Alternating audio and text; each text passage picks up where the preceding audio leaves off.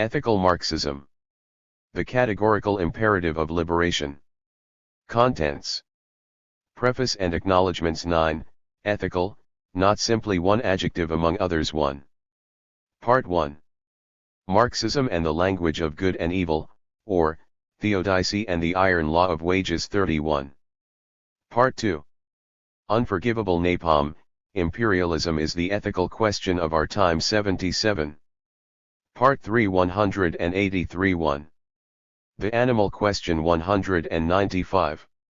Vegetarianism and the Limits of Philosophy 195. Carnivorism is a System 229 2.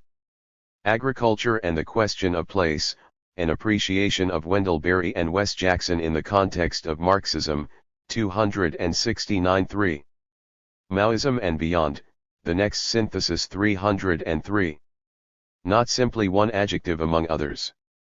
Ethical Marxism is a philosophical theory of justice that attempts to show us clearly that we need to overturn the existing society and create new forms of society that are transitional to the global community of mutual flourishing.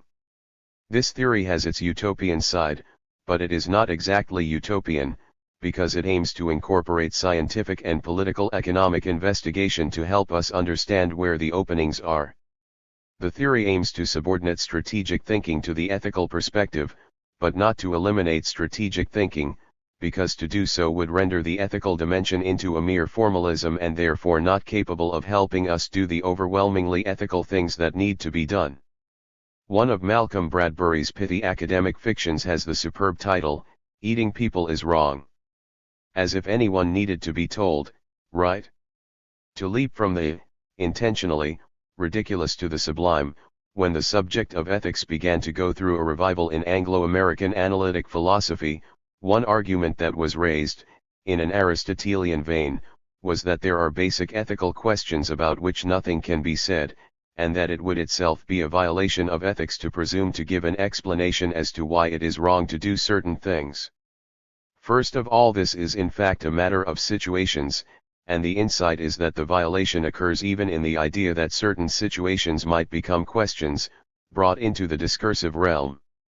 One example that was raised was the situation where a Nazi death camp operative is tearing a child away from its mother's arms in order to kill the child by throwing it into an oven. It offends the very idea of the ethical to presume that the Nazi operative might be given an explanation that demonstrates why his action is wrong. As they say in some circles of analytic philosophy, it does seem there is a powerful intuition there. The cornerstone of this Aristotelian ethical turn in analytic philosophy is the 1958 essay by G.E.M. Anscombe, Modern Moral Philosophy. Richard T. DeGeorge provides a similar example in a discussion of the ethics of 1. Capitalism. Professor DeGeorge is one of the founders of the field of business ethics. He takes up Marx's term, wage slavery, and asks whether capitalism can indeed be regarded as a form of slavery. See Business Ethics, 111, 32. As for the ethics of chattel slavery itself, what needs to be discussed? If we know anything at all, surely we know that slavery is wrong, right? And yet there were Nazis who took babies from their mothers' arms and threw them into ovens. In my own work I have tried to cultivate, what I hope is, a healthy skepticism about ethical arguments that hinge on Hitler and the Nazis to motivate them. These sorts of arguments especially seem to emanate from the United Kingdom, for reasons that are entirely understandable, but that also have deep limitations, especially where anything systemic or political, in the larger sense of the overall shape of society, of the polis, is concerned. But let us dwell for a moment on what seems to be the one, perhaps undeniable, strength of arguments of this sort. Did the Nazis who exterminated Jews and many others, who committed genocide, did they act because of reasons? Did the international slave trade kidnap hundreds of thousands of people from Africa and press them into slavery in the Americas because of reasons? Are these reasons that can be answered by other reasons? Doesn't Anscombe have a point in arguing that the scene could only be considered one of polite disputation at the expense of giving great offense to the victims? Marx attempts to give an account of why, to use completely inadequate language, bad things happen. It is a systemic account, but ethics, questions of ethics, the kind of discourse one finds around such questions, seems to be no part of it. Marx's account explains why bad things, horrible things, though perhaps not evil things, happen only in so much as it explains why anything and everything happens in society. In fact, however, there are at least indicators of an implicit ethical terminology in much of Marx's writing.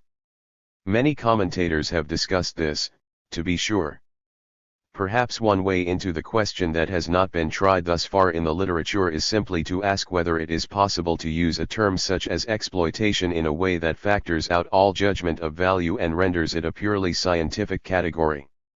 In Marxism, morality and social justice, R.G. Peffer goes some distance down this road, and makes a convincing argument for the normative value of the concept of human dignity throughout Marx's work. See especially 118-23 and 137-65. I take heart at the fact that Marx's work is permeated with moral concepts, as Peffer demonstrates overwhelmingly, but my worry here is also the embarrassment that Marx clearly feels towards such concepts, and the pernicious effect this rejection of explicitly ethical discourse has had on Marxism in the context of revolutionary practice. A more general approach to such a question would take issue with the fact/value distinction. Donald Davidson, for instance, has shown that, although there are terms that are more directly evaluative, there is also an undercurrent of evaluation in all language, and there is no clear line to be drawn between the part of language that concerns fact and that part which concerns value. The critique of this distinction could be said to follow up W. V. Quine's challenge to the analytic/synthetic distinction, and Davidson's challenge to Quine's own scheme/content distinction, which Davidson calls a third dogma of empiricism. Readers familiar with Davidson's work know that these arguments do not lead, for him, to subjectivism, skepticism, or relativism. On the contrary, Davidson argues that the distinctions themselves are invitations to subjectivism and the rest. A more narrowly focused approach to the particularities of exploitation would be to argue that Marx's economic systemic account is adequate but missing one crucial ingredient. Marx argues that the dirty little secret of capitalist exploitation is that the capitalist pays for labor power in the same way that he pays for all other inputs to production, at the going rate, which is to say the market price. However, all of the other inputs, Marx argues, can only generate as much exchange value for the capitalist as was put into them by a labor process, while the living labor of living people can generate more. In paying wages, the capitalist pays for the regeneration of living labor, but he schemes off the value, generated by the labor process, that goes beyond what is necessary for paying for the inputs to production. This is what the capitalist calls profit and Marx calls surplus value. Thus far Marx 101, and the point is not that there are not many nuances in this process having to do with the ever more far-flung nature of the process, into colonialism and imperialism, the class, race, and gender differences inherited from pre-capitalist formations, the relationship between city and countryside, episodes of primitive capitalist accumulation, plunder outright, skilled and unskilled labor, new technologies, and so on, but instead that Marx has explained a general mechanism that describes the general situation as regards those who own and control the means of production and those who only have their labor power to sell. Part of the genius of Marx's conception is that it places main emphasis on this mechanism, which is social and economic, and not first of all something that issues from the intention to exploit people. I said that this conception is adequate, but I mean adequate in a philosophical sense. In other words, this conception is not merely adequate, but is rather essentially correct and very insightful in its orientation toward the systemic dimension. What is the missing ingredient? To put it crudely but directly, capital is a process of generating surplus value, which means that actual, living and breathing, if sometimes barely, people are squeezed, and this squeezing is wrong, morally wrong. The people who do the squeezing are also wrong, or at least they are doing something that is wrong, and they ought to be stopped from doing it. Marx does get around to saying these kinds of things, in so many words, but hardly ever directly, and in some sense the present book revolves around the meaning of this reticence or avoidance, and the meaning and value of, and need for, its overcoming. For Marx, it is not that the mechanism of exploitation ought to be stopped, but instead that the mechanism will be stopped because there is a wrench in the works of fundamental contradiction that is generated by the mechanism itself. In other words, Marx aims for, or presumes to aim for, a purely immanent critique of capitalism. An ethical Marxism would say that capitalism is based upon exploitation, and exploitation is wrong. Marx saw the addition of the moral claim as, at best, pointless, and, at worst, a distraction, an opening to the unnecessary notions of intentionality and responsibility, unnecessary in the sense that Occam's razor would eliminate them as not needed in an adequate account of the phenomenon, and perhaps even an opening to troubling issues of transcendence and something that looks too much like theology. So, again, this book is about how the ethical point, or what I sometimes call the ethical moment, is indeed needed, and along with it intentionality and responsibility, and agency, and even a discourse that partakes of aspects of transcendence and theology. Needed, to understand the world, to change the world, to understand the world in order to change it. But these fundamentally Kantian points do not amount to a cancellation of Marx's systemic account, but rather a reorientation and, I argue, a strengthening of that account.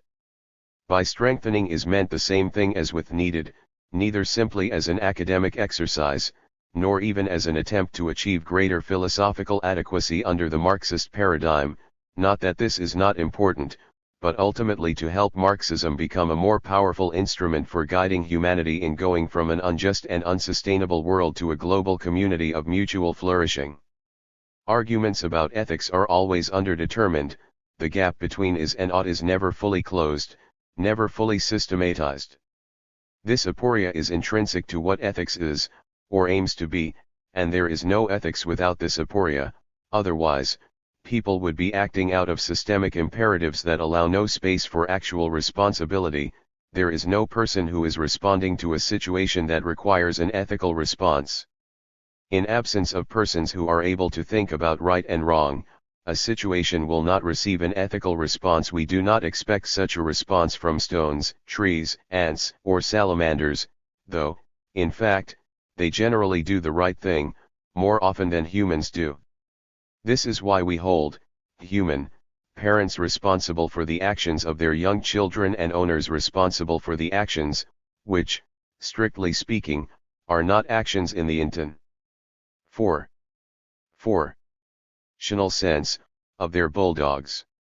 For ethical action a leap is required. It could even be said that ethics is not only about the other, the fundamental regard for the other as Kant conceived it, but also about distance.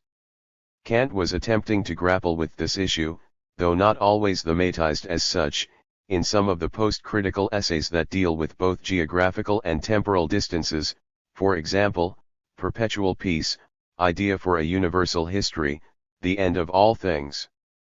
The ethical and political implications of these distances are raised especially well in the literary genre of science fiction, for example, in the interaction between rational beings from different planets, where the material bases of their different forms of life are not materially connected.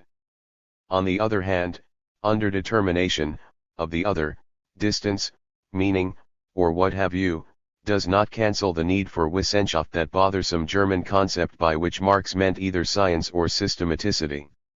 Let us just say for the moment that the critique of scientism, the philosophical, not scientific, view that only questions that are answerable in principle through scientific investigation are real questions, does not lead to the conclusion that we do not need all of the science we can get our hands on. I argue in this book that Marxism needs to resituate the ethical moment at its core, and to assimilate its scientific work, especially work in political economy, to that core. One aspect of this argument is to demonstrate that, in actual revolutionary practice, this resituation is at least implicit in the orientation of the revolutionaries. Again, however, the argument is not that we do not need all of the systematic political economy we can get our hands on. Indeed, There are several areas in which political economy needs to make crucial breakthroughs, but where one can perhaps only see the urgency of the need from an ethical perspective. There needs to be a deepening of the political economy of imperialism and of the transition from colonialism to imperialism. The urgency of this undertaking is seen not only in the need to understand the factors that have led to the present, and developing, global situation, but also, and I would say centrally, from the ethical thematics of loss, tragedy, memory, and redemption that must guide the creation of a new society that truly transcends the narrow horizon of bourgeois right, to quote Marx's memorable phrase from Critique of the Gotha Program. The flip side of this coin, and it is important that the emerging world configuration be seen as such, even if perhaps not only as such, and certainly not as necessarily or predictably as such, is the need for a deepening of the political economy of new technologies, especially technologies that employ computers and cybernetics, as well as something closely related to these new technologies, what I call, following Frederick Jameson, postmodern capitalism. Among the elements that Jameson identifies. 5. With the emerging postmodern culture of the last few decades are, what he calls, the loss of affect, the increasing difficulty of cognitive mapping, whereby a person locates her or himself in historical, economic, or even geographic matrices, or, in this case, fails to accomplish such location, the completion of a process of modernization of the arts, whereby the arts are brought fully into the machine age, and the qualitative effects on consciousness wrought by several generations of settling into consumer society in the United States and other advanced capitalist countries. Taken together, these two, interrelated aspects of the two sides of contemporary capitalism are the new economies of exploitation and false consciousness, with the latter becoming something like commodity hyperfetishism. This is why the notion of the flip side of the coin is crucial, because the new economic forms remain extensions of the material base created by colonialism and imperialism, even if these extensions have now taken some qualitatively new forms because, in part, these forms themselves play the role of obscuring, as with commodity fetishism in its more classical form, the value creation process. In postmodern capitalism, however, the big capitalists themselves bring about this obscurantism more consciously, a point which goes to ethical questions. Today's capitalist, I mean one of the top capitalists, a member of the grand bourgeoisie, does not simply tootle down to the labor market, feeling fine that he is paying for labor power the same way he is paying for every other input to production, in Marx's famous scene where money bags must be so lucky. Even this classical, industrial capitalist of Marx's time had a dirty little secret, but the workings of the market in the case where a small class owned the means of production and most others only owned their ability to work, labor power, did well enough to obscure the creation of value through a socialized labor process. The exception, where the reality of actual social relations begins to be apparent on a broad scale, is what Marx called a crisis of overproduction. Part of what is needed today in political economy, however, is a deeper understanding of the way that this crisis has been sublimated, transmuted, and transferred into what was already in Marx's time a global economy of colonialism and, emergent, imperialism. In Part 2 I will discuss in more detail the specific, technical sense in which I am using this term, as well as into categories of race, gender, sexuality, nationality, and others that have gotten in the way of what might be called the universalism of the ethical mission of working people.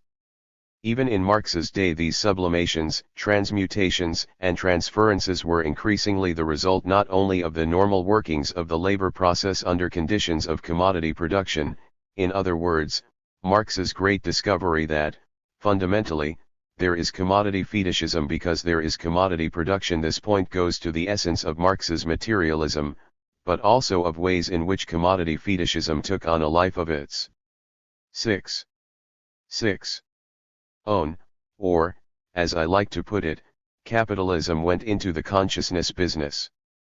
In other words, if there is the danger to capitalism that working people might achieve a consciousness of the way things really work, that, to use terms to which we will return a little further on, there is not a level playing field for the supposed competition in which we all are engaged, supposedly to make a place for ourselves in the world, then capitalism had better go into the business of creating whatever forms of consciousness will best undermine, perhaps simply through mindless distraction, proletarian consciousness.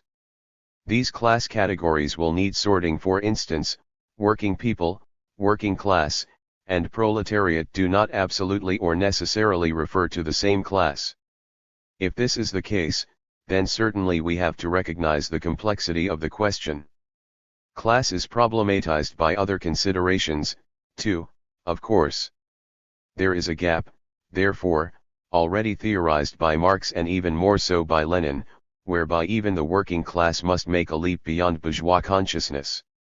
The present book is motivated by two concerns: 1, that this gap can only be bridged by the ethical; 2, that this gap, which already existed in Marx's day because of both the problem of false consciousness and the previously mentioned sublimations, has grown even larger, indeed, qualitatively larger, in the period between Marx's time and our own. Indeed, the gap threatens to swallow up any historical sense of what our own time might mean. Thus the crucial role of the ethical moment is qualitatively heightened, and Marx's tendency to negate that role is itself even more in need of negation. Allow me to back up for a moment and make three simple points.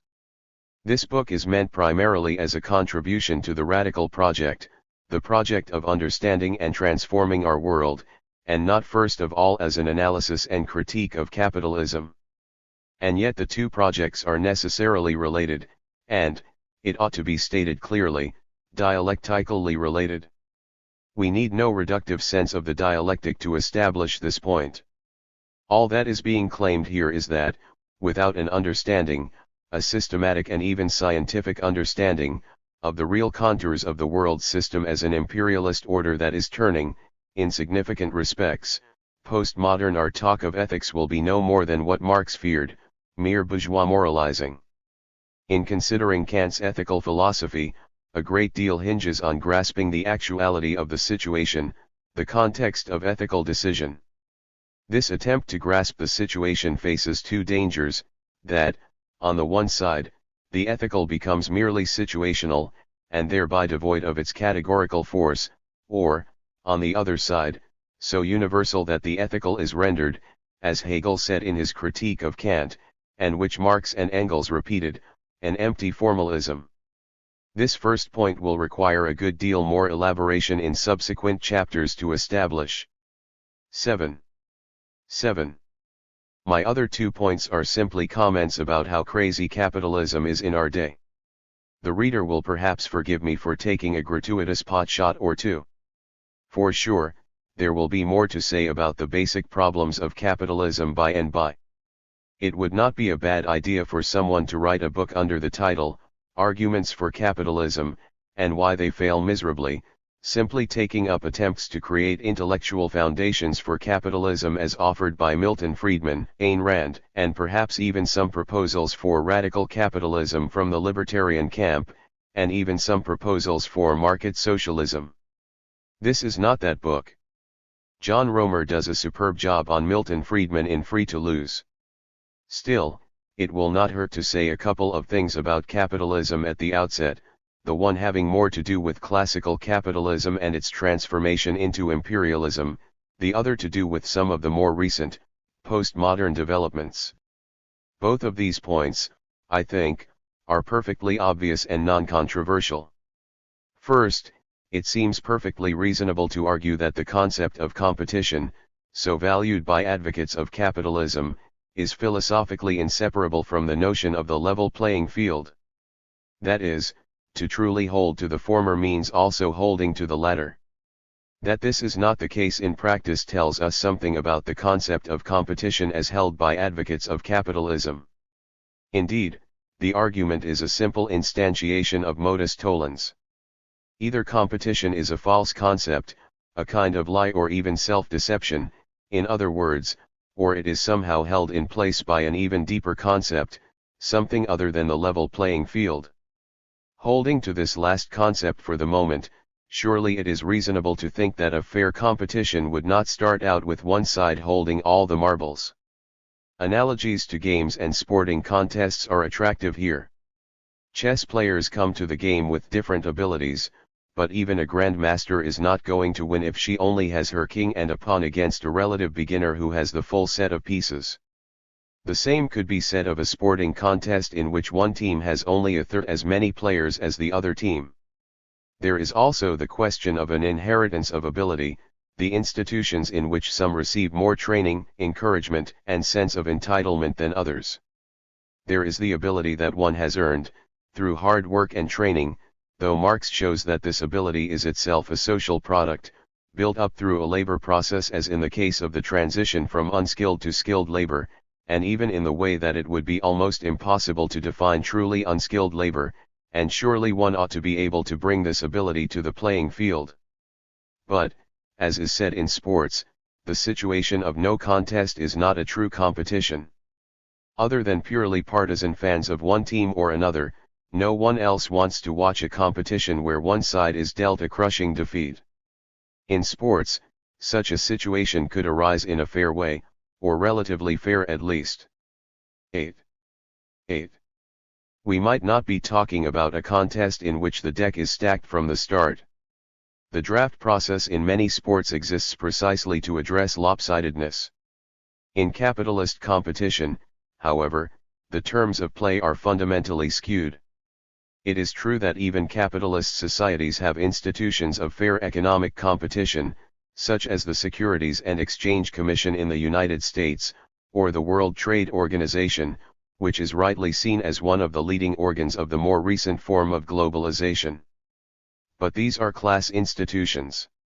Economic entities operating within these institutions play fair or not. Indeed, they often get up to dirty tricks, and the largest of these entities are sometimes able to dictate the rules as they go along. But this is not the fundamental divide around which the term competition, as understood by capitalists, operates.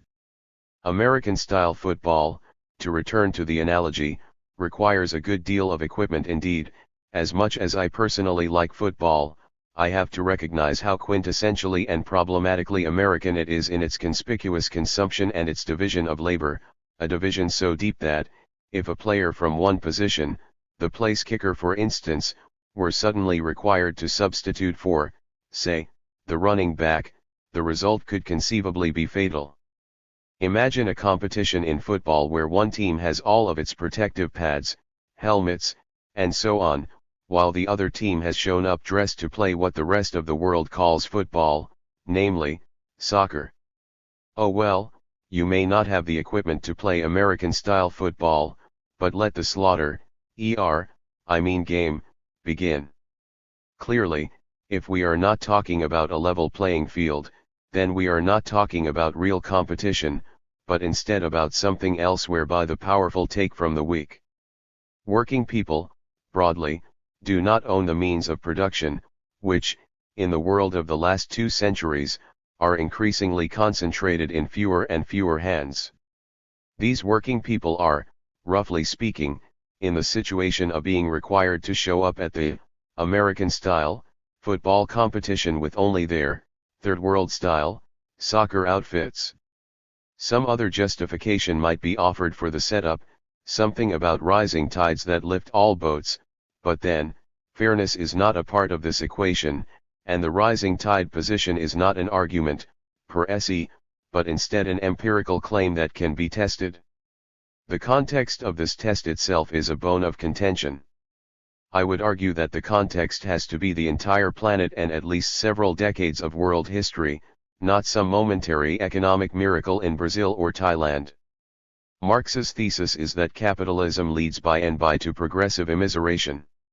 If anything, his context for making this argument was not nearly large enough, for in his time he was mainly looking at contention between the proletariat and the bourgeoisies of Western European countries, and not in the way that the entire globe was being shaped into a capitalist world system by colonialism and imperialism.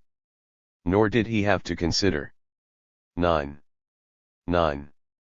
The scale of environmental destruction that we are now aware of, a destruction that is severe to the point that it is not inconceivable that the global ecosystem has already been dealt some potentially fatal blows. Nor did he consider the immense machinery of cruelty that is the system of carnivorism, meat-eating, which has developed through many qualitative leaps since Marx's day. This cruelty is an issue in and of itself, as I will argue in Part 3. There are also ecological and health issues connected to carnivorism. Marx probably could not have imagined a world that is increasingly filled with excrement, in which the methane gas of cows is a significant contributor to global warming. Cows and pigs are fed the diseased remains of other cows and pigs, and one part of the world is dying from not enough to eat and the other from too much to eat. This itself is a significant testament to the lopsidedness of the imperialist world system. Marx did not consider, nor could he have considered, the possibility of a world held hostage for decades by superpowers who played games of mutually assured destruction. The argument behind the rising tide claim is utilitarian. Although one aspect of the present book is to criticize those versions of Marxism that, in one way or another, embrace a kind of utilitarianism, though sometimes in a cosmic way, a coin whose two sides are utilitarianism and theodicy. More on this in Part 1. Surely there is something to be said for a social setup where the lot of the great majority is on the upswing, and in a sustainable way. Proponents of this rising tide utilitarianism must have some interesting arguments about what rate of failure is acceptable. If 5% are losers in this game, is that acceptable? How about 25%, and so on? Asking acceptable to whom, opens up the question even further. This, however, would not be a conversation about basic fairness, which is fine, on some level, but do not claim that it is, and, in any case, the rising tide claim does not test true for any significant length of time. Surely the minimum ought to be a generation, 19 or 20 years, when placed in global perspective. Certainly the period from 1945 until about 1972, and the beginning of stagflation, was a boom time for white people in the United States. Examine, however, the larger national and global demographics of this boom, and you will see my point. There is also the libertarian capitalist argument that we do not have real competition, in a marketplace where trade is fair, because there is interference from the state. It is interesting that most libertarians of this sort do not call for the major corporations to be dismantled, presumably because this would require even more interference from the state, and thereby give more power to the state. That is not an illegitimate worry, I think. The conception of the state held by libertarians is problematic, however, and here again some lessons from Marx 101 would be helpful. The state is not a neutral institution that, by and by, is hijacked by those with 10. Power and property.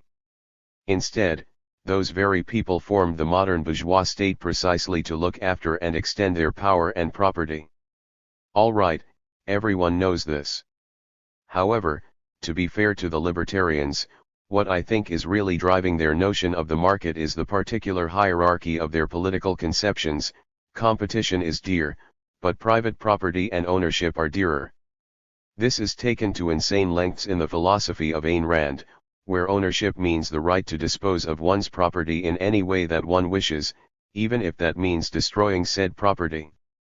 Capitalism at present is doing a fine job of both monetizing every last bit of earthly existence. How far off is the day when you will wake up and ask your partner for a kiss, only to be told that the person across the hall is willing to pay $9 for one, and disposing of it as well? The biggest undercutters of market competition are themselves the biggest players in the market.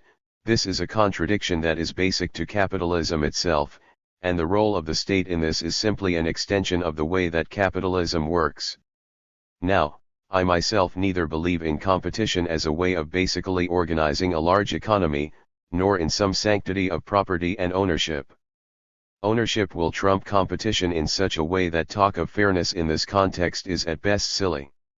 One proof of this, here is my little pot shot, but surely I am being more than fair, is that outstanding proponents of bootstrap competition such as George W. Bush are barely qualified to be ditch diggers, and would not get very far in any real, Fair competition. Well, we could say a good deal more about the market and fairness, and I will, by and by. A term was slipped into the discourse just now, a large economy. The term market originates in not large economies, and not industrial economies, but instead in village and agriculturally based economies. In the village farming economy, one farmer may be proud of having grown larger yams than the other farmers, but does not thereby hold the power of life and death over them, or put them out of the activity of farming, perhaps by outsourcing their jobs to some distant land. Your yams are smaller, so now you must starve. Stuff like this happens in the real world of modern capitalism all the time. But then, that quaint term, marketplace, is nowadays a misnomer, as commodity production progressively eliminates both the sense of place and actual places themselves, as we move even further into the McWorld, and the global market is, taken altogether, not a place. These issues are pursued in Part 3. One might want to offer a justification of this global capitalist system in terms of the rising tide or the supposed sanctity of private property, though both fail, and we should note that Ayn Rand's understanding of property is a far stretch from John Locke's or Thomas Jefferson's. At the same time, while it might be easy for us supposedly more sophisticated intellectuals to scoff at Rand, I would say that her views do speak to a certain, perhaps pathological, insecurity that is widespread. Perhaps among 11 intellectuals as much as elsewhere, but let us not presume to talk in this context of fairness or the good or what is right.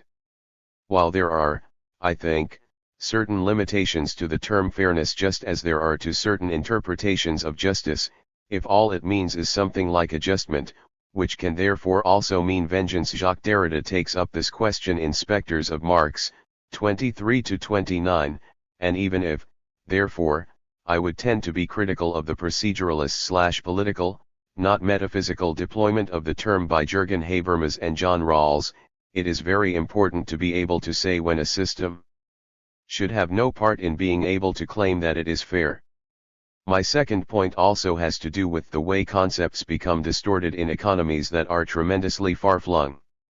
The term post-industrial has been bandied about for some years now, and perhaps it arose at about the same time people started talking about multinational or transnational corporations.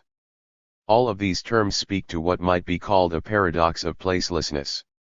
In the capitals of postmodern capitalism, which are, in a real sense that has real consequences, consumer cultures, there obviously must be a great deal of stuff out there to consume. That stuff is made in a process, involving both the traditional inputs to production and some significant new ones, and that process occurs somewhere, if not so often anymore where people in the urban centers are able to see it on an everyday or first-hand basis. Stuff, where does it come from, and how is it made? The process is now so complex and far-flung, even the tables and chairs that populated analytic ontology in the classical period from Russell to Quine, one would be very hard-pressed to say what many of them are made of, some synthetic something or other, and where all of the materials that go into making all of the other materials come from, but it all shows up at Walmart or Target or IKEA eventually. It takes commodity fetishism into a whole other level, perhaps a level beyond alienation, forgetting, and false consciousness. And yet there is a somewhere, probably in China, in Did Somebody Say Totalitarianism?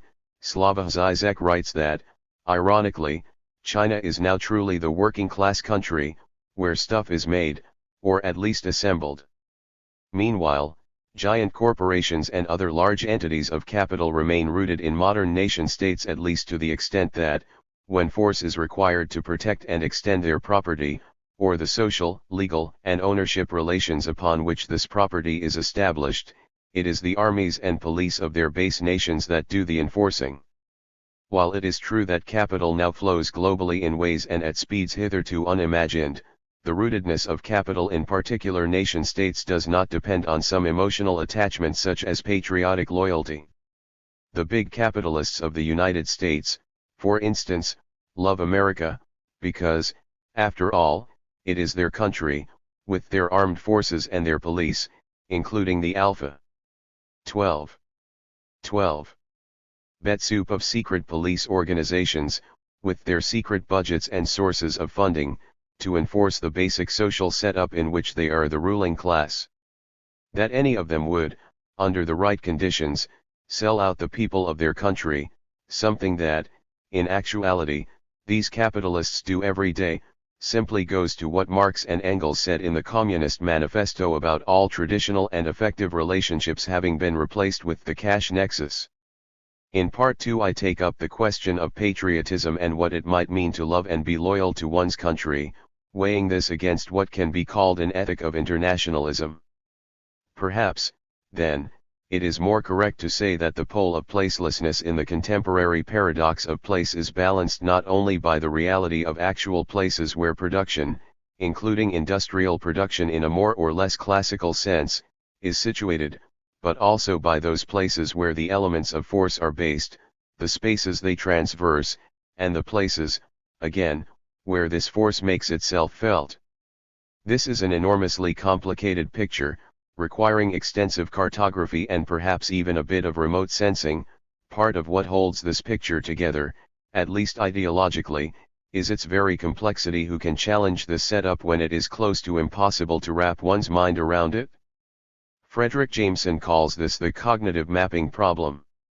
Behind the complexity, or underlying it and permeating it, are not arguments, whether these be about fairness, rising tides, or property rights, but instead enforcement violence. With all of the new expressions that capitalism has taken in the 20th century, and all of the transmogrifications of recent decades, there is still the underlying current of reification and the disposal of people. There is still the concentration of wealth and ownership of the means of production in relatively few hands. There is still socialized production and privatized accumulation. Indeed, 20th century imperialism was the greatest machine for disposing of people that the world has ever seen. From a Kantian perspective, violence is the crucial ethical question, because nothing instrumentalizes people, or other creatures that have feelings, for that matter, like violence. However, if systemic reification capitalism stands condemned for its systemic violence, what about counter-violence, one form of which is the revolutionary seizure of power by the proletariat and the people? I do not mean this sarcastically, but instead only to refer to the need to grapple with the complexity of class structure in the contemporary world. How would we square this counter-violence with Kant's universalist critique of instrumentalization? Is the dialectic of unethical capitalism and ethical Marxism given, by the brutal terms of the reality it must confront, to a narrow reductivism, whereby counter-violence, by which I mean simply fighting back, is condemned to be merely reactive? Such reactivity has certainly been seen when the revolution has come to power, and though some of it may be 13. Justified, or at least understandable, surely the narrow dialectic of mere violence/counter-violence cannot lead to the radical state of human emancipation that Kant calls perpetual peace, even if Kant's conception itself needs deepening, in light of both the limitations of his universalism, the Eurocentrism and androcentrism of which, significantly, carries over into Marx to some extent, and the limitations of his sense of systemic violence. I take up these questions in the section on Maoism, in part 3, since it is the Maoists, almost alone among those calling themselves Marxists these days, who still talk about a violent revolution to overthrow the capitalist ruling classes, and who adhere to the ethic of internationalism even while not always understanding this ethic as such. Incidentally, the Marxism 101 lesson on the state is not all there is to be said on the issues that are raised by libertarians, whether of the middle-class shopkeeper mentality variety or the more anarchist sort. There are real problems with large social institutions, whether they are states, corporations, a significant number of which have operations that are bigger than those of many states, or feudal fiefdoms. For that matter, big institutions are alienating. Even when such institutions have a supposedly popular cast to them, their largeness, sometimes their far-flung giganticism, can by itself lead to reification, the violence of abstraction. This is where the agrarian communitarian critique of modern society, as proposed by figures such as Wendell Berry, Wes Jackson, and Thomas Jefferson, for that matter, gets its ethical force. Figures ranging from Simone Weil to E.F. Schumacher make parallel arguments about big institutions. Given that, on a Marxist reading, the essence of the state is violence, the rule, by force when necessary, of one class over others, it is necessary to understand that one dimension of the question of violence is indeed this issue of big institutions. My references to figures outside of the Marxist tradition, for instance, Wendell Berry, Jacques Derrida, Donald Davidson, Simone Weil, as well as to diverse figures within that tradition, for example, Sartre, Adorno, should demonstrate that I am not interested in recreating orthodoxy. My sense of the radical project is broad and open, perhaps even ecumenical. Elsewhere I have written of endlessly adjectival Marxism and of the team concept, that, for example, I want to be able to have both Sartre and Adorno on my team, the Go Reds, beat state, team, even if their conceptions differ profoundly on many points. However, I do not take ethical to be simply one modifier among others. Instead, I am reaching for a conception that is at work in actual revolutionary processes, and that would play an even greater role in human emancipation and critical emancipatory theory if it were clarified and embraced for what it is. At the outset of this discussion I made some oblique references to one of the most horrible spasms of violence in history, and certainly one of the defining episodes of the 20th century, the Holocaust. When I say 14. One of the most. Let me add that I recognize the singularity of the Holocaust even if the question of its uniqueness is open to further debate. For a Marxist, some of the most important events of the 20th century would include the Bolshevik Revolution, the Chinese Revolution, and of course the major moments in the unfolding of these revolutions, and the year 1968, when the whole world was rocking. As a Marxist, I am often caught short by very American views of the 20th century in which these events seem to hardly figure at all. There is a European variation on this theme in which the Chinese Revolution does not seem to figure very much. When Sartre wrote, not long after the end of the Second World War, in his notebooks for an ethics, that history is in danger of dying in the world of non-history, even then he was probably not yet anticipating the utterly trivializing culture of celebrity and contrived events that we have seen in recent years, though, surely, Theodore Adorno, with his analysis of the culture industry, and Guy Debord, with his concept of the society of the spectacle, did significantly anticipate this culture. Now, after the experiences of the Soviet and Chinese revolutions, and their reversals into new forms of capitalism, a story that will have to be told elsewhere, it would be difficult to reinstate a vision of linear human progress. It would be more than difficult, it would be wrong, and it would not only be factually wrong, it would be wrong ethically. It is ethically wrong to glide blithely by historical episodes that not only do not indicate that humanity is progressing towards some better future, but that also seem instead to tell us that there is no lower limit on the horrors of which humanity is capable. Marxism, in at least some of its forms, can be rightly accused of this blitheness. In the first part I attribute this to a kind of theodicy that Marxism inherits from Christianity, or at least from a certain strain in Christian thought and attitudes that is found in both the mainstream and fundamentalist varieties of Christianity and perhaps significantly more in Protestantism than Catholicism. It was against this theodicy that Adorno made his famous remark, "The whole is the false." I argue that, if Marxism is going to be able to take both history and ethics seriously, it has to cough up this element of theodicy, and embrace more deeply the question of what it would mean for human lives to matter. The same goes for Christianity. This speaks to a fundamental contradiction. I like to call this one of Christianity's fundamental embarrassments in both mainstream and fundamentalist quarters, which can be summed up quite easily. If the message of Jesus of Nazareth was really about a kind of ontological bridging between infinite, omnipotent being, and finite creatures such as ourselves who are in a fundamental, and inherited, state of alienation, and if this bridging can be accomplished by the simple decision to accept that the bridging is accomplished by the execution of Jesus and his 15.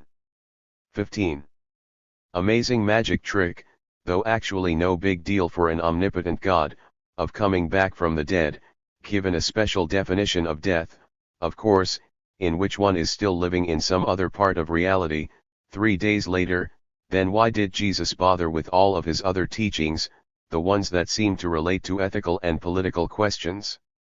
A Christianity for which these ethical political teachings are taken to heart would also have to be one that coughs up the sort of theodicy that cancels any meaning to history. We have seen numerous forms of Christianity that have attempted just this excision, almost all of them highly politicized, and there is something to be learned from these attempts. The question is also important if it can be argued, as I think it can, that Kant was aiming for a certain philosophical formalization of at least one compelling interpretation of Christianity. Many thinkers, from Hermann Cohen to Stephen Schwarzschild, have argued that this was a very Jewish interpretation. Really, though, I am concerned with the other side of this coin, or the mirror image of this problem of theodicy and its excision, which is the fact that both Marxism and Christianity have had rather blithe responses to certain horrible episodes in history, and on this point the Holocaust can be called singular, if not only on this point, of course. Indeed, not to overstate the point, but it seems that both Christianity and Marxism have been singularly blithe about the Holocaust. There is a kind of equivalence between God and history at the point when everything is simply an instantiation of the cosmic plan. It all works out in the end, and when you throw what seems to be a kind of systemic anti-Semitism into the mix, well, there is a great deal to be said about this that cannot be said here, but the main point is that the formulation of an ethical Marxism requires getting beyond the impasse of theodicy. After all, to resort to parallel issues in Christianity, a Christianity of theodicy ought to be perfectly at home with a postmodern capitalism where humanity is so reified that nothing matters whatsoever, other than perhaps the active acceptance of belief in one's perfect and infinite passivity. One has to be careful, very careful, in using the Holocaust as mere example. Especially in this postmodern world of non-history, the dangers of trivialization are greater than ever. Just as the ethical is not one adjective among others, the Holocaust is not just one bad thing among others, even apart from debates about the uniqueness of the Nazi genocide, or debates about the uses to which the Holocaust has been put, some of which also play the role of trivializing the genocide. So, when I use the Holocaust as an acute example of the sort of phenomena that an ethical Marxism ought to be able to respond to, I realize that I am treading on dangerous ground. The idea of an ethical Marxism, where elements of Kant's path of thinking are brought together with Marx's, is to show the following. The Nazi genocide was the expression of a social system, and yet 16. There were elements of the genocide that were not simply expressions of the workings, in any straightforward, mechanical sense, of a social system. These elements were also expressions of cultural currents and undercurrents. Regarding these currents, we could say that ideology, in this case the ideology of anti-Semitism, played a relatively autonomous role, which is to say that there is at least a relative degree of systematicity to ideology itself. Furthermore, the people who carried out this genocide, on different levels of the murderous apparatus, were themselves expressions of a system, or overlapping set of systems. They were the living representatives of a set of social relations that, while they perhaps cannot be completely characterized by analysis of the mechanisms of capital, neither can they be understood apart from capital's logic of self-expanding value. Lastly, however, the people who carried out the genocide, and the people who helped with it, and the people who were complicit with it, and the people who acquiesced in it, and the people who could have done something and instead did nothing, these people are all personally responsible, if perhaps in varying degrees, for their actions and for their inactions. If all of these things are true, the question becomes one of how all of them can be true together. Where does ethical responsibility fit into history and social systems, and where do history and social systems fit into ethical responsibility? These are more important questions than fretting over the extent of the complicities that are created by events such as the Holocaust, or New World slavery, where the implications for personal responsibility are far-reaching. And there is an even more important question than the more philosophical question of the relationship between ethics and history. For, suppose that for practical purposes we say that it will take us some time to specify how this relationship works, and it may even be that there are riddles and enigmas and even aporias within this relationship that, let us just say, may not be worked out anytime soon. There are those who would argue that the project of understanding the final solution as an historical phenomena, as Arno J. Meyer does in Why Did the Heavens Not Darken, is fundamentally misguided, as it does not give proper respect to the unspeakable character of something that refuses to be brought under categories such as event and phenomena. While I would argue, instead, that, if we are serious about saying never again, then we had better grapple with the systemic structures in which the Holocaust occurred, even if there is also an aporetic element that absolutely must be respected. Still, there remains the problem that, to fully explain this horrible thing in purely structural terms will result once again in a kind of theodicy. Space must be maintained for the gaps, for the aporias, and then it becomes a difficult philosophical problem that is also an ethical problem. How do we understand the space around the space? How do we understand where the line is, exactly? There is an even more important question. 17. Then these philosophical questions, as important as they are.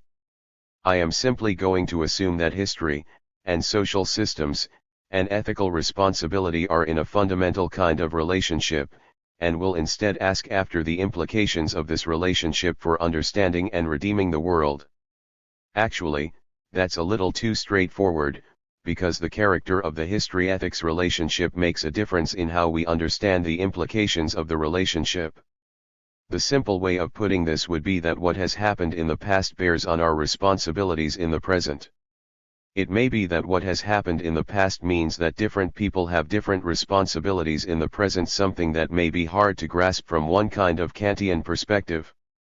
What then, is the specifically Kantian perspective of my argument, and, in light of this perspective, and of the aforementioned ecumenical approach, why say that the project of this book is Marxist? Allow me to conclude this introductory chapter with a few remarks on these issues, all of which will be dealt with in more detail in the rest of the book. There are readings of Kant's ethical philosophy, and possibly of his philosophy as a whole, that do in fact succumb to the empty formalism charge. The problem comes down to the status of the situation in Kant's ethical philosophy, as well as the situatedness of Kant himself and his philosophy itself. While this is not a book about the Kant-Marx encounter, I will refer to a number of books from this encounter in the course of my argument, as well as books that have aimed to reinstate the question of ethics in places where it has not been welcome, such as Marxism and analytic philosophy, and I do not attempt to develop here a full-scale interpretation of Kant's philosophy. Still, I take a number of positions within Kant's philosophy that ought to be set out explicitly. At the same time, in this project, and in my work generally, I rely on a number of figures whose basic philosophical impulses I would call Kantian, especially Donald Davidson, Jean-Paul Sartre, and Jacques Derrida, and even John Rawls and Jürgen Habermas here and there. Furthermore, I am aiming for an intermotivation of themes from Marx and Kant, as opposed to original scholarship in either figure. Thus, for my purposes, it works quite well to quote Marx, and occasionally Engels, from the Marx-Engels Reader, 2nd edition, edited by Robert C. Tucker, abbreviated hereafter as Mayer. The empty formalism charge is most often directed at the categorical imperative. At the same time, the categorical imperative is, so to speak, the beating heart of Kant's ethical philosophy. So, let us start there. After all, I am interested in a Marxism that takes seriously the reality of principles, and the question arises concerning what sort of reality this is. Surely there is no Marxism without a philosophical commitment to materialism. 18. Defining the reality of materialism also is not so simple a project, however. We can make a promising beginning, however, by taking a Davidsonian approach to the role of ideas in a materialist theory of human action, even while, at the same time, avoiding a reductivism into which Marxism all too often falls, or rushes. If there is an idea that is indispensable for closing the gap in an explanation of action, then that is enough for saying that the idea is a part of our material world. Indeed, there is a concept that, for Davidson, is indispensable in defining what it is that qualifies at least a certain kind of human behavior as falling under the category of action, namely, intention. A reductivist Marxism attempts to eliminate such notions as quickly, and sometimes as brutally, as possible. In analytic philosophy, the name for such a reductivist program is eliminative materialism. There have been many attempts in the history of philosophy to deal with the materiality of the human mind, given that it appears there is a problem with seeing human thinking in terms of strict causation. Davidson, in a series of remarkable essays, Mental Events, Psychology as Philosophy, and the Material Mind, develops the problem. Mental events such as perceivings, rememberings, decisions, and actions resist capture in the nomological net of physical theory. How can this fact be reconciled with the causal role of mental events in the physical world? Reconciling freedom with causal determinism is a special case of the problem if we suppose that causal determinism entails capture in, and freedom requires escape from, the nomological net. But the broader issue can remain alive even for someone who believes a correct analysis of free action reveals no conflict with determinism. Autonomy, freedom, self-rule, may or may not clash with determinism. Anomaly, failure to fall under a law, is, it would seem, another matter. Mental Events, 208.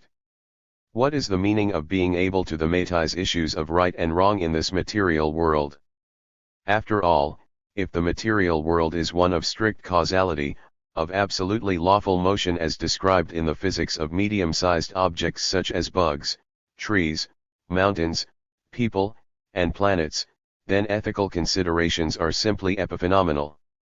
It has been hypothesized, by Roger Penrose and others, that quantum physics plays a role in the functioning of the human brain, but let us leave this fascinating question for another day.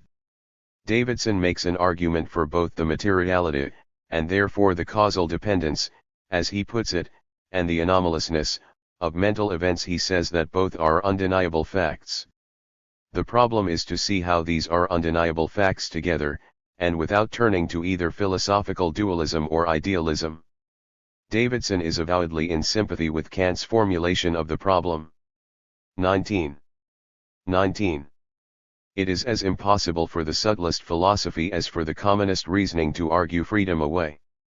Philosophy must therefore assume that no true contradiction will be found between freedom and natural necessity in the same human actions, for it cannot give up the idea of nature any more than that of freedom.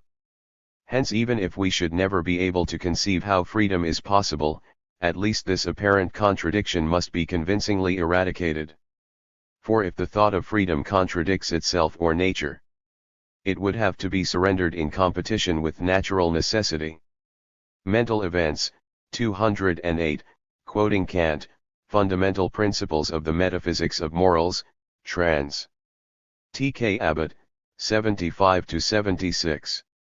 My point in setting up this problem is that much in the history of Marxism has indeed surrendered not only freedom, but also ethical reasoning, and therefore political reasoning, any real reasoning about justice and the polis, or about the possibility of a just polis, as opposed to mere instrumental thinking about social arrangements, responsibility, meaning, and what might be called the matter of mattering, to natural necessity.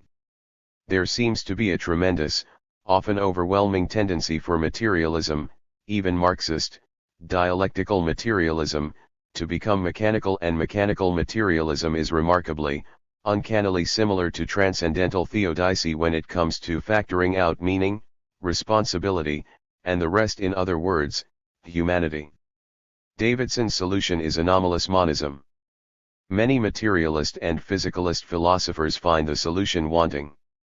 It has significant affinities with some of the distinctions in Wittgenstein's early philosophy, for example, the idea that logical form cannot itself be displayed, and the distinction between saying and showing, and with what Fred Dahlmeyer calls Heidegger's ontology of freedom.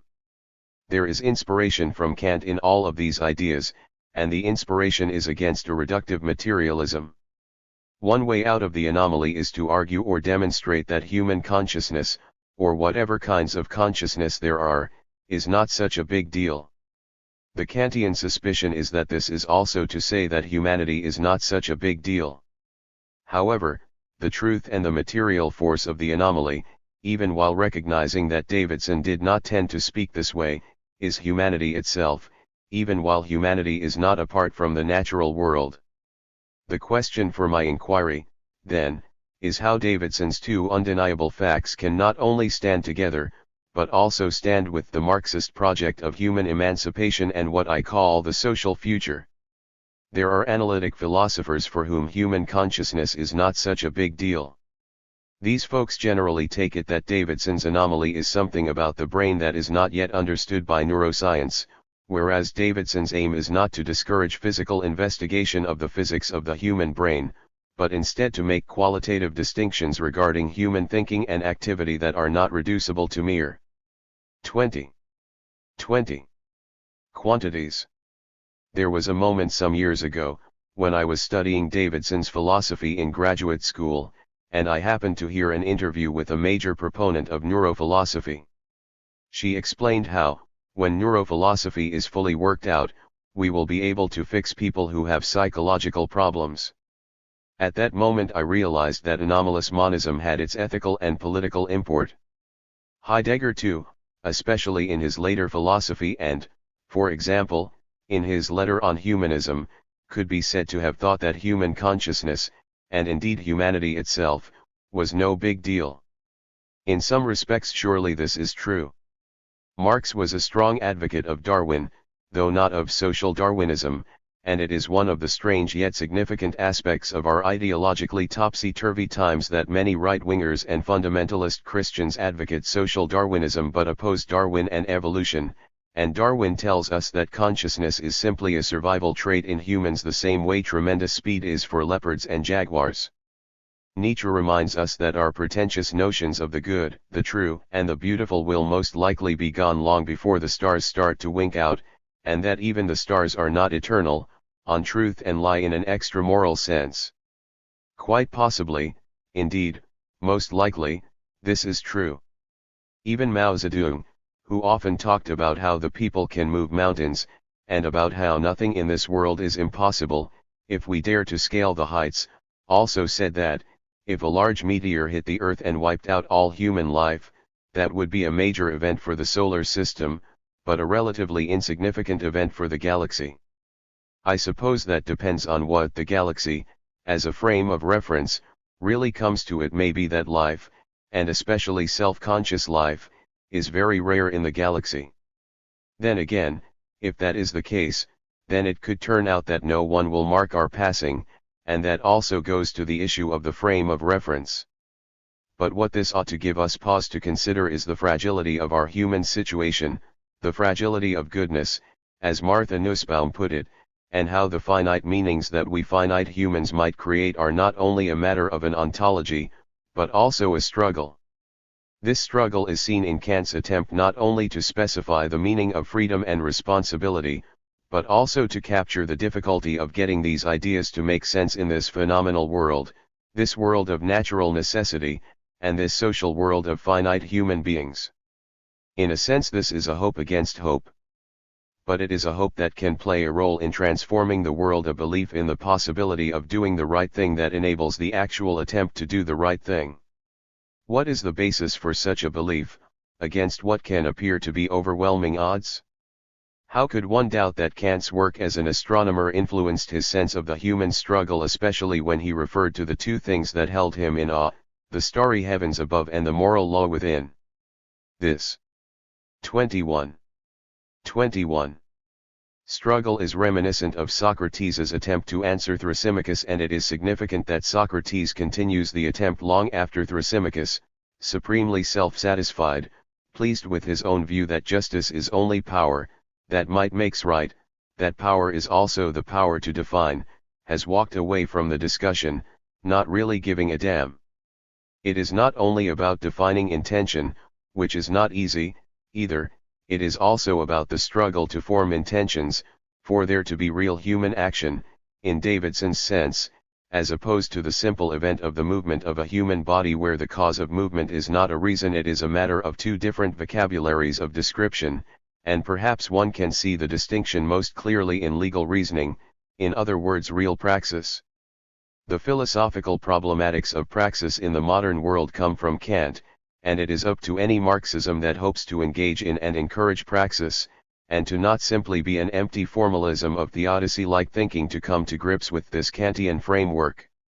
At the heart of this framework, and holding it together, is ethics, the fundamental regard for the other, for trying to do right by the other. This struggle to form intentions also goes to Mao's response to Engels on the question of necessity. I do not accept the now common claim that Engels is responsible for all that is reductivist in classical Marxism. That's a little too neat, and it lets Marx off the hook too easily, but certainly he had a very strong reductivist streak. Following Hegel, Engels said that freedom is the recognition of necessity. Mao responded that freedom is the recognition and transformation of necessity.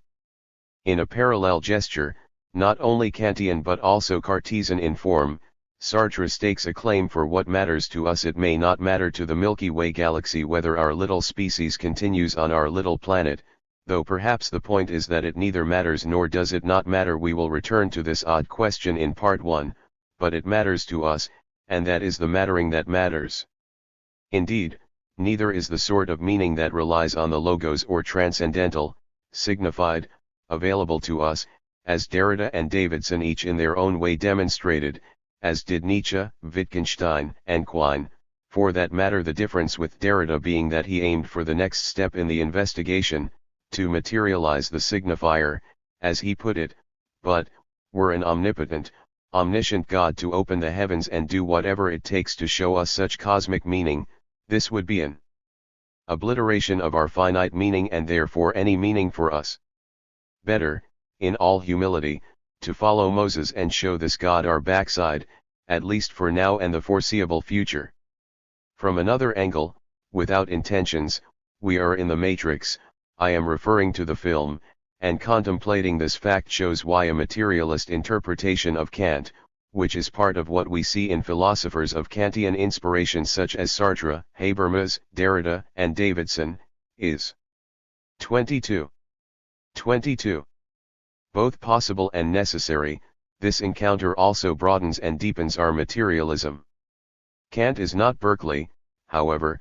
The seeming coherence of Berkeley's vision, of a purified empiricism that only requires God's coordinating work and not the existence of material objects, is also what allows Marxism to so often fall into reductivism. If everything is ultimately mechanical causality, or everything in our social world, at least, and our world of medium-sized objects, then, again, intentions, meaning, responsibility, caring, freedom, and concern and hope for the possibility of human flourishing are epiphenomenal at best. It is because these things are not merely epiphenomenal, but instead real, really potential, and potentially real, or things that really can be hoped for, which is not to accept any political realism. In fact, it turns out to be on the contrary, that these Kantian impulses surface again and not just because of some class-based resistance to accepting that Marx has surpassed and therefore cancelled all previous philosophies. These impulses arise again and again in figures in the Western philosophical tradition who are also influenced by Marx, as well as in the practice and thinking of leaders of actual revolutions such as Lenin and Mao. These impulses arise again and again because Marxism, despite the philosophical claim that being determines consciousness, also has to find ways that consciousness can play a transformative role, and this means the struggle to form an intention. What is the beginning of intention, and therefore the beginning of praxis, except the impulse to respond to the other, to do right by the other, to do what we can to make a better world, to do what we can to bring about a global community of mutual flourishing, And to know that to talk about right and wrong, we need to talk about right and wrong, not first of all our interests or pleasures. Perhaps what I just said also makes a statement on the adjectival question. Will this be more Marxist Kantianism than Kantian Marxism? It would be easy to say it does not particularly matter, at least as a practical question. In some sense this is true, in that the adjectival question will ultimately be resolved in practice, not through a merely academic comparison of philosophical systems. But I think this also goes to the question of what Marxism is. More orthodox Marxists have long referred to revisionism. Indeed, this term was used by Engels to refer to Edward Bernstein's evolutionary socialism. Actually, Kant's philosophy was in the middle of that controversy. On the one hand, Bernstein wanted to join the Kantian ethical socialists in rejecting violence. On the other hand, Bernstein advocated what was called an automatic Marxism, wherein capitalism would peacefully grow into socialism, and social struggle and upheaval would not be necessary. It should go without saying that the automatic part of this is hardly Kantian. The question of violence is very important, and the fact that I have saved discussion of it until the final 23 section of Part 3 should not mislead anyone, as I want to take up this question in the context of discussing actual revolutionary movements. However, let it be said here that nothing that happens in an imperialist society is not predicated on violence. In any case, revisionism is a term that could be applied to formulations of Marxism that in some important or essential aspect do not seem really to be Marxism anymore. We have Marx's own perspective on this question to contend with as well, which is captured nicely by Derrida. Referring to statements made by Marx and Engels about the aging of their work, and the intrinsically irreducible historicity of the authors and their writing, Derrida asks, what other thinker has ever issued a warning in such explicit fashion? Who has ever called for the transformation to come of his own theses? Not only in view of some progressive enrichment of knowledge, which would change nothing in the order of a system, but so as to take account another account, the effects of rupture and restructuration? And so as to incorporate in advance, beyond any possible programming, the unpredictability of new knowledge, new techniques, and new political givens. Spectres of Marx, 13. To put it bluntly, Marx even invites us to pitch overboard any part of his theorizing that no longer helps us to explain the world and to show where we need to work to change the world. This retheorizing of Marxism has to occur precisely in that context, however, in the effort to bring about a fundamentally better world. It is well known that Marx once said, in response to some French erstwhile followers who thought they were themselves Marxists, "I am not a Marxist." But actually, this is not so well known anymore. What is well known is that any number of intellectuals whom no one would ever have suspected of being Marxists are quoting Marx on this point, and few others, and now some of their epigones are quoting these intellectuals. There is no shortage of people, including some intellectuals, who are either reactionary or ignorant or both, who would gladly pitch over all of Marx's theoretical work, without reading it first, of course, and, even more, the revolutionary spirit that motivated that work. With my ecumenical and some would say eclectic standpoint, it would seem that my lines of demarcation, to use one of Lenin's favorite expressions, are fairly far apart, and so the question arises, where does one draw the line? The question might be reformulated this way: can the line be drawn such that this conversation with Kantian themes is possible, without losing the core motivating revolutionary spirit of Marx's work? In Spectres of Marx, Derrida says that there is one thing that he will never let go of in Marx, what he calls the emancipatory promise of Marx.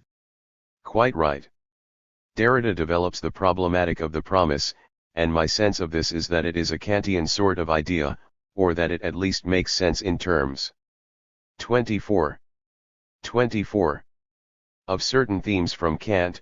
Again, I would say certain Jewish messianic themes, even if these themes are not developed precisely as Kant might have developed them. Derrida says more than this, much more, for instance. It will always be a fault not to read and reread and discuss Marx, which is to say also a few others, and to go beyond scholarly reading or discussion.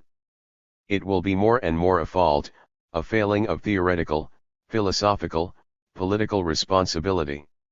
When the dogma machine and the Marxist ideological apparatuses, states, parties, cells, unions, and other places of doctrinal production, are in the process of disappearing, we no longer have any excuse, only alibis, for turning away from this responsibility. There will be no future without this. Spectres of Marx, 13. However, one could have a commitment to these sorts of things, and even to what Derrida calls new, effective means of organization, which gets into the party question, which is also taken up in the final section of Part 3, and yet still have a Marxism that is lacking in certain essentials. After all, Marxism is not the only revolutionary theory or approach to organizing practice, and, in the present context, we might wonder why, if a certain return to Kant or reactivation of Kantian themes is warranted, we would then need Marx or Marxism at all. It is a part of the present project to argue that some of the Kantian themes that need reactivation are in fact there in Marx, from the latter's own categorical imperative to the idea of self-activity that runs throughout Marx's work. But the heart of the issue for this return to Kant and for the ethical is something that Marx saw quite well, even if he did not draw the conclusions from this insight that I want to draw here. The ethical does not have, by itself, what it takes to be ethical. This theme will be developed much further, but allow me to set it out at this juncture in light of the following example. Ronald Aronson published a very interesting book in 1995, in the aftermath of the dissolution of the Soviet Union, with the title After Marxism. The book argued that many aspects of Marx's philosophical political project turned out to be wrong, or not necessarily wrong but all the same played out, or, at worst, inviting of disaster. The particulars here can be debated, of course, but for the record let me say that I don't think it is very productive in the face of this kind of critique to just dig in and hold one's, ostensibly Marxist, ground. Aronson's project is not one of despair either, and his aim is to reconceptualize radical theory, radical hope, and radical activism after Marxism. Significantly, the two final chapters of the book deal with the idea that we should be talking about right and wrong, the title of the chapter, and a reconceptualization of utopian socialism, with the help, significantly, of Herbert Marcuse and 25. Ernst Bloch. One of the final sections of the book is called, A 500-Year Perspective. Now, in fact, Mao Zedong also talked about this 500-year perspective, and there is undoubtedly a utopian aspect to this, or at least one that goes to a kind of commitment, one I would call fundamentally ethical, that outruns notions of interest considerably. I pursue all of these subjects extensively in the rest of this book. My short answer to Professor Aronson is that we do indeed need to be talking about right and wrong, and we do indeed need to bring forward and reconceptualize and reintegrate aspects of utopian socialism, and what might be called utopian communitarianism, but that to do this and to make these things a real force in the world, we also need something like Marxism. Perhaps it is because I find most of the basic Marxist thematics still quite useful, and indeed I do not think society can be understood apart from these thematics, even if, as Derrida says, there are also a few others, that this something like Marxism is still what I would just call Marxism. By these thematics I mean the mode, forces, and relations of production, labor power and its exploitation, classes and class struggle, the state and state power as representing a class and a class-based set of social relations more generally as interrelated with the mode and relations of production, even if not in a simple, one-to-one way, the commodity as the cellular form of capital, capital as a set of social relations as opposed to simply wealth or the privatized ownership of the means of production, the commodification of labor power, commodity fetishism, false consciousness, and the critique of ideology, the dominant ideology thesis, and on and on. If it can be established that Kant's three formulations of the categorical imperative are extended, in some sense fulfilled, by Marx's fourth formulation, the categorical imperative to overthrow all those conditions in which humanity is abased, enslaved, abandoned, contemptible, mere, 60, italics in original, then it is also our Kantian, ethical duty to apply systematic analysis to these conditions. The ethical cannot be ethical except in the trivial sense if we do not do what we can to understand systemic exploitation, oppression, domination, repression, and violence. If it is necessary from Kant's perspective to deal with a certain wall, in order that we may do right by people, or do right period, because the wall stands in the way of doing right, then from Marx's perspective we will also need to study the composition of this wall. In studying this composition we will see if the answer to the ethical demand is to climb over the wall, drill a hole in it, or, if necessary, knock it down. We need the science of the wall, in other words, a theory of society, and I cannot see letting go of most of the tools that Marx gave us here, even if we need a few others too. One of these tools I did not mention in the earlier list is an historical materialist perspective that social relations can be studied systematically, even if they are not subject to absolutely strict causality and even if a great deal 26 of contingency is involved in history. For that matter, I follow Sartre in thinking that existence itself is contingent, and that we must think this contingency, and that we need the study if we are to see where the openings might occur to new and better forms of social organization. We are motivated to undertake these investigations, in a broadly Marxist spirit and with the Marxist aim of doing what we can to bring about radical, substantive change, by the ethical demand, the call of the future. Surely Immanuel Kant was a kindred spirit with one of those in his own future, Karl Marx, when he not only expressed concern for the most distant future generations, in his great essay, Idea for a Universal History, from a cosmopolitan point of view, but also attempted to grapple with the difficult issue of what material basis, as he put it, a science of history that would be akin to Newton's laws of motion can be found to ground this concern. In some sense, my only argument in this book is that the concern itself is the ground of the science, of the systematic theorizing. That is the essence of ethical Marxism. One would already be on the road to ethical Marxism if one took historical materialism to be prior to dialectical materialism, rather than the other way around, as Marx took it and Marxist orthodoxies take it. In Spectres of Marx, Derrida argues a promise has to promise to be kept. In a sense that is a Kantian response to the charge of empty formalism often directed at Kant. Because praxis is an issue of central importance to the project of ethical Marxism, I am going to discuss not only Kant and Western philosophers inspired by broadly Kantian impulses, problems, and themes, but also the history of Marxist and socialist revolution, from the Paris Commune to the Cultural Revolution in China and beyond. Some theorists reject Marx because they believe it is no longer possible to believe in history. Aronson is in this group, but hardly alone there, and some others at least reject what appears to be a teleological history in Marx. For my part, I reject teleology when it comes to the idea of something foreordained or what amounts to theodicy.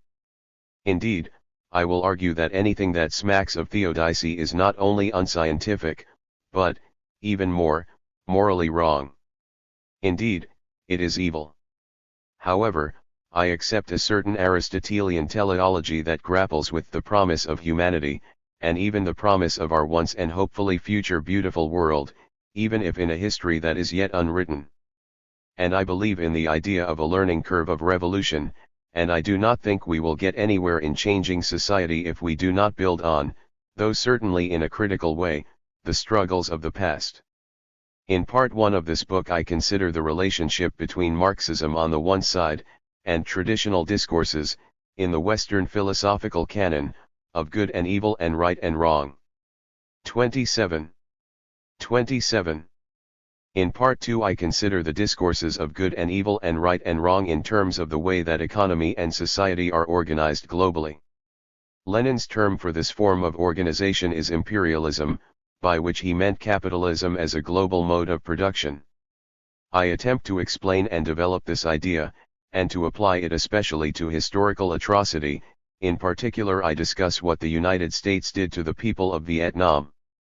I argue that imperialism, especially, demonstrates a certain gap in the world that cannot be entirely addressed by political economy or a purely scientific theory of society, which, purportedly, Marxism is, and that there is an irreducible role for ethics, or what I variously call the ethical relation, and so on. It is important to sort out these terms. However, in this book, at least, I am more interested in getting the ethical question on the table of Marxism, so to speak. In Part 2 and in the first section of Part 3 I use what might seem an odd locution when I refer to imperialism as a question and to the animal question. Certainly we know this way of talking from Marx and Sartre, both of whom authored texts under the title, The Jewish Question. Still, one might want to ask exactly what imperialism and perhaps even more the animal are as questions. My intention is to highlight the idea that these matters ought to be the subjects of interrogation. As concerns imperialism, my aim is to bring this matter directly into the foreground. In the third part of this book I will turn to some specific practical questions, in a way that might be unusual, controversial, and provocative as regards the kinds of discussions that usually take place in Marxist discourse. For instance, I raise the animal question as an example of where great and horrendous wrongs are done, but where Marxism, if not always Marxists, but even so, has almost always turned a deaf ear. The question of place is hardly thematized in most Marxist discourse, especially as it relates to questions of the land and agriculture. The irony is that Marx, perhaps more than any other philosopher, cements a certain understanding of the whole earth as a place. However, one might say that Marx gives us earth, but not the earth. The animal question and the place question are each significant in their own right. Each has a significant ethical dimension, and I will even argue that the animal question is the paradigm of ethical questions. Methodologically, then, we might learn much from Marxism's resistance to these questions. Lastly, in Part 3, I will explore some issues in the international communist movement, Mao's revolutionary theory and practice, the subsequent development of Maoism, and the role that this form of deeply committed, anti-imperialist and internationalist theory and activism might play in giving rise to the next synthesis of Marxism that is necessary for changing this world. The conclusion aims to be a substantive chapter in its own right, dealing with the ethical in the matrix of meaning and mortality, questions that 28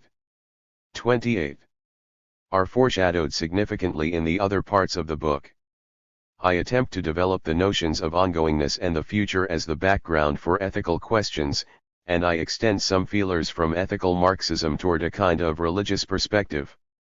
I believe there are some truths in what I call the religious perspective, and in various religious traditions, that do not depend on the existence of the God of classical Western monotheistic theology. This brings us once again into conversation with the claims of science and the problem of truth.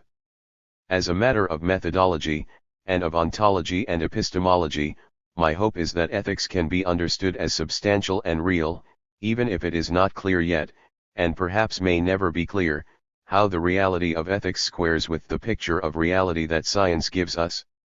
In the book as a whole I argue repeatedly that we cannot let go of this latter picture either. On the other hand, perhaps there is a sense in which I would want to claim that a person who does not know that certain things are simply wrong cannot really know anything else, either. Well, that is probably bending the stick back too far the other way. Most scientists, of course, are not moral idiots. However, there does not seem to be anything in science itself that prevents moral idiocy, and perhaps there is something in science as it is often conceived that opens the door to such idiocy and repugnance. This is where the difference between a Marxist, objectivist tendency toward correspondence theory in epistemology comes up against a more Kantian, intersubjective perspective. This question arises in many different contexts throughout this book. In the conclusion I return to this question in asking about the relationship between the first and second formulations of the categorical imperative, and the third formulation. I argue that Kant captures what is a valid insight from certain religious traditions, regarding the relationship between the present and past, on the one side, and the possibility of a redeemed future, on the other. Speaking of validity, however, my only coherent argument in this book is the ethical basis argument, the argument that the concern for what is right has to motivate the systematic investigation into what is true. Even this argument is proposed in some sense as a hypothesis about what is needed if we are to transform the world. Everything else here is even more hypothetical, if that is an expression, and does not claim to reach the level of integration that would form a philosophical system. Indeed, in using terms such as thematics, perhaps especially this term, I am occasionally playing a bit loose with ideas taken from Kant, Marx, and numerous others. I own up to this, and my intention is not contempt or condescension toward more detailed and exacting scholarship in the history of philosophy. One of the contradictions I live with here is that between a Kantian perspective and the rethought tradition of Aristotle and Aquinas that one finds especially in the work of Alasdair MacIntyre, which 29 is pretty good stuff. I want some of that stuff, and, for that matter, I am interested in a Marxism that does a far better job of inheriting philosophical traditions than declaring them over and done with and best gotten rid of. A few of the incoherencies, if not outright contradictions, between an Aristotelian and a Kantian approach to finding an ethical heart to pump blood to Marxism's scientific brain will be discussed in the first chapter. This is also to some extent a conflict between ethical political universalism and radical communitarianism. In other work I have tried, and will try, to address this conflict on different levels. Here I mostly live with it for the sake of doing some philosophical open-heart surgery. Well, this is a bit of an exaggeration, there are lots of arguments here, some of them even well formulated in and of themselves, and there are also numerous projects for further research and struggle. There are at least fragments of a system here, or at least a perspective, the further forging of which will take place in both theoretical and practical arenas. Humanity has to find a way to live up to its promise, it has to find a way to be responsible to its promise, or else the human world, at least, will come to an end. On this point Kant and Marx are inseparable. 30. Part 1. Marxism and the language of good and evil, or theodicy and the iron law of wages. 31. 32. The language of good and evil. Should we not only be talking about right and wrong, but also good and evil? Evil is a word that has dubious status in social theory. We could take this fact as a cue to move in one direction or another, but which one? Perhaps it would be better to stay away from social theory, and instead stay with philosophy or even theology, even while focusing on the political components of these disciplines. This temptation is not without substance. After all, if all that social theory can do is describe or contextualize, without any normative force, then what good is it when it comes to understanding some of the unbelievably terrible things that have occurred in human history? But there are good arguments to the effect that, as soon as we are dealing with meaning, we are in the sphere of evaluation and, since people cannot avoid dealing with meaning, neither can values ever be factored out of any human activity. However, there is also a problem with going completely philosophical or theological on this question, namely that evil tends to assume the character of a force or substance outside of materiality and the fabric of social relations. There are strong trends in both Western and non-Western societies, especially associated with Gnosticism, Neoplatonism, most versions of Christianity, and Buddhism, that associate materiality itself with evil. Versions of Christianity and Buddhism that accept this view are committed to the idea that, essentially, nothing good can happen in this world, except through divine intervention, which Buddhism rules out. No social theory is possible from such a perspective. All that could be done would be to catalog human decline or forms of illusion. And yet social theory is needed as the glue that makes our talk of right and wrong and our aspirations for a radically better society something more than mere moralizing or fantasizing. Therefore, the other direction is here recommended, to establish the place of the concept of evil in social theory. This in turn will help us think about how the term can function appropriately in philosophy. Surely the philosophical discourse on evil, from Plato to Arendt and beyond, is close to exhaustion by now. Not surprisingly, the same might be said about the discourse of the good. Some of the exhaustion comes from the postmodern machinery of the endless trivialization of everything. On this point, Arendt's thesis about the banality of evil is far truer now than when it was first set out. When it comes to the philosophically more difficult and nuanced levels of the question, such as the conflict concerning radical evil and evil as privation, well, as they say, there are substantive arguments on both sides. But perhaps we can come at the problem from a different angle and, if not arrive at a definitive set of answers, at least generate some insights that might advance the discussion. This particular look. 33. At evil, therefore, will be both marginal to and parasitic upon what has been set down canonically in philosophy. We might talk about a kind of work that could be called philosophically motivated social theory. Surely Habermas is the exemplar here. In such work, one might rightly be skeptical of philosophical ideas that do not fit in somewhere with a theory of society, because through such skepticism social theory is less likely to come unstuck from a materialist foundation. However, what separates a thinker such as Habermas, whom I take as exemplary while not agreeing with him on many things, from either reductivist Marxism or positivistic social science is the rejection of a materialism of brute stuff, where humans are simply one form of causally determined material. Language, meaning, and subjectivity are peculiar things, and strange motions are generated as a result of their existence. Not to be glib, but all of the canonical figures recognize this in one way or another, though perhaps it is only with Leibniz and Rousseau, and then Wittgenstein and Heidegger, that language comes fully to the fore as a pressing concern. It is no longer acceptable to work in social theory without giving some account of these enigmatic phenomena. Descriptions and norms.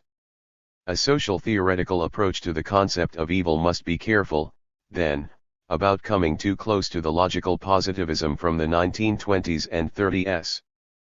Furthermore, Marx could be said to have taken a positivist approach to this particular question. Terms of ethical evaluation, not only evil, but also justice, good, and so on, were for him not especially helpful, and indeed got in the way of understanding the workings of history and society. As with the positivists, for Marx a scientific theory of society and history would be purely descriptive, not normative. The proletariat and oppressed people generally are in the happy position, in Marx's view, that historical development is ultimately on their side, and thus they can be partisans for truth on a purely scientific basis, without the need for a normative dimension. Is a perspective such as this undermined if history seems to go very wrong? Well, it doesn't help.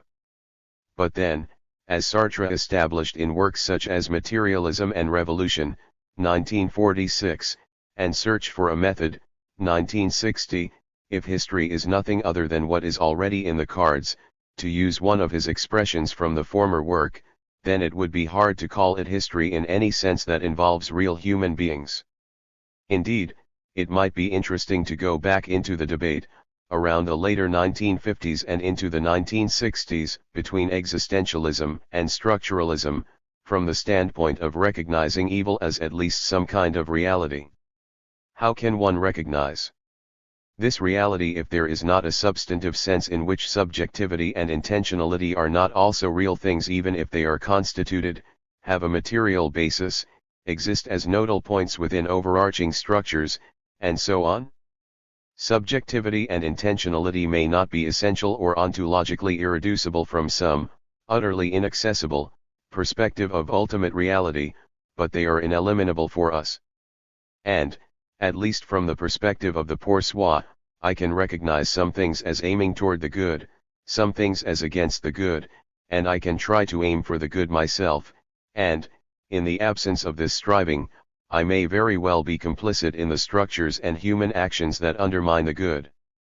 Indeed, I not only can do these things, I must do them, I have no other choice than to choose. In fact, I am my choices. This is the Sartrean perspective as I understand it, and I tend to see it as situated in the Kantian universe of discourse, structures and history. There is an odd passage in Derrida's book, of grammatology, that, to my knowledge, has not been placed under the microscope of analysis. Admittedly, the passage is made even stranger when the context for it is eliminated. Our question is therefore no longer only how to reconcile Rousseau and Marx, but also, is it sufficient to speak of superstructure and to denounce in an hypothesis an exploitation of man by man in order to confer a Marxian pertinence upon this hypothesis? A question that has meaning only through implying an original rigor in Marxist criticism and distinguishing it from all other criticism of suffering, of violence, of exploitation, etc., for example, from Buddhist criticism.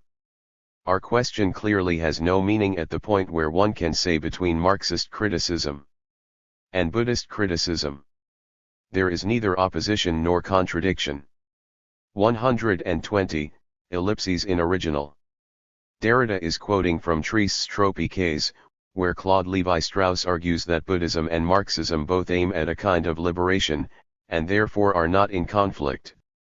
Occasionally the thought occurs to me that, if we were to all become contemplative Buddhists, not focused on the material things of this world, then the problems of exploitation and class struggle would be immediately solved. But there would still be the problem of production, if humanity were to be understood as an ongoing concern, and Buddhism does not appear to have anything to say on this problem. In Buddhism, history is primarily illusion and error, and though it could perhaps be considered the process by which one comes to enlightenment. 35. Enment, as well, or at least the context, there is nothing in Buddhism that allows us to focus on the particularities of history. We might even go so far as to say that, in Buddhism, it is history itself that is evil, and the point of enlightenment is to rise above this evil, to become light by throwing off the burden of historicality.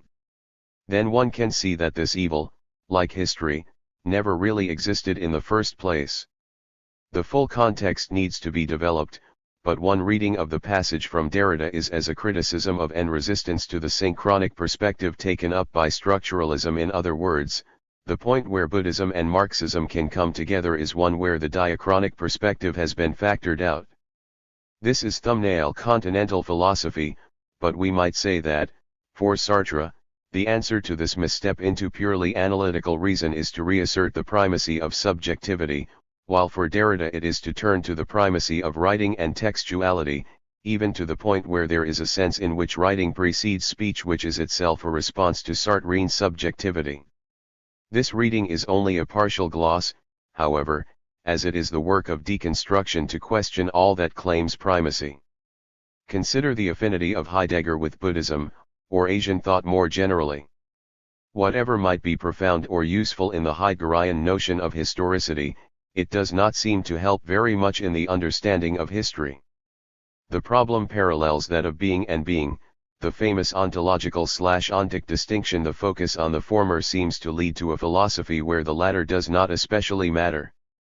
And, if we little beings do not matter, what is the point of talking about good and evil in the first place? Good and evil there may be, but the conflict is played out on a cosmic plane that is qualitatively beyond the ken of mere, mortal human beings, hence the interest in Heidegger from certain precincts of Christianity. Tom Rockmore sets out the problem in very pointed terms. He invokes what many take to be the example of evil in modernity, and the example that disturbs both a historical historicity, not that Heidegger seemed especially disturbed by it personally, and any historical teleology that sees history as the uninterrupted march toward redemption. Heidegger's critique of modernity is not only compatible with but in fact necessarily leads to Holocaust relativism. Whatever the merits of this critique, it clearly does not allow for distinctions to be drawn between different events in the modern period that fall under the same heading. If all modern events are explicable in terms of the fall away from being, if they are all the same in that crucial respect, then obviously the Holocaust and all other events lose their historical specificity. From the Heideggerian angle of vision, it is not possible to pick out the Holocaust as a particular event unlike others in the modern period. From Heidegger's exalted perspective, all modern events are like all other modern events. Heidegger and Holocaust Revisionism, 117. 36. 36.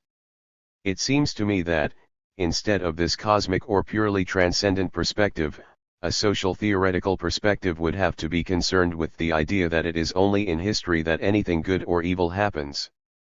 That phrase, only in history, should be read 3 times over, with the emphasis shifting among each of its constituent words. History and theodicy. Perhaps there is a theology where God is indeed in history, or is at least historical and material embodied in some sense, and clearly Judaism and Christianity have leanings in this direction. To put this in the standard language of philosophy of religion, this would be a compatibilism where humanity and human agency matters fully. Perhaps it would be a theology in which it can truly be said that God so loves the world. Personally, I think this would have to be a theology where there would even have to be a physics of it, and in which the future sometimes extends a hand back to us, helping us out in ways that could not be expected or understood in purely teleological terms, in other words, eschatological intervention. In my view, the person who has the deepest grasp of this sort of theology is Orson Scott Card, the novelist who is also a devoted Latter-day Saint, Mormon. A good, and readily accessible, example would be his novel Past Watch, The Redemption of Christopher Columbus. But if the evil that happens in history does not rise to the level of concern in Heidegger's philosophy, what worries me more is that historical evil is not accorded the status of reality, a reality, some kind of reality, in Hegel or Marx, either. Here is the paradox, or at least the intractable irony. On the one hand, Marx sets aside evil as a useful concept in his theory of society, in large part because he takes it to be a concept with too many theological overtones. But on the other hand, we supposedly do not have to worry about evil because everything works out in the end, and this happens inevitably, because of the way that historical laws work, some of which Marx even calls iron laws. The irony, which may even rise to the level of paradox, is that this sort of contrast and working out of history has been given the name theodicy. The problem that Sartre attempted to confront, in setting up existentialism as a parasitic but necessary addition to Marxism, is the way that real, sensuous human beings, to use Marx's language from the Theses on Feuerbach, drop out of the picture in any theory, even an historical materialist theory, that takes history as working out according to strict laws. Hazel Barnes provides a helpful gloss on one of the key arguments from Sartre's 1946 essay, Materialism and Revolution, No Objective. 37. 37. State of the world can by itself evoke a revolution, 670. This claim may be taken as asserting the role that consciousness plays in social change. Not to detract from that crucial point, but there is something else here as well, something in the Kantian frame that bears on the question of good and evil. On the assumption that, in the case that a social system is unjust, a revolution to address this injustice through the overturning of the existing system and the attempt to create a better one is a good thing, the Kantian Sartrean argument is that it is only with the intent to do something good that something good might be done. A corollary of this thesis is, if people are not trying, intending, to create a good society, then they won't. Now, claims such as these have not typically been a part of the discourse or practice of Marxism. Indeed, as has been much remarked upon, Marx is not even likely to employ the discourse of justice, much less that of good and evil. A social system must be superseded if it has shown itself no longer capable of advancing production. Generating advances and revolutions in technology is one way to put it. The fundamental problem with capitalism is that it becomes increasingly inefficient and unsustainable. Justice and other ethical issues are secondary in this scheme, even epiphenomenal. Production and the need for social theory. And yet Marx is continually cited here because his work has to remain the touchstone for systematic social theory in our era, the era of capitalism and imperialism.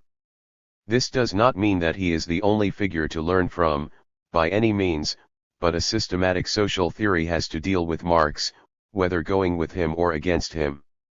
To put it in a formula, this means a primary focus on the question of production.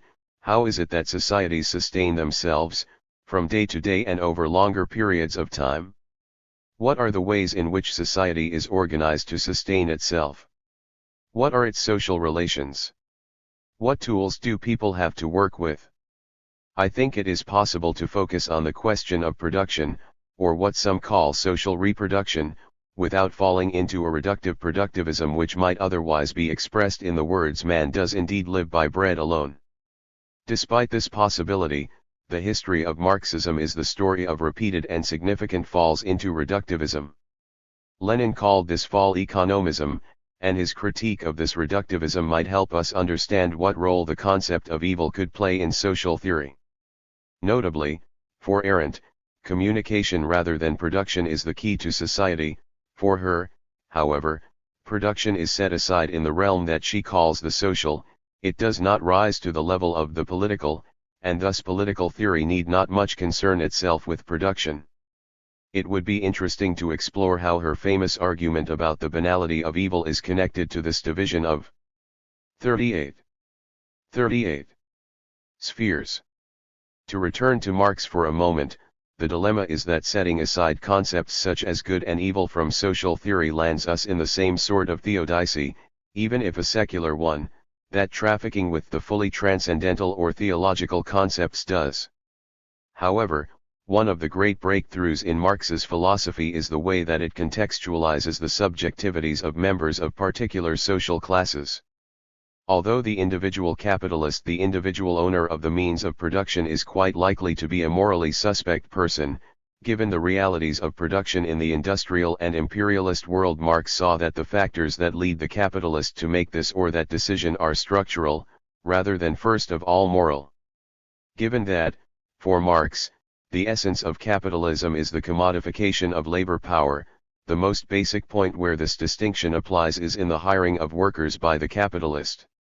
For the capitalist, in Marx's view, there does not need to be any intention to exploit, and I take it that an intention to exploit another human being would surely be a good case of something we would call evil, unjust, wrong.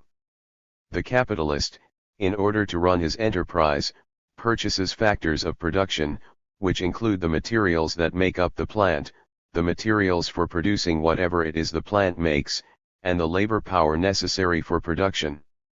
For these factors of production, the capitalist pays the going market price, and, in Marx's view, the capitalist can do this without the intention to exploit, dominate, refy, or even commodify any person qua person. In a wonderful little book with the superb title, "Moneybags Must Be So Lucky," the expression comes from Capital, Volume 1, ch. 6, The Buying and Selling of Labor Power.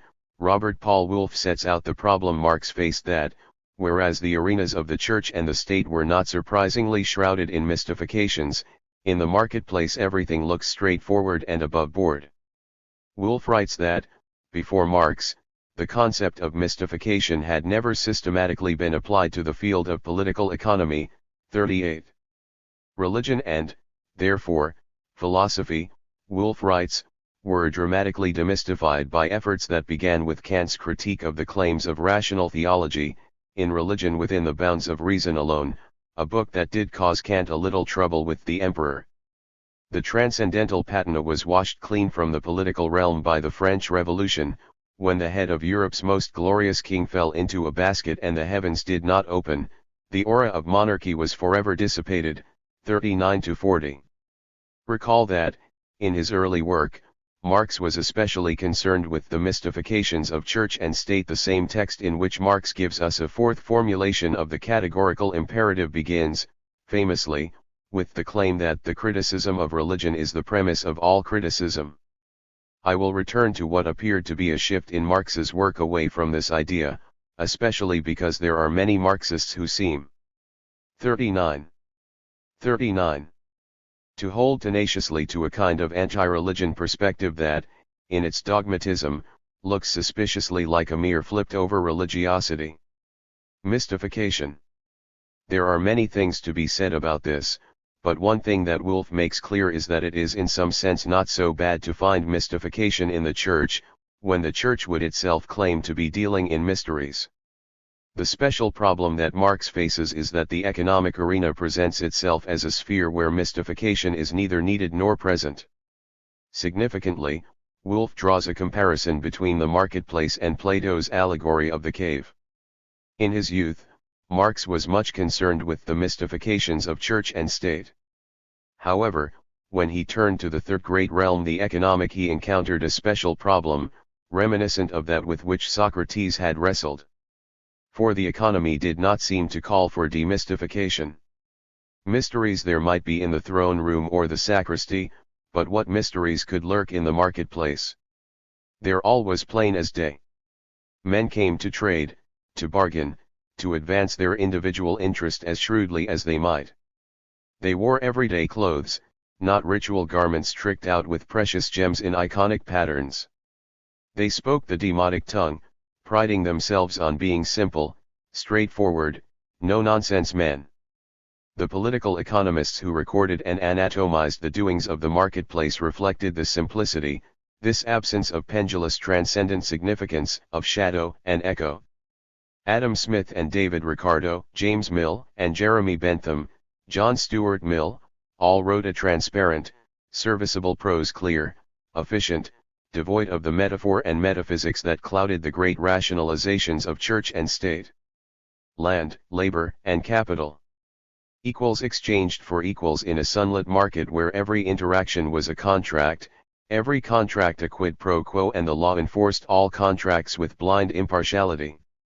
The English had no head for theological subtleties, and their Reformation, unlike Germany's, had arisen more from the concerns of the flesh than those of the spirit. Their brutal truncation of monarchy had been softened by the compromises of the Glorious Revolution. Where better than in England to observe the plain dealings of the market, free of the lingering wisps of religion or monarchy? Or so it seemed.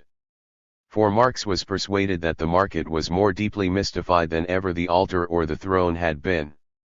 The market was a strange and ghostly place, inhabited by things that behaved like people, and people who were treated, and came to see themselves, as things. 40-41. Everything seems to make so much sense in the marketplace. You pays your money and you takes your chances. Certainly, there is some 40 thing about England, or many things. Undoubtedly its being part of an island is one thing that makes it an intensive laboratory for studying the rise of capitalism and much else, everything from Druids, Celtic Christianity, Blake and Shelley, the international slave trade, dark satanic mills, to the Beatles and King Crimson. Significantly, I think, this land of utilitarianism has never been able to sustain non-economistic forms of Marxism. Indeed, the main trends there, the Communist Party of Great Britain and the Neo-Trotskyist Socialist Workers' Party, along with numerous other Trotskyist factions, are not only economistic, but indeed are avowedly and proudly so. The ghostliness of the marketplace was concealed by what Marx calls the dirty little secret of capitalist exploitation, while all of the factors of production other than labor power are themselves the product of labor. Labor itself is able to create more value than is needed for its own sustenance. In the case of natural inputs, such as water, air, dirt, etc., a labor process is involved in making them available for the capitalist mode of production, which gets into Marx's distinction between use value and exchange value, and his argument is that the application of labor power is the basis for the latter. The market price of the bricks that the capitalist needs to build his factory will hover around the cost of the labor required to produce the bricks. Marx argues that the same thing goes for the laborer, him or herself, and this is the key point. In other words, the price that the capitalist will pay in the marketplace for the use of labor power for however many hours, days, or years the labor power is needed, will be the cost of the labor that it takes to sustain that laborer. And, again, the point is that labor power is able to produce more value than what is represented in this cost. This production above and beyond what is necessary to sustain the laborer is what Marx calls surplus value. Under the capitalist form of production, This capacity of labor to produce more than what is necessary to sustain the laborer is the basis of exploitation. The laborers, as a class, do not have returned to them what they have produced. Embarrassment of the ethical. All right, this bit of Marxism 101 is well known to any political theorist or philosopher who has bothered to do her or his homework, but what does it have to do with the problem of evil? Well, Marx is very biblical, we might say, in that the pursuit of money is the root of all exploitation by the capitalist, or, as Marx liked to put it, accumulate, accumulate, accumulate, that is Moses and the prophets to the capitalist. For Marx, capitalism has a role to play that is historically progressive, but it is here that you see the divide between ethics and politics in his argument, such that 41. The former has to simply drop out of consideration, because to raise ethical questions here is an embarrassment, even grotesque. Returning to remarks made in the introduction, it is interesting how much this embarrassment resembles what I called one of the main embarrassments of Christianity, drawing from the teachings of Jesus and the early Christian movement in ontology and theodicy, and thereby cancelling the ethical political thrust of the good news. What this means is that the good news is that this mere, mortal, human life does not matter. The divide is this: certain currents of history can be politically progressive and yet ethically reactionary, to borrow that term from the political side, at one and the same time. One sees this divide at work especially in Marx's view of colonialism. Indeed, he scoffed at those who raised questions about the ethics of England's role in India, even arguing that the former was the unconscious tool of history. Sweeping aside India's backwardness and repressive social order, see Harry van der Linden, Kantian Ethics and Socialism, 262-63, as well as my essay, Ethics and the Force of History, 3 Possibilities in Kantian Political Philosophy, in Politics in the Impasse. My point is that, even if Marx had been right about the role of Western colonialism in pre-capitalist societies, which is highly questionable, to say the least, there is still a problem with the way that the divide between ethics and politics opens up in his work. Divide between ethics and politics. This divide can be characterized in at least 2 ways that bring out the need for radical social theory not to part with either ethics or the question of evil. Remember that my purpose here is to see if there is a social theoretical basis for talking about evil. If there is, I will take this as having shown that there is a basis in other discourses including philosophy and even theology for such talk. Perhaps strangely, but surely not insignificantly, to proceed this way parallels Plato's methodology in the Republic, going from the polis to the soul, so to speak. Well, Plato was a good Marxist on this point. Evil is first of all in social systems, and from there it gets into our souls. This is a something to keep in mind when we turn to the problem of social systems that are global, but that create both global divisions, and bifurcations, and deep complicities that result in what I would call widespread and deep moral rot. First, we might consider the argument that, even if capitalism is in some sense historically progressive, it also represents something of a cul-de-sac. One of the arguments in social theory that I have pursued for some time now is that this cul-de-sac can be seen in the fundamental impasse of contemporary capitalist societies. While capital is tremendously productive, 42.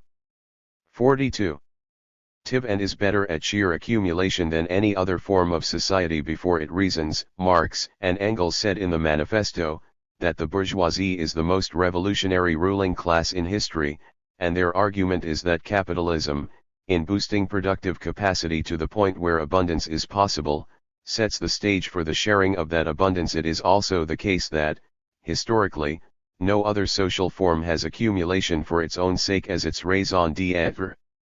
I know that many Marxists would disagree with me, but I would argue that even cultures that have as their driving motivation something that is completely illusory, serving the sun god or something on that order, not that I am absolutely sure that the sun god is illusory, are better than cultures that have no other aim, in the end, than to just pile up junk. The scare quotes around cultures have to do with the way that the telos of mere accumulation progressively leads to the junkification of culture, especially through its homogenization in the form of purified product. To have a society that is made to exist for the purpose of mere accumulation and that primarily for the ruling class, and to the point where the sustainability of the human species and the whole planet is increasingly at stake, well, in my opinion, that is wrong, it is garbage, it is a load of whatever expletive you would like to place here, and, most of all, it is evil. The second approach to answering the question of what ethics might mean to social theory is as follows. We need one more bit of Marxism 101 to complete the picture. Marx argues that it is precisely capitalism's tremendous productive capacity that is its own undoing. See Capital, Volume 1, Sector 3, in Mayer, 422-28. Marx's argument is that the exploitation of labor power ultimately backfires, and this has to do with the conversion of living labor into dead labor in the labor process under capital. Dead labor is Marx's term for what happens when the work done by workers becomes commodified. It is through this process that what Marx called commodity fetishism arises, and, as supposedly finished products that appear to exist as self-standing entities, are allowed to circulate in the same market which determined the price that the capitalist paid for labor power, the commodities come to stand over and against the workers who produced them. The first form in which this alienation is manifest is in what Marx calls the crisis of overproduction. The worker is capable of producing more than is necessary for his or her own sustenance. The capitalist only returns to the worker what is required for the maintenance of the worker during the time that the worker is needed by the capitalist, apart from which the worker can go to hell for all the capitalist cares, in other words, starve, and expropriates the rest as his reward, i.e., profit, for having set up the venture in the first place. This ought to lead us toward a fundamentally ethical question, namely, how can it be justified to have a form of society where a minority are in the position to offer 43. Employment, that is, the means to sustain life while the majority must continually seek it. The problem comes when overproduction leads to its necessary twin. Under capitalism, that is, under some other form of society, overproduction would not in and of itself be a problem. This would just be called saving up for a rainy day, namely, the crisis of underconsumption. Capitalism produces more than can be sold at a profit, therefore workers are laid off, therefore masses of people do not have the income to purchase products, and from there you get the downward spiral into general social crisis and attendant social unrest. Here we see another form of the cul-de-sac. In fact, perhaps the most dramatic form. Capitalism is the only social form wherein people can be starving even while there is no shortage of food. Indeed, there is an overabundance of food, and people starve precisely because of this overabundance. Is this not evil? Indeed, is this not something like the very paradigm of evil? So, Marx's argument is that capitalism has within it basic tendencies to crises in the form of depressions or wars. The two, being fundamentally connected, are not things that swoop down upon capitalism from the outside. However, my point in this thumbnail sketch of the crisis of overproduction, and the way that I ended the sketch by talking about evil, is to demonstrate the problem of the divide between ethics and politics, or history, in Marx. Ethics and contradiction. We can say two different things about the picture outlined above. 1. The system ultimately breaks down of its own accord, and therefore will have to be replaced. 2. The system is fundamentally unjust, and therefore ought to be replaced. The first is something like an economic imperative, while the second is definitely an ethical imperative. What is the relationship between the two? Simply put, there are two main differences between the two imperatives.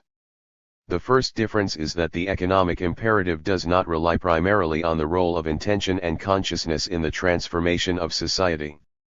The system breaks down because of its structure, and it is only secondarily that people then have to decide what to do about this and then to try and do something. Another way to put this, in Marx's general philosophical scheme, is that being determines consciousness in his view. The alternative is philosophical idealism. We see here, too, some of the thematics at work in the structuralist response to Sartrean existential Marxism, with the latter's emphasis on subjectivity and consciousness, contrasted with Althusser's formula, history is a process without a subject. The second difference is just the other side of the first, namely that, from 44. What is generally accepted as an historical materialist conception, the ethical imperative by itself or in the first instance just does not have the necessary purchase on lived realities to bring about the transformation of society. This is the great irony, and Marx is right to make something of it, that ethical judgment, per se, does not have enough grip on people and the lives they lead to push them to do what would be an overwhelmingly ethical thing, to overturn unjust systems and systems of injustice. Ethics does not have what it takes to be ethical. It ought to be noted, even if only incidentally, that the early Marx did more often couch his views in ethical terms. The most striking example, which bears repetition and further consideration, is found in the contribution to the critique of Hegel's philosophy of right, where Marx writes of the categorical imperative to overturn all of those social institutions in which humanity is debased. The later Marx, while he could still rail in the voice of a prophet against injustice, framed his arguments almost exclusively in the terms of political economy, all the while employing a powerful literary style, which is a matter of some ethical significance. It could be argued that there is a surplus of ethical feeling that cannot be entirely contained in the language of structure. Again, one might say that Marx went in this direction out of a recognition that ethics alone cannot accomplish the ethical. Immanence and utilitarianism. By ethics here is meant ethics in the sense argued for by Kant, doing what is right out of a regard for the other, for what can be understood as universal, and for the reason that it is right, and not for some other reason. By ethics, I do not mean any version of utilitarianism. This issue must be raised because, in rejecting ethical discourse, Marxism can appear to be a more thoroughly socialized and class-oriented version of utilitarianism, and all of the problems of expediency that are often raised of the latter, what if the present happiness of the majority consists in oppressing a minority, come to attach themselves to Marxism with even greater force in the case where state power is held, or even in person-to-person relationships within Marxist organizations. It is worth mentioning in the present context that an important problem as regards utilitarian tendencies in Marxism is that Marxist revolutionaries will almost naturally tend to be ethical Marxists before the revolution, whereas after the seizure of state power there is a natural pull toward calculation, instrumentalism, and utilitarianism, as well as other alienating practices and alienated sensibilities that tend to spring from or accompany large 45. Institutions of whatever kind. This issue is explored most directly in the second and third sections of Part 3. The Kantian argument about intention is that these tendencies need to be thematized and grappled with in their own right, so that the natural pull toward an ethical discourse can be understood as substantive, not merely an instrument to be used to appeal to the masses until the actual revolution renders it inexpedient and therefore unnecessary. Rational choice theories, incidentally, are in my view to be understood under the category of utilitarianism, and this includes the attempt to ally such theories with Marxism. John Elster's Making Sense of Marx being the most systematically developed. However, as I said in the introduction, there is certainly room for further discussion here, especially concerning what counts as reason and rational. Certainly, in attempting a more straightforwardly methodological individualist interpretation of Marx, Elster and John Romer, among others, brings clarity to what Marx meant, going back to the theses on Feuerbach, by arguing that classes and societies are aggregate structures, not some sort of collective overmind. An interesting line of inquiry could be seen in the fact that Elster was a student of Louis Althusser, and the latter declared that his aim, more than being a structuralist, was to be a consistent follower of Spinoza, and certainly it can be said that both Althusser's structuralist Marxism and Elster's analytical Marxism are attempts to create Marxisms of pure, and purified, immanence. They are trying to get all of the German metaphysical stuff out of Marx. They not only want to get Hegel out of Marx, but also Kant. For, it can be said that, even if it is the case that the discourse of ethics, and even of the political or of the just polis, is a subordinate track in Marx, at times barely there and at times merely epiphenomenal or merely rhetorical, at least that track is there. It might be argued that, had Marx lived another 10 or 50 years, he still would not have tried to purify his analysis such that this track would have or could have been dispensed with. But the rational choice Marxists have indeed dispensed with this track, and conceivably the structuralists have as well. Passion and Prophecy.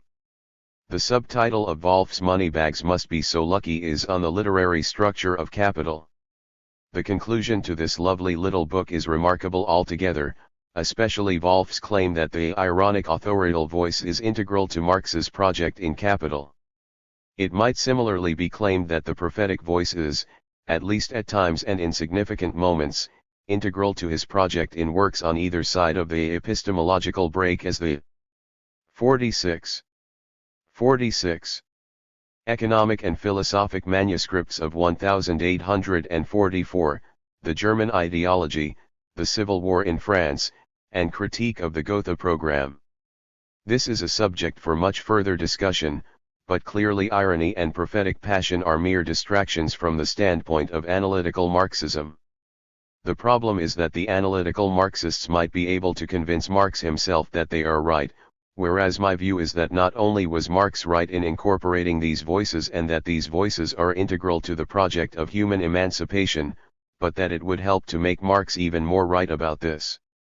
Still, the difference points to a fascinating historical debate within Marxism, between the side that, at least mostly, says viva to the inheritance of German idealism in Marx's thought, and the side that simply or mostly sees this inheritance as a burden and an unnecessary chunk of clutter. Apparently Richard Wagner once attempted to explain his music theories to Hector Berlioz, and the latter replied that, in France we call that indigestion. Of course, we do have the words of the Marx of Capital as regards Hegel and the fashion then current of treating the latter as a dead dog. I therefore openly avowed myself the pupil of that mighty thinker. At the least, though, we can learn from thinkers such as Elster and Althusser what the significance might be of purifying Marx of seemingly epiphenomenal and even ephemeral notions such as consciousness, intention, ethics, and the good. We may also get a better sense of why some argue that even Kantian arguments are not going to be sufficient for shoring up the second track in Marx which they argue, and I am arguing, ought instead to be the first track, and that, instead, we need Aristotle and Aquinas. For the moment, however, let us rejoin the Kant track. With his three formulations of the categorical imperative, Kant recognized the unity and interpenetration of the personal, interpersonal, and political in ethics, and Marx could be said to have extended this unity to the historical and economic with his fourth formulation. But then the argument could be made that, with his supposed break, the famous epistemological break that Althusser argued for, Marx took his recognition concerning the shortcomings of ethics to the point where it was no longer a matter of filling out the categorical imperative, but instead of kicking away that discourse altogether, in a way not unrelated to Hegel's claim that Kant's ethics is an empty formalism. One way to characterize this transition in Marx, which has traditionally been characterized as the transition from the humanist and philosophical Marx to the communist and scientific Marx, is that Marx went from recognizing the irony of ethical discourse that it needs help, that ideals have to confront materiality and the modes of actual human, sensuous, existence, to rejecting this discourse and indeed sneering and scoffing at it. 47. Mere moralizing. Now, it needs to be added that a good deal of Marx's scoffing was aimed at what can be rightly called bourgeois moralizers, those purveyors of values whose main purpose is to just keep people, especially the working masses, in line. We know these purveyors today, in the form of figures such as William Bennett. On the reality beneath William Bennett's virtues, see Bob Avakian, Preaching from a Pulpit of Bones, 7:26. A more difficult case is the contempt in which Marx held people who spoke against the mistreatment of animals, anti-vivisectionists and members of the SPCA Society for the Prevention of Cruelty to Animals. On this score, it might be said, Marx remained a humanist to the end of his days, in that narrow sense of humanism that is highly problematic. One still hears expressions of this from Marxists, often in the form of the statement, "It is people I care about." Besides the simple stupidity of this, as if the horrible treatment of animals that is an integral part of sitting down at the dinner table in most households was at the same time an expression of care about our fellow human beings, it is also a fundamental indicator on the status of ethical discourse. It might even be argued that scoffing at ethical discourse and scoffing at concern for the treatment of animals are deeply related, or, understood from another angle, the animal question might be one of the touchstones for the very possibility of ethics. My colleague Peter Steeves has made some powerful arguments to this effect, arguments that played a role in enabling me to see the importance of this question, hence the long first section of Part 3. As much as ruling class figures such as Bennett deserve every bit of scorn that might be heaped upon them, what happens when this scorn is spread out more generally, what might be called a general disgust at people who talk that way to the very project of ethics? I would say that a bad thing happens, the sort of thing that allows evil to do its dirty deeds. If this is the case, then there ought to be an argument for the material role that the ethical, and the discourse of the good, needs to play in creating a better society. In other words, if economics, politics, and history also cannot do what they were supposed to do, then we had better reconsider the materiality of the ethical, which also means grappling with the materiality of evil. As hinted earlier, the way that Marx sometimes wrote, like one of those old Israelite prophets, perhaps apart from his expressed content, could be understood as an implicit recognition of an ethical gap in arguments that attempt to remain within what is taken to be a purely immanentist framework of politics, history, and, ultimately, the unfolding of modes of production, and that, therefore, eschew any supposedly transcendental effort such as represented by ethical discourse. If anything, this gap has opened up further, or at least has made itself more manifest, in the decades since Marx. 48 would even go so far as to argue that not only can the discourse of the ethical no longer be excluded from the, supposedly, immanent matrix of history, politics, and economics, but that, indeed, the ethical has an absolutely crucial and irrefutable role to play. There are gaps in the world, and there are gaps in whatever telos might be constructed on the basis of history and economics alone, and only the intervention of the ethical can begin to bridge these gaps. The use of the term intervention here is meant to coincide with Derrida's arguments, in Spectres of Marx, about the eschatological and the weak messianic force. If this is the case, then, arguments about immanence and transcendence aside, in other words, regardless of the real meaning of the term, we have to recognize that ethics is real and has a claim on the real. And the same goes for the language of good and evil.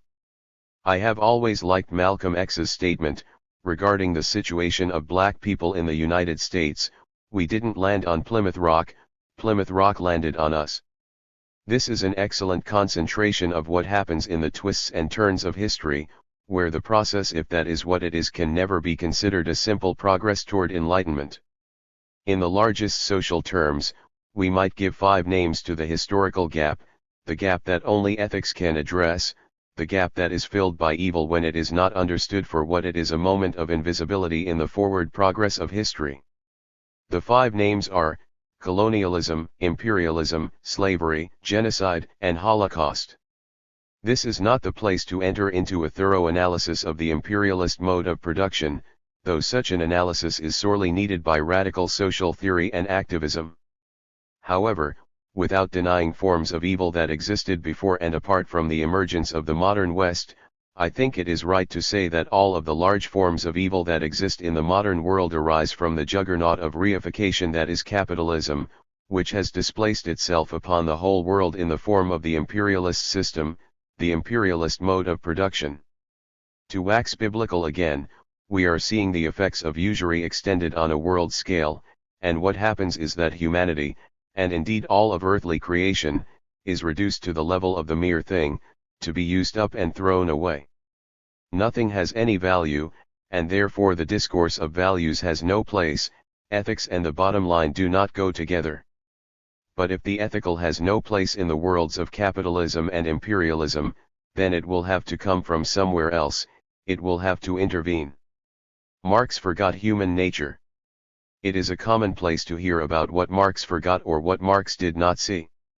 Often, when these locutions are used, the speaker is referring to 49. Something that Marx in fact analyzes at length.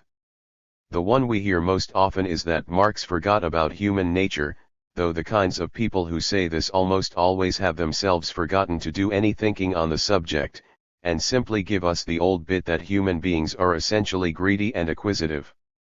Whether Marx has a view of human nature that leans more toward Aristotle's essentialism, as Scott Meikle argues, or toward Sartre's radical anti-essentialism is an interesting debate, and one we will return to in a moment, but it is not a debate that is addressed by the legions of Marx forgot sayers.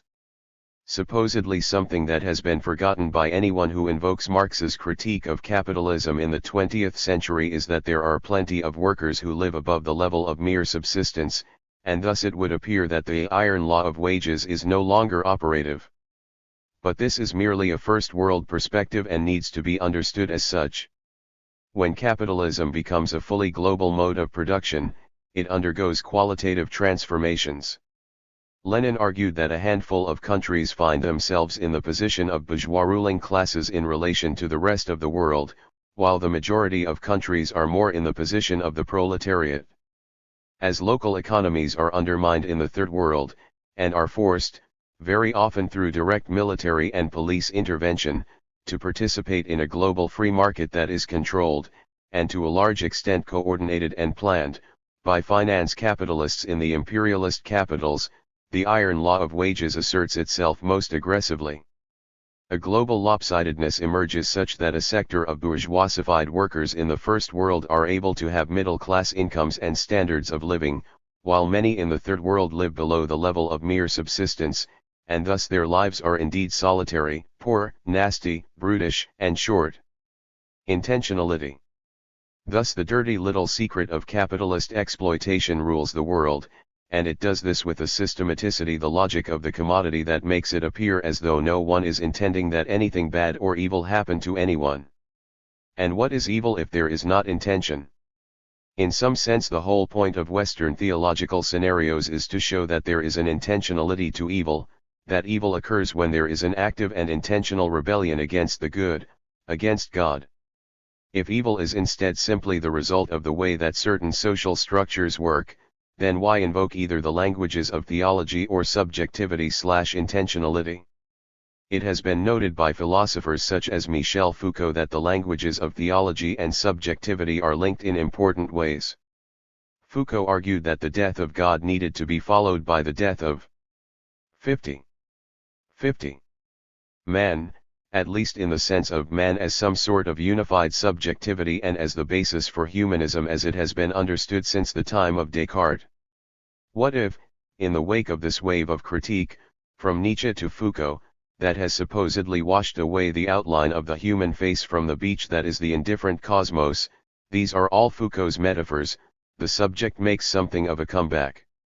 Does this open the door to some sort of theological comeback as well? Perhaps this is not a pressing issue in the case of discussing ethics per se, but certainly there is no getting around the theological overtones in considering the question of evil.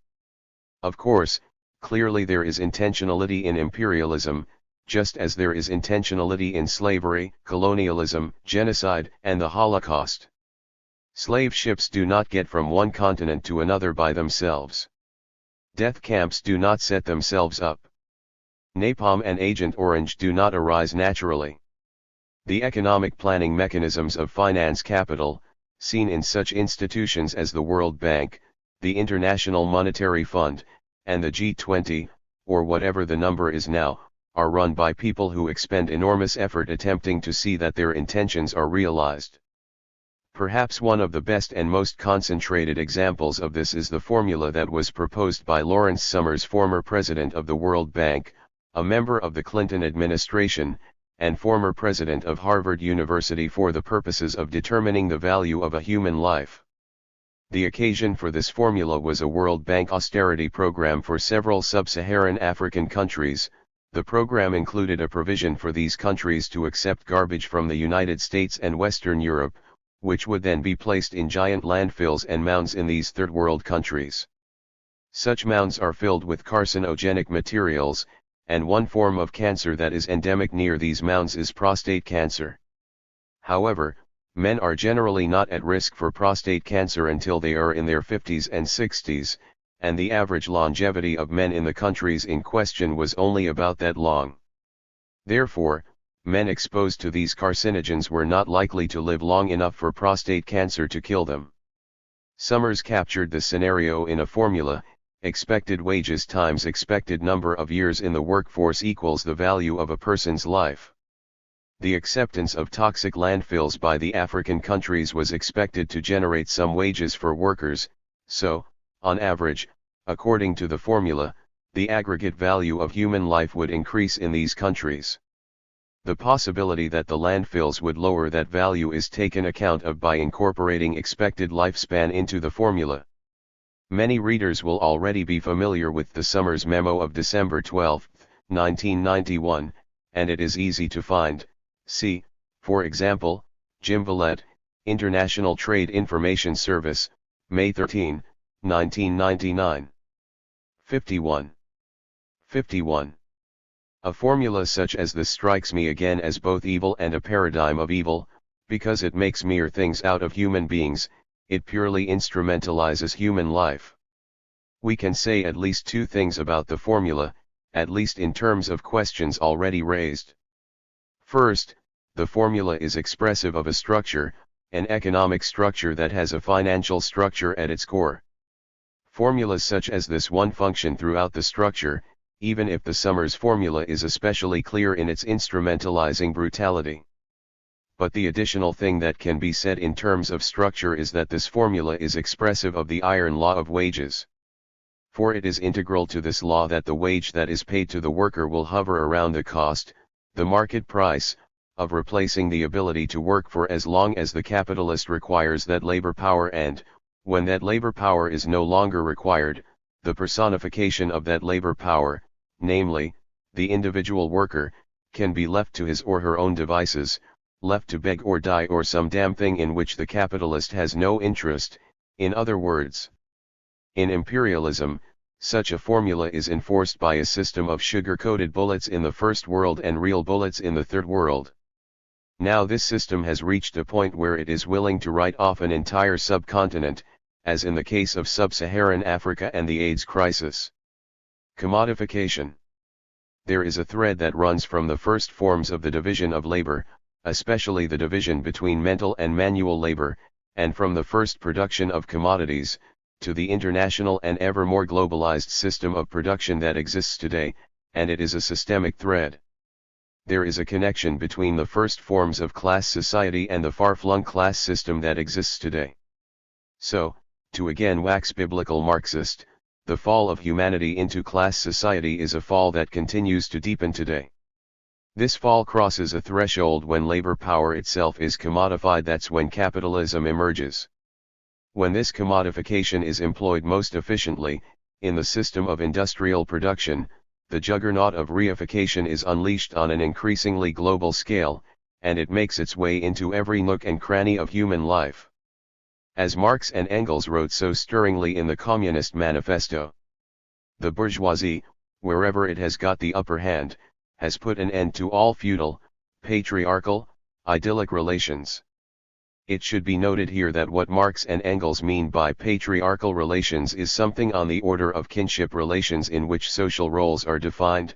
Clearly, capitalism has not gotten rid of patriarchy. Indeed, it has made great use of it, but, for that matter, it has not gotten rid of, but instead incorporated, aspects of feudal aristocracy as well. It has pitilessly torn asunder the motley feudal ties that bound man to his nat. 52. 52. Ural superiors, and has left no other bond among people than naked self-interest, than a callous cash nexus. In one word, for exploitation, veiled by religious and political illusions, it has substituted naked, shameless, direct, brutal exploitation. The bourgeoisie has stripped of its halo every occupation hitherto honored and looked up to with reverent awe. It has converted the physician, the lawyer, the priest, the poet, the man of science, into its paid wage laborers. The bourgeoisie has torn away from the family its sentimental veil, and has reduced the family relation to a mere money relation. Mayer, 475-76. What we find here is the conflation of a structure and an intentionality. But first of all, this is the intentionality of a class, the bourgeoisie, which is itself a structure. Which is the prior agency, the structures of capital, or the intentionalities of the capitalists? For Marx, it is clearly the structures, and in Capital Volume 1, especially, he provides a detailed argument for this. It is only within the structures of capital, Marx argues, that people can function as capitalists, or as proletarians in the modern sense, for that matter. This point can be demonstrated in many ways, but a simple way to see it is that, without a financial system and set of increasingly global structures, a money economy would have no purchase on the lives of people because, in a society where the main form of production is agricultural self-sufficiency, money is just pieces of colored paper. There is nowhere where these pieces of paper have come to structure ways of life that has not been accompanied by physical force and violence. Novels such as Chinua Achebe's Things Fall Apart and Alice Walker's The Color Purple, in showing how village economies in Africa are supplanted by the money economies of globe-trotting corporations, demonstrate the point about violence as well or better than any theoretical work. Decisions about the unknown modes of life in such far-flung parts of the world as Zaire or Malaysia or Mississippi are made in offices in New York and London and Paris and Berlin unknown, because who really cares? We aren't interested in what was there, only in the profits to be abstracted from what we will put in place. Subjectivity and responsibility. However, there remains the second and secondary but crucial point to be made on this question of structures and subjects. Even if the primary source of the instrumentalization and reification of human beings and indeed of everything else under the sun, and even the sun itself, is indeed a social structure, or set of interlocking structures, and even if we might therefore speak first of all of systems of evil, still, as has already been emphasized, there are decisions being made by some people and not 53 others, and there is a place for intentionality in all of this. In some sense, the project of Sartre's critique of dialectical reason was to work out the relationship between subjects and structures. Contrary to much opinion on this question that has been influenced by structuralism, Althusser and Levi-Strauss, specifically, Sartre's aim is not to say 3 cheers for the subject, but it is perhaps to claim the space for 1 cheer. One could even understand the project of the critique as exploring what Marx meant when he spoke of humanity becoming the subject rather than the object of history. It is integral to Marx's framework, after all, that there is a basic relationship between the exploitation and reification of the much greater part of humanity, on the one side, and the fact that the decision-making process regarding the means for humanity to collectively sustain itself, which is the larger conception of production at work in Marx's thought, a conception quite beyond the caricature of productivism that he is often charged with but that some dogmatic Marxists do indeed fall into, and this larger sense of production is then also understood as the material basis for human flourishing, is skewed toward a tiny minority in the capitalist and imperialist mode of production. Sartre's argument is that the members of this minority, the individual capitalists, are responsible for their decisions. If there are structural factors driving the capitalist that are outside of intention, namely profit, the callous cash nexus, the iron law of wages, ultimately the logic of commodity production, why then would we call the capitalist him or herself evil? Precisely because, and I think this is an essentially Kantian argument, these factors are both ultimately outside of intention, and because these factors are intentionally allowed to hold sway over the much greater part of humanity. The real sense of allowed here is that these factors are brutally enforced, ultimately through the political power that flows from the barrel of a gun, or cluster bomb, landmine, nuclear weapon, or anything else that is in the immense arsenal of the imperialists, and, again, all of this requires a great deal of intentionality. In the dirty work that imperialism does, there are direct lines that can be drawn from the sins of omission to the sins of commission. Indeed, the basic contradiction of capital in stark form can be seen here. Even while the ideologists of capital claim that economic planning does not work, imperialism requires ever more planning on a scale that even Marx probably could not have imagined. Apparently it is possible to plan for the subjugation of humankind, even if this requires the coordination of resources representing trillions of dollars, but as for the basic material needs of human beings, well, no, that is beyond the pale. This is where we need the free market, you see, so that people can make their own choices about homelessness, disease, malnutrition, and starvation, or having things fall on them from the sky. 54. Iron law of wages. Marx was right to invoke iron, a metaphor with ancient roots in writing of the logic of the wage system and where it leads. For the system of exploitation of labor power, which is the fully ramified logic of commodity production, turns the hearts of men and women to iron. How could it not? When the essence of crossing the threshold into the commodification of labor power itself is the turning of human beings into one lot of material resources among others, then evil on a scale hitherto unseen becomes possible. It isn't that there was never any evil before capitalism, but rather that what it was that made a person's heart turn to iron in pre-capitalist societies took a qualitative leap with the commodification of labor power. More on the what it was and the reason it is appropriate to call it evil in a moment. It is in this context, incidentally, that we might revisit Heidegger's formula, mechanized agriculture equals mechanized death.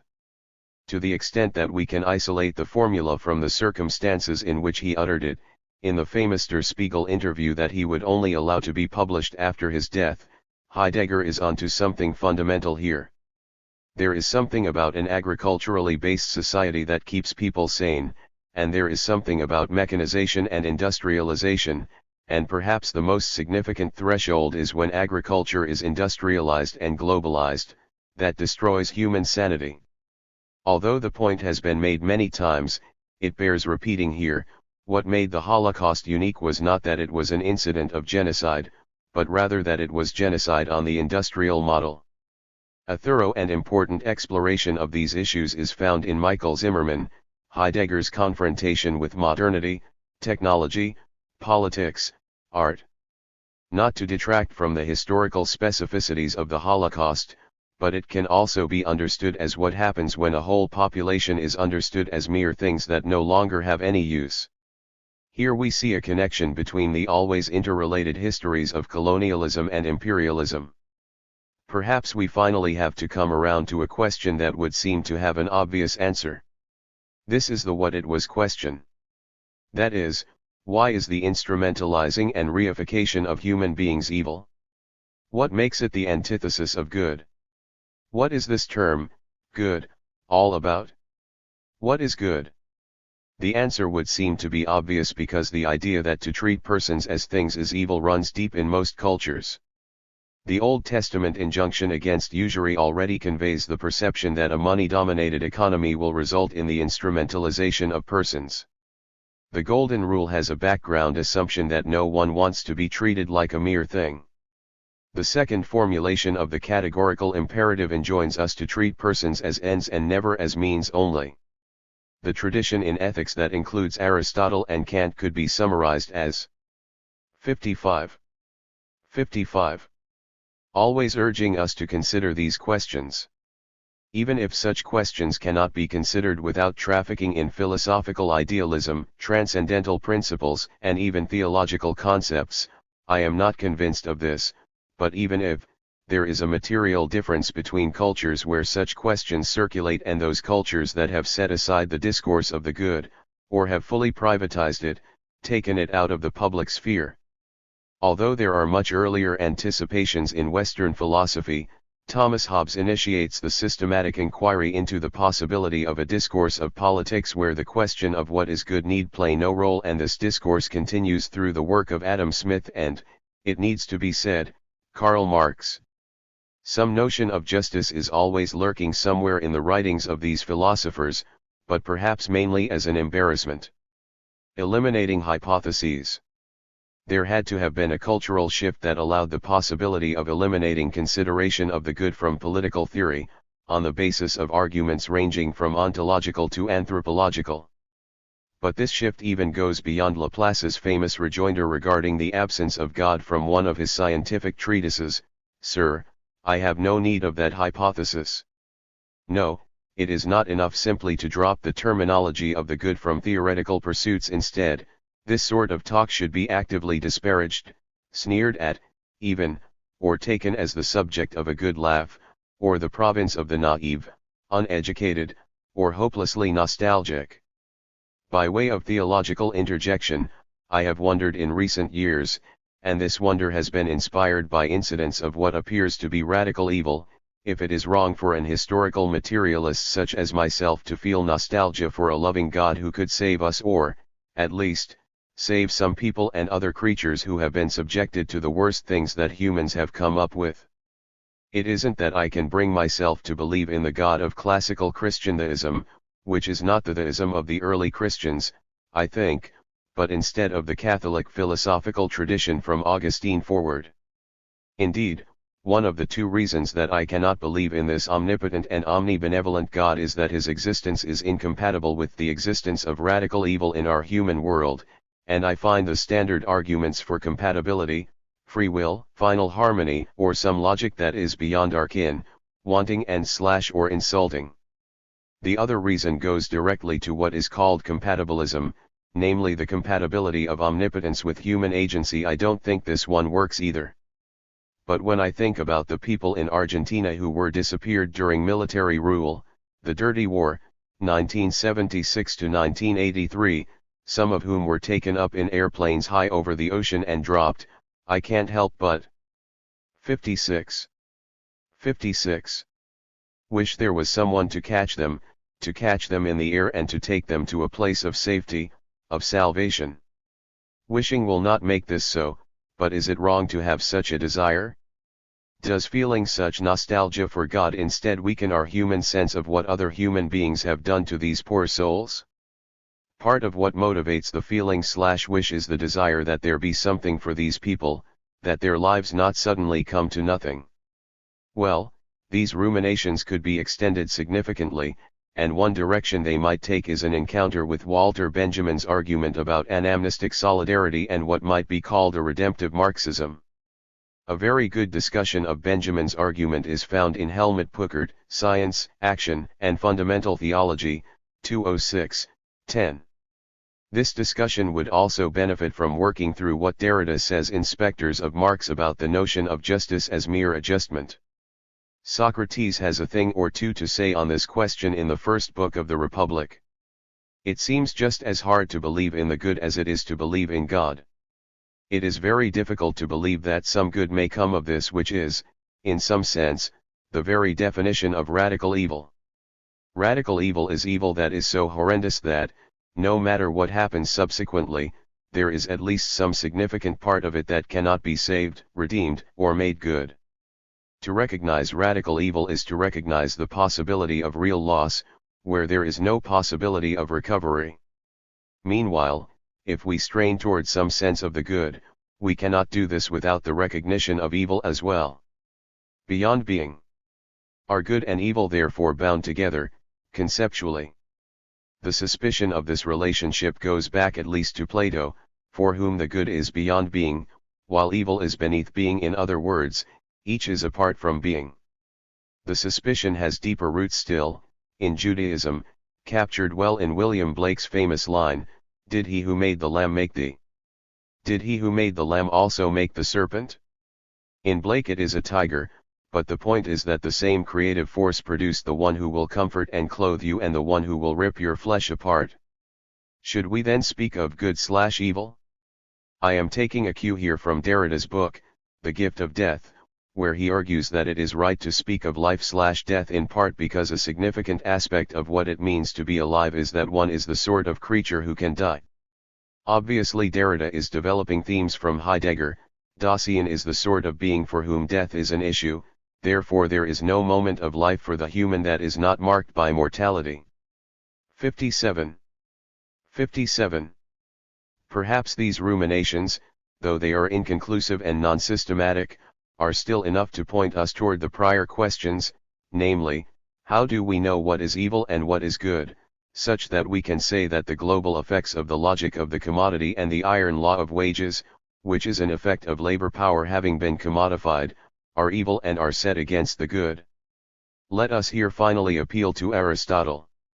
The question as regards Aristotle's conception of eudaimonia is whether some of the more troubling aspects of his essentialism can be avoided. In the Politics, Aristotle makes a crucial distinction between maintaining a household and the mere getting of money, and the way that the latter can be at odds with the former.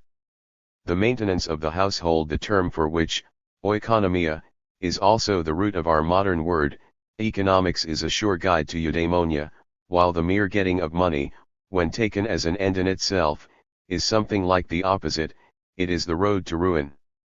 The translations of eudaimonia are various, one of the more popular being happiness. This is not a bad translation, as long as one keeps in mind that, for Plato and Aristotle, there is a fundamental connection between happiness and virtue, such that only the virtuous person can be truly happy. Kant, as the reader undoubtedly knows, was very skeptical about happiness as a guide in ethics, so much so that he argued that it should play no role, except as something about which to maintain a rigorous skepticism, in ethical considerations.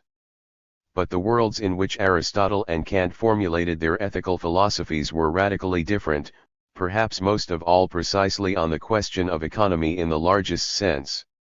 This is again a point about colonialism and imperialism.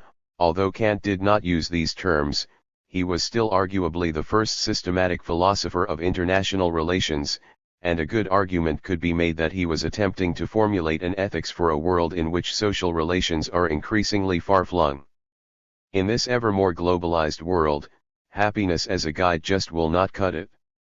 The argument could be extended to show that people who find themselves in the far-flung and ever more quickly paced world increasingly find it very difficult, perhaps even impossible, to get in touch with whatever used to be deep down in a person's being that allowed them to experience the happiness of living a virtuous life. Indeed, this inner core, if it ever existed, might be numbered among the casualties of commodification. I sometimes call this core the human reserve.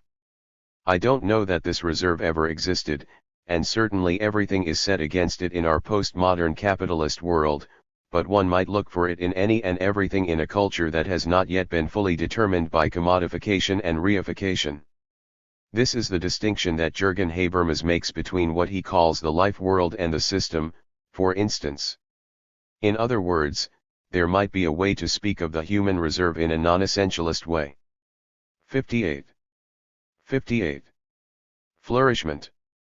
In that light we might consider another translation of eudaimonia, flourishment. This term is helpful because it can be used in a non-essentialist way and because of the fundamental connection that Aristotle demonstrates among the notions of the good person, the good life, and the good society.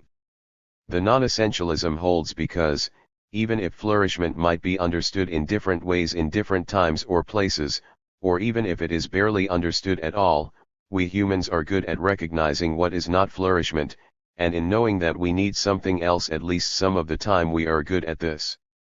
Perhaps it is this capacity that is the locus of the human reserve. The systematic articulation of why a certain personal, interpersonal, social, political, or cultural arrangement is not conducive to flourishment will remain to be developed, as long as we only have this bare feeling or reaction, but it is from this feeling that normative social theory develops.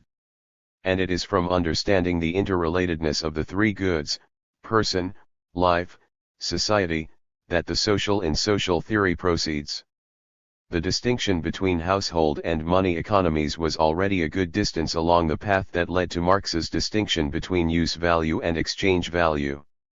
Although some argue, some more affirmatively and others critically, that Marx's distinction also partakes of an Aristotelian essentialism, I tend to think that it could instead be set out as a regulative ideal, without the essentialism. but what is more intractable in Aristotle is his essentialism as regards women and the so-called natural slave. Recall that Plato does not include slaves among the classes of the Republic. His communalistic polity consists in three social groupings: the philosophers, also called the guardians, who govern, the auxiliaries, who maintain order and defend the city-state, and the working people, most of whom will be engaged in agriculture, animal husbandry, and crafts. This division of labor is deemed sufficient for the sustenance of a virtuous society, and the communalism is reinforced by the stricture that there should be no material advantage to being guardians or philosophers, and, indeed, they live in austerity. One thing that is interesting about this arrangement is that functions such as these must exist in a socialist society, by which I mean a post-capitalist society that is transitional toward communism, a society that progressively breaks with the logic of the commodity, progressively breaks down the division of labor, and stands on the side of the basic masses internationally, but without the recursion or reification of these functions into a rigid or supposedly natural class structure. Plato himself does not argue that the classes in the ideal society are natural. In the Republic, that is, the laws is another story, but it is generally argued that laws Rep. 59 resents something more feasible and less ideal. Indeed, he does not even accept, at least among the philosophers, what might be taken as the most natural division of labor of all, that between women and men. In the first systematic treatise on Marxism and the woman question, The Origin of the Family, Private Property and the State, Friedrich Engels argues that the very first divisions of society into classes were based on this natural difference. Engels goes so far as to say that the emergence of class society was at the same time the world historic subjugation of women as a class. And yet, in the Marxist scheme, the emergence of class society can be interpreted as an advance for humankind. Such an interpretation, which we can safely call the productivist version of Marxism, is exemplary of what happens in social theories that eschew normativity. Much more will be said on these issues in Part 3, Sector 1. This example is important for at least two major reasons. The first is that women hold up half the sky, so it is incumbent upon us to ask whether the forms of flourishment available to them are naturally of a lesser type than those available to men. The second reason has to do with this idea of an historical advance. It isn't that Marx and Engels claim that the emergence of social classes is an ethical advance. In fact, the division of society into classes is, in a very biblical sense, a fall.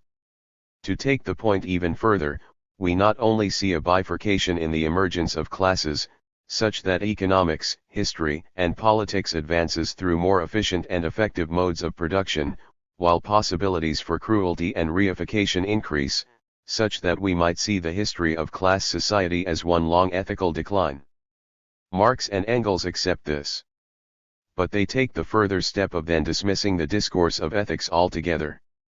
Again, and on a generous reading, it might be granted that there are at least a few good reasons for this dismissal, the most important of which have already been mentioned: the inability of ethical discourse to go very far, or perhaps to go any distance at all, toward accomplishing the ethical, and the hijacking of this discourse by pompous moralists who are in reality nothing more than apologists for oppression, domination, and hierarchy. Perhaps, however, another direction is possible, one that still holds central the basic Marxist argument about production, but that also appeals to a normative sense of the possibilities for human flourishing, which, in Aristotle's scheme, and mine, is interconnected with a more general co-flourishing of all creation. But before we attempt to articulate this other direction, we need to come to terms with Plato's lie and Aristotle's essentialism. In Plato's ideal city it is recognized, at least by the philosophers, that no division of labor is simply natural, and that only certain functions are necessary to a well-ordered society. Rather than argue that social classes are a product of nature, the philosophers propagate a myth, the famous myth of the metals. In other words, they tell PEO 60 PLE that their social position is a matter of nature, when in fact the philosophers know that this is not true, and they do this for the sake of good order, at the expense of doing what philosophers ought to do, which is to tell the truth. Indeed, Book 1 of Republic, especially the argument between Socrates and Thrasymachus, is the model of the idea of philosophy as speaking truth to power. Division of labor and social participation. What Plato seemingly does not consider is the idea of making all of the necessary functions in society, they might simply be called production, defense, and leadership, thoroughly participatory, such that there is no need for a basic division of labor. Was this because the development of the mode of production was not yet at a level where such an idea could be conceived? That is a Marxist proposal, at any rate. I cannot entirely accept this particular Marxist proposal, precisely because Plato knows that the leaders, even being philosophers and even in a supposedly ideal society, will have to lie to the hoi polloi about why there are social classes and therefore why there is a division of labor, especially between mental and manual work. But there is something to the Marxist idea, in that a greater level of productivity, made possible by developments in technology, would seemingly do more to give the lie to the need for a class whose main function is to accumulate wealth. From this standpoint, Plato is simply offering apologetics for the ruling class, but I don't think that argument holds up. For one thing, at least in the ideal conception, the class of philosophers does not accumulate wealth. Indeed, in the de jure sense they have no possessions, and even in the de facto sense they have to be the sorts of people who only require the bare minimum of creature comforts. They sound like good Bolsheviks to me. More importantly, Plato's conception, and Aristotle's too, is of a collectivity that is conscious of itself as such and is formulated under some conception of the good. Collectivity. By contrast, what is remarkable about capitalism, especially as bourgeois classes settle into state power, is that it organizes collectivities beyond anything that could have been imagined in pre-capitalist times, and yet it avows to an ideology of anti-collectivity. No form of society was ever more collectively organized in actual content, and no form of society was ever more avowedly anti-collective in ideology. The parallel here is to what was said about economic planning, one historical irony being that a post-cap 61 italist society might actually need less planning than has been attained now by the imperialist global order. The parallel is filled out by the fact that global, imperialist collectivity is what Simone Weil perceptively called a blind collectivity, which is a pointed way of making Marx's point that, even while capitalists attempt to secure their fate through planning and monopoly, capital itself remains anarchic, and imperialist planning is not for the sake of sustainability and meeting the basic material needs of humanity, but instead for the sake of the cash nexus taken as an end in itself. Capitalism and imperialism need legitimating ideologies, too, up to a point beyond which they simply depend on overwhelming imbalances of power, and we might ask whether there is some basic relationship between Plato's supposedly noble lie regarding class division in his time, and the clearly ignoble lies told today by imperialism, using terms such as free trade, open markets, and democracy. After all, Athens, the so-called cradle of democracy, was in fact a slave society, where the rights of citizenship extended to about 15% of the population. Where did republic truly stand in this society? Was it a critical theory that put the existing society to shame, or was it legitimating ideology that, in the end, demonstrated that class division is necessary for the well-ordered society? Gold is a fluid, pliable metal, and in the famous myth it is gold that philosophers are made of. Meanwhile, the common people, who do not possess the mental grace to become dialecticians, are made of the baser metals, especially iron. Aristotle's legacy. Aristotle's legacy is similarly divided. He gives us the basic distinctions that allow us to critique the logic of the commodity, as do the Bible writers with their claims about usury, captivity, and community. Between Aristotle and the biblical prophets and messiahs, Jesus was not the only one called Messiah in the Bible. Moses and David were also. This strain of Western thought remains strong through the time of Thomas Aquinas, who gives us a version of the labor theory of value, and who is writing at a time when money wealth based on early mercantile capitalism rather than on something recognizable as work is starting to play a major role in economy and society, and into the Commonwealth. Ideals of John Locke and Thomas Jefferson. But Aristotle also resolves the difficulty that Plato has, namely, that the latter needs to tell a lie in order to justify the existence of social classes, by arguing instead that class division, and indeed divisions among genders and peoples, are natural divisions. Furthermore, these divisions are the basis for a natural hierarchy among persons. In both 62.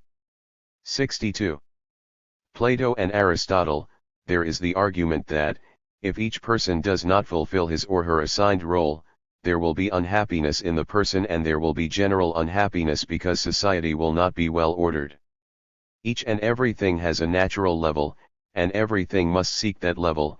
Anything that is out of place will experience disequilibrium. In humans, this leads to discontent and unhappiness. How can any particular person flourish if he or she is not in the proper setting for doing so? Well, we can obviously go on at even much greater length with criticisms and contextualizations of Plato and Aristotle, and with comparative perspectives on republic and politics, but we now have enough to generate a definition. Evil occurs when possibilities for flourishment are cut off through the efforts of some human agency, either by direct intention, or by the machinations of some social structure. Radical evil is partly a question of scale, and partly a question of forms of destruction that are in principle irredeemable. The Holocaust is again the example on both counts, and, on the second, the point is that even a divine plan cannot make moral sense of the show, and neither can an appeal to historical teleology. Again, there is a need to resist mere theodicy or historical teleology, or, at least, to see that they come to the same thing and that this same thing is inimical to there being real ethical questions in a strong sense, as well as to there being any real point to talking about good and evil. We encounter once more the cosmic irony, even though the language of good and evil cannot help but have theological overtones. If the God of classical theology exists, omnipotent, etc., then good and evil, or good/evil, is just one of his cosmic games, and we finite humans are just toy figures in the cosmic sandbox. Theodicy and the strange. Chess sometimes provides useful examples for philosophy. Wittgenstein appealed to chess analogies quite often, for example, and Gadamer supplies one such example that bears on the question of theodicy and intentionality. Unfortunately, I do not at present know the original source of this passage, as I found it presented as the epigraph for a book of poems by David Solway, Chess Pieces. Apparently the passage is not found in Truth and Method, despite the fact that Gadamer discusses the concept of play extensively in that book. However, Solway has recently come clean as the perpetrator of a literary hoax. It turns out that he was the inventor of an obscure Greek poet, supposedly also a longshoreman, whose works, in fact authored by Solway, have been highly acclaimed and even considered for the Nobel Prize in Literature. So, who knows? 63. This idea recalls what we said about the Adipon, the strange, for in it we have seen through something that appeared old and unintelligible, we have brought it into our linguistic world. To use the analogy of chess, everything is solved, resembling a difficult chess problem where only the definitive solution makes understandable, and then right down to the last piece, the necessity of a previously absurd position. This is a very nice statement of theodicy. The previously absurd position, which might also correlate to moves that had appeared to be blunders, turns out to have made perfect sense, in 2020 hindsight.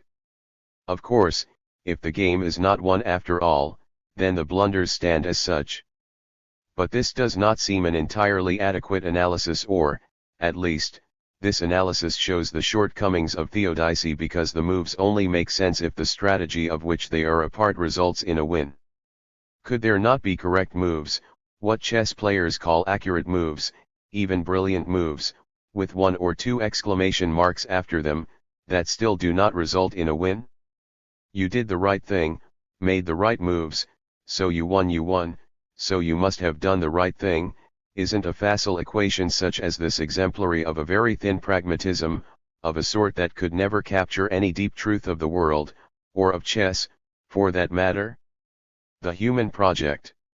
Marx was rather fond of Aristotle, calling him the greatest mind of antiquity. The concept from Aristotle that is often associated with Marx, especially the early Marx, is species being. One debate on Marx's philosophy has concerned whether this is another bit of essentialism, and then the question is whether or not this essentialism is to be embraced or deconstructed. If the concept of species being is essentialist, it partakes of the same essentialism as the use value/exchange value distinction. The debate can be sidestepped entirely, however, by partaking of a little Kantian formalism of the sort where calling it empty, as Hegel did, is actually no criticism. Part of what it means to be a human being, as Sartre argued, is to have a project, to project oneself into the future. One might even say that what humans can do, what is peculiar to their Dasein, is to connect past, present, and future. Our responsibilities to the future are also responsibilities for the past, because it is a necessity of the existence of the human past that there be a human future. What is the human project, in the largest sense? The Aristotelian answer would be that it is to create possibilities for human flourishment. We can say two seemingly contradictory things about this project, which might also be called the fundamental. 64. Responsibility, it is substantive, even if in a purely formal sense, and yet, perhaps in accordance with its merely formal structure, it is also empty.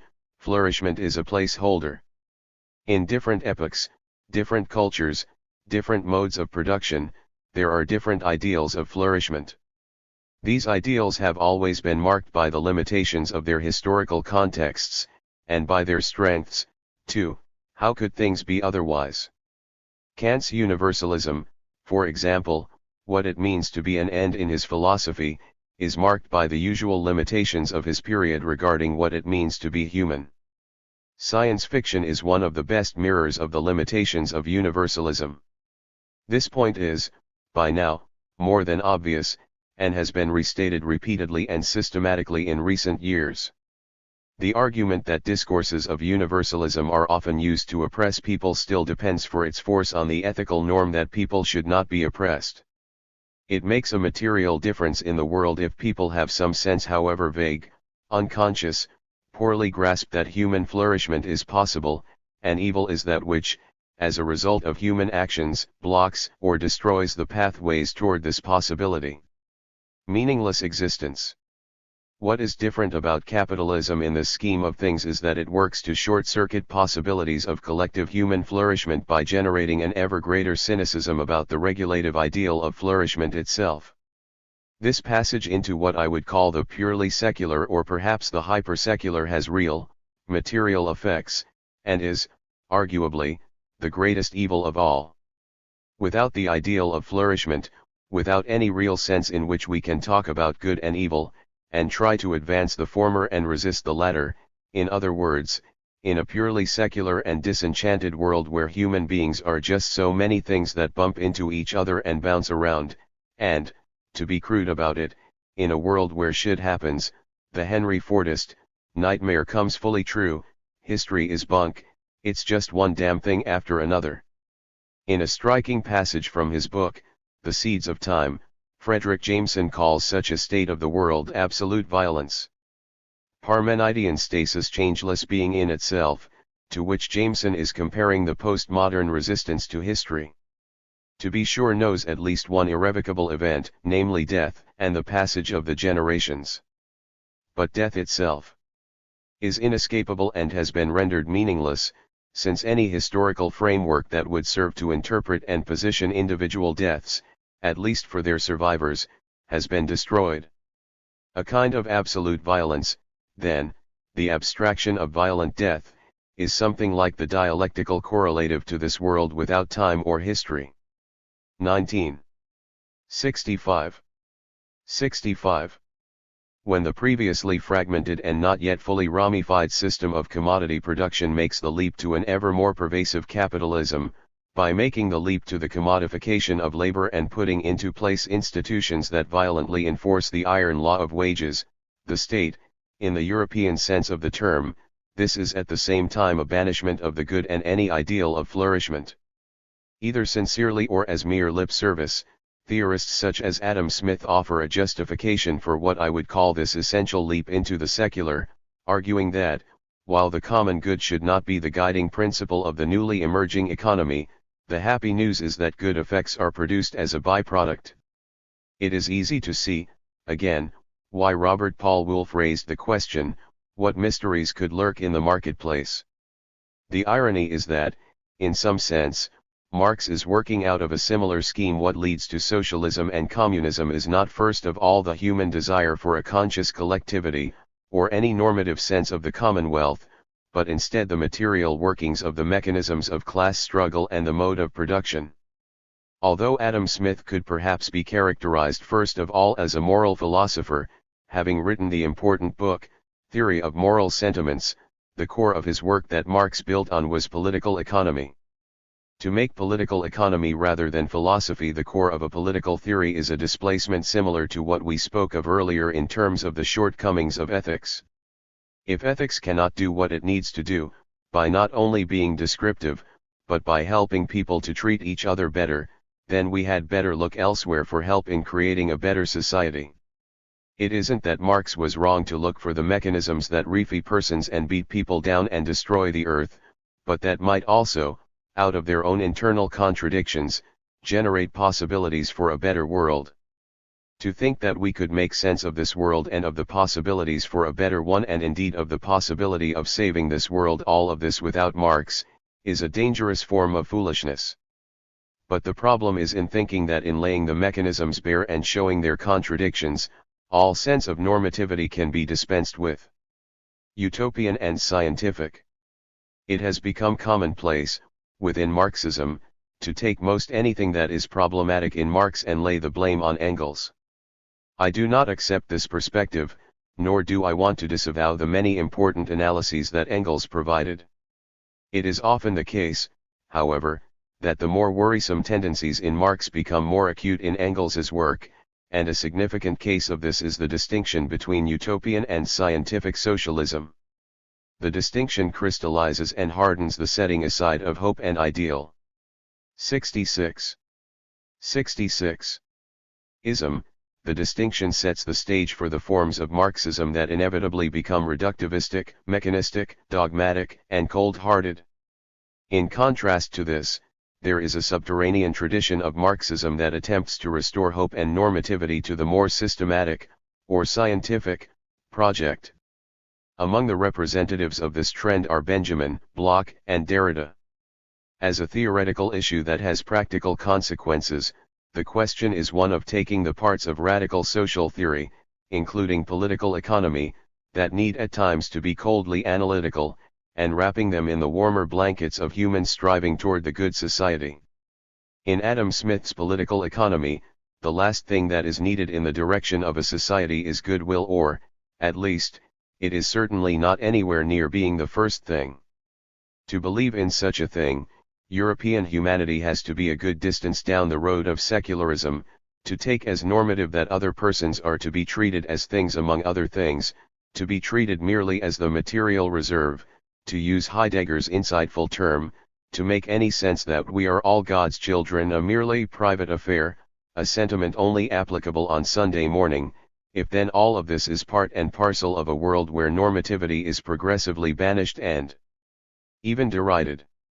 The invisible hand will take care of whatever good is to be found in this world, but, again, for Adam Smith, the happy news is that it will turn out that there is plenty of good to be passed around, at least in terms of material well-being. Arguments of a utilitarian sort make much of their supposedly straightforwardly empirical basis. Empirical arguments have to submit to empirical confirmation or disconfirmation.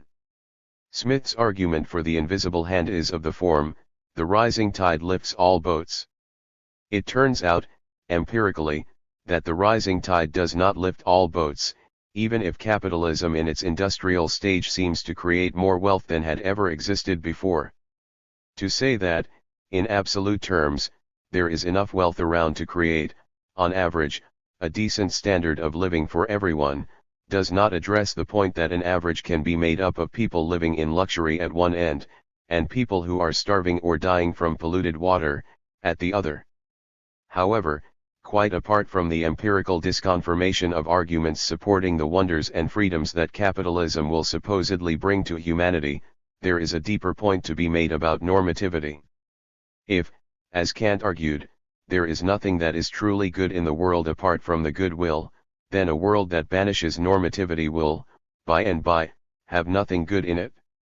Perhaps it will have nothing evil in it, either, insomuch as it will have become a world of billiard balls and other objects bumping into each other, a world of Parmenidean stasis or changeless being, which calls to mind Herbert Marcuse's statement, from one-dimensional man, about capitalism's having generated an exceedingly dynamic society in which, in fact, nothing really happens. But this form of 67 passage beyond good and evil, at least, is what I am calling the absolute evil of our secular times, and it is an opening toward the possibility of doing absolutely anything to other human beings, other animals, and the rest of creation.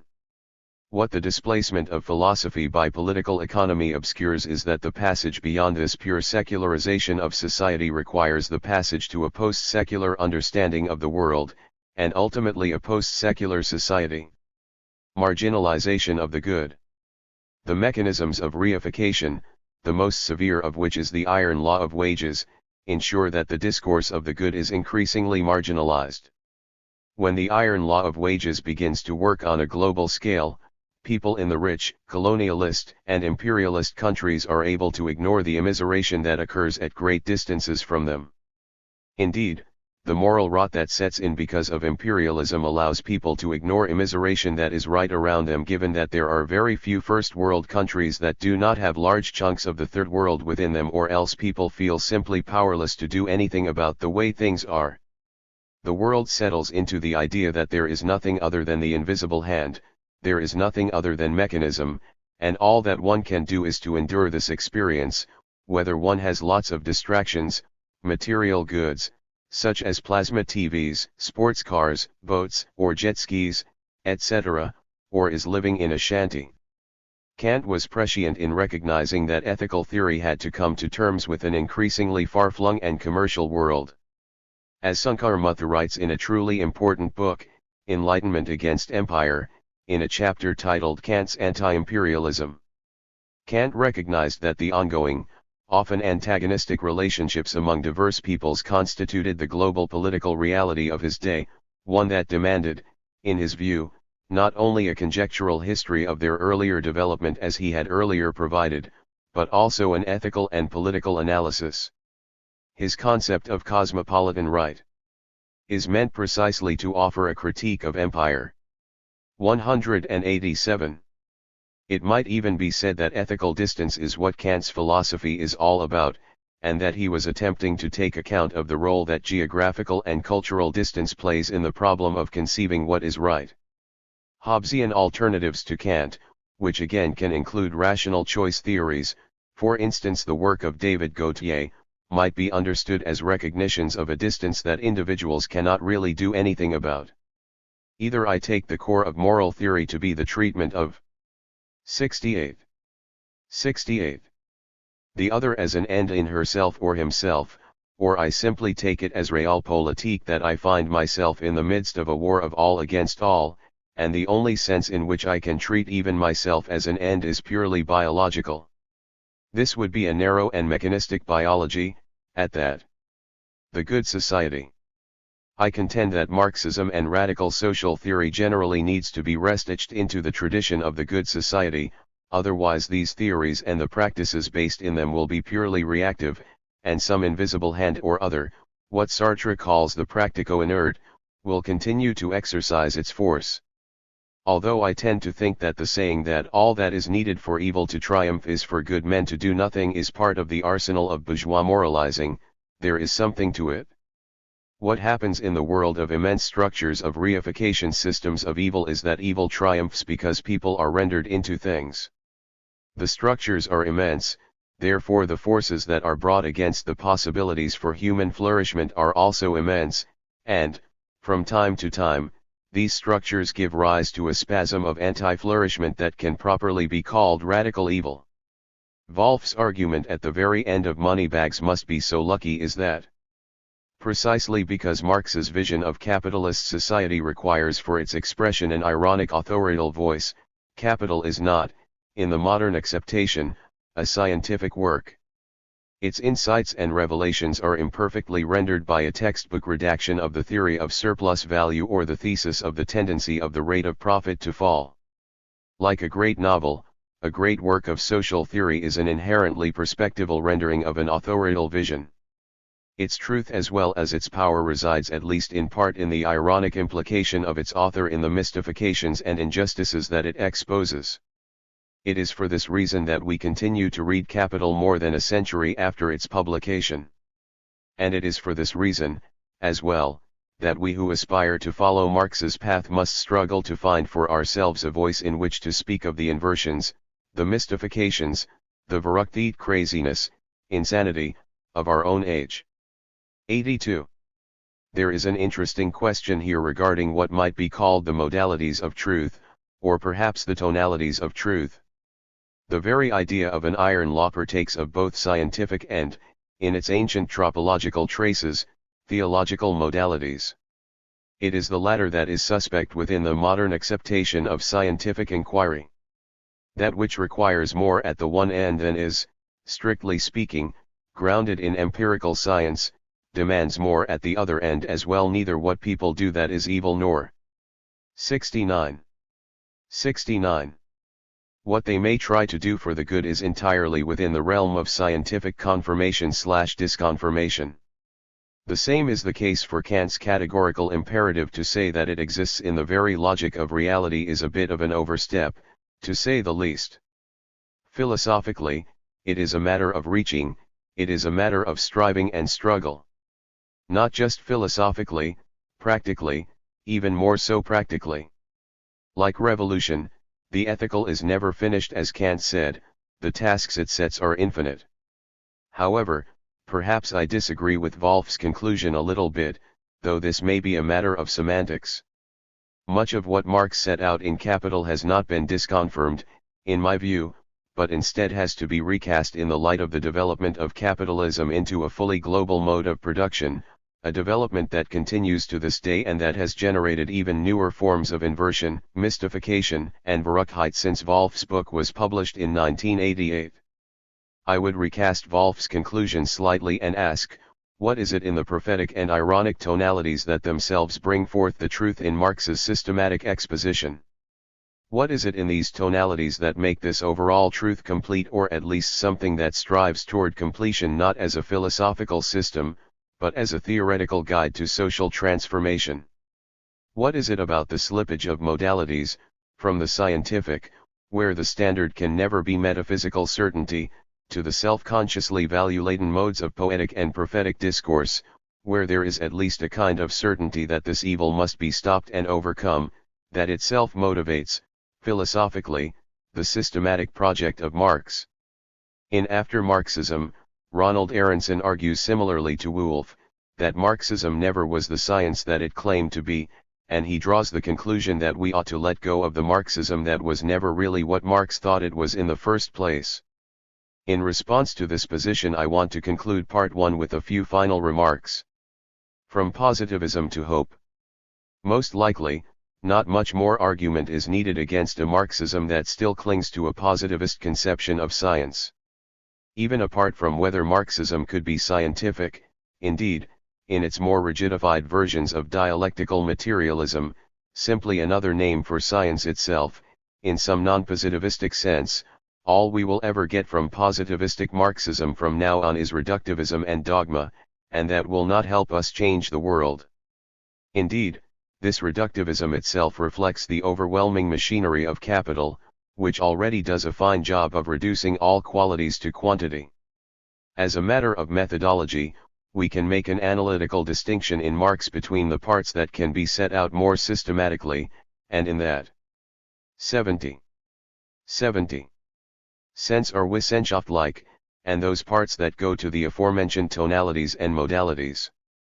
To make these distinctions is not a new idea, indeed, what Aronson calls for is not at all new either, but instead a reminder of some arguments that go back to even the time of Marx and certainly to the Kantian ethical socialists at the end of the 19th century. Instead, what Aronson is doing is timely, and in that sense interesting and valuable.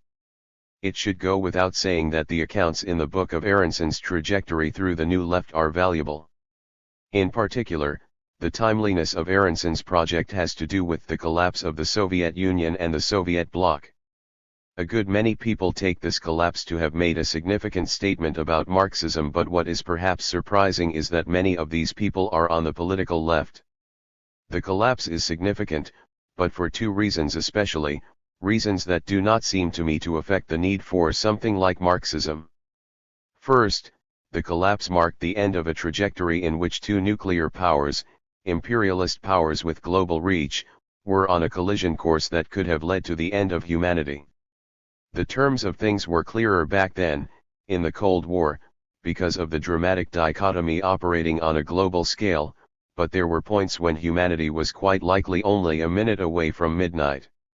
Second, the collapse opened the door to the present trajectory, in which the United States is attempting to forge its empire, to both shore it up and extend it, on an historically unprecedented scale, and within an imperialist world system that is at present monopolar, as opposed to the dipolarity of the years of U.S/Soviet contention. No one can say where this trajectory will lead, but it is not overreaching to say that things look very bad. Aronson argues that our new response needs to rely on both ethical discourse and on the rekindling of utopian discourse and aspirations, and I do not disagree with him.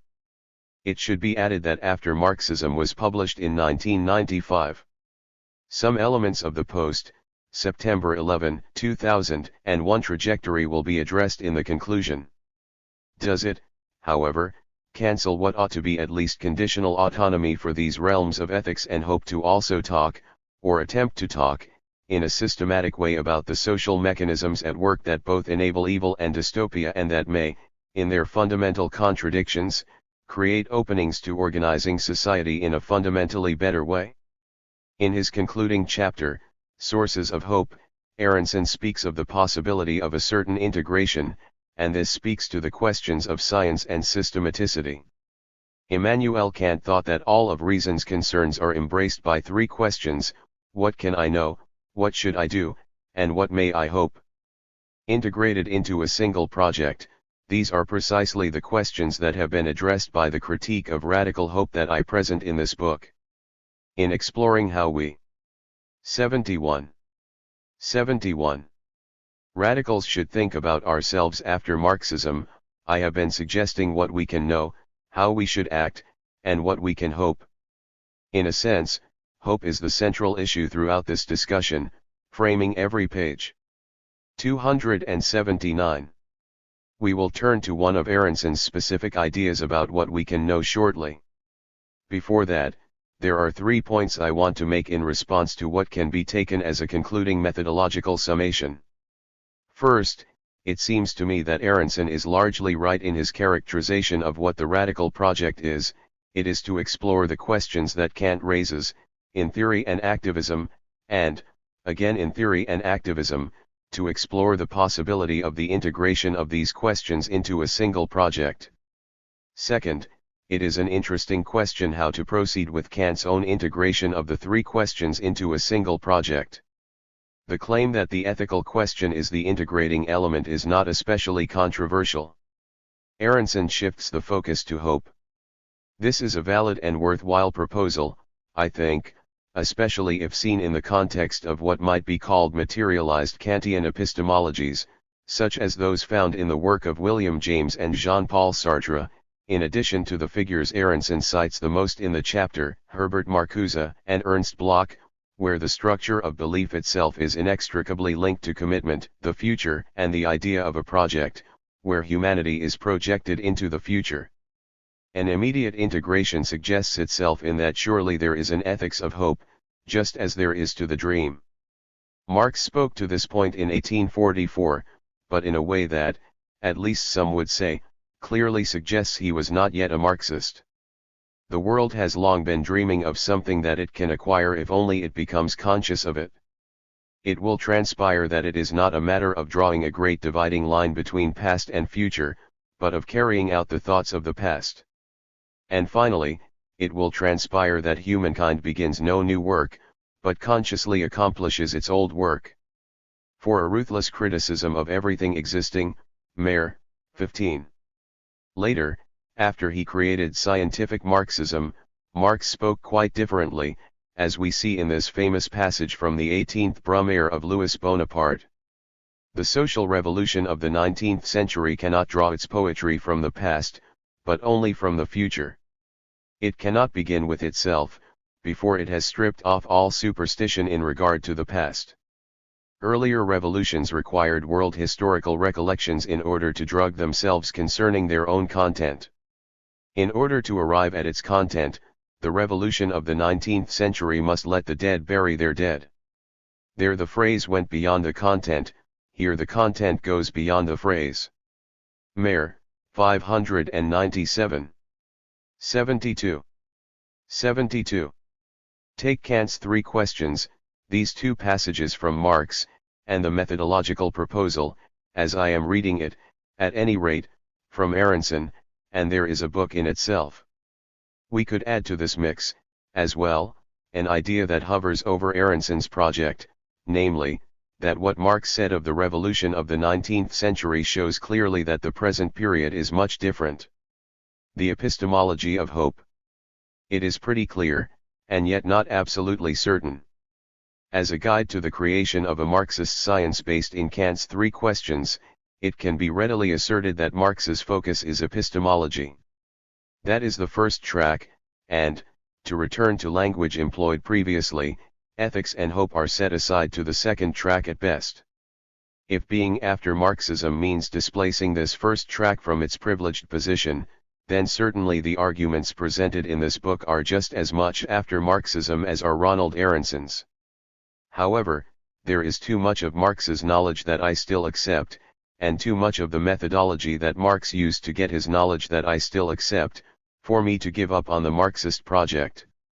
The dissolution of the Soviet bloc, for instance, and the subsequent trajectory of the imperialist world system, which is the proximate cause of what Aronson calls a period of mourning for the end of Marxism, needs itself to be understood through the categories and forms of analysis that Marx left to us.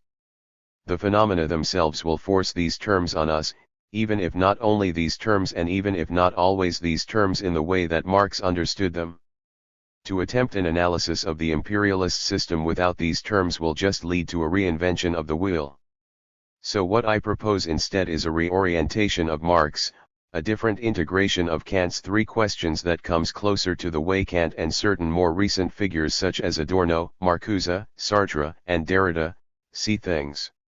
And yet I recognize how close this reorientation is, at least in some respects, to the project that Aronson is outlining in After Marxism, at least methodologically, and certainly more orthodox Marxists will see the idea of ethical Marxism as being more after than Marxism. However, and this is the third point, there is at least a difference on a purely political level, a difference that might be read back into what might at first appear to be only a slight difference in methodology, namely, that the orientation for which Aronson hopes to create a post-Marxist foundation is reformist and social democratic, whereas the orientation for which I hope to create a revitalized Marxist foundation aims to be revolutionary and communist. 73. 73. Why call it Marxism? Even if on a fairly superficial level, the association with the term Marxism is related to this difference. What does it matter what it is called? Well, the difference is in what it is. Ethical Marxism, as I conceive it, still holds on to a certain methodology and categories of analysis, even if also arguing that whatever science there is to be had must ultimately receive its orientation from an ethical perspective. Kant, James, and Sartre, among others, of course, understand belief and knowledge this way, as not disinterested, as involving commitment and an orientation toward the future. In the last 12 years or so of his life, James was involved in attempting to understand and fight the emergence of American imperialism.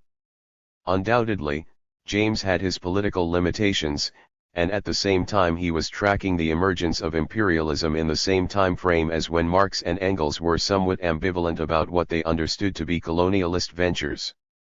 Without removing the edge from what ought to be a sharp critique of Marx's and Engels's Eurocentrism, to be fair, it can also be added that the world was in a period of rapid change in the last decades of the 19th century and the first decade of the 20th. New configurations were emerging on a global scale, precisely what Lenin was coming to understand as imperialism, in the technical sense, the qualitative changes that come about when capitalism operates as a fully global mode of production, and not just on a country-by-country basis or as a matter of plunder by colonialist powers. Again, more on this in the next chapter. Significantly, James argues that there is a connection between the violence of abstraction which he associates with German idealism and America's having entered into an age of abstractionism and the mass, Kotkin, 155. Not to trivialize, but imperialism, especially understood in Lenin's sense, is a tough nut to crack. Imperialism is not itself the ethical stumbling block of Marxism, but it is very close to this stumbling block. There is a basic component of Marx's conception that runs up against the questions of hope and ethics, and that component is Marx's conception of interest. We will pick up this thread in part 2. The question for a hypothetical ethical Marxism is whether one can address the problem of interest, as one way of conceiving human motivation, and either excise the conception or at least radically reconfigure it, and at the end of the process still have something that ought to be called Marxism. Another way to put this is to ask if what I have said thus far about right and wrong, good and evil, and maintaining an orientation toward the future in the form of an epistemology of hope can be taken to heart within a framework that remains recognizably Marxist. Can this be done? Should this be done? 74. In answer to the first question, this project can be carried through if there is the possibility of at least a minimal systematic integration of Kantian themes of ethics and hope with at least a large part of Marx's theoretical and methodological, historical, philosophical, political, economic, sociological, cultural, apparatus. In answer to the second question, this project ought to be carried through if there is a pressing need for it, a need directly related to the future of humanity and the possibility of creating a global community of mutual flourishing. 75. 76. Part 2. Unforgivable. Napalm. Imperialism is the ethical question of our time. 77. 78. Looking west to east. If you ever have the good fortune to visit San Francisco, take a walk up Telegraph Hill and you will see a curious sight. Standing at the top of the hill is a statue of a man in a confident stance, looking out over the Pacific Ocean. When I first took the climb, in the summer of 1990, approaching the sculpture from behind, I had no idea who I would find, who would be represented. None of the guesses I made as I approached were correct. Christopher Columbus. Christopher Columbus, having made it from the West Indies to the Pacific coast, carried upon the wings of manifest destiny, now looks even further west, to the Hawaiian Islands, to the Samoan Islands, to the Philippines, so far west that he finally sees the east, and he looks to Japan, and finally he looks to the main prize, China. However, this statue, assuming that it has no greater powers of actual eyesight than a real, flesh and blood Columbus would, is not able to look directly upon these prizes of colonialism and imperialism. In fact, what is directly in the line of view of this statue is an island rather closer to the state of California. An infamous island, Alcatraz. Now, in fact, this statue has only been in place since 1957. Columbus Day itself dates from 1910, when it was declared by President Taft. Although the commissioning and placement of the statue was supposedly meant as an expression of Italian-American pride, the positioning of the statue makes an imperialist statement. This is the case regardless of what anyone intends. However, the people who decided to put the statue at the top of Telegraph Hill, and in front of Coy Tower, a WPA building that contains social realist murals depicting working-class readers reading such authors as Marx and Lenin, or at least some of them, surely knew what they were doing. Why do bad things happen? The large-scale, terrible things that happen in the world and that have been happening for some time now all go back in one way or another to the imperialist system. To stop these terrible things from happening, we have to change the system, get beyond it, and create a new social system, a new set of social relations. Ultimately, this has to happen on a global scale, or else the brutal system of exploitation, domination, and reification will destroy our planet. Nothing could be clearer, and indeed this is clear to many people, and, even if it is not clear to some, most people are not unaware of systemic problems in general, and have some sense that things are not right. But most people in the world are caught in a web of powerlessness, or the 79 overwhelming feeling of this, at least, or complicity, and there is a spectrum here that runs from the imperialist hyperpower at the complicitous end of things to the third world at the other end. Certain effects of imperialism are completely visible to anyone who has eyes to see, even to the point that one is almost struck dumb by the power of a set of interlocking dominant ideologies that allow the better-off citizens of imperialist countries to not see the evil that is perpetrated in their name, and often with their active participation on various levels. One of the reasons why I argue that imperialism is the ethical question of our time is that, despite the fact that it seems dramatically simple and straightforward to make a case against imperialism on ethical grounds, this case seems to go nowhere for tens of millions of people in an imperialist country such as the United States. Grasping why this is the case, as a matter of not only ethics, but also epistemology, requires bringing the methodology and categories of Marxism into the picture. In part 1 of this book I argued that the great irony is that ethics does not have what it takes to be ethical. Now, it can be argued that ethics, in order to be true to itself, has to go in pursuit of whatever it takes, which may run the gamut from epistemology to revolutionary military strategy. But ethics, as some abstract conception, does not go in pursuit of anything. Instead people do or they do not, for various reasons that we will discuss in what follows. These reasons have to do with the powerlessness and complicity. Empathy.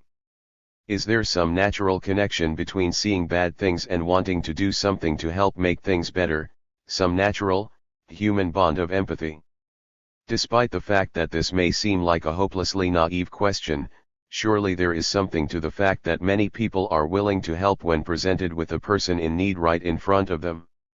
This empathy seems even to transcend political differences. In a society such as the United States, where there is an entrenched racist system, racial difference remains a barrier even in the immediate case.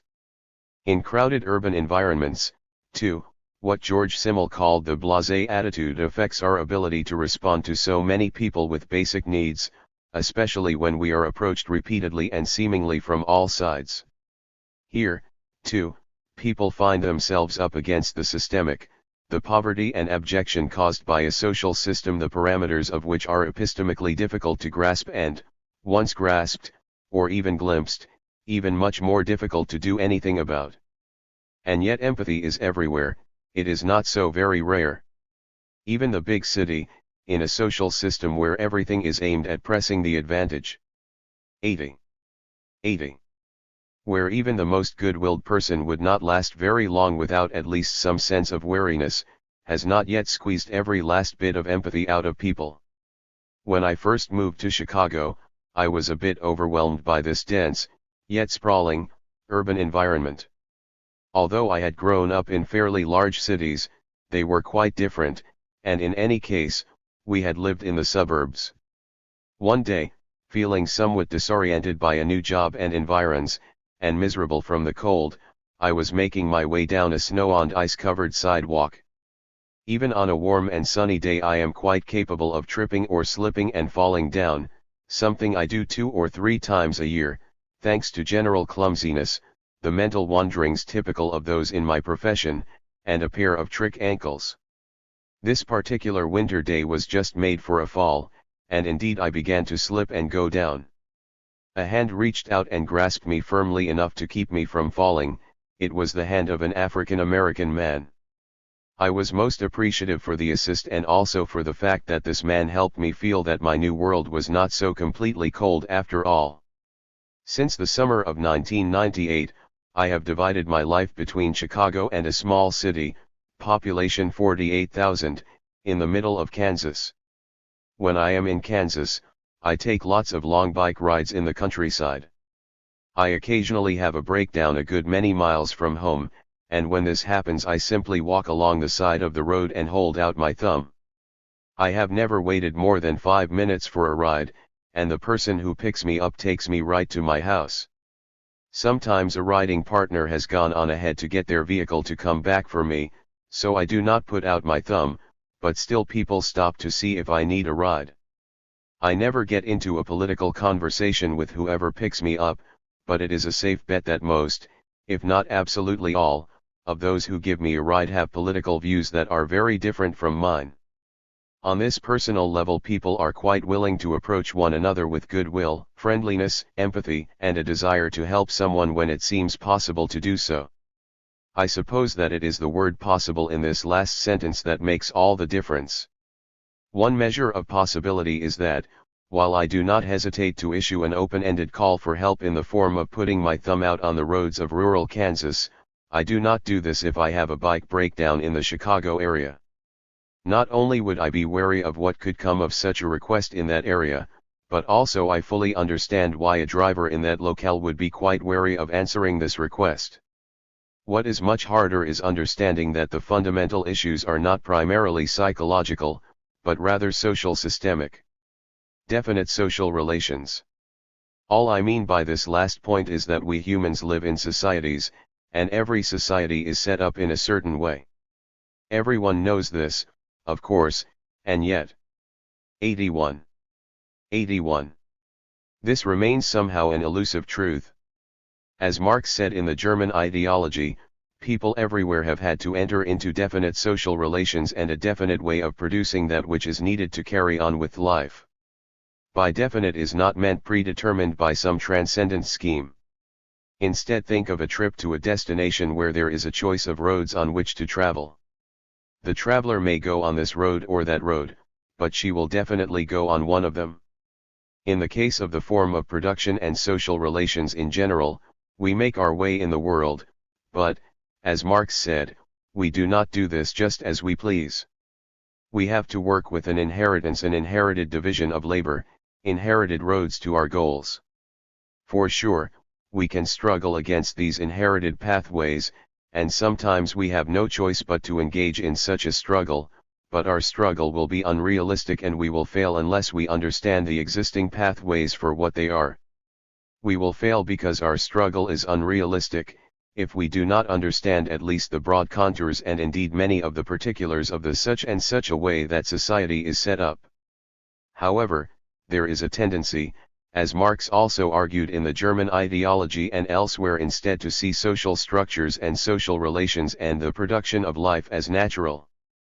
The reader is most likely quite familiar with these themes, but for a refresher, see the German ideology, in Mayer, 149, 57. If that is the limit of understanding what is going on in society, however, the tendency will be to see the difference in my bicycle breakdown situations in urban and rural settings as mainly psychological. Even if it is recognized that there are good reasons for people to be less helpful in metropolitan urban settings, however, what is really needed is not to remain at the level of the psychological, but instead to grapple with the underlying systemic factors. For instance, in the rural setting, people may feel more able to relate to others as people, because, for one thing, there are far fewer of them. This may have something to do with the possibility of eye-level relationships, but it is not the same thing as the Sartrean ideal of reciprocity in relationships. Though I would happily reciprocate for the help the person has given me on the rural highway, I have yet to encounter the situation where there was even the least expectation of that. Ethics, the ethical relationship, seems to encounter greater problems the greater the distance there is to be bridged among people, and of course these distances are even greater between human beings and non-human animals and the rest of the non-human world. That is one axis, an axis of distances and gaps that have to be bridged. The other axis of ethical difficulty is the problem of grasping the way that these distances are shaped and even produced by the social system. There is a relationship between epistemology and ethical regard, perhaps better conceived as a relationship between the constellation of knowledge and understanding on the one side, though perhaps there can be 82. Knowledge, but not understanding, without empathy and caring, concern, the desire to help, and the actual attempt to help, on the other. There are those who would care, if they knew, but they do not know. There are also those who, seemingly, do not care even though they do know. This is a philosophical problem as old as Plato, to be sure. It is an even much more difficult problem in our day, as the distances and gaps in this world are greater and bigger. It is also a philosophical problem in our contemporary world that goes to the fact that, in hoping to show that caring and concern need to be understood as deeper than knowledge, and are in fact the basis for the pursuit of knowledge, some have looked to Aristotle, and others to Kant. We will return to this issue. Vietnam. In these days of a triumphant, capitalist America that has no past, except with regard to offenses supposedly done to it, themselves not marked by memory, as with the famous "Why do they hate us?" non-question, it ought to be said repeatedly, with the force of an ethical imperative, Vietnam, Vietnam, Vietnam. To put it bluntly, what did the people of Vietnam ever do to the people of the United States? What did the people of Vietnam ever do to deserve the terror rained upon them by the United States? Or, to put this even more directly, the people of Vietnam never did anything to deserve the treatment they received at the hands of the United States. That is the sum total of the ethical case as regards the issues between the United States and Vietnam. Let us be clear about this, and in that light let us recognize the justifications that are offered in response to the first two questions for what they are, not anything having to do with ethics, except in the negative sense of a cancellation of ethics, a response that aims to negate the ethical response. The world of capitalism is completely upside down as regards the ethical response. It is, to quote the title of a well-known film, a say anything world. Thus the justifications offered for what was done to the people of Vietnam range from geopolitical considerations having to do with the machinations of a competing imperialist power, the Soviet Union, to the idea that the Vietnamese people are Buddhists and therefore believe in reincarnation, and therefore do not care about dying. Underneath these non-ethical and indeed anti-ethical justifications is racism, for example, anti-Asian racial slurs, which are still heard today, and the assertion of the supreme right of the United States to determine the fate of the world, something heard even more today in terms of doctrines of preemption and 83. Conditional sovereignty.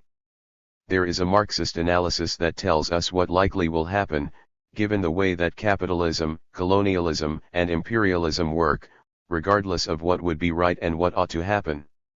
We cannot ignore this analysis. We will not find the openings for what ought to happen without engaging with a materialist analysis of social causes and effects that go, ultimately, to the mode of production, even if Louis Althusser was also right to argue that the lonely hour of the economy never arrives, in the sense of an unalloyed truth of the system that can be seen in its bare bones essentials. And yet, even though things never become so clear, analytically or empirically, we can still speak this unalloyed truth with certainty, with the force of modality. The people of Vietnam never did anything to deserve the treatment they received from the United States. Memory.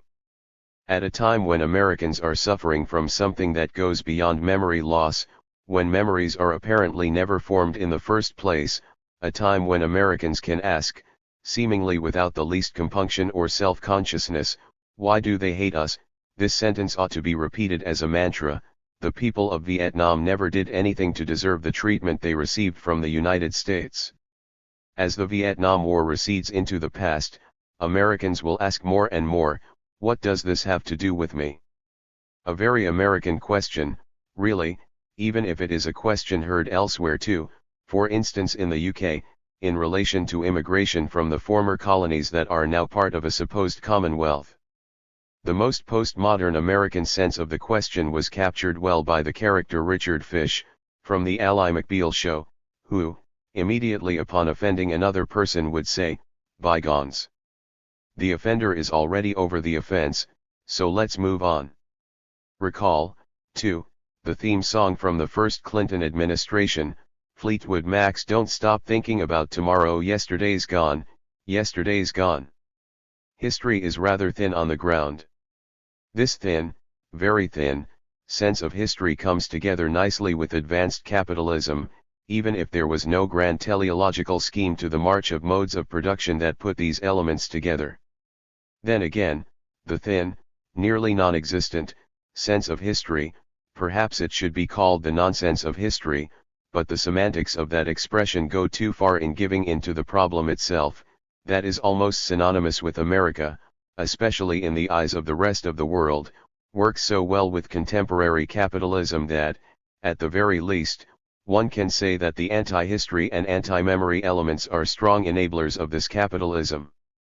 84. Indeed, Americans will not ask more and more, what does this have to do with me? Trajectories of capital. Capitalist systems have, within themselves, no natural limits to how far they will go with schemes of exploitation. In capitalism, to use Heideggerian language, the whole world is set ready to hand, the whole world is resources, the standing reserve. Marx, in my view, is at times deficient on the question of culture, in the sense that culture for Marx is simply a superstructural expression of an economic base. In many societies, however, capitalism has developed not only organically, as was more the case with continental Western Europe and England, which gave, in the latter case, a trio of ingenious Scots David Hume, David Ricardo, and Adam Smith a privileged view of the development, but instead has been implanted from elsewhere. Even in the case of England, which was for Marx the classical laboratory, there were many points where the earlier culture was an impediment to the development of capitalism. Marx examined very carefully and thoughtfully the ways in which emergent capital encountered and overcame the earlier culture and economic formation, first and foremost through the driving of the peasants off of the land and into urban factories, their replacement on the land with sheep, the invention of the cotton gin by Eli Whitney, and the situatedness of these developments within an international frame of the slave trade, the production of cotton in the American South, advanced weaving techniques. The moving loom inspired Charles Babbage's notion of the calculating engine, an earlier form of the computer, and colonialism in India. A line can be traced from the cell form of capital, the commodity, to this global system, but it is not a line that can be predicted in advance. Instead, capital must work through existing cultures, or around them, and sometimes in contradiction with them.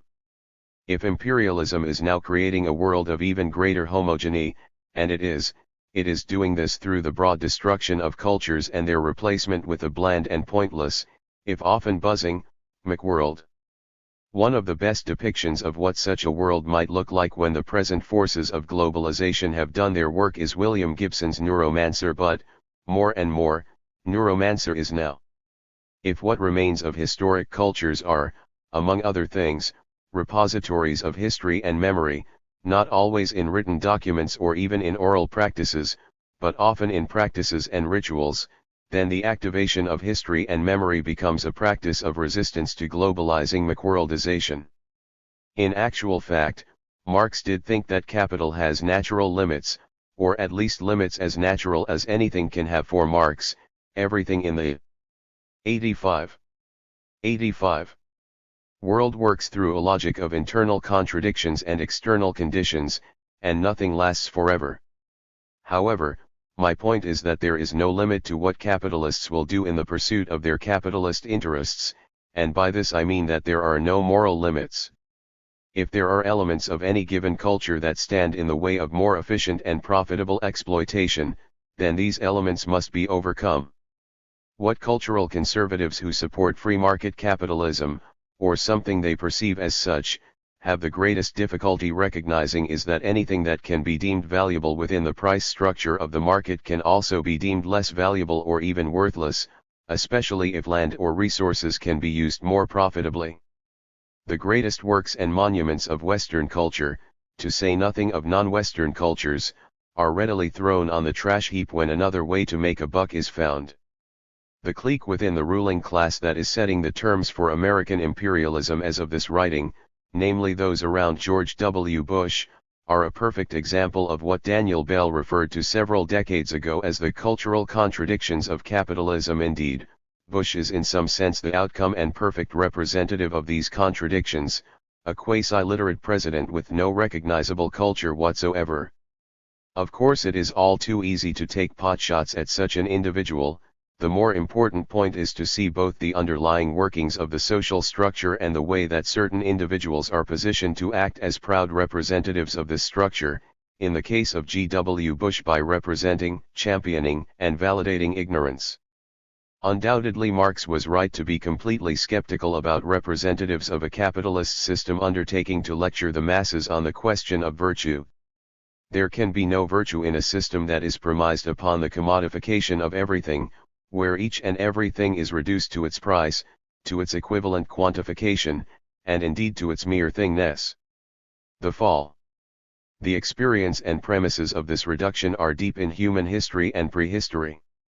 The stories of a human fall capture something very essential, and these stories are widespread and go far beyond Western monotheism. How is it that the first objectifications emerged, such that human beings felt themselves to be fundamentally alienated from the rest of our planet and the rest of our cosmos, and ultimately alienated from each other? This fall is something more than the struggle for survival, it is an antagonistic mindset about the world, non-human animals, and nature, and about other people. Certainly it is a matter of material circumstances and the need for food, shelter, and clothing, but it is also a matter of recognition. 86. Of who and what counts as a subject of moral concern. My own view of this, developed in the first section of Part 3, is that myths of a human fall point to a time when humans first began to eat non-human animals on a regular basis. This most likely occurred out of physical necessity, during the last ice age, starting roughly 35,000 years ago. Note, for instance, that in the biblical account of the Garden of Eden, there is no mention of carnivorism. God gives various plants, most notably the fruit of various trees, to Adam and Eve for their sustenance, and he also gives to them the right to name the animals. Furthermore, Adam and Eve appear to be in a harmonious and non-antagonistic relationship with the animals and to engage in discourse with them, including a certain reptile who presents his own arguments about this seeming utopia. Of course, one does not have to accept the idea that there was a golden age when lions and lambs lay together in order to imagine a passage from vegetarianism to carnivorism, and to imagine that this passage involves a need for myth structures that explain how creatures with their own lives, life cycles, feelings, and forms of flourishing can come to be viewed as mere objects of consumption.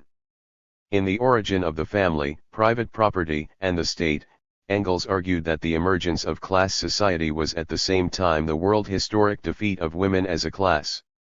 Luce Irigaray and other philosophers have argued that, if the commodity is the cellular form of capitalism, then the domination of women is the cellular form of the commodity. Certainly control over the means of reproduction is intimately related to the control of the means of production in general, and this former domination requires means of control that are intimate indeed. Commodification and objectification arise together and go hand in hand. Imperialism is commodification as a global process, and this process works through massive objectifications, massive reifications, with consequences that are almost unimaginably brutal. Almost unimaginable, and yet some group of people, had to imagine substances such as napalm and Agent Orange, and they had to imagine the consequences of using such substances, but this imagination, truly, these examples are an insult to the word, is of a chemical, not moral, sort. Historical debt. However, my worry, and the reason I have undertaken to formulate ethical Marxism, is that there are lines in Marxist thought, and certainly in the thought of a number of important Marxist thinkers and political leaders since Marx's time, that simply lead to what might be called the higher objectification. As a matter of epistemology, I think that we can 87. Have reality, and that we do not have to give in to a broad relativism, as opposed to the more legitimate scope of cultural difference and indeterminacy and underdetermination, without objective reality, the worry, again, being that objectivism and objectification are closely linked. This higher objectification is seen most clearly around the questions of colonialism and imperialism.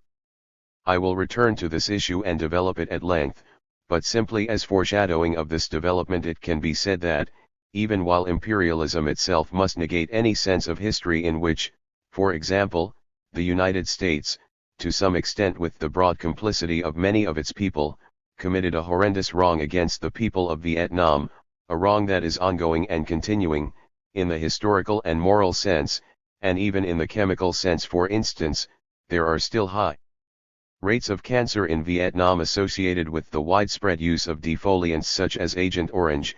It is not clear that Marx's conception has much room, either, for the idea of an historical and ethical debt.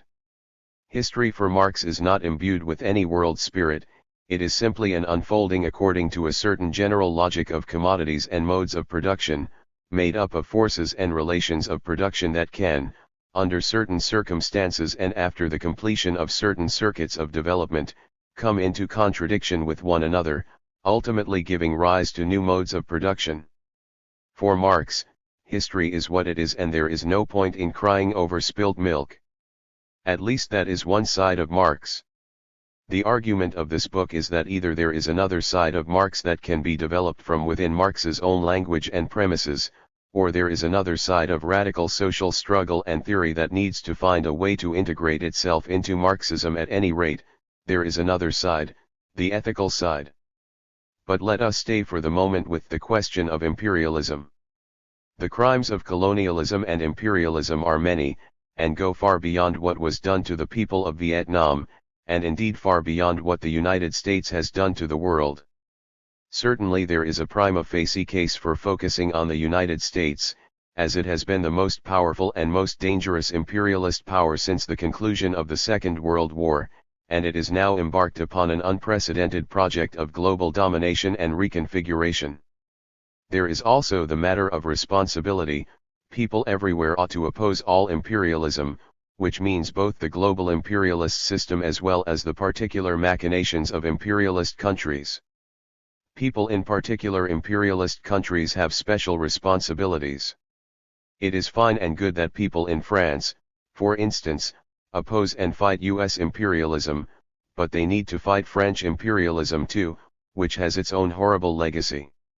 The fact that the United States used the contention among European imperialists, and Japan, to greatly expand its own empire does not cancel the historical and ethical. 88. Debts incurred by these imperialists, and of course these imperialists continue to dominate and exploit. However, people in the United States arguably have the greatest responsibility to address the imperialist system, and yet it is part of the very working of the system that it is in the imperialist hyperpower that this responsibility is recognized the least. In fact, it can be said that this responsibility is not only not recognized, but also actively negated on the ideological plane by the workings of both jingoistic patriotism and, perhaps even more, at least until September 11, 2001, but still quite significantly, a pervasive culture of cynicism and of powerful and immense distractions. At the same time, it can be argued that this negation of history and the ethical dimension is in fact a perverse kind of recognition. It is a bit like the person who declares passionately a love for animals while ordering veal in a restaurant. It would be hard to make the case that this person loved that particular animal, and surely the contradiction between the declaration and the action is itself a perverse recognition of a fundamental connection. The misogynist who protests that he loves women is using a similar logic. Cynicism and complicity. Even though the crimes of colonialism and imperialism extend far beyond the case of Vietnam, the proposed mantra Vietnam, Vietnam, Vietnam stands, I would argue, as a significant reminder, at this historical juncture, of a great and horrible wrong that was done to a people, without any ethical justification or provocation of any kind. Certainly it is significant that, with the Gulf of Tonkin resolution, the U.S. Congress and the Johnson administration felt it had to concoct a justification for increased involvement. As the reader undoubtedly knows, what was concocted was an incident.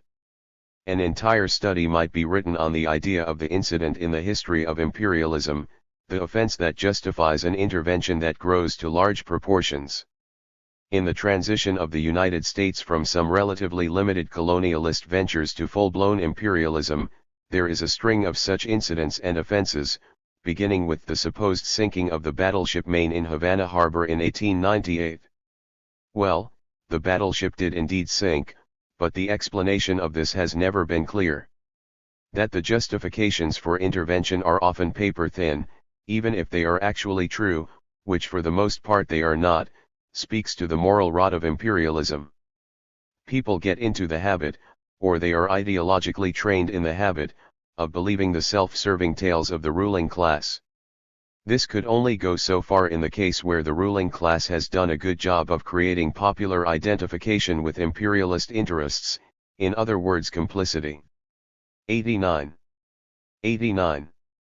A great deal of the political maneuvering by the ruling elites in the United States since the late 1970s has been oriented toward dealing with the problem of Vietnam, how to justify large-scale foreign interventions once again, and how to prepare ordinary people to accept once again the idea that these interventions may involve significant numbers of deaths and serious injuries. Unfortunately, many Americans are fine with the idea that interventions will involve death and destruction to a supposed enemy, to the extent that they are even aware of these things. That is part of the moral rot of imperialism also. The lives of most people in the world do not count for much, and most Americans cannot tell you much or anything about the places where these interventions occur. However, if there are significant American casualties, suddenly there is interest understandably, and yet we see here also the limitations of a framework that is motivated primarily by the category of interest. The Vietnam War is in the relatively recent past, and therefore there is a greater possibility of reminding people of it, of reactivating it as a moral question. Tell us, please, what did the people of Vietnam ever do to the people of the United States? After Vietnam and up until the Iraq War, the United States had not only not been willing to risk significant numbers of American casualties, it had not even been willing to use the term war to name its interventions. The exception was the First Gulf War, and one of the extraordinary facts of that intervention is that American troops stationed on the borders of Iraq and making ground and air incursions into Iraq were, on the whole, safer than if they had remained on bases in the United States.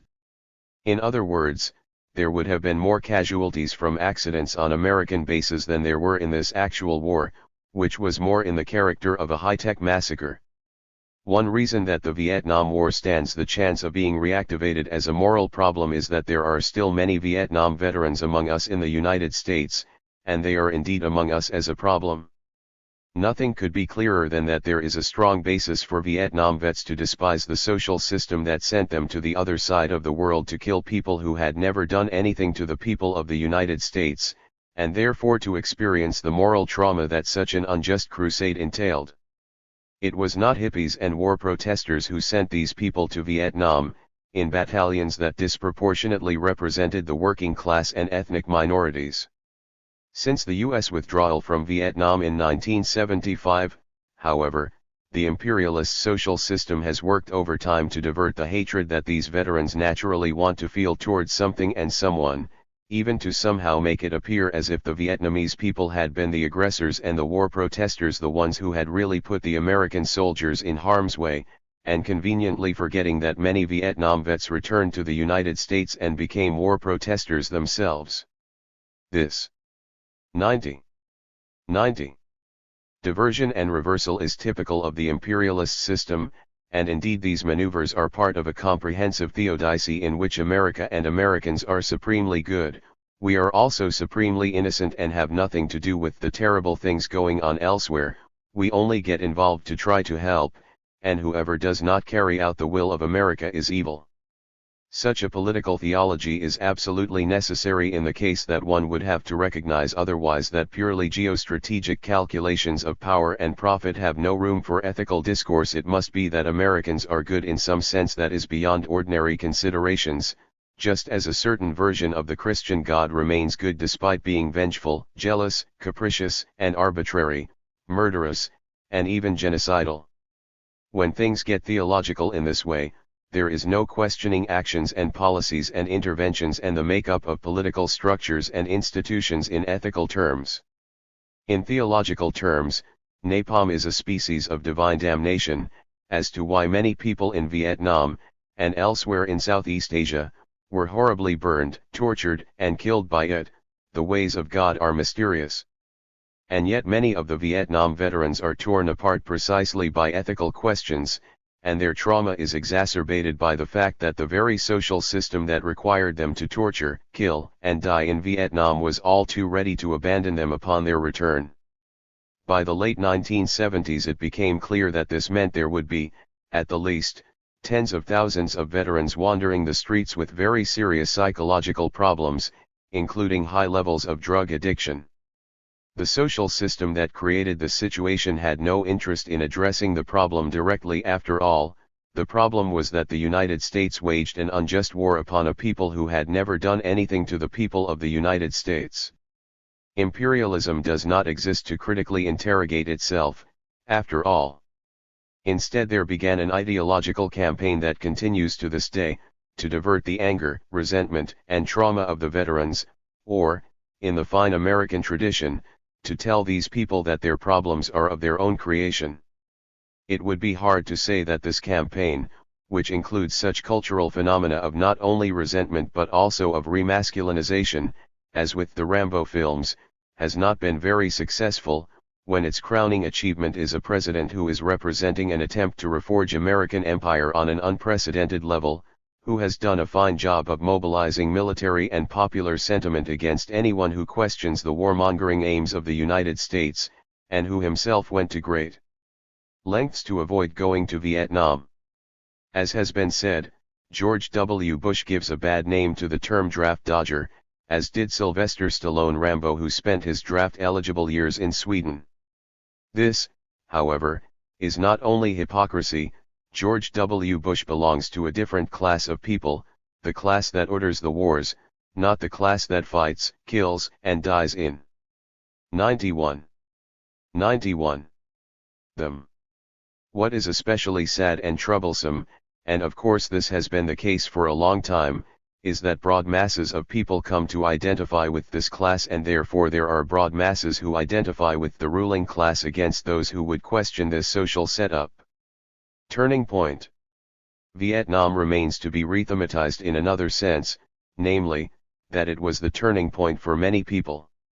For many millions of people in the United States, Vietnam seemed to speak the truth of the system, as indeed it did. Vietnam affected several generations and, as political signifier, continues to affect new generations, even if in subtle ways. One possible negative consequence of the war is suggested by the fairly long list of serial killers who are Vietnam veterans. The list as it existed in the early 1970s is given in a riveting scene in Stanley Kubrick's Full Metal Jacket, where a Marine drill sergeant is gloating over the shooting skills of such murderers as the veteran who killed 16 people, wounding another 31, from the bell tower in the middle of campus at the University of Texas at Austin. More recently, it was only briefly mentioned that the prime suspect in the BTK killer case in the Wichita area is a Vietnam vet. BTK stands for bind, torture, kill, skills that could have been acquired in the U.S. Army or in the Marine Corps. The culture of dehumanization that prepared young men to fight in Vietnam, a culture for which presidential candidate John Kerry was pilloried for reminding us of it, a culture that is well depicted in Full Metal Jacket, also dehumanizes those who are sent to fight, and God knows what will come back to U.S. society from the Iraq War. The account by Evan Wright, Generation Kill, paints a frightening picture of the current state of military culture. The point is absolutely not that many Vietnam vets returned to the United States to become serial killers. Of course they did not. On the other hand, it is clear that many thousands did return scarred and traumatized, and they remain so. The point, rather, is that there is a social system that underlies such trajectories and traumas, a social system that drives these things. Many who came of age during the Vietnam War, or who were already of age, saw this. They saw the truth of the system revealed in Scorched Earth, Agent Orange, Napalm, the Strategic Hamlet Program, destroying a village in order to save it, systemic rape and the creation of semi-official longhouses of prostitution, and the massive use of hard drugs, marijuana, and alcohol that American soldiers needed in order to cope with the endeavor they were involved in. The enormous irony is that their shame was even more the shame of ordinary Americans who went along with this, and those who did what they could to stop it took the only moral high ground. The war was 92. Unjust, as imperialist wars always are. The people who fought in the war did an unjust thing, but it can also be said that many were simply doing what they thought they were supposed to be doing. Many of them learned otherwise in the war itself. They were taught an ethical lesson by a people who refused to submit, despite everything that was thrown at them. More bombs and incendiary devices were dropped on Vietnam, a country of forests and rice paddies roughly the size of Italy, than were used by all parties in all of Europe during the Second World War. This ethical lesson was largely lost on the Americans who supported our troops, the people who blamed everything on flower power and black militants and burners, and that lesson has been by now thoroughly disappeared. Disappearing of memory. Is the ethical lesson completely lost? Has every moral trace of it disappeared? The imperialist social system, in the form of its ideological operatives, so fervently wishes and works for this absolute disappearance and for an absolute and complete reversal of the turning point that many people experienced as a result of Vietnam, that this absolute forgetting has become integral to the present functioning of capitalism. I would say this absolute forgetting is especially integral to postmodern capitalism. That the absolute forgetting is so agitated by any reminder of the horror that it takes, ultimately, to keep this empire at the top of the imperialist heap, shows, I hope, that the forgetting and reversal are not so absolute. Again, the case of John Kerry's congressional testimony against the Vietnam War, film of which was shown in the 2004 presidential campaign, is an excellent example of how the system freaks out when this still open wound is displayed. It is an especially excellent example because Kerry ran on a platform of being able to do a better job of imperialist warmongering. To use the language of Derrida's specters of Marx, there are ghosts, and these ghosts call us to responsibility. To recognize the ghost, to learn to speak with and live with the ghost, is what Derrida calls hauntology. The neologism is a play on ontology in French. The difference can only be seen in the written word rather than the spoken word. Ethical Marxism aims to be a hauntology, and it is in this idea in Spectres that Marx and Kant can be seen to come together. What does Vietnam have to do with me? The same can be said of other horrors that mainstream America is at pains to deny, especially slavery and the genocide of Native Americans. How can I, whoever I happen to be, have these debts placed upon me? For that matter, we might return to ancient discussions about what harm is done to the dead.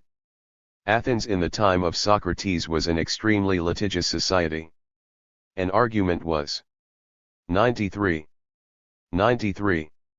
raised to the effect that the relatives of persons who were accidentally or unjustly killed deserved no compensation, only the dead person him or herself deserved such compensation, but in this case there is also no compensation to be paid, as the dead person does not exist, and one does not pay compensation to a person who does not exist. Colonialism and imperialism have the sense of their victims, though not of members of colonialist and imperialist ruling classes themselves, or of their property. The Opium Wars are a good example of this double standard, to which we will return. The larger point is that imperialism creates a basic bifurcation in the world. On either side of this bifurcation there are institutions that people inhabit and that form and inform persons. It is in this context that imperialism creates and consists in basic social divisions that pose an ethical question in light of which many other discussions of ethics, especially in a purely academic frame, are almost laughable in their naivete. Instead of simply dismissing these other ethical questions altogether, we need to situate them within the larger framework of social relations and the ethical issues and imperatives that are found there. One obvious way to see this is in the dehumanizing imperatives that are operative in the imperialist social organization of the world, and in more direct forms of imperialist domination and invasion. Even in these days of more politically correct reporting on imperialist invasions, we can still see the basic bifurcation at work. During the Vietnam War, and the Korean War, for that matter, and we still have to keep in mind that in neither case were the invaded peoples even afforded the dignity of being presented with an outright declaration of war by the U.S. Congress, it was typical to hear anti-Asian racist language even in official political and military circles, and the idea that the Vietnamese, and other Southeast Asian, people are subhuman or a lesser type of human was not far from being an official norm. The history of how this racism was made to backfire on the imperialist invaders is itself significant, given the ethnic disproportionalities in the invading force. In the Iraq War, given both the history of imperialism since the Vietnam War, and the global hegemonic scale on which the United States hopes to operate in the initial years and decades of the 21st century, there has been something of an official retreat from more overtly racist and ethnocentric rhetoric.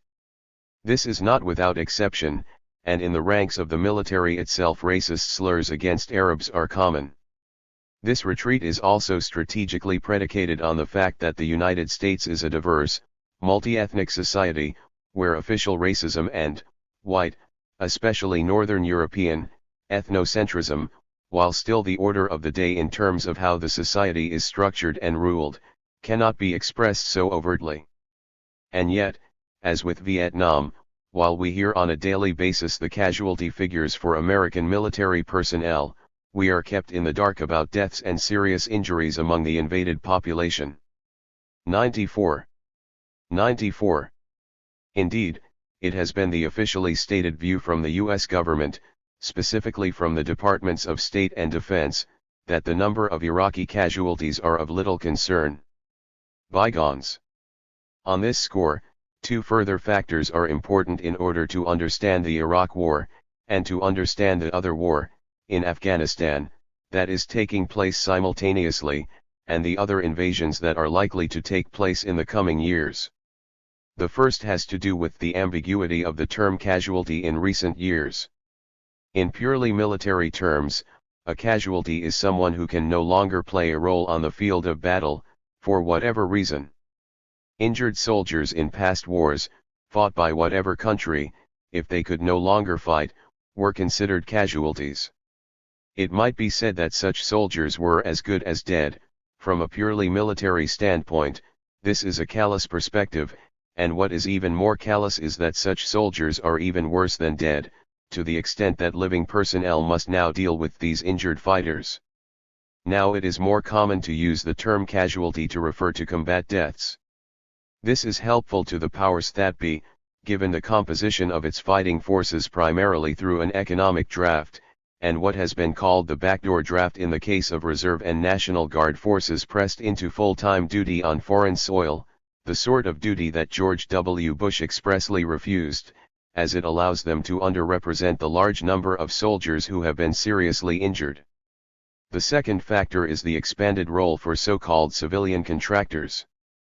In many cases there is no difference between these contractors and outright mercenaries. Besides the fact that these factors signify difficulties that the United States must face in its present drive to extend and reconfigure its global hegemony, they are also indicative of the different levels of bifurcation that occur in a world operating within the imperialist system. to apply the bygone standard to the victims of colonialism and imperialism, and for that matter to apply the notions of debt and reparations, involves us in questions of human incarnation, of peoplehood and familial relations, and therefore even of the especially difficult issue of blood relations. Here let us return to Kant's perspective, and also to why the Aristotelian and Neo-Aristotelian perspectives do not go far enough, though they are helpful to a point and clearly figure into the perspective developed here. The cruelty done to our species, and to other creatures on our planet, and to the planet itself, comes back around and will continue to come around, possibly to the point of our ultimate demise. But this does not necessarily happen on an individual basis, and it is not first of 95. All a matter of virtue and happiness at the level of the individual. In Claude Lanzmann's film about the Holocaust, show, a train engineer reminisces happily about the days of shuttling Jews to Auschwitz. The Aristotelian discourse thematizing the question of whether or not this man was truly happy just does not cut it, for reasons both obvious and not obvious. What is obvious is that the enormity of what was going on with the Holocaust is not addressed by these questions of virtue and happiness, and indeed the Holocaust is trivialized by this approach. This is a case where the knee-jerk reaction to this application of Aristotelian categories is justified. Who cares whether this train driver was truly happy at the time when he was a participant in the Nazi genocide or at the time of his own death? The part of the issue that is not so obvious, and that is difficult to thematize in any case, is the question of the social system, that we human beings live in social relations, working within the context of forces of production, and being formed within social institutions. These things make up a social system, but a social system is always a very complicated thing, even in societies that are much simpler than an advanced capitalist society. Even to use the phrase mode of production, which I would argue is still essential to understanding any society, is to invoke a set of relationships that is terrifically complex and that involves not only class itself, not a simple concept, but also relationships shaped by gender, sexuality, the constellation of concepts involving race, ethnicity, nationality, peoplehood, and color, types and levels of technology, the relationship to non-human species, and the relationship to the earth and even to the cosmos. These relationships form us and make us what we are, and Kant's argument is that the norm for how we work through these relationships is the idea of the kingdom of ends. We cannot work through these relationships under this norm without addressing systemic factors. In the modern world this becomes increasingly difficult to do. Complexity becomes a problem in and of itself, and one of its effects is to leave even people of goodwill feeling powerless and in a state of anomie. Universality and complexity. Even the most straightforward issues in Kant's ethical philosophy are affected by this complexity. It is more than obvious that imperialist invasions and occupations do not treat dominated peoples as persons, and counting as a person is central to Kant's perspective. But the obvious thing turns out not to be that straightforward in this world of complexity and capitalist and imperialist bifurcations. I want to count as a person. Kant shows us the intersubjective basis for this demand. One essential dimension of counting as a person is to be treated as an end and not 96. Merely as a means to an end. Marx added to this formal demand. I do not follow Marx and Engels in calling it merely formal, the substantive issues that have to be addressed if a person has any real hope of counting as an end, that is, basic material needs that must be met if a person is to hold body and soul together.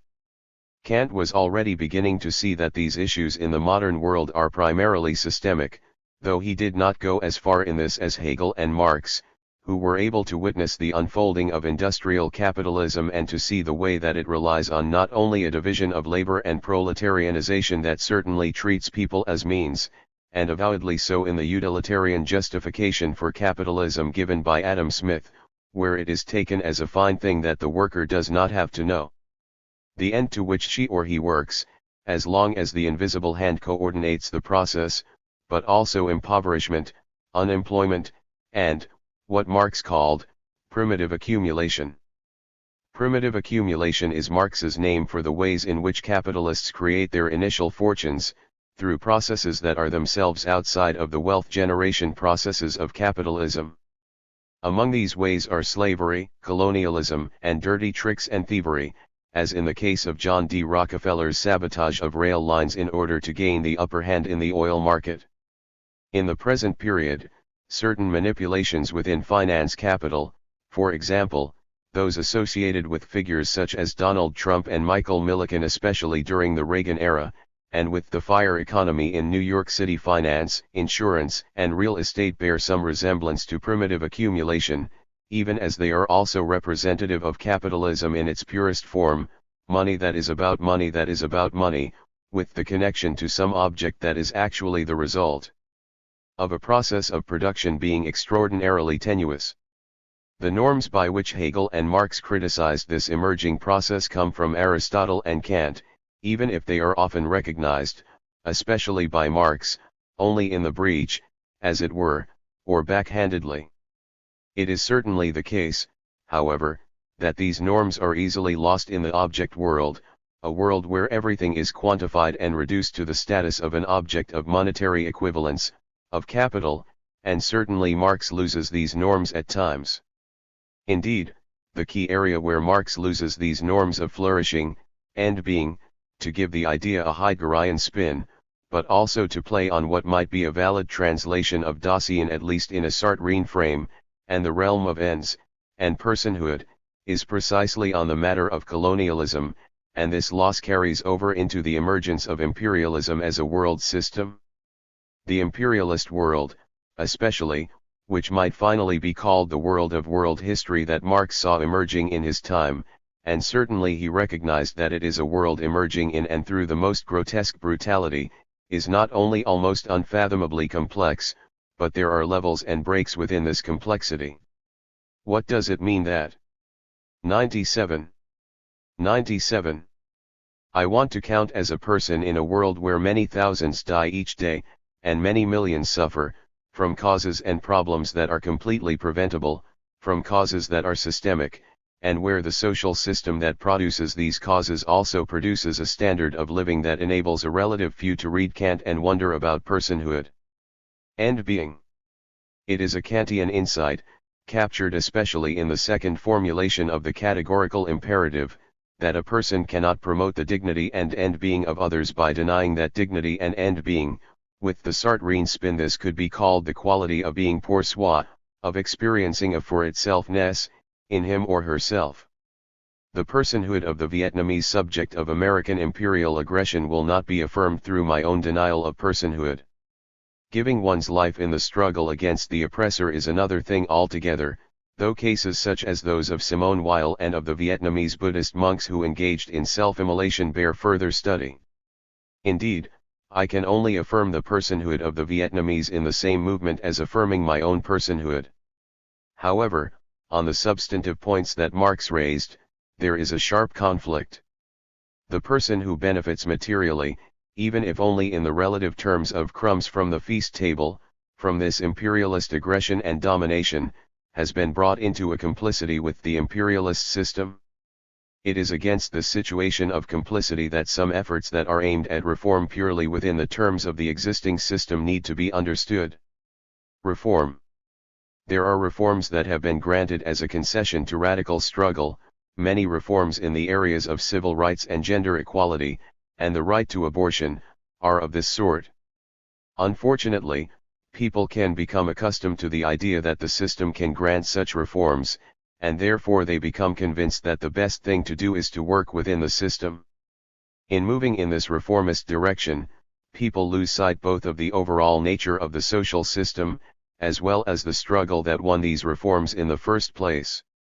Having been won over to working purely within the terms of the system, their reformism becomes both a support and a legitimating factor for the system, and in this way the material aspect of counting as a person in an imperialist country is set against the personhood of people who are subjects of imperialist aggression and domination. 98.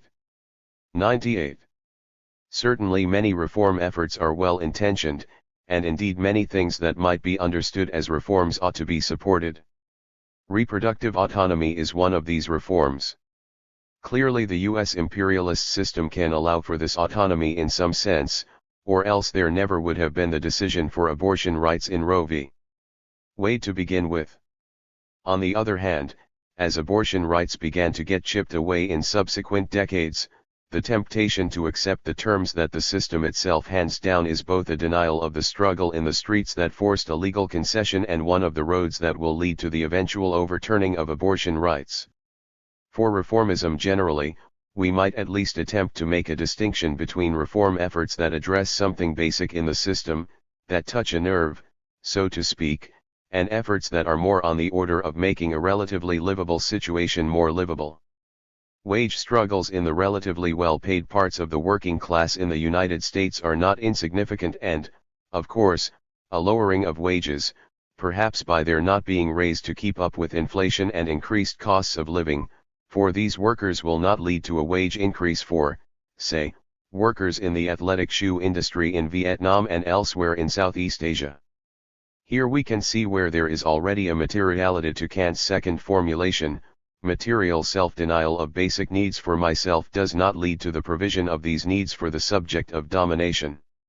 Self-denial may, in certain circumstances, create a powerful example, but it also may be only a path toward a sense of self-righteousness, as well as a way of simply removing oneself from the actual struggle to create a more just world. Here again we have to think about Kant within the context of the actual material world, where the formation of an intention is a struggle, not a mere armchair activity. Intentionality as merely formal would take us down the path of mere good feeling about our moral sentiments, and yet Kant is clearly not on the side of much good feeling in this world where there are many basic questions of justice to be addressed. Indeed, for Kant, this is where Aristotle's focus on virtue is just not big enough or solid enough for the complex world of far-flung social systems. Consider the issues of international relations that Kant takes up in Perpetual Peace. For instance, what does individual virtue have to do with the world he is attempting to address? If we all lived in self-sustaining village economies, and perhaps we should, but we do not, then the relationship between virtue and flourishing could come more to the fore. Needs. However, again there is a systemic complexity. Self-denial with regard to basic needs is one thing, recognizing that even the term basic needs is 99. At least somewhat relative. Higher levels of imperialist comfort and ostentatiousness are something else.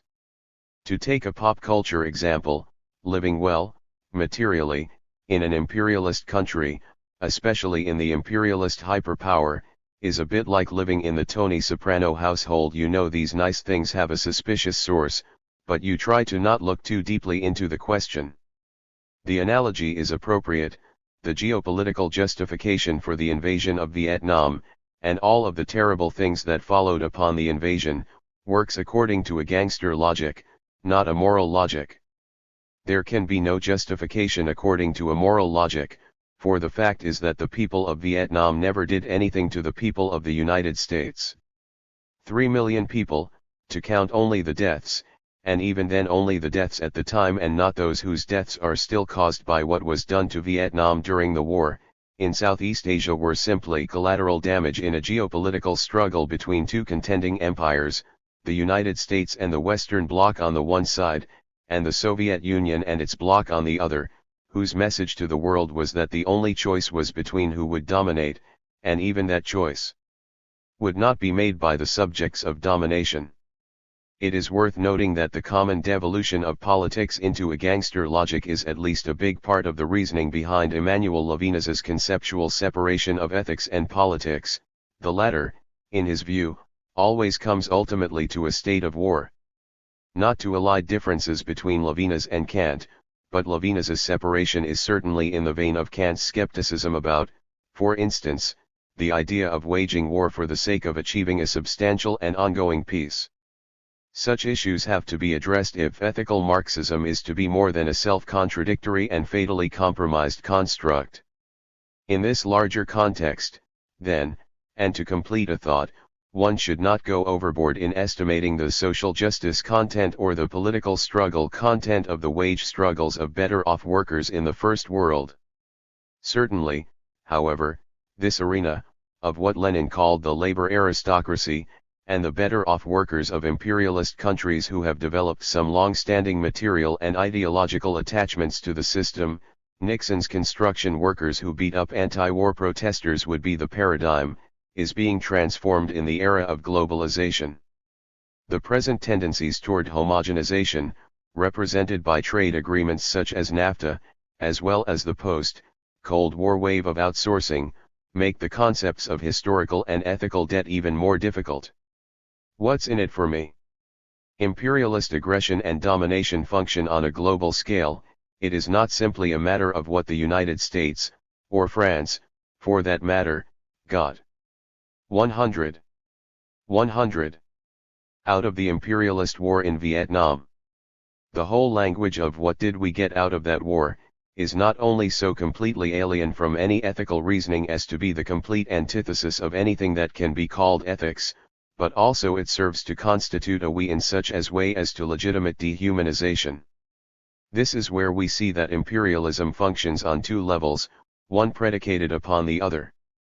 There are imperialist acts of aggression, domination, and exploitation. Indeed, Lenin and Sartre referred to the imperialist process of value extraction in the Third World as super-exploitation. Exploitation in the classical capitalist economies is at least aimed at preserving the working class, or most of it, over some period of time, since the capitalist classes need the working class to persist in a state of submission, but not so downtrodden that they cannot actually work. In the colonies and neo-colonies, foreign imperialist capitalists view the people in the same way they view the natural resources they are aiming to exploit, in other words, as expendable.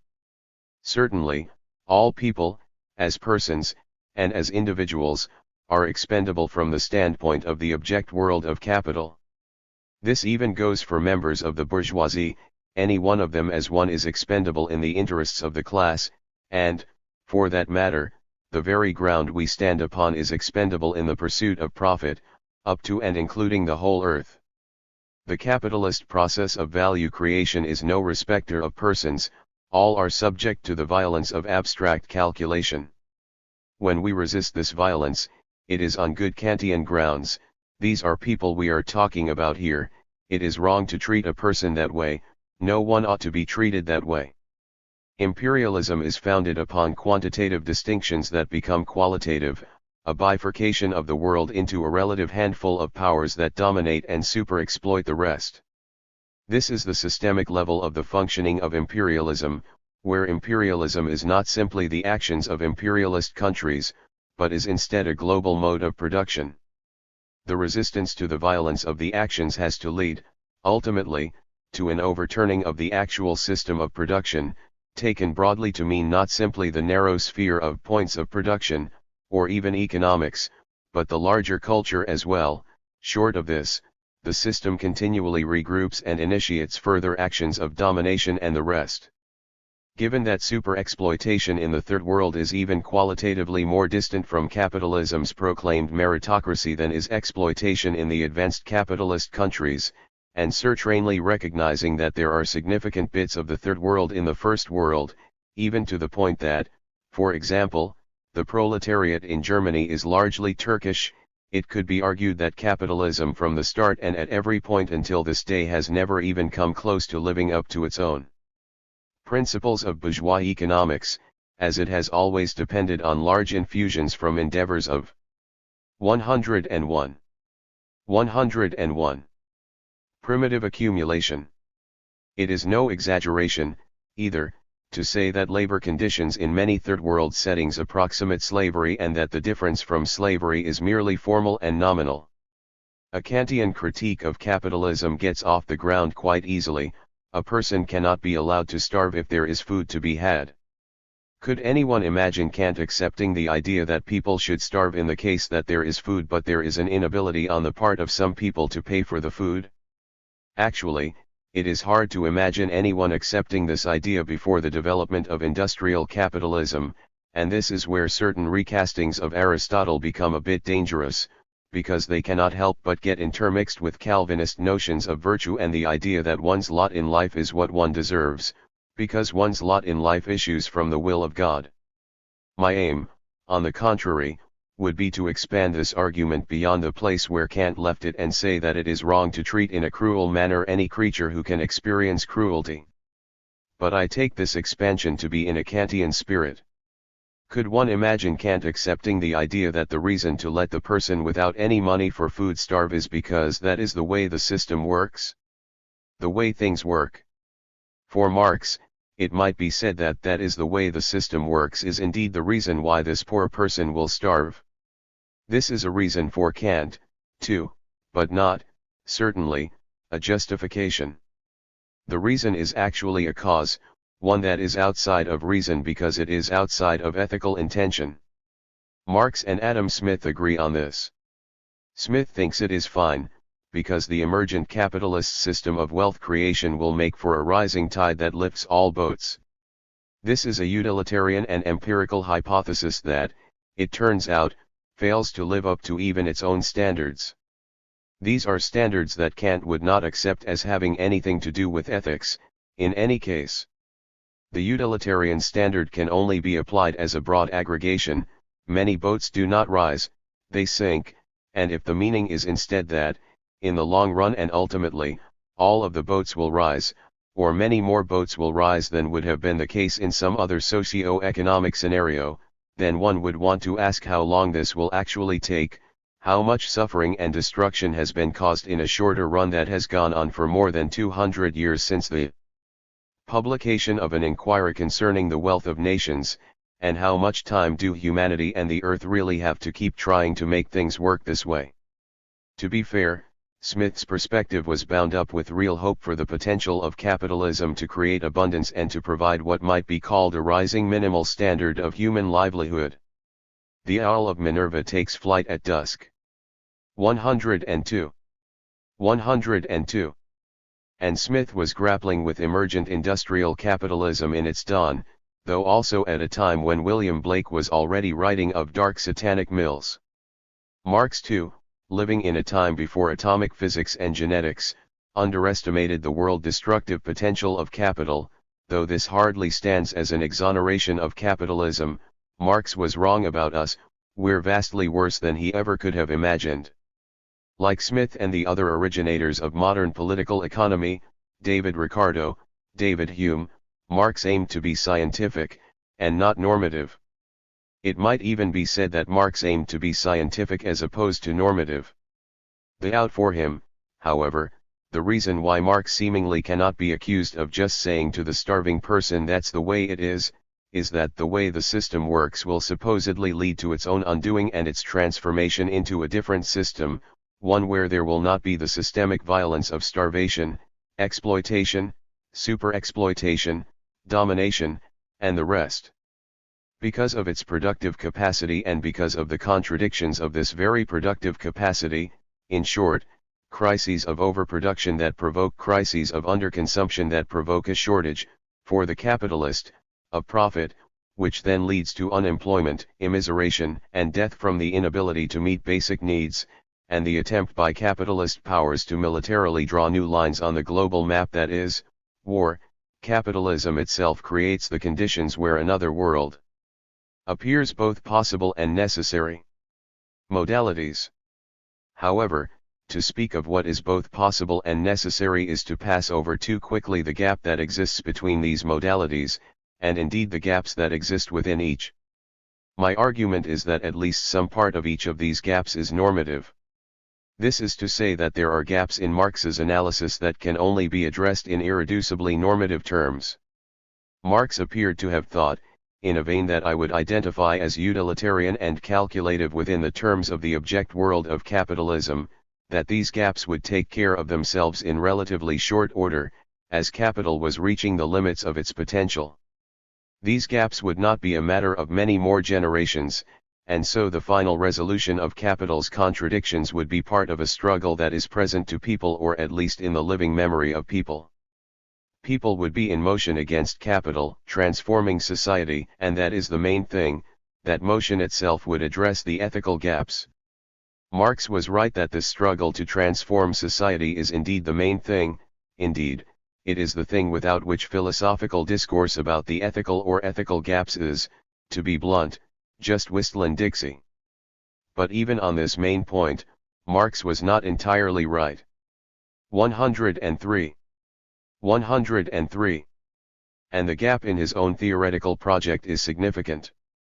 When I say Marx appeared to have thought, I mean that Marx did not feel compelled to go very far in addressing the ethical gaps that, in his view, would take care of themselves in deeds rather than words. Add to this two further lacunae: 1. That which might conceivably have taken care of itself in proletarian struggles in the advanced capitalist countries of Marx's day would certainly not have been taken care of in the global terms in which colonialism had been operating for centuries at that point. 2. The ethical gaps that might have taken care of themselves in a more immediate time frame have instead festered and undergone significant transformations in the span of decades and generations. That has passed since Marx breathed his last. Normativity. Regarding the first of these lacunae, it is significant that Marx could not or would not marshal the philosophical resources, fundamentally Kantian, that would show the necessity of a normative humanism, in other words, and to be simplistic and direct about it, the capacity to say of people in Asia and Africa and Latin America that, these are people too, and not to just talk about the way the capitalist system works and that this systemic working would lead to things working out by and by. See the eerie parallel to Adam Smith here. Colonialism is based upon economic factors, of course, and perhaps it is based upon these factors first and most of all. But colonialism is also predicated upon a philosophical and ideological legitimation of dehumanization. Significantly, this dehumanization works through phases of feminization, infantilization, and animalization. The acceptance that people in the colonies, and people outside of Europe or European civilizations, are less than fully human is based in philosophical and ideological premises, indeed, premises to which even the great Immanuel Kant was susceptible. It is not that Marx did nothing but give explanations, that look too much like justifications, for colonialism in terms of political economy. He did in fact speak against colonialism as well, sometimes on grounds that are broadly humanistic and even Kantian. However, in seeing the question of colonialism as, at best, secondary or epiphenomenal to the main struggle, between the capitalist classes and the proletariat of the capitalist countries, especially those of Western Europe, and where the resolution of colonialism would itself be an epiphenomenon of the resolution of this main struggle, Marx accepted, even if in the breach, the division in humanity that colonialism fashions into an economic and cultural system of exploitation and domination. It seems likely that the bogus scientific ideology of race played its role in this acceptance, and it has to be said that Kant's 104. Universal humanism came under the sway of this ideology as well. See Emmanuel Chikwiudi's Achieving Our Humanity, 97-106, for a detailed examination of Kant's role in developing this ideology. The difference is that Kant was attentive to the philosophical resources for rejecting colonialism's divisions, even if he did not always take the full measure of these resources. Marx, meanwhile, was skeptical of these, or any, philosophical arguments, because he increasingly saw philosophy as impotent in the face of the way things are. In 1837, at the age of 19, Marx is writing to his father to explain his conversion to Hegelianism. Approximately 8 years later he is complaining that the philosophers have merely explained the world. Even from a purely practical standpoint, however, I would say that the world has paid a price for this unwillingness to deal with certain philosophical questions in a philosophical way. The great irony of this failure is that, when Marxist philosophy re-emerges, either in the writings of Lenin or Mao, who, as Lenin wrote, are philosophical revolutionaries rather than revolutionary philosophers, or in the work of Western European figures from Lukács and Adorno to Sartre, Althusser, and Habermas, and including figures such as Derrida, who wrote, Inspectors of Marx, of this radicalization of Marxism called deconstruction. It deals everywhere with broadly Kantian themes and problems. Regarding the second lacuna, capitalism itself has festered and undergone qualitative transformations, and it has become a global mode of production. In so becoming, the greatest ethical gaps have been created, gaps that are rarely recognized as such. In the name of the people of the United States, and its and their global interests, 3 million people in Vietnam and Southeast Asia were killed, many of them in horrifyingly brutal ways, many of them children or babies. An imperialist world is one where America thinks it can just walk away from that, and where its people largely do not care about this bygone past, or they do not know about it, or they do not care to know about it. For the most part they don't give a damn. Vietnam is in the past, and the past, for many Americans, is always another country. The past is another country is one of my favorite sayings, one that is especially applicable to the blank slate ideology of America and to the postmodern turn in capitalism.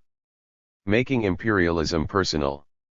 This is to make the ethical question of imperialism sound very personal.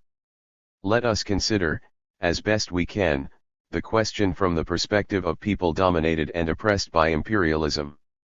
Whether or not such a poor 105 perspective would lead to the severity of Sartre's claims in his preface to Fanon's The Wretched of the Earth, referring here to the part that connects anti-colonial violence to identity formation on the part of the colonized.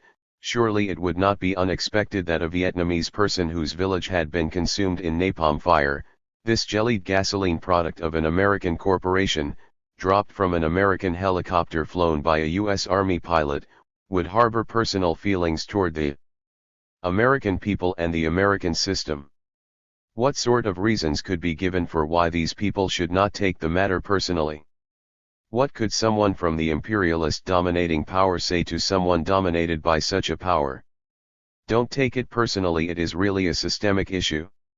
Your children have been killed, your village has been burned down, your brothers and sisters have been horribly scarred with napalm, the agricultural basis on which you sustain yourself has been destroyed, and everyone in your country will be at risk for cancer and other diseases because your land and water have been poisoned with chemical defoliants that were designed in American laboratories to kill the botanical life of your country and, even more to the point, the people who lived around and under the trees. But do not take this personally, it is really for systemic reasons, for geopolitical reasons. Oh, it's cool, those guys dropping the napalm on me don't really mean it, not toward me personally, they're just doing their jobs. One often finds that people who are under US domination are extraordinarily generous, they are willing to make a distinction between the US government and its military, on the one hand, and something called the American people, on the other. Certainly there are many in the United States who do not benefit very much from imperialist ventures or the imperialist system. Not everyone in the US is a privileged child of Tony Soprano. However, the greater part of the US population does benefit from these ventures, and even more so from the global position of the United States within the imperialist system. An analogy could be made to certain entitlements of race and gender that white people and males, in the US at any rate, do not have to actively pursue, and toward which many white males may be ideologically opposed, on some level or another, but that all the same provide advantages to individuals of the favored race and/or gender. Apparently not being Vietnamese meant that what the United States did to the people of Vietnam did not matter that much as an ethical question to many people in mainstream America. What happened was the expression and outcome of a social system, and those most to blame and qualitatively more to blame, if that makes any sense, were those more directly involved in making the strategic decisions for this social system, and those who have the greatest material stake in having this basic social form and not some other, in other words, the imperialist ruling class. And 106. Yet, even though the United States ultimately lost the war in Vietnam, after which, unfortunately, the Vietnamese Revolution was stillborn, as it was assimilated to the Soviet bloc, this particular effort and the overall effort of American imperialism sustains both a generally and a relatively high standard of living for many millions of Americans, not only the many strata of the middle classes, but even a substantial, though arguably shrinking, part of the working class, and we, my friends, are the material beneficiaries of this horrible crime that was committed and that has now been shoved deep down the memory hole. Part of what I am saying here is that this is a matter of personal responsibility, and this goes for the author of these words as well. The material culture and institutions that now give me the opportunity to write these words are also the product of the imperialist system. It is certainly the case, as well, that opportunities such as this also arise from countercurrents within the system, and perhaps even, to speak in Derridian terms, currents set against the system from a certain outside. In Spectres of Marx, Derrida writes of listening to, speaking with, and learning to live with ghosts, and that this is the essence of responsibility. Here I have tried to speak about the specter of Vietnam, or of the Vietnam War, even if I cannot yet begin to speak with this ghost, and even if living with this ghost is neither only nor ultimately a matter of purely personal responsibility, but instead of changing society, changing the system and the institutions that for geopolitical reasons would murder and torture millions on the other side of the world. But this is my responsibility also. What is the relationship between intention and this complicity?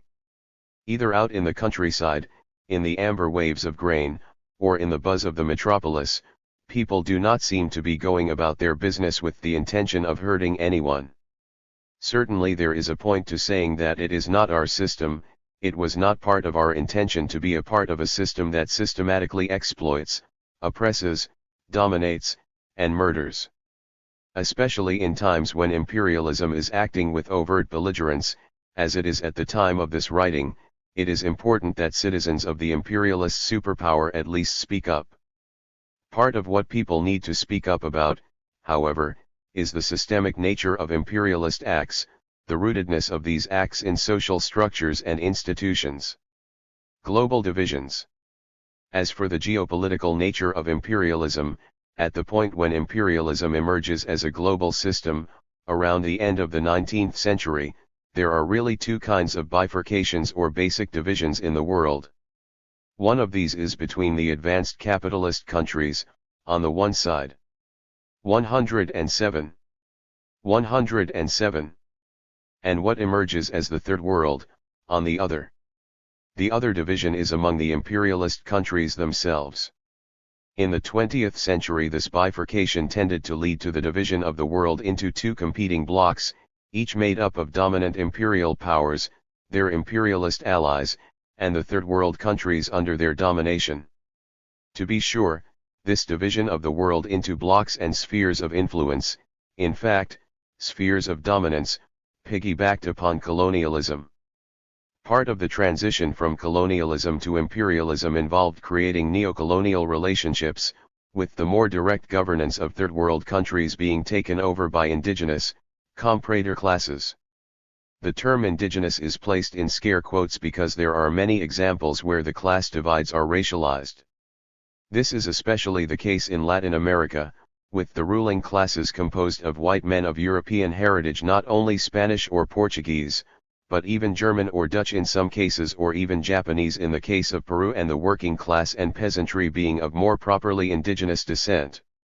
Consider the division of Latin America into Spanish and Portuguese spheres, and then the U.S. effort, throughout much of the 19th and 20th centuries, to claim the entire Western Hemisphere as its own. Included in this claim is the extraordinarily insulting and racist idea that South America, Central America, and Mexico are the United States' backyard. The point of political economy that I am driving toward, however, is that the emergence of imperialism as a world system heralds the opening of a period when the relative handful of imperialist powers are compelled to view every part of the world in terms of competitive advantage and opportunity cost. Logic of MCM prime. This compulsion is not first of all a matter of intention, but instead there emerges what might be called a political economy of intentions, in which intentions are organized in the service of self-expanding value. Marx's famous formula, MCM, money, commodities, and, if all goes well for the capitalist, more money. And yet it cannot be said that they know not what they do. The Pentagon knows very well what it is doing when it asks scientists to develop a substance such as napalm, and the Pentagon knows very well what it is doing when it orders that the substance be dropped on innocent people in the countryside of Vietnam. The ruling class and its administrative apparatus, its state, and its military, may be acting in the service of the compulsions of capital. Indeed, they are acting in this service, but they are also intentionally doing things that are as wrong can be. The geopolitical imperatives of this need, a need that is in fact a true need, within the terms of the capitalist system of production to produce.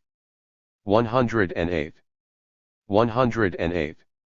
An ever larger pile of money, with never any end in sight, never any point where there is enough, are always dressed up in terms of values, not only democracy, saving the world or civilization, or the elimination of tyranny or terrorism or some supposed threat to the free world, but even the defeat of imperialist domination and capitalist exploitation themselves, terms taken up by the Soviet Union when it passed from being a, terrifically flawed, to be sure, socialist country to being a capitalist country that called itself socialist.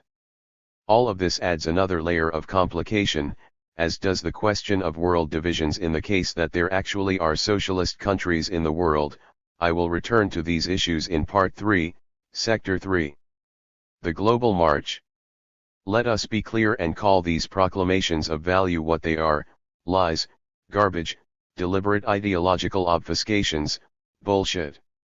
The execrable nature of these proclaimed values is revealed in the learning curve the capitalist classes pursued in their formulation. In the transition to imperialism, political and military leaders of the colonialist and emerging imperialist powers said many interesting things, and it is significant how large a role was played by open, officially sanctioned racism. For instance, we have the following from influential Massachusetts Senator Henry Cabot Lodge. In the interests of our commerce, we should build the Nicaragua Canal, and for the protection of that canal and for the sake of our commercial supremacy in the Pacific we should control the Hawaiian Islands and maintain our influence in Samoa. And when the Nicaraguan Canal is built, the island of Cuba will become a necessity. The great nations are rapidly absorbing for their future expansion and their present defense all the waste places of the earth. It is a movement which makes for civilization and the advancement of the race. As one of the great nations of the world, the United States must not fall out of the line of march. Zinn, 292, my emphasis. These words were not written in some secret document for the eyes of the ruling or administrative class only, but were instead published in a magazine article. The commercial supremacy of those who were in a position to engage in large-scale, international commerce, what they like to call trade, so that it sounds like children playing with marbles, is nicely mixed here with the interests and advancement of the race. In order to remain in the small group of great nations, and indeed, for the United States to finally take its place among the great nations, the United States must pursue the game of comparative advantage, and suddenly the uncivilized, waste places become very important. 109. 109. A good deal of the U.S. empire was acquired through seizing or picking up the pieces of empire that the other great nations, principally England, France, Spain, Portugal, the Netherlands, Belgium, and Japan, lost in their own inter-imperialist conflicts. The greatest part of the U.S. empire was acquired from England, which, in the 19th century, was the predominant colonialist power, ruling an enormous part of the world. In this respect, consider the case of Cuba. As Howard Zinn wrote in his absolutely indispensable A People's History of the United States, in the chapter titled, The Empire and the People, the Administration of President Grover Cleveland, said a Cuban victory in its independence struggle against Spain might lead to the establishment of a white and black republic, since Cuba had a mixture of the two races. And the black republic might be dominant. This idea was expressed in 1896 in an article in the Saturday Review by a young and eloquent imperialist, whose mother was American and whose father was English, Winston Churchill. He wrote that while Spanish rule was bad and the rebels had the support of the people, it would be better for Spain to keep control. A grave danger represents itself. 2/5 of the insurgents in the field are Negroes. These men would, in the event of success, demand a predominant share in the government of the country. The result being, after years of fighting, another black republic. Zinn, 296. The reference is to Haiti. In the spring of 2004, France and the United States colluded to have the elected president of Haiti, Jean-Bertrand Aristide, kidnapped and removed to the Central African Republic.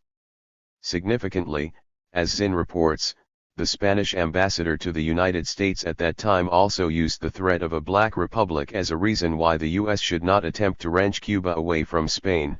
In this revolution, the Negro element has the most important part. Not only the principal leaders are colored men, but at least 8/10 of their supporters. And the result of the war, if the island can be declared independent, will be a secession of the black element and a black republic. Zinn, 296. In every imperialist venture and every justification for imperialism, one sees this mixture, the inherently unsatisfiable drive for commercial supremacy mixed with ideologies of racial supremacy and racial superiority. Indeed, as I said before, today it is hardly different, even if some terms are now less deployable in official discourse, while still serving their purpose in all of their openly racist ugliness at other levels of the process. Given the central role that domination of the Middle East, especially the oil-producing regions of it, plays in the imperialist process of organizing, brutally and chaotically, to be sure, the world today, let us look to Winston Churchill once again for a perspective on what it means to press the advantage of a great power. I do not understand this squeamishness about the use of gas to put down an Arab nationalist insurgency in Iraq, in 1920. I am 110. 110. Strongly in favor of using poison gas against uncivilized tribes. Everest, 42. In the case of largely desert lands where the main objective of the imperialists is to secure oil, we should not mince words. Churchill was perfectly comfortable with genocide in the name of civilization. After the First World War, the horror of poison gas was quite clear. Underneath the rhetoric about terrorism and weapons of mass destruction, and even underneath the rhetoric of tyranny, democracy, and civilization, there is a line to be drawn from Churchill's openly racist and genocidal perspective to the current attempts by the United States to secure the Middle East. In a moment I will present some of the broad details of the global march of imperialism, especially British and American imperialism. Race ideology. We are entitled to ask which comes first, race ideology or the drive for economic supremacy. Certainly, forms of race ideology have been around for thousands of years, even simply in that the name many ancient peoples had for themselves meant something like the people, while others were not the people or were barbarians, people who spoke nonsense bar. However, the meaning of this ideology, which is extraordinarily complicated and, again, involves the constellation of concepts of race, ethnicity, peoplehood, nationality, color, and language groups, was transformed and assimilated into a different, global process in the rise of European colonialism and then again when imperialism arose to lay claim to all of the waste places of the earth. This does not mean that Churchill, Lodge, and others were only opportunistically racist. Most likely they were racists to the core. Racist race ideology, leaving aside for the moment the difficult question of whether there is any other kind, fits colonialist and imperialist ventures to a T, but it certainly has its own dynamic as well. And yet it is one thing to regard people in distant lands as uncivilized, heathen, unwashed, and so on, and still another thing to undertake long-distance, brutal ventures to civilize, save, and purify these people. It is another thing to force millions of people into wage and money economies and to undermine their village economies for this purpose, as every high school or college student who has read Chinua Achebe's Things Fall Apart or Alice Walker's The Color Purple can readily see. Excellent capitalist thinking. As a matter of political economy, the dynamic of this brutality is impersonal. For the imperialist ruling classes and their political, administrative. 111. 111. Cultural and military operatives and advocates. There is no great difference between whatever it is that is uncivilized about, say, the Arabs, than there is about, say, East Asians. Indeed, there is little sense that there are diverse Islamic cultures, except perhaps if such knowledge is useful for strategic purposes, for example, to set Sunni and Shia at odds. It is not an exaggeration to say that most people in the United States, from the ruling class or otherwise, who today support the invasion of Afghanistan, did not know yesterday the difference between Afghanistan and Bananistan, and neither could they tell you today much of anything about the history and culture of the place. Most could not tell you much about the difference between Iran and Iraq, other than that one ends with an N and the other with a Q. Either one is fine for invading, if that is what is needed.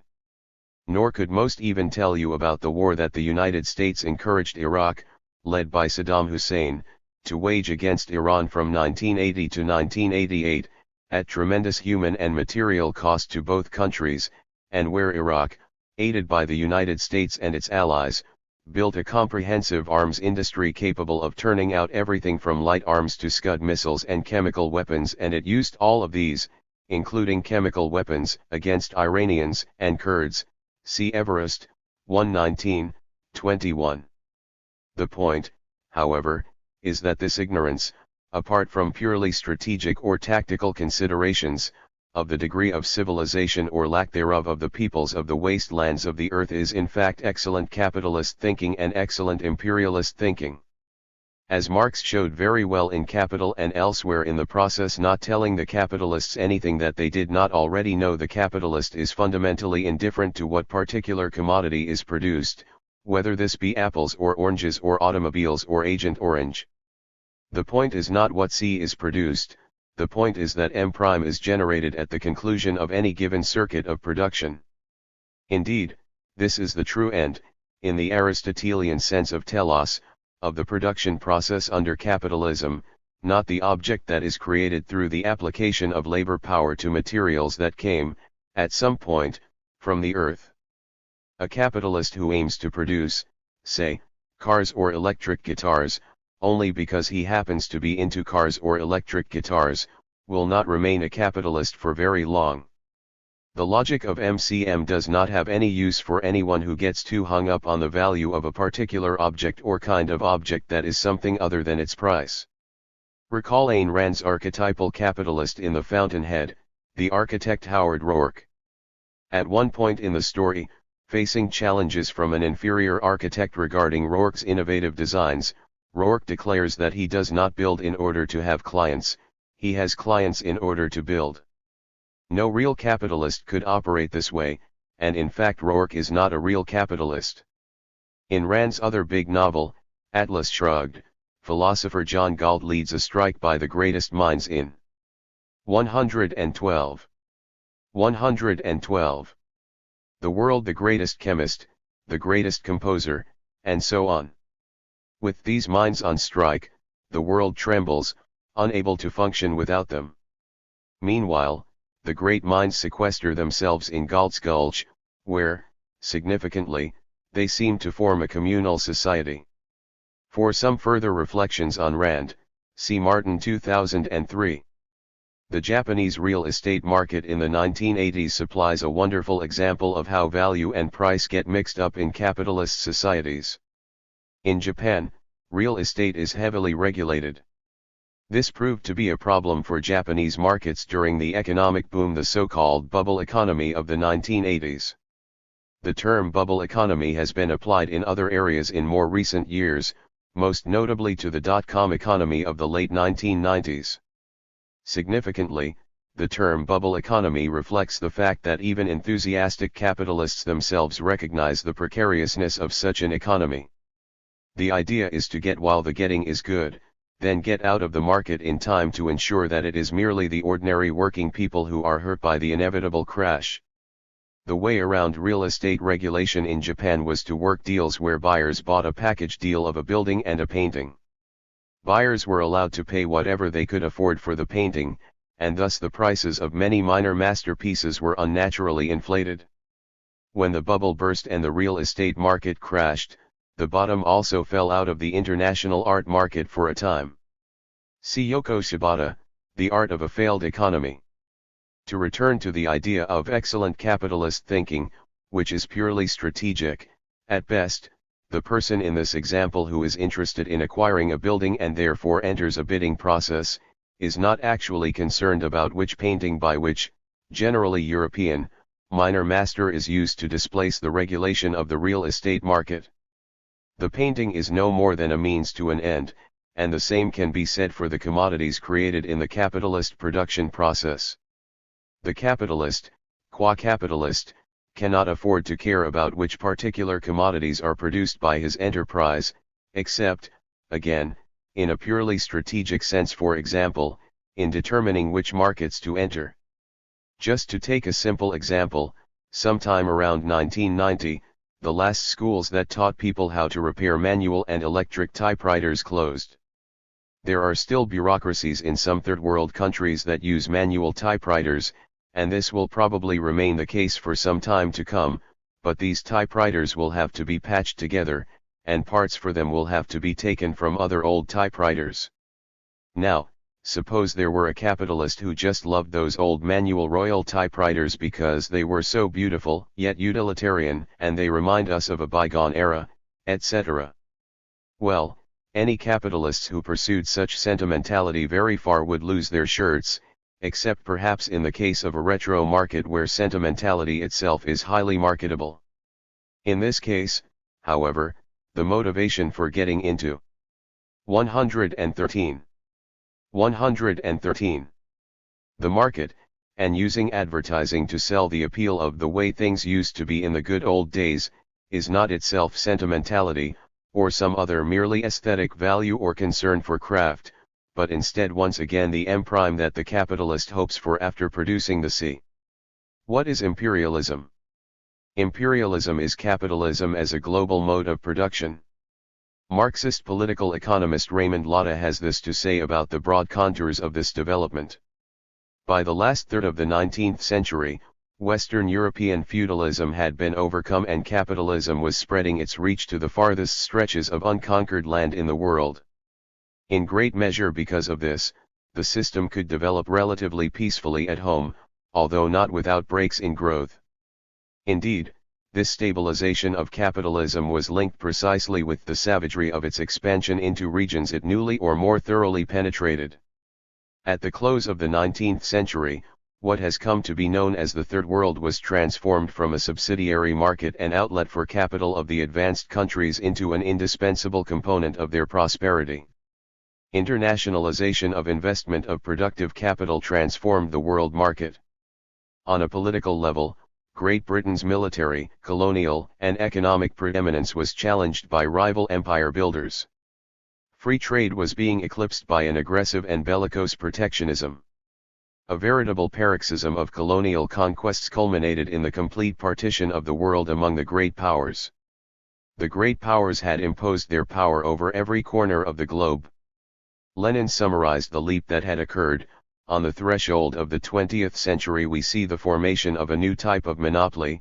Firstly, monopolist capitalist combines in all capitalistically developed countries. Secondly, the monopolist position of a few very rich countries, in which the accumulation of capital has reached gigantic proportions. Imperialism, in Lenin collected works, v. 22, 241. This emergence of monopoly, inward and outward, as it were, at a deeper level expressed the narrowing circle to which Engels referred. Capitalism was pressing against the limits of private ownership and facing ever more formidable barriers in the international arena. The compelling force of anarchy had propelled socialization of the productive forces to a whole new level of domestic concentration and centralization. This same compelling force pushed these powers outward, where they collided with the less powerful, old-style colonial powers, let loose their cannon on nascent national movements, and lashed out at each other. In a footnote, Lotta adds that the Anglo-Boer and Spanish-American wars and the subsequent Russo-Japanese War of the late 19th and early 20th centuries were the first significant imperialist conflicts. The contours of modern capitalism could be discerned, capitalism was in violent transition to something higher. 114. 114. The emergence of imperialism, then, was nothing less than the fundamental development of capitalism into a separate and distinct phase. America in Decline, 72 to 73. With the development of imperialism, there is a sense in which blocks of capital constituted as a set of imperialist nation-states behave somewhat like corporations. This analogy has its limits but will serve well enough for the point I am driving toward here. In excellent capitalist thinking, the capitalist owner, firm, or corporation is interested first of all in pursuing surplus value, not in which particular commodity is produced. In excellent imperialist thinking, the imperialist country is interested first of all in dominating other countries for their material resources, cheap labor, and markets, in the pursuit of the generation of surplus value through super-exploitation, and not in what the culture or history of this or that country is. Again, these things may be taken into account for strategic purposes. For instance, the CIA depends on certain universities to train people in languages that are not commonly taught at most universities. In Soviet times, there were a handful of universities and colleges that received CIA and Department of Defense funding to offer courses in languages spoken in the regions on the southern border of the Soviet Union. More recently, as one might expect, it is the languages of the Muslim countries that are of strategic interest to the intelligence and defense establishments. The imperialists might be interested in the difference between Sunni and Shia Islam, for instance, in terms of the kinds of resistance to domination that might be encountered. As the reader undoubtedly knows, anthropology, as an academic discipline, has at times been enlisted in this effort, or at least certain anthropologists have. The question of culture for imperialism is no more than this: what are the best ways to exploit, to dominate, to control? And thus the road to Vietnam, nothing personal was meant. Marx spoke of the violence of abstraction. In a similar vein, we might speak of the brutality of market equality. In the case of imperialist ventures, there is a market equality of countries, peoples, and cultures who are potential targets of invasion, occupation, and domination. What matters is the cash nexus, how much money is to be made from any given venture. Of course, imperialism is sometimes not so crude. There is no way to exactly quantify what will be gained from invading Vietnam or Afghanistan or Iraq, or Panama or Grenada or Haiti or the halls of Montezuma or the shores of Tripoli. Indeed, the benefit is ultimately in the global standing that an imperialist power achieves, including the standing that is achieved by repeatedly showing the world what an imperialist power is willing to do to assert its dominance. No imperialist power has asserted itself as effectively as the United States, with its unsurpassed arsenal of world-destroying. 115. 115. Nuclear weapons and its many threats to use them in every decade since these weapons were used in Japan. Global standing is the best way for the imperialists to secure surplus value, however, and there are legions of accountants, at various levels, keeping track of the actual money that is brought in. As Lotta argues, super-exploitation in the Third World allows for the relatively peaceful operation of capitalism within the imperialist countries themselves up to a point. Within any given global configuration, there is a limit to what can be squeezed out of the labor process both within the imperialist countries and the countries dominated by imperialism. This is the case for two interrelated reasons. First, every advanced capitalist country has to face the problem of the overproductivity of capital. Because commodities are produced first of all with profit in mind, there comes a point where the invisible hand, not being primarily concerned with whether people will be able to absorb, buy, everything that is produced, is faced with a pile of goods that cannot be sold. It is at this point that capital goes on strike and the spiral of layoffs, unemployment, underconsumption, impoverishment, and civil discontent and unrest is set in motion. Second, just as firms compete for market share in any given area of production, apples, oranges, Agent Orange, or what have you, imperialist powers compete for every nook and cranny of the world, culminating in the complete partition of the world by and among the great powers, Lotta, 73. Firms in capitalism cannot simply be satisfied with their existing portion of market share. Classical economics already teaches us that, if there is profit to be taken, then new firms will enter the market. Thus the capitalist, or capitalist firm, must continually seek out new opportunities, and every opportunity passed up is what classical economics, what Marx called bourgeois political economy, counts as an opportunity cost. It is sometimes difficult for people to understand, either in considering classical microeconomics, what is also called price theory, or in Marx's arguments about bourgeois political economy, that an opportunity cost is a real cost. A firm that passes up opportunities will eventually go out of business. Opportunity cost. I will give a simple example. In the 1970s and 1980s, a few scrappy fellows in Northern California got the idea of returning to fat tire bicycles for adults, to ride on trails and dirt and roads that are not in the best of shape. These bikes morphed, over the course of a few years, into what we now call the mountain bike, and one of these original fat tire enthusiasts, Gary Fisher, built a company around this new kind of bike. Other companies arose, some becoming bigger than others. Indeed, the most successful of 116.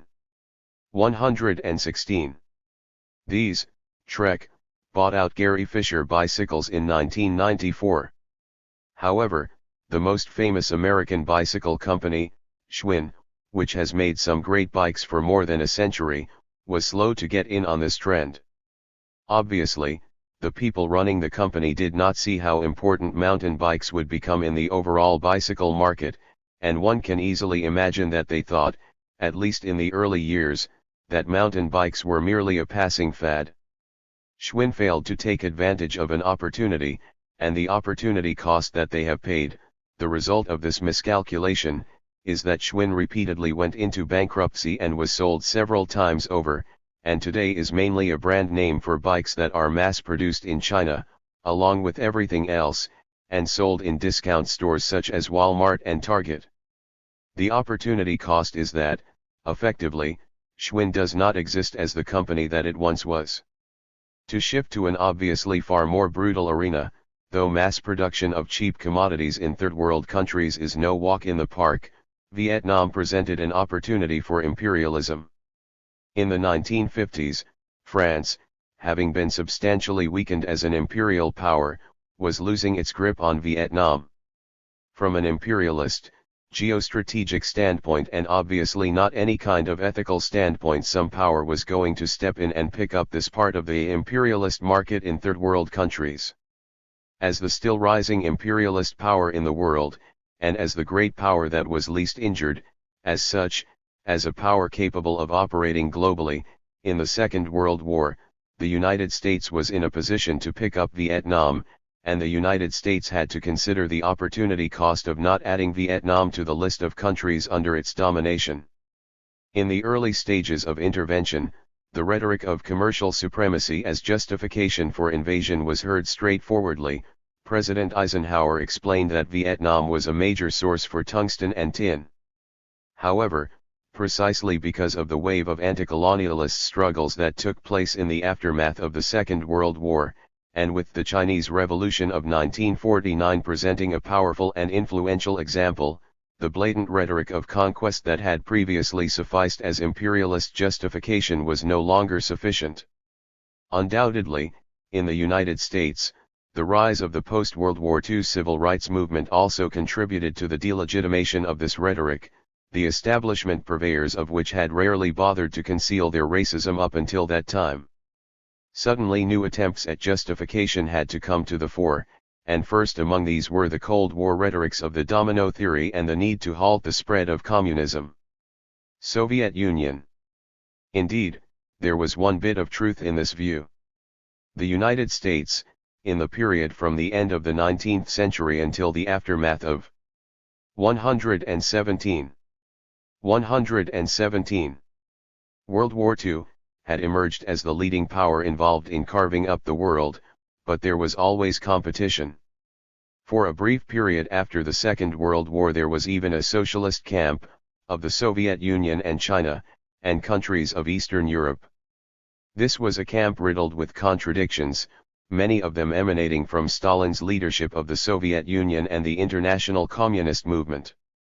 I will discuss this question further in Part 3, but we can enumerate some of these contradictions and problems here, simply to present a schematization of the world as it emerged from World War II. I will attempt to go from the obvious to the less obvious. 1. Stalin's authoritarian model of socialism, and the fact that a deep-seated, siege mentality played a role in shaping that model. 2. The fact that the Chinese Revolution came to power largely despite Stalin and the Comintern. 3. The fact that Stalin tended to compromise with the Western powers at every turn, the most spectacular example of which was the undermining of the revolution in Spain. 4. The fact that the great prize won by the Soviet Union, besides of course not being defeated by Germany, was the addition of the Eastern European countries to the socialist camp, except that these countries were never socialist, because there were never socialist revolutions in these countries. On this point, the more difficult cases of Albania and Yugoslavia will have to be set aside for another day's discussion. This last point brings us full circle, for it was part of Stalin's authoritarian model that where the Red Army goes, it installs the Soviet social system. This was Stalin's conception of how the Eastern European countries became socialist. At the very least, whatever existed of socialism in the Soviet Union and Eastern Europe, in the Warsaw Pact, was in a deep, deep muddle. The leaders of the Communist Party of the Soviet Union after Stalin's death resolved this muddle, by restoring capitalism.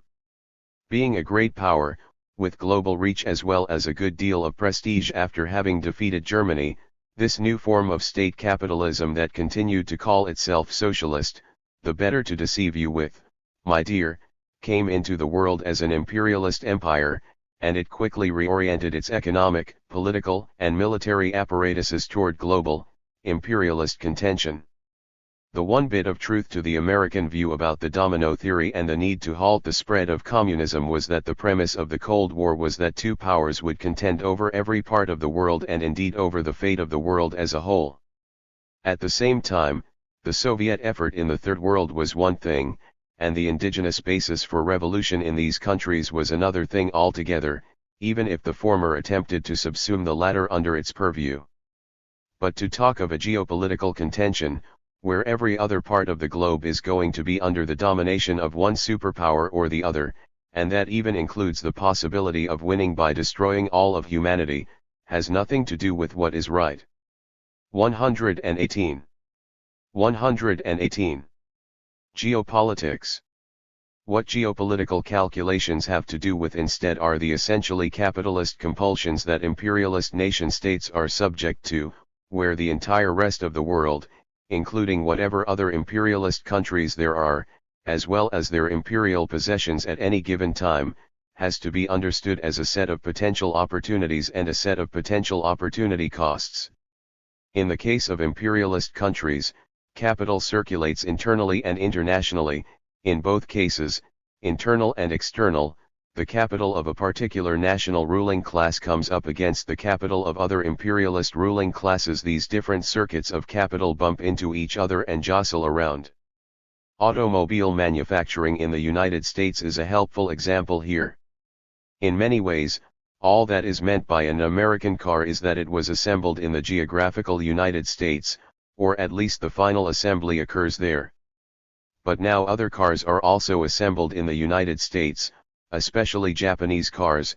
Toyota, Honda, Nissan, and Mitsubishi all have plants here. Even Chrysler, formerly one of the big three American car manufacturers, was acquired in a hostile takeover which was presented to the public as a merger in the 1990s by the German corporation, Daimler-Benz. These circuits of capital, which exist for the production of profit, can reach their limits both internally and externally, domestically and globally, and these two different levels interact with one another. To be direct about it, the basis of value creation under capitalism is the exploitation of labor power, and if capital can no longer squeeze value out of people in some of the places where it operates, it will have to squeeze even more out of people in other places. Extraction of value from the Third World has tended, for the first century of imperialism at any rate, to be both far more brutal, again, often under conditions that approximate slavery, and that piggyback on colonial practices such as cutting off the hands of uncooperative subjects, and far less efficient. When capital reaches what Marx called the limits of accumulation under existing circuits, it has to reconfigure the ways in which it pursues profit, and it does this in a world where other units of capital, either at the level of the individual capitalist, or the capitalist firm, or the imperialist nation-state, all must seek out every opportunity, and each must do whatever is necessary to avoid paying opportunity costs. Capital continually divides and redivides the world, and when all of the interrelating circuits of capital are pressed up against each other, this redivision can take the form of war, and even of world war. In the pursuit of this redivision, there is no moral limit to the forms of military technology that will be applied. In this respect it can be said that napalm and Agent Orange and 8,000-pound conventional bombs, so-called bunker busters, dropped from planes or launched from ships, and nuclear bombs. 119 are not simply neutral artifacts of technology, but instead are indeed concentrated expressions of the social systems that deploy them. I will return to this point. It can be added that these dynamics of capital, of which I have only provided a thumbnail sketch, and without any claim of originality, are no great secret indeed. These dynamics were very openly displayed in the first 5 decades of imperialism, and even now they are not at all hard to see. In the case of early imperialism, just review not only what Henry Cabot Lodge said, but also the way he said it for the sake of commercial supremacy. Let's cut a canal right across Nicaragua. This ended up being the Panama Canal, but Panama itself was created by ripping off a piece of Colombia. Then we're going to need Cuba, and then we'll head out across the Pacific and just take as much of it as we can. Statements such as this, which I am paraphrasing a bit here, but without exaggerating in any way, and statements about access to cheap labor and materials were not at all unusual or outrageous in the first decades of imperialism. It was only when former colonies and neo-colonies began to stand up for themselves, in a way that the imperialist powers could not so easily put down, that the rhetoric shifted somewhat in the direction of something that was supposed to be taken for the value categories of political modernity. But even then, in imperialism's second half-century and beyond, there is still plenty of talk of access to materials and labor, and one does not have to look very far to find accounting and dollar amounts. This is regular fare in publications such as the Wall Street Journal or Business Week. To take the most obvious example in recent years, the invasions of Iraq in 1991 and 2003 were not only about oil, they were about larger geopolitical problems in the imperialist system. But the American domination of Iraq is not about oil, either, and this is no secret. An imperialist economy that runs on fossil fuels will have to try to control the sources of those fuels, and the machinations that occur around the attempt to secure and control the sources of oil have global ramifications. Such machinations have as much to do with the other imperialist countries in the world as they do with Iraq itself. And indeed the upshot once again is that geopolitical considerations are set against any kind of ethical thinking, for the fact is that it is also the case that the people of Iraq never did anything to deserve the treatment they have received from the United States. To understand the way things are in the world, to understand imperialism as a system, is absolutely necessary if there is to be any chance of defeating imperialism, which means not only its economic structure, but ultimately its whole culture and the way that human beings have been shaped as subjects of imperialism on either side of the imperialist bifurcation of dominator and dominated, and creating an alternative. However, this alternative also has to be conceptualized in itself. It cannot be merely 120. A reaction formation. In a completely Kantian formulation, Marx said that humanity must become the subject of history instead of merely history's object. The closed dialectic of the reaction formation will not simply deliver humanity into the space of emancipation, and this is the case by definition. On this point, See Roger Gottlieb, History and Subjectivity, especially 16. In other words, critical consciousness, philosophy, the imagination, not only the moral imagination, but the aesthetic imagination as well, intentionality, and ethical thinking have crucial roles to play. I would add to this list the idea of redemption, and what Adorno called the attempt to see the world from the standpoint of redemption. To encounter such an idea involves working out the large and difficult question of the relationship of the ethical and what I am choosing to call a religious perspective. I will return to this topic in the conclusion.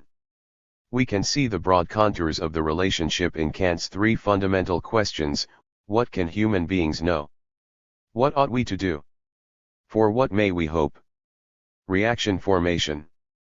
Although to talk about Stalin and the Soviet Union during the period of his leadership seems very backward-looking and perhaps even completely irrelevant these days, one thing that we can learn from this period is what socialism looks like as a reaction formation, or concatenation of such formations. We can see this on numerous fronts, from the military structure that the Soviet Union learned too well from the Germans, to the acquisition of nuclear weapons in the late 1940s. This last in itself is a difficult question. Before dropping atomic bombs on Hiroshima and Nagasaki, President Harry Truman informed Stalin that the United States had developed a new weapon of unusual destructive force. This is from the terse account in Truman's memoirs, as quoted in the decision to use the atomic bomb by Gar Alperovitz, 386. Truman had the impression that Stalin did not know what Truman was talking about, and the exchange, at the Potsdam Conference on July 24, 1945, was very brief and casual. The United States and Great Britain had asked that the Soviet Union enter the war against Japan 3 months after the surrender of Germany. When Stalin informed the other allies that the Soviet Union was prepared to enter the war in the Pacific a month ahead of schedule, Truman urged that research and testing of the atomic bomb be speeded up. Clearly, the United States aimed to defeat Japan before the USSR could enter the Pacific theater, and thereby prevent the Soviet Union from participating in surrender negotiations with Japan. Alperovitz's book is a substantial and fascinating account on all aspects. 121. 121. Of the questions just raised, and many others, for the timetable issues, as they relate to Stalin, see 375, 89. One often hears persons of a right-wing persuasion presenting Stalin's seeming ignorance of the real destructive power of the atomic bomb as though this is mainly a comment on Stalin's lack of mental acuity. Somehow it is not an issue that the United States was about to unleash a weapon that could destroy people and places on a scale never before seen, and that the United States was soon, less than a month later, going to actually use this weapon to obliterate 2 large, industrial cities. Stalin could not see what a horrible thing the United States was about to do, so let's talk about how dumb Stalin was. By the same token, Marx did not foresee that the capitalist powers would become such that, in the pursuit of their aims, they were willing to destroy the whole planet if necessary. Old dumb Marx. More recent accounts of Stalin and Potsdam that are based on archival material that has become available since the dissolution of the Soviet Union are clear on the fact that Stalin had known for some time that the United States was developing a new kind of weapon, and the USSR had initiated its own version of the Manhattan Project in 1942. See Fokoganov, 498, and Montefiore, 491-501. It is also true that the Soviet Union's work on the atomic bomb was slow, not very advanced, and depended upon the findings of spies placed in the United States. Whether Stalin, or anyone, including the scientists and politicians in the United States who were developing and preparing to use the bomb, fully understood the ramifications of this new weapon is highly doubtful. The problem of the reaction formation is that of avoiding a deadly, closed dialectic where the supposed alternative to capitalism and imperialism comes to increasingly mirror those very social forms, for the not inconsiderable reason that there are times when fire has to be fought with fire. Simon Sebag Montefiore wrote a book about Stalin that has as its basic aim to demonstrate the nature of evil. Stalin, Court of the Red Tsar, 2004, and yet here is Montefiore's account of a meeting held with top Soviet leaders right after the Potsdam Conference. Stalin then convened a meeting with Molotov and Gromyko at which he announced, "Our allies have told us that the USA has a new weapon. I spoke with our physicist Kurchatov as soon as Truman told me. The real question is, should some countries which have the bomb simply compete with one another, or should they seek a solution that would mean prohibition of its production and use?" He realized that America and Britain are hoping we won't be able to develop the bomb ourselves for some time, and want to force us to accept their plans. Well, that's not going to happen. He cursed them in what Gromyko called ripe language, then asked the diplomat if the Allies were satisfied with all the agreements. Montefiore, 500. 122. 122. The Soviet Union developed its own atomic bomb because the United States had already developed the bomb, and yet even this was not a simple political question from Stalin's perspective. However, under real, world historical pressures, the Soviet Union did indeed develop nuclear weapons, and the question that was ultimately swept under the carpet is that no weapon or military strategy is politically neutral. The weapons that a polity develops represent the social relations of that polity, broadly speaking, roughly in the same way that, as Karl von Clausewitz said, war is a continuation of politics by other means. Acquiring the atomic bomb was not the final nail in the coffin of what was already a tremendously flawed form of socialism, but it was another step in the direction of the restoration of capitalism in a polity that too often fell into the trap of being a reaction formation under circumstances of embattlement suffered by no other modern state, and under leadership that was very often deeply dogmatic and reductivistic. Justice as adjustment. The point of this seeming digression in the present context is that a supposedly purely scientific, descriptive theory of the way things are, or the laws of motion of particular social formations, can easily fall into one of two traps, which are mirror images of one another, either the trap of the real is the rational, or that of the reaction formation. In either case, the furthest one can go on value questions within such frameworks is justice as adjustment, bringing things back into a supposed equilibrium. Leave aside for now the shortcomings of this model for a socialist polity. After capitalism was restored in the Soviet Union, an imperialist competition for world domination started between the two nuclear superpowers. Equilibrium in the context of global imperialist bifurcation means adjustment to one bloc or the other. Given that no ethical justification can be given for what the United States did to the people of Vietnam, all we can look for is some other sort of explanation. The other sorts of explanations that can be given are geopolitical or systemic. With regard to ethics, if what was done to the people of Vietnam is the expression or outcome of a particular social system, then we who care about ethical questions have an obligation to do something, whatever is necessary, to address this system. The ethical dilemma for those who would fight for a different future, and again a reason to study the Soviet experience, from Lenin to Stalin and after, is one of not falling into a philosophical idealism that, in practice, does not actually challenge the existing order of things, on the one. 123. 123. hand, and, on the other, also does not fall into a reductive materialism of justice as mere adjustment. In the Soviet Union when it was socialist, many things were done that reflected a more capitalist way of doing things, and these things prepared the ground for the restoration of capitalism. The acquisition of atomic weapons by itself did not signal the triumph of capitalism in the Soviet Union, but it did signal a perspective on war that was very much capitalist, as these are purely offensive weapons indeed. They are instruments of mass murder and potential destruction of all of humanity and most of our other fellow creatures. It is significant that when the Soviet Union first developed its own atomic bombs, it was clearly not with the intention of entering into an arms race. Furthermore, when China acquired nuclear weapons, when it was a socialist country, unlike now, the aim was not to create an enormous arsenal of atom bombs, such as the United States began to develop fairly quickly, but instead to have only a few of these weapons, in case there was a need for a counter-threat. Again, one can readily see the global situation that led to Marxist political leaders, such as Mao and the revolutionary communists in China, thinking in this way. In this period, in the 1950s and 1960s, the United States made nuclear threats on a regular basis. Within 2 years of the countrywide seizure of power by Mao and the communists in 1949, the United States was fighting a war on China's border, and threatening to use nuclear weapons.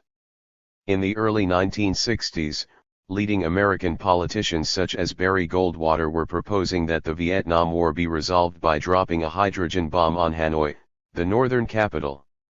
Indeed, although the Chinese Revolution went forward despite Stalin, the existence of the Soviet Union as a socialist state in 1949, as a counterbalance to the United States, is very likely what kept the US from exercising its nuclear option on Beijing. Nevertheless, it was a mistake, or worse, for socialist states to get involved with nuclear weapons, even if this was in some sense understandable, and even if this can perhaps only be seen in 2020 hindsight. Indeed, the problem is that the need for an equal and opposite force to oppose an imperialist, nuclear power that was all too ready to grab everything that it could in the aftermath of World War II, is all too understandable, but the ethical response has to exceed what is all too understandable, and which therefore only requires reaction and not what can't understood to be autonomous action, which is human action that has its basis in the formation of intention. Now, Montefiore's quotation from Stalin, "The real question is," demonstrates that there was some consciousness on this point, and it could even be said that it was precisely because there were key ways in which Stalin did continue to try to thematize doing things differently than capitalist and imperialist countries did them that the Soviet Union under his leadership was still socialist, despite 124. Everything. To say the least, it was not a socialism that good-willed people would ever want to recreate in the world again, and yet we had better learn some lessons from this problem of the reaction formation, and my argument here is that these need to be lessons about the ethical good business. Now, let us return to the issue of Vietnam. Socialist nukes are a mistake. But they are a mistake precisely because nuclear weapons for capitalist powers are not a mistake. For the United States, nuclear weapons have not been a mistake, they have been a part of good business, the business that has created a high standard of living for many in the United States, and that has created tremendous and justified fear in the rest of the world. They are a result of the system of capitalist commodity production having become global, having become imperialism and imperialist. Within this system, intentions are formed, non-autonomous and anti-ethical intentions. One is tempted to say that these are evil intentions. In that respect I will say something that may seem very personal, but that goes to the point I raised a good while back, about what Vietnam meant for the generations who were politically aware in the 1960s and in the aftermath of the 60s. For me, napalm was it, to learn of what napalm actually is and how it was used, and that it was used extensively in Vietnam. Well, I won't say that this immediately made me a Marxist or an anti-imperialist activist, but it set me on the road to wanting to understand what sort of people and, later, what sort of social system could create and use such a thing, and to wanting to know what could be done to stop it.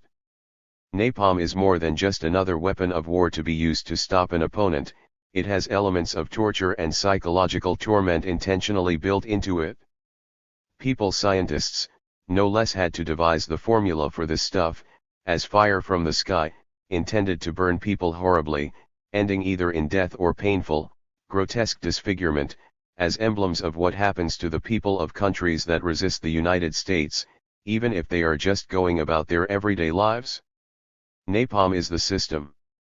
This blood, this cruelty, this murder and torture, does not simply wash out of the American imperialist social system. Napalm is the American imperialist social system. How could this blood get washed out, when it is not even acknowledged? There is not even a beginning here, nor could there be, because of the very nature of the imperialist system. 125. Perhaps this last statement will be controversial, for even the last part of it contains at least three ideas: that imperialism is a system, that it has a basic nature, and that napalm is an expression of this nature. This view might be contrasted with that of Richard Rorty, for example, who put forth the idea that the reason the North Atlantic democracies are wealthy is luck, and that the Vietnam War was an atrocity of which Americans must always be ashamed, a position that, to be sure, goes far beyond what is recognized in either official circles or in the mainstream of American political discourse, but not something systemic. See Achieving Our Country, 56.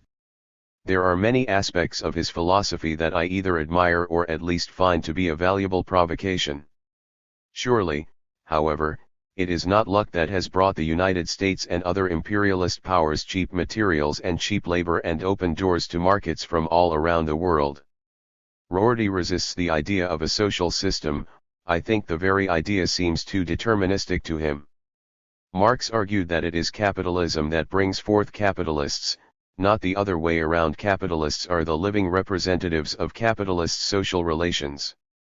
When Henry Cabot Lodge set out his imperialist shopping list of what would become a necessity for the United States, from the canal across Central America, to Cuba, to the Hawaiian Islands, to Samoa, and beyond, to all the waste places of the earth, he was not merely speaking as some acquisitive, money-grabbing jerk. Lodge was representing the interests of a capitalist class that was ready to get into the global hunt for labor, materials, and markets with other advanced capitalist classes, and that had no choice but to pursue these things or to pay the opportunity cost otherwise. The choices they made, including the atrocities they engaged in along the way, were in the context of the compulsions of capital, compulsions that are, in broad outline, indeed determined in the sense that capital is determined to expand, and any particular unit or block of capital will either expand and absorb other units, or it will contract and be absorbed. Within this matrix, people make choices about things to do to further the expansive logic of capital, and among these things are both common, everyday forms of exploitation that are nevertheless very ugly, as well as things that are horrible beyond words, such as the formulation, production, and use of napalm. An argument might be made that a substance such as napalm, and all that goes into its actual use, is a contingent rather than necessary expression of the system. What does it say about this atrocity of which Americans must always be ashamed? My emphasis, and referring to the Vietnam War as a whole, however, when memory of this atrocity is systemically suppressed, such that it only bubbles up at the margins of society, in terms of traumatized individuals, and even then only in terms of the trauma that was caused to individual Americans. Being ashamed might be at least the 126. 126. Beginning of an ethical response, of an acceptance of responsibility, but the fact is that the social system can in no way allow such a response. To understand why this is the case, and to formulate the alternative, we need a perspective that integrates the systemic and the notion of the ethical response, a perspective that is generated by the intermotivation of Marxist and Kantian themes. Dehumanization in war. Consider again the issue of dehumanization in war. It is commonplace to say that the enemy must be dehumanized in order for us to accept killing him or her. This is often said as if it is just a matter of the orderly, business-like waging of war again, nothing personal. Then it is said that our soldiers have to be dehumanized, too, so that they can do what needs to be done. Both of these points are quite right, when understood within the context of imperialist warfare, and the colonialist military operations that lay the ground for such warfare. But it is also the case that imperialism soldiers have to be dehumanized, rendered into killing machines, so that they will not ask troubling questions, such as why are we fighting these people? On this point, see Jeff Tietz, The Killing Factory. I will return to this question in the conclusion. The Vietnam War did more than previous wars to place this issue in the forefront, because U.S. soldiers could not help but wonder what Vietnam ever did to the United States, or to anyone, to deserve the extraordinary amount of firepower that was thrown at it. In this context, race became a very important issue, given the disproportionate percentages of African Americans, Chicanos, and other Latinos, and even Native Americans, in the U.S. Army who were sent mainly as enlisted personnel, while the officer corps was overwhelmingly white, to fight the Vietnamese. U.S. imperialism has spent the decades since the Vietnam War trying to learn the lessons of that experience, from an imperialist perspective.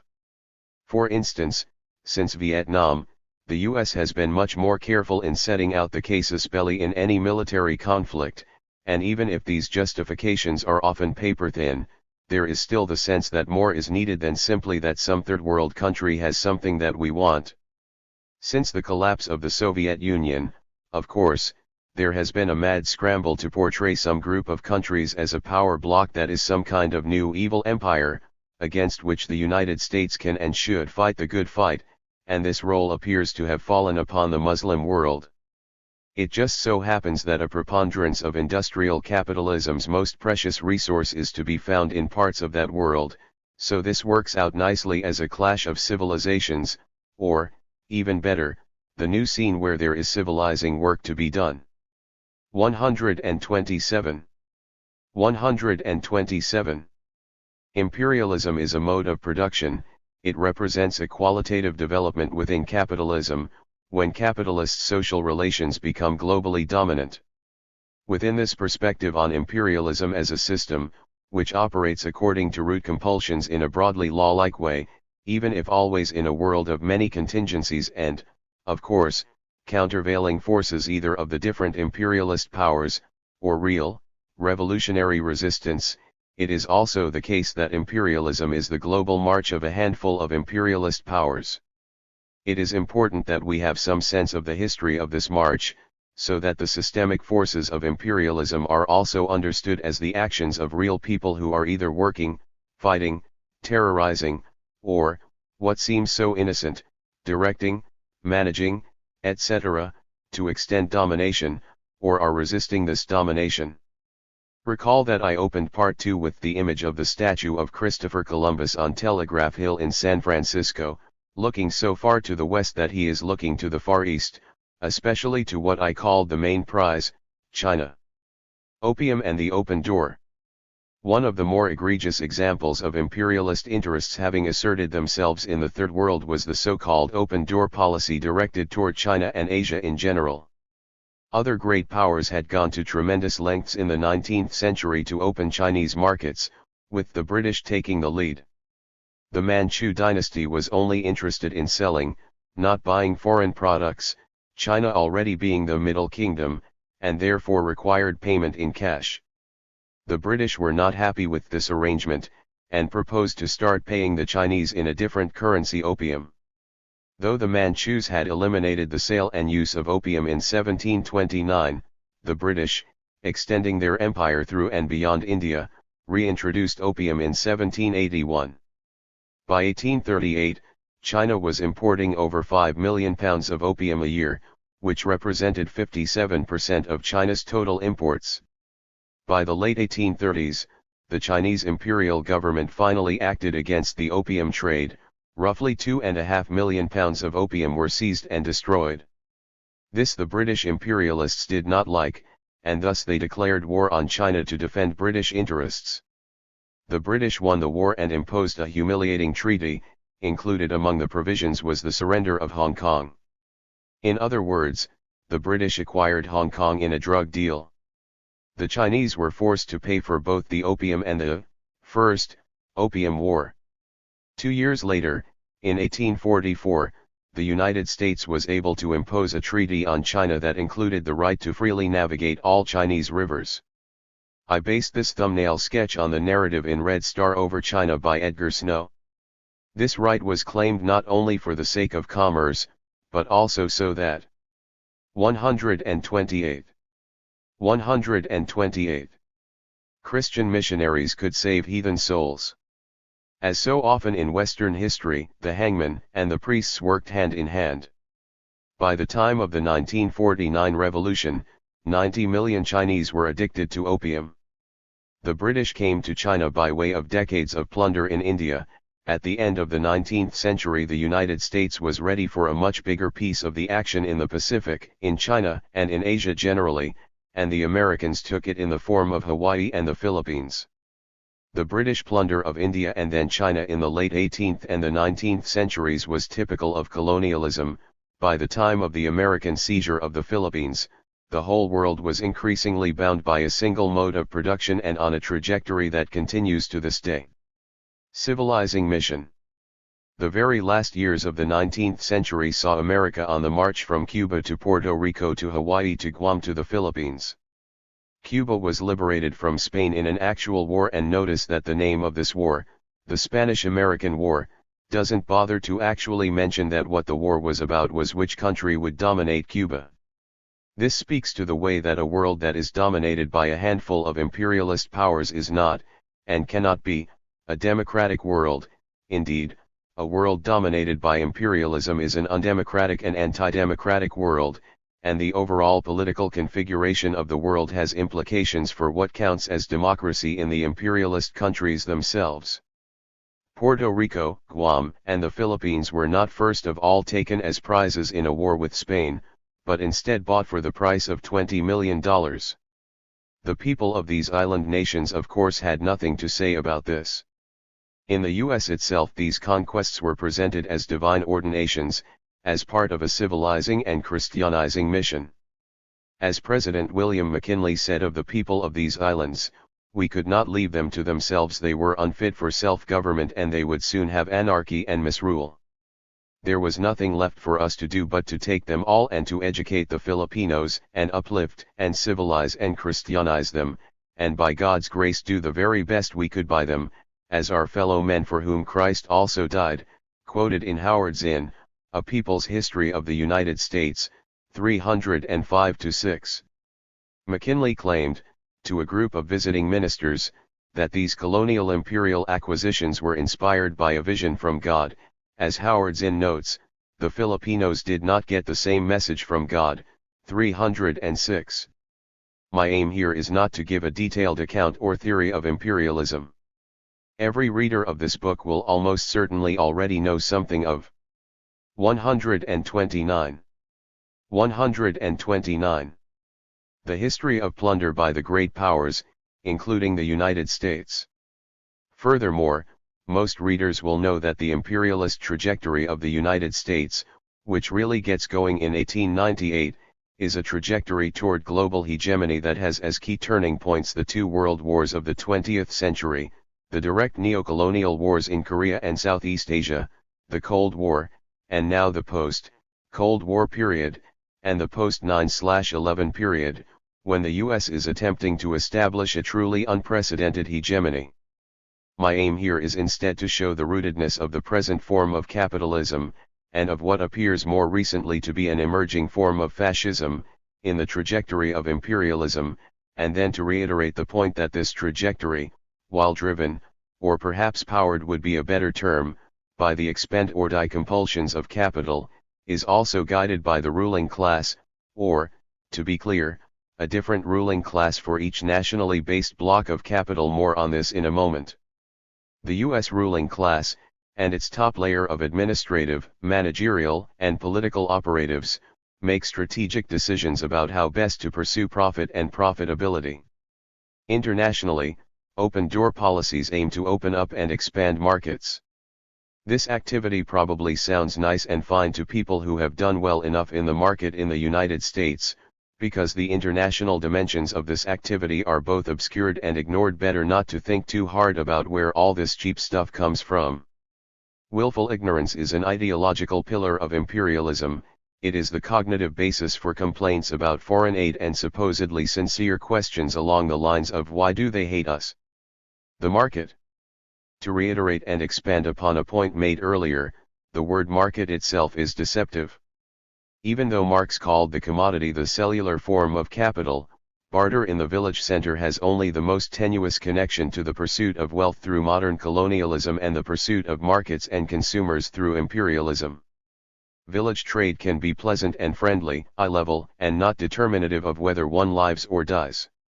The aim of village trade, unlike capitalist competition, is not to undermine the viability of others who live in the village.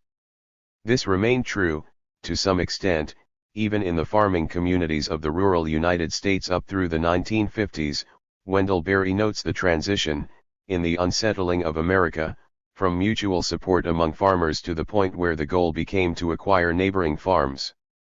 Even now, riding my bicycle out among the vast grain fields of central Kansas, it is easy for me to see how the systemic perspective can slip away. What do these amber waves have to do with anything global, much less imperialist? And yet the 130 connections can be traced without much difficulty, even if these connections are not always in the forefront of the minds of people who live and work in such an area. Rest assured that those closer to the actual mechanisms of commodity trading are very clear on the global connections. The transition to competitive agriculture has occurred completely at the point where the agricultural economy becomes thoroughly monetized, a money economy rather than a mostly self-supporting and bartering economy. On a global scale, this is also the transition. An expansionist economy needs a stable international monetary system, and the trade in money itself, arbitrage, a mind-boggling dimension of international finance capitalism, becomes a central feature of the global economy. In the village, just to complete the picture, someone who defrauds or even opportunistically takes advantage of his or her neighbors will not get away with this for very long. Global trade is just the opposite. Even to the extent that opening up the markets of the Third World may have brought some rise in the living standards of some, and claims for this are always overplayed, this was done through the implementation of suffering on a vast and absolutely unjustifiable scale. Although my aim here, again, is not to provide a history of imperialism, let us stay one more moment with the scene of the founding of U.S. imperialism, for this is the initiation of a trajectory that runs from the Philippines to the threat of global nuclear destruction to napalm to the occupation of Iraq and the torture at Abu Ghraib. This founding scene is extraordinarily ugly. It was to be exceeded by scenes of even greater ugliness and evil.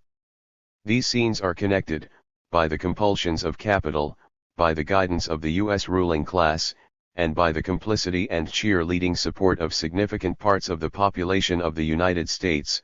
The same dynamic is operative in other imperialist countries as well. The march of imperialism. Rereading a people's history is an especially good idea in this time of postmodern capitalism. The shattering of historical consciousness is integral to the functioning of the system. It leads to such perverse, but systemically necessary, consequences as people asking, why do they hate us? An absolutely, fantastically bizarre question for anyone with the least sense of history. Such a question could only be asked in a country that surely must appear to the rest of the world to be made up of outright morons. I'm not claiming that the United States is made up of morons, but what reason could we give to people in other countries not to think this? They wouldn't be right exactly. The US is not made up of morons, but it's not like there is a great shortage of morons, either, or at least willful dupes. 131. But neither would it be an unreasonable thing for many people around the world to think. The following passages are from Chapter 12, The Empire and the People. A Washington Post editorial on the eve of the Spanish-American War. A new consciousness seems to have come upon us, the consciousness of strength, and with it a new appetite, the yearning to show our strength. Ambition, interest, land hunger, pride, the mere joy of fighting, my italics BM, whatever it may be, we are animated by a new sensation. We are face to face with a strange destiny. The taste of empire is in the mouth of the people, even as the taste of blood in the jungle. Was that taste in the mouth of the people through some instinctive lust for aggression or some urgent self-interest? Or was it a taste, if indeed it existed, created, encouraged, advertised, and exaggerated by the millionaire press, the military, the government, the eager-to-please scholars of the time? Political scientist John Burgess of Columbia University said the Teutonic and Anglo-Saxon races were particularly endowed with the capacity for establishing national states. They are entrusted with the mission of conducting the political civilization of the modern world. Zinn, 292. Thus begins the inglorious legitimating mission of what at that time was a fairly new academic discipline, political science, especially as practiced in the Ivy League schools and institutions such as the University of Chicago and Stanford. For the past 20 years or so, one outcome of this mission has been that particular breed of social science animal known as the terrorism expert. Several years before his election to the presidency, William McKinley said, "We want a foreign market for our surplus products." Senator Albert Beveridge of Indiana in early 1897 declared, "American factories are making more than the American people can use, American soil is producing more than they can consume.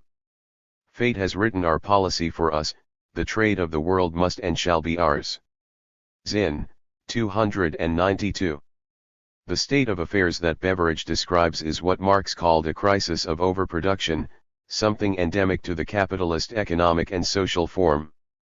Note that Beveridge does not say that American workers are doing the making, but instead somehow it is the factories creating overproduction. But he was right. It is indeed the fate of the capitalist factory system to overproduce, precisely because it is not organized according to what people can use, but instead according to what surplus value the owners of the means of production can appropriate. Are there many scenarios where Marx's categories apply more clearly than this one, even in the way that these emergent imperialists are themselves describing? 132. 132.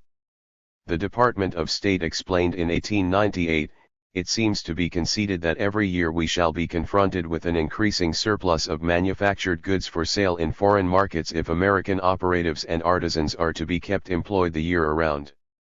The enlargement of foreign consumption of the products of our mills and workshops has, therefore, become a serious problem of statesmanship as well as of commerce." Zinn, 292. Only in capitalism does it cause a crisis. If there is a surplus, only in capitalism can people go hungry because there is too much bread. Does this state of affairs not seem completely irrational and completely unethical? The mind has to enter into wild gyrations to justify the state of affairs. This irrationality, which Marx analyzed in minute detail, was exposed publicly and dramatically in the Haymarket Rebellion of May 1885. Note the proximity to the conscious yet faded fashioning of imperialism. As overproduction widens the class divide, and visibly demonstrates the irrationality of capitalism, Haymarket itself was sparked off by labor agitators who pointed out the contradiction of hunger in the midst of grocery stores full of food. The rhetoric used to justify the system becomes increasingly irrational and even downright crazy. But the imperialists made an end run around the stark contradictions, employing not only the idea of the civilizing mission, but also a rhetoric of race that was inherited from modern Europe, indeed, a rhetoric that in significant ways forged and was stamped into the identity of modern Europe, and was now being employed similarly in the case of white Americans. From a larger perspective, namely, the rest of the world, against which the United States has now set itself in an open-ended war, all of this still appears completely irrational and insane. But the imperialist cast of mind, which has, at least on the level of historical intertwining, racism in its core, can also become second nature to citizens of imperialist countries, to some extent even of all classes and colors of people. This cast of mind, also ensconced as a sense of global entitlement, perhaps even as the mere joy of fighting, truly a sick notion, may become so deeply rooted as to no longer be understood in terms of political legitimation. In any case, this is the dynamic that is unleashed at the end of the 19th century. These expansionist military men and politicians were in touch with one another. One of Theodore Roosevelt's biographers tells us, by 1890, Massachusetts Senator Henry Cabot Lodge, Roosevelt, and Captain A.T. Mahan, U.S. Navy, a popular propagandist for expansion, had begun exchanging views, and that they tried to get Mahan off sea duty so that he could continue full-time his propaganda for expansion. Roosevelt once sent Henry Cabot Lodge a copy of a poem by Rudyard Kipling, saying it was poor poetry, but good sense from the expansionist standpoint. Zinn, 292-93. 133. 133. Incidentally, this same Theodore Roosevelt, of Rough Rider fame, is G. W. Bush's declared role model among former U.S. presidents. When the United States did not annex Hawaii in 1893 after some Americans, the combined missionary and pineapple interests of the Dole family, set up their own government, Roosevelt calls this hesitancy a crime against white civilization. And he told the Naval War College, all the great masterful races have been fighting races. No triumph of peace is quite so great as the supreme triumph of war. Roosevelt was contemptuous of races and nations he considered inferior. When a mob in New Orleans lynched a number of Italian immigrants, Roosevelt thought the United States should offer the Italian government some remuneration, but privately he wrote his sister that he thought the lynching was rather a good thing and told her he had said as much at a dinner with various Dago diplomats. All wrought up by the lynching. Zinn, 293. Here one might reflect on the limitations of our multicultural society, which has its definite strengths as well, and trace a line from this obnoxious attitude of white supremacy demonstrated by Theodore Roosevelt to the blue blood, Ivy League pedigree of George H. W. Bush. In one of the presidential debates in 1988, the elder Bush referred to the Greek heritage of the Democratic candidate, Michael Dukakis, saying the latter was certainly right to be proud of his people. The insinuation was that there are the ethnic Americans and there are the real Americans, white people whose lineage goes back to Northern Europe. As on numerous other points, the Democratic candidate, as with the Democratic Party more generally, being a part of the imperialist political compact, could not summon the wherewithal to give this racist garbage the response it deserved. William James, the philosopher, who became one of the leading anti-imperialists of his time, wrote about Roosevelt that he gushes over war as the ideal condition of human society, for the manly strenuousness which it involves, and treats peace as a condition of blubber-like and swollen ignobility, fit only for huckstering weaklings, dwelling in great twilight and heedless of the higher life. Zinn, 293. We will come back to William James. Let us now go to some specifics of the imperialist subjugation of the Philippines. Zinn's narrative is rejoined at the point where he is describing the differing perspectives on the divine mission of the American imperialists. The Filipinos did not get the same message from God. In February 1899, they rose in revolt against American rule, as they had rebelled several times against the Spanish. Emilio Aguinaldo, a Filipino leader, who had earlier been brought back from China by U.S. warships to lead soldiers against Spain, now became 134. 134. Leader of the insurrection fighting the United States.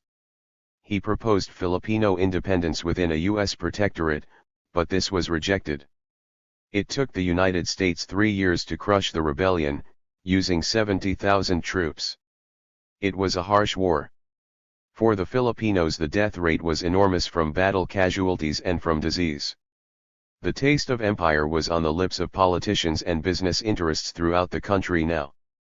Racism, paternalism, and talk of money mingled with talk of destiny and civilization. In the Senate, Albert Beveridge spoke, January 9, 1900, for the dominant economic and political interests of the country.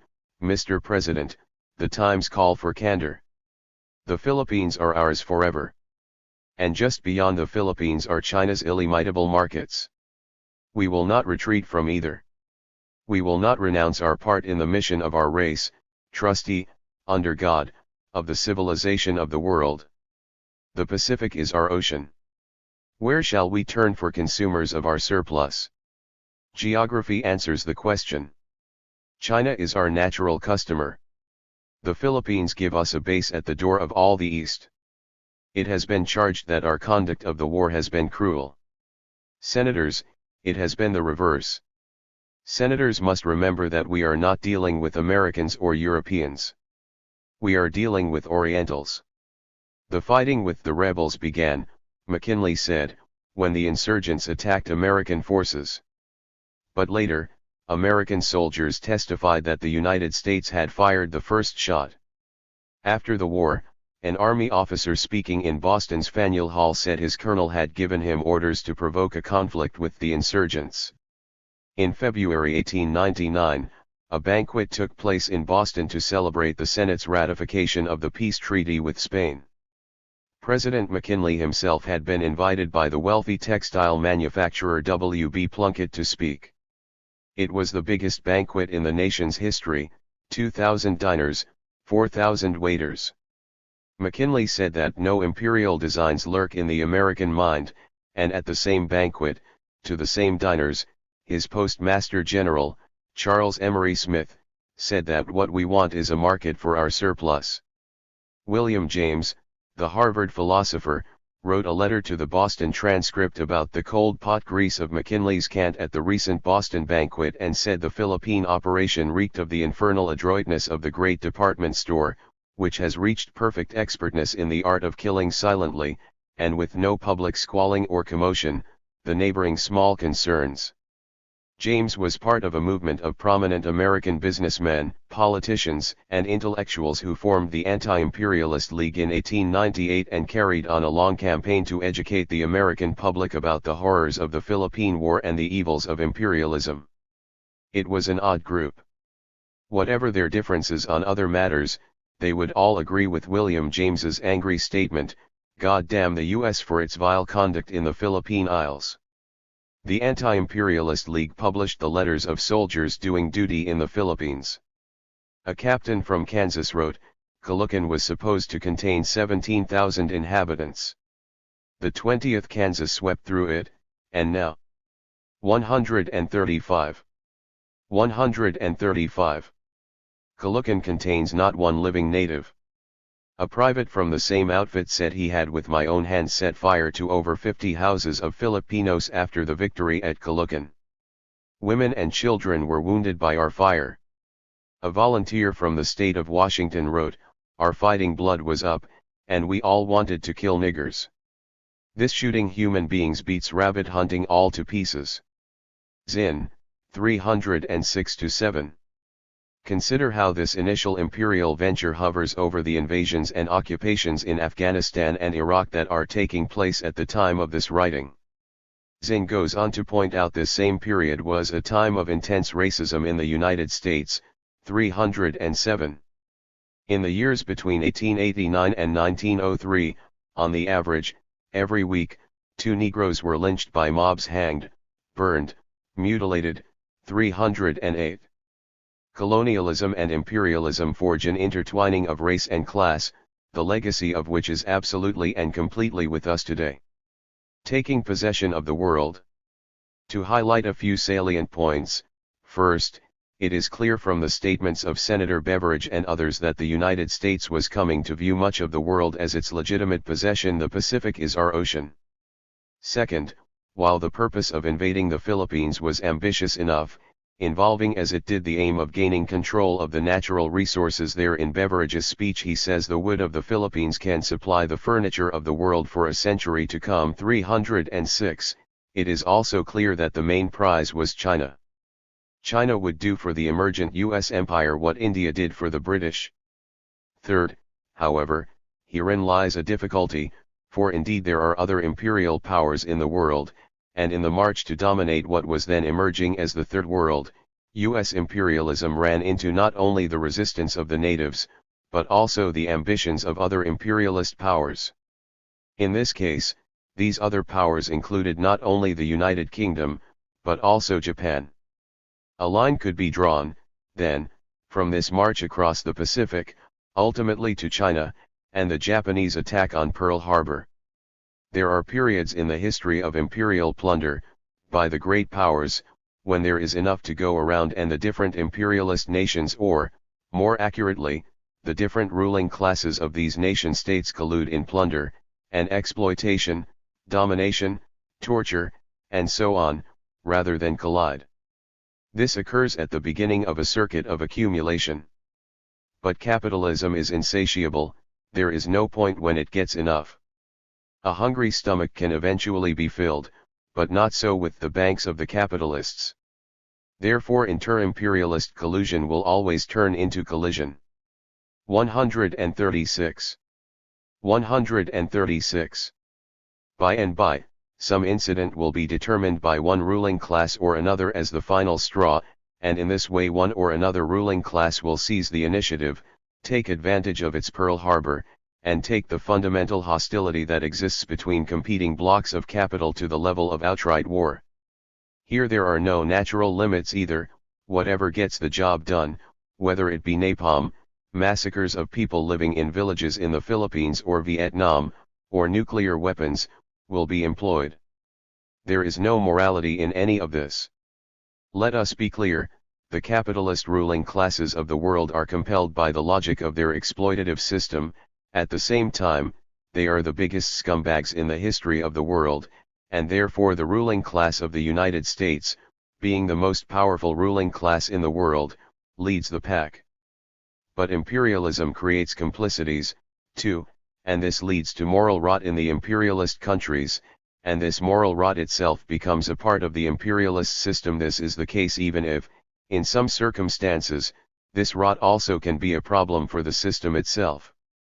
We might also pause for reflection over the question of what it meant, when Mao and the Communist Party of China came to power in 1949, that the conversation in the United States within elite political and diplomatic circles but broadcast without compunction, without a moment's worth of moral hesitation, to the rest of America and the world, that the essential question was who lost China. The Pacific is our ocean, China is ours to lose, and ultimately there is only one sovereign nation, the United States, the sovereignty of all other nations being conditional. Sovereignty and us. The we that is constituted by such formulations of what is ours is primarily the U.S. ruling class, which deliberates through various procedures, some quite public, but not in a way that reflects a vibrant, participatory public sphere, and others far from public view or scrutiny, and formulates its global strategies, but an additional we is forged through a fairly broad complicity with imperialist aims, and it is this complicity that also plays an essential role in the shift toward fascism. To put it bluntly, there comes a time when imperialism needs its cheerleaders and its appreciative audience for these cheerleaders, and its thugs who will deal with those who are not cheering at the right time, or loudly enough. This time comes when the circuits of capital are up against limits. The logic of expend or die has to either break through or go into decline. It may be that this logic is now working on a whole different basis, with the unprecedented scale of American power, global position, and global ambition. If moral rot and outright thuggery are substantial bases for the imperialist system and imp. 137. 137. Realist ambitions, however, then it is also the case that the ethical critique of imperialism assumes a heightened role. It is in this context that the United States has, since September 11, 2001, set out the doctrine of conditional sovereignty in explicit form, as an aspect of public policy. Certainly this doctrine is implicit in the global comportment of every imperialist power. There is no sovereignty for non-imperialist countries, and even the sovereignty of other imperialist powers is a matter of putting up with their spheres of influence until the time comes when something must be done about this.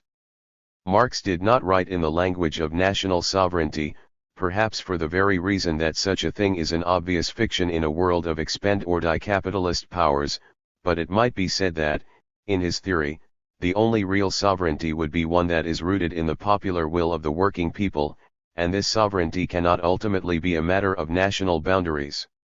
Certainly the notion of a general will is a theme that both Kant and Marx take up from Rousseau. In The Politics of Autonomy, a Kantian reading of Rousseau's Social Contract, Andrew Levine claims that Feuerbach and the early Marx are the best disciples of Rousseau after Kant, 26-27.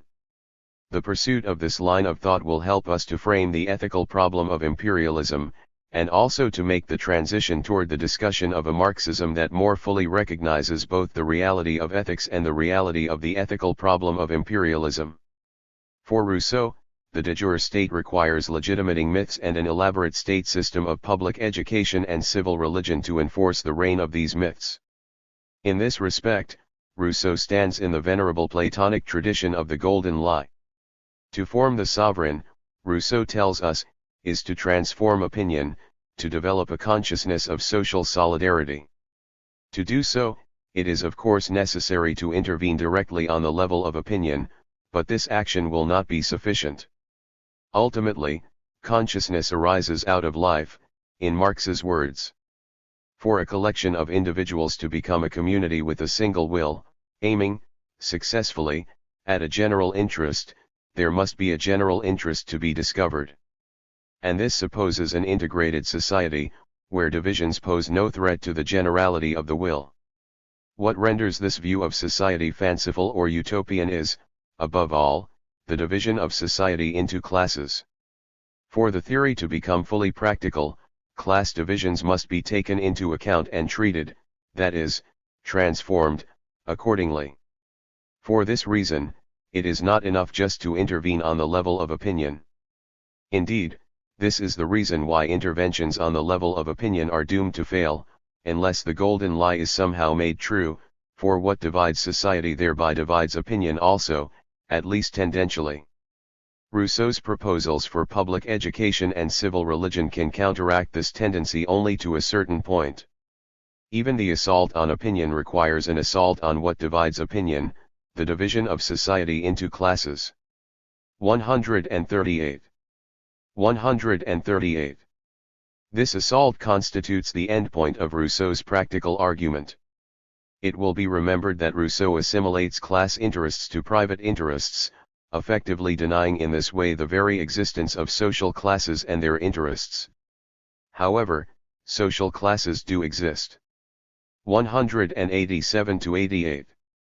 A very quick gloss on this passage, which Levine himself presents in so many words, is that real social solidarity cannot be predicated on myths of commonality propagated by a state, which will rely, in the end, on force for this propagation, but instead must be based on actual commonality, a commonality that transcends whatever divisions stand in its way.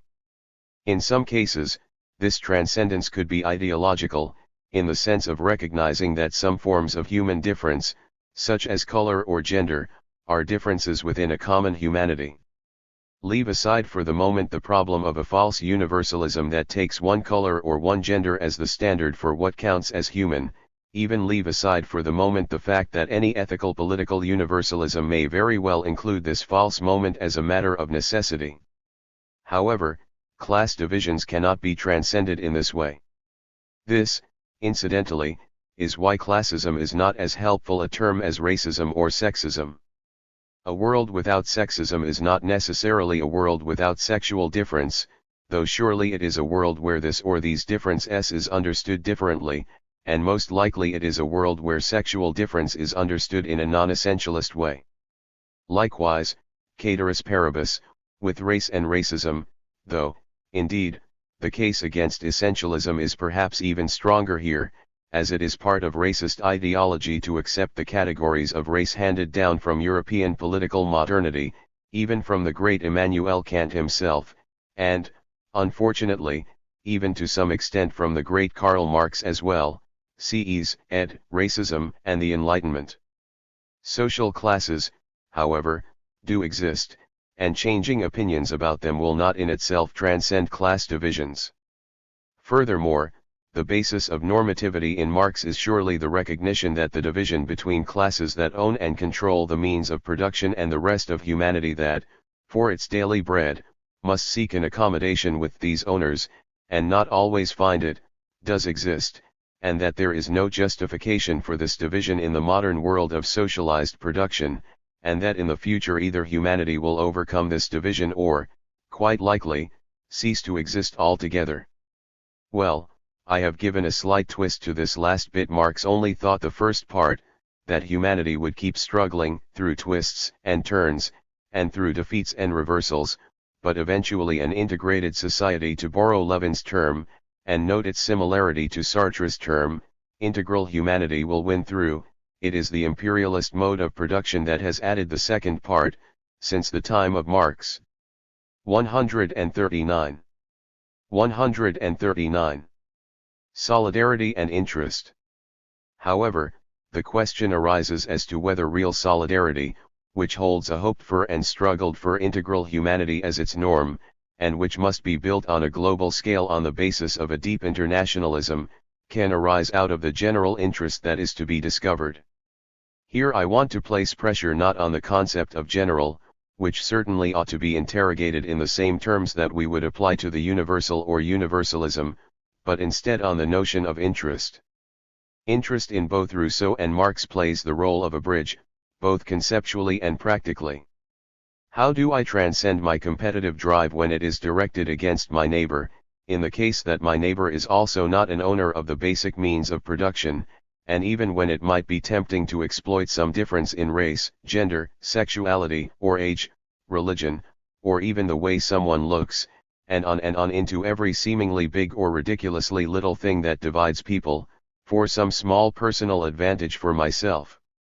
For Marx, demythologizing Rousseau's general will, it is a matter of seeing one very basic commonality, namely that neither I nor my neighbor, nor almost all of the other people around me, nor almost all of the other people in the world, are the owners of the means for perpetuating life, and therefore we are all, in a substantive and not merely metaphorical sense, enslaved to the social systems where a small minority controls these means. From a Kantian perspective, this bridging concept helps explain the situation in which we need to think about what ought to be done, and what people are up against, but what ought to be done is not a matter of any particular person's interest. Indeed, interest is just as useful for explaining why people do not come together, and my main concern here is understanding how this is especially the case when the world is not only subject to class division but also to forms of this division that are exceedingly lopsided, especially as regards relations among nations and peoples. If what ought to be done is not a matter of the interest of any particular person, neither is it, following what Marx said about classes as aggregates of persons and not as suprapersonal identities, a matter of collective interest. The matter of ethics is autonomous for Kant in this sense: to consider what is right is first of all to consider what is right, and to attempt to fulfill this consideration, regardless of my interest, your interest, anyone's interest come hell or high water. Empty formalism. Despite this, surely there is a subject of ethics, of any ethical consideration, and despite Kant's limitations on this score, which especially go to the cat. 140. 140. Egories of race and gender, we can grant that the subject is humanity. Here pressure comes back upon the abstract and seemingly purely formal character of Kant's universalism. Even if we leave aside considerations of rational beings in general, God, angels, conscious life on other planets, it is in fact highly significant that Kant introduced this last category, and even apart from the manner in which Kant would represent universalism and humanism in a race and gender slanted way, we might also inquire into what a person comes to as mere abstraction. This same critique has been applied to John Rawls's famous thought experiment, of the person behind the veil of ignorance. The question arises as to what sort of person this could be: a person with no situation, to use Sartre's term, no sensuous existence, Marx, none of the connections to other people and other creatures and the rest of the world that in fact are not optional aspects of the formation of anything that could be recognized as a person. Or, it might be said, of anyone who could be recognized as a person and not as a mere thing or automaton. These issues, and Habermas's ideal of transparency can also be added to the discussion, should of course be explored in detail, and one sees in communitarian and feminist critiques of Rawls, or in critical race theory perspectives on the Enlightenment, models for how this exploration can be carried forward. Disagreement with the charge of empty formalism against Kant, therefore, does not mean that we do not need to understand the real flesh that has to find a way to live on those bones. For one thing, to be blunt about it, class division itself is the reason why the moral obligation to transcend, in practice, such division, is not going to happen simply because we are able to conceive of such an obligation. In the third part of this book I attempt to set out some of the issues as regards the flesh. Indeed, I begin with a discussion of the ethically unjustifiable human practice of eating the flesh of creatures that have feelings and that can experience cruelty. However, there is also a way in which at least some particularist and even substantive critiques of universalism, as necessary and justified as they are, throw out the baby with the bathwater. Certainly it can be argued that Rawls's notion of an overlapping consensus falls prey to the circularity of all universalisms. The citizen recognizes him or herself in the consensus in the case that he or she was already formed as a person by the consensus to begin with. What Gramsci called second nature, and Marx called false consciousness, is really the first and only nature that humans can know. We are formed in social collectives, and the sense that something essential in the organization of these collectives is oppressive issues from contradictions in the form of organization itself. And yet there is more than this to the bare fact that the formulation of universalisms is possible. It may be that the baby/bathwater image is not sufficient to capture what may be more than simply the bad underside of any universalism. 141. 141. However, we should not allow this bad side of universalism to blind us to the good side and what its possibility may tell us. A similar story can be told regarding Donald Davidson's argument about conceptual schemes. In the famous essay, On the Very Idea of a Conceptual Scheme, Davidson argues that speakers of different languages may share a conceptual scheme provided there is a way of translating one language into another. 184. While a form of activity that cannot be interpreted as language in our language is not speech behavior and cannot be recognized, as a matter of epistemology, as such. 185-86, my emphasis, and it should be added that Davidson is open to a wide range of activities that can count as language use behavior. Critics have objected to Davidson's arguments on grounds similar to communitarian and feminist objections to Rawls's arguments about the original position and the overlapping consensus, that in neither case is there sufficient recognition of difference, singularity, particularity, the other. While I am sympathetic to the motivation of these criticisms, I am not sure that they take into full account the epistemological thrust of Rawls's and Davidson's argument, namely, that between human persons a large background of shared assumptions, many, perhaps most, of which it would be exceedingly tedious to state explicitly, must be in place for differences to appear, and it is against this background that the meaning and significance of these differences, whether they are the subject of conversation or even violent struggle, appear. In using the term human persons here, I want to set aside, at least for the time being, the question of understanding non-human animals or possible persons from other planets, though Davidson does in fact address both categories, as does Kant. Limits of universalism. One of the strengths of Rawls's argument about overlapping consensus is that it recognizes the universalisms of diverse cultures as a human achievement. Now, to speak of universalisms, in the plural, is to at least invite the charge of some kind of contradiction, so we might simply back up a little and say that Rawls's conception recognizes that there are impulses toward universalism in many different human cultures. Perhaps every one of these universalisms has its underside, its hidden ethnocentric and/or androcentric agenda. Kant's perspective, which is carried forward by Marx, is that humanity has entered a time of one world that we all could share in such a way as to encourage mutual flourishing, and that is a good thing. As Sankarmutha writes in Enlightenment Against Empire. 142. 142. In recognition of the heightened discovery, travel, and imperial activity of his century, Kant believed that a discussion of justice at only the domestic and interstate levels could not fully capture the newly emerging ethical problems of the modern age. Although his discussion in Toward Perpetual Peace of ancient trade routes such as those that connected Europe to Central Asia, India, and China exemplify his understanding of the extensive history of commercial relations and activity between Europe and the non-European world, Kant also believed that the world of his day had become integrated to a degree that went far beyond transnational relationships of the past.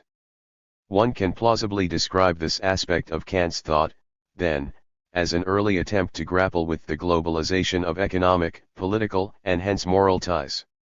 Kant suggests that since the community of nations of the earth has now gone so far that a violation of right on one place of the earth is felt in all, the idea of a cosmopolitan right is no fantastic and exaggerated way of representing right. In formulating this new ethico-political category, Kant stresses that it rests not upon a preposterous and idealistic view of the international community, but rather responds to the actual global relationships that make the idea of cosmopolitan right a moral necessity. 189, inset quotation is from Kant's Toward Perpetual Peace. As Muthu notes, Kant contemptuously labels rationalizations of European imperialism as Jesuitism. 188, we might compare the analysis that led Kant to this term to Derrida's discussion, in an essay on religion, of globalitanization. Faith and knowledge, in Derrida and Vattimo, religion. Significantly, this is first raised in the context of an analysis of an argument from Kant in Religion Within the Limits of Reason Alone, where Derrida takes up Kant's notion of a reflecting faith that favors goodwill beyond all knowledge. 10. I cannot do justice to this analysis here, but I want to underline this notion of a goodwill that not only exceeds knowledge but that can also organize or orient the pursuit of knowledge, for this notion returns in the work of contemporary philosophers of Kantian inspiration. In the conclusion, I return to the epistemological questions involved in this goodwill beyond all knowledge in relation to the problem of religion, broadly construed. In discussing problems of interpretation and translation, for instance, Davidson argues for what he called the principle of charity. Interpretation depends on the assumption that most of what the speaker, language user, believes to be true is indeed true, and therefore that both the interpreter and the interpreted largely, massively, agree in their beliefs. Davidson sometimes calls the principle of charity a policy. I propose that we take the fact that speakers of a language hold a sentence to be true, under observed circumstances, as prima facie evidence that the sentence is true under those circumstances. 143. 143. Not all the evidence can be expected to point the same way. There will be differences from speaker to speaker, and from time to time for the same speaker, with respect to the circumstances under which a sentence is held true. The general policy, however, is to choose truth conditions that do as well as possible in making speakers hold sentences true when, according to the theory and the theory builder's view of the facts, those sentences are true. This is the general policy, to be modified in a host of obvious ways. Speakers can be allowed to differ more often and more radically with respect to some sentences than others, and there is no reason not to take into account the observed or inferred individual differences that may be thought to have caused anomalies, as seen by the theory. Of course, the fact that a theory does not make speakers universal holders of truths is not an inadequacy of the theory. The aim is not the absurd one of making disagreement and error disappear. The point is rather that widespread agreement is the only possible background against which disputes and mistakes can be interpreted. Making sense of the utterances and behavior of others, even their most aberrant behavior to us, requires us to find a great deal of reason and truth in them. To see too much unreason on the part of others is simply to undermine our ability to understand what it is they are so unreasonable about. If the vast amount of agreement on plain matters that is assumed in communication escapes notice, it's because the shared truths are too many and too dull to bear mentioning. What we want to talk about is what's new, surprising, or disputed. Belief and the basis of meaning, in Inquiries into Truth and Interpretation, 152-53, my emphasis. My insertion of the editorial question in this last paragraph, to us, was intended to be rhetorical. Of course, the answer is yes, to us, to the interpreters. In Davidson's view, there is no other way. If I go out on a project of interpretation, even a project of radical interpretation from scratch, so to speak, which is Davidson's way of modeling Quine's thought experiments in the anthropology of an alien culture, I have to start with what I know, and I have to assume that most of what I know, or think I know, is true. Otherwise there is no here from which to get there. However, I also have to start with the assumption that most of what the other person, or other culture or society, thinks she knows to be true is indeed true. Remember that most of these truths, for either myself the home theory or the other, are too many and too dull to bear mentioning for the most part, though at least some truths of this sort do become relevant in radical translation, where I and the other are attempting to trade terms for basic features of the world around us, es need for it is snowing, and so on. Two questions immediately come to mind in light of Davidson's scheme and in light of the foregoing discussion of imperialism. 1. How do we know who or what counts as a person, or as some entity that can be understood as an interlocutor? 2. What is the 144 ontological status of the here from which I engage in interpretation, and perhaps especially radical interpretation where I am doing something with a foreign culture, presumably attempting to understand it, but perhaps I am really up to something else, or perhaps I only want to understand that culture for the sake of some other, possibly malicious, motivation. Principles of charity.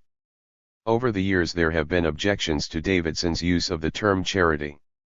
As an alternative, Davidson proposed the principle of rational accommodation, and others proposed the principle of humanity, see Grandy, reference, meaning, and belief. This last proposal is interesting, in that it both partakes of a Kantian universalism and yet, like that universalism, is not entirely clear on who will count as human. In other words, the proposal is at least a little question-begging. But then, the same problem arises in the case of what counts as rational. Here we see how this argument encompasses not only certain key concepts in Rawls's and Davidson's work, but in Habermas's as well, especially his notion of the ideal speech situation, where the day, socially and politically speaking, should be carried by the unforced force of reason. Each of these proposals brings forward and elaborates on Kant's ethical political universalism, and each of them has the shortcomings of this universalism. My larger argument in this book is that, despite this shortfall or underside of universalism, the possibilities for our world are greater and better when people are able to form regulative ideals. In this light, there is something in particular to be said for Davidson's original term, charity. Not to be obtuse, but it would be worthwhile to pursue, in a very analytical way, the difference between a Kantian regulative ideal, and what Derrida, in Spectres of Marx, calls a promise. What Davidson's charity implies, even if this theme is largely unexplored in his own work, is that the intermotivated problematics of truth, interpretation, meaning, understanding, and belief involve an irreducible element of what might simply be called goodwill. A whole other discussion could be had here regarding the role this goodwill plays in the models of anthropology one finds in Quine and Davidson. To understand you, I have to want to understand you, and I have to be open to you. I have to take my analytic apparatus, so to speak, and tilt it at least a little bit in your direction. Perhaps this is again the difference between an indifferent, positivistic knowledge, and what really might be understanding. Obviously, this has been known for a long, long time, as captured in the old saying, there is none so blind as he who will not see, or in drawing a distin. 145. 145. Shin between hearing and actually listening. What Kant shows in his arguments not only on ethics, but also on epistemology and intersubjectivity, is that responsibility is something that we not only have, but also something that we fundamentally are. We are constituted, as speakers, writers, and responders of the biologically human type, by the ability to respond. Indeed, to the extent that we lose or reject this ability, we become less recognizably human. This is another reason why, in the example about the Nazi, who is about to throw the baby into the oven, a discursive gap opens up. Not only is it a matter of the content of any conceivable argument concerning this action, the what and the why, but there is also the problem of the interlocutor, who is there to hear the claims of the mother. Ethically speaking, there is no one home, and in Kant's scheme, this absence affects the larger fields of personhood and rationality. These themes ought to be applied in the field of artificial intelligence, as regards the conceptions of knowledge and rationality generally operative in this field. What Derrida argues, especially in the other heading, though this might be taken as preparatory to the argument about the promise in Spectres of Marx, is that the notion of responsibility as constitutive needs a basic refinement, which he calls responsibility to responsibility. Yes, responsibility is constitutive, but there has to be that moment when a commitment to this responsibility, which might also be called a commitment to a common humanity, is formed.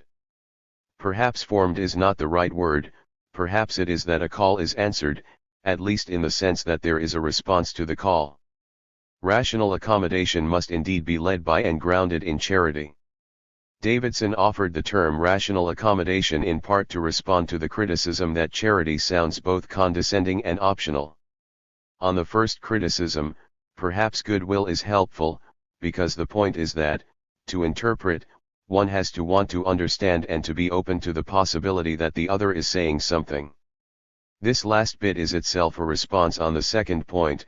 If one aims to understand, then charity is not optional, it is itself constitutive of the activity of interpretation. Many philosophers are not so charitable when it comes to applying Davidson's principle even in their own field, hence the dismissal of parts of philosophy as not making any sense and therefore not really being philosophy to begin with.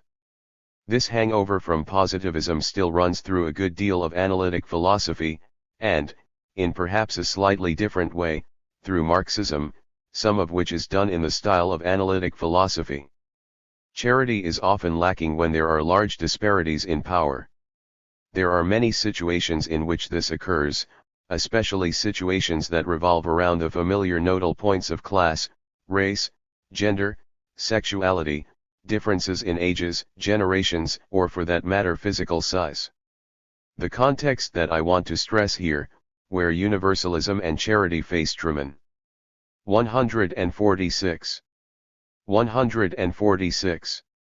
Those obstacles and often fail, but do they fail to the point that we should abandon these values in disgust, is imperialism, which binds to itself and exploits all of the other differences just named, even if these differences also have their own dynamics, which must be understood in their own right in order to be resolved or transcended in a just way, and that has created a tremendous global lopsidedness in power and wealth. Lopsidedness. Lopsidedness, again, a term and related thesis that I am borrowing from Bob Avakian and Raymond Lotta, even if I am giving it a somewhat different spin, warps our senses of universalism and goodwill. It is in such a lopsided world, with the United States in a seemingly indisputable position at the top, that Vietnam does not begin to appear as a moral question to the citizens of the nation that visited horrible destruction on a third world country on the other side of the world, a country that had never done anything to the people of the United States. This lopsidedness combines with the spoils of imperialism to allow for the formation of a society where people identify political values, especially freedom, with participation in consumerism. In such jaded, imperialist societies, a very large part of the population simply does not give a damn about ethical political universalism, to be blunt about it. Imperialism, especially imperialism in a time of extreme lopsidedness, creates complicities to the point of making many people into outright jerks, callous moral retards who are simply not able to see the appeal of an argument such as Rawls's construct of the original position behind the veil of ignorance. No, instead, the United States, especially, has adopted what might be called a roll the dice attitude toward the original position. Yes, there might be a disadvantage if I come out as an African American or as a woman, in a society where there is racial and gender discrimination, but, hey, that's the chance one takes. Now, there are mitigating factors here, of course. A callous sense of that's just the way that cookie crumbles is also intermixed with a sense that there is little one can do about the general social setup, especially when considered in global terms, and it is also the case that even many in the middle classes in imperialist countries do not have a sense of long-term security and thus are caught up in their own narrow struggles to hold things together. Even so, the moral rot and callousness of imperialism, instantiated especially in a sense of entitlement, is a real thing and not merely ephemeral. The attitude of imperialist entitlement takes on a life of its own and shapes people down to something like the core. This entitlement also shapes the ways in which people respond when imperialism runs up against limits. 147. 147. Aristotle. It is on this point especially that a debate between the Kantian currents that I have been presenting and the Neo-Aristotelian, or sometimes Neo-Thomist, arguments of Alasdair MacIntyre and others ought to be staged. On behalf of the latter, it could certainly be argued that there has to be a basis in character formation for universalist claims to have any purchase, and that the way that advanced capitalism undermines the appeal of ethical political universalism is to create nasty, callous, purely self-seeking characters, which, in Aristotelian terms, is no kind of character at all. This is why, incidentally, it is not merely an exercise in ad hominem rhetoric to point to the basic moral incapacity of figures such as Richard Nixon, Ronald Reagan, George H.W. Bush, J. Danforth Quayle, Dick Cheney, and George W. Bush. They are exemplars and emblems of imperialist morality, and indeed it is a topsy-turvy world when instead Bill Clinton's sexual escapades can be held out as true moral depravity. What needs to be examined instead is the way that Clinton also did his best for the imperialist system. Loss of moral sense. To shift frame slightly, I am sure that every philosophy instructor who has taught courses on ethics, especially business ethics, has reached moments of absolute frustration with students who seem either to have no moral sense or perhaps to have buried that moral sense under the supposed practicalities of real life. Early in my time as a professor at DePaul University, the chair of my department apparently thought it would be funny to send a Marxist down to the Loop campus, in the heart of downtown Chicago, where DePaul has its very large commerce school, to teach business ethics. One day, in examining some issues in international business, I introduced a case that involved 200 young girls who had burned to death in a factory fire in Thailand. The girls were mostly in the range of 12 to 15 years of age, and the doors to the factory were locked to prevent any of the girls from taking unauthorized breaks, including bathroom breaks. The factory produced toys for a well-known American toy manufacturer. I reached my point of absolute frustration when a student said, regarding the fire and the deaths of these girls, whose conditions of work were little different from outright slavery, "That's just the way the cookie crumbles." What can be said in response to such a statement? It just doesn't seem a matter of words traded for other words, or of a discursive space, an argument. There are also limits to what we teachers are supposed to say to students, even students who exemplify a lack of moral sense to the 148. 148. Point where, by all rights, they should be set aside from the group and not be allowed to interact with other human beings. In the case I am describing, the student spoke his words with a grin, which I interpreted as representing the proud, pragmatic, and triumphant spirit of American capitalism. To challenge such an attitude with, "How would you feel if you, or your child, was in a similar situation," is only to invite trivialities and clichés. Roll the dice, I'll take my chances. I would bet that every instructor who has taught courses in ethics, especially business ethics, has had similar experiences. The formation of persons in such a way, in the image of imperialist moral rot and entitlement, is absolutely a social phenomenon.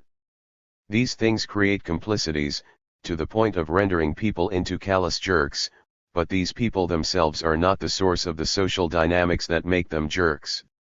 Those formed in the image of imperialism, which includes millions and millions of people who have experienced at least some of the privileges associated with the relatively high standard of living in imperialist countries, and I certainly include myself in this category, are responsible for who and what we, are, and yet taking responsibility for the way the world is configured does not mean first of all engaging in rituals of self-flagellation, but instead grappling with the system and fighting it, overturning it, creating a system that does not treat people as mere things.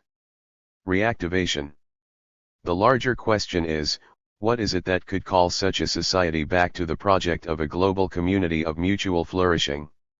What is it that could reactivate, if that is the term, if there is still some repository, the human reserve that can be reactivated, the broad fellow feeling that can be called the characterological basis for ethical political universalism, the categorical imperative, in its diverse formulations, including Marx's fourth formulation, the problematics of the original position, the veil of ignorance, and overlapping consensus, what might be called the open and inviting side of the ideal speech situation, the principle of charity, responsibility to responsibility, and ultimately the promise of human emancipation?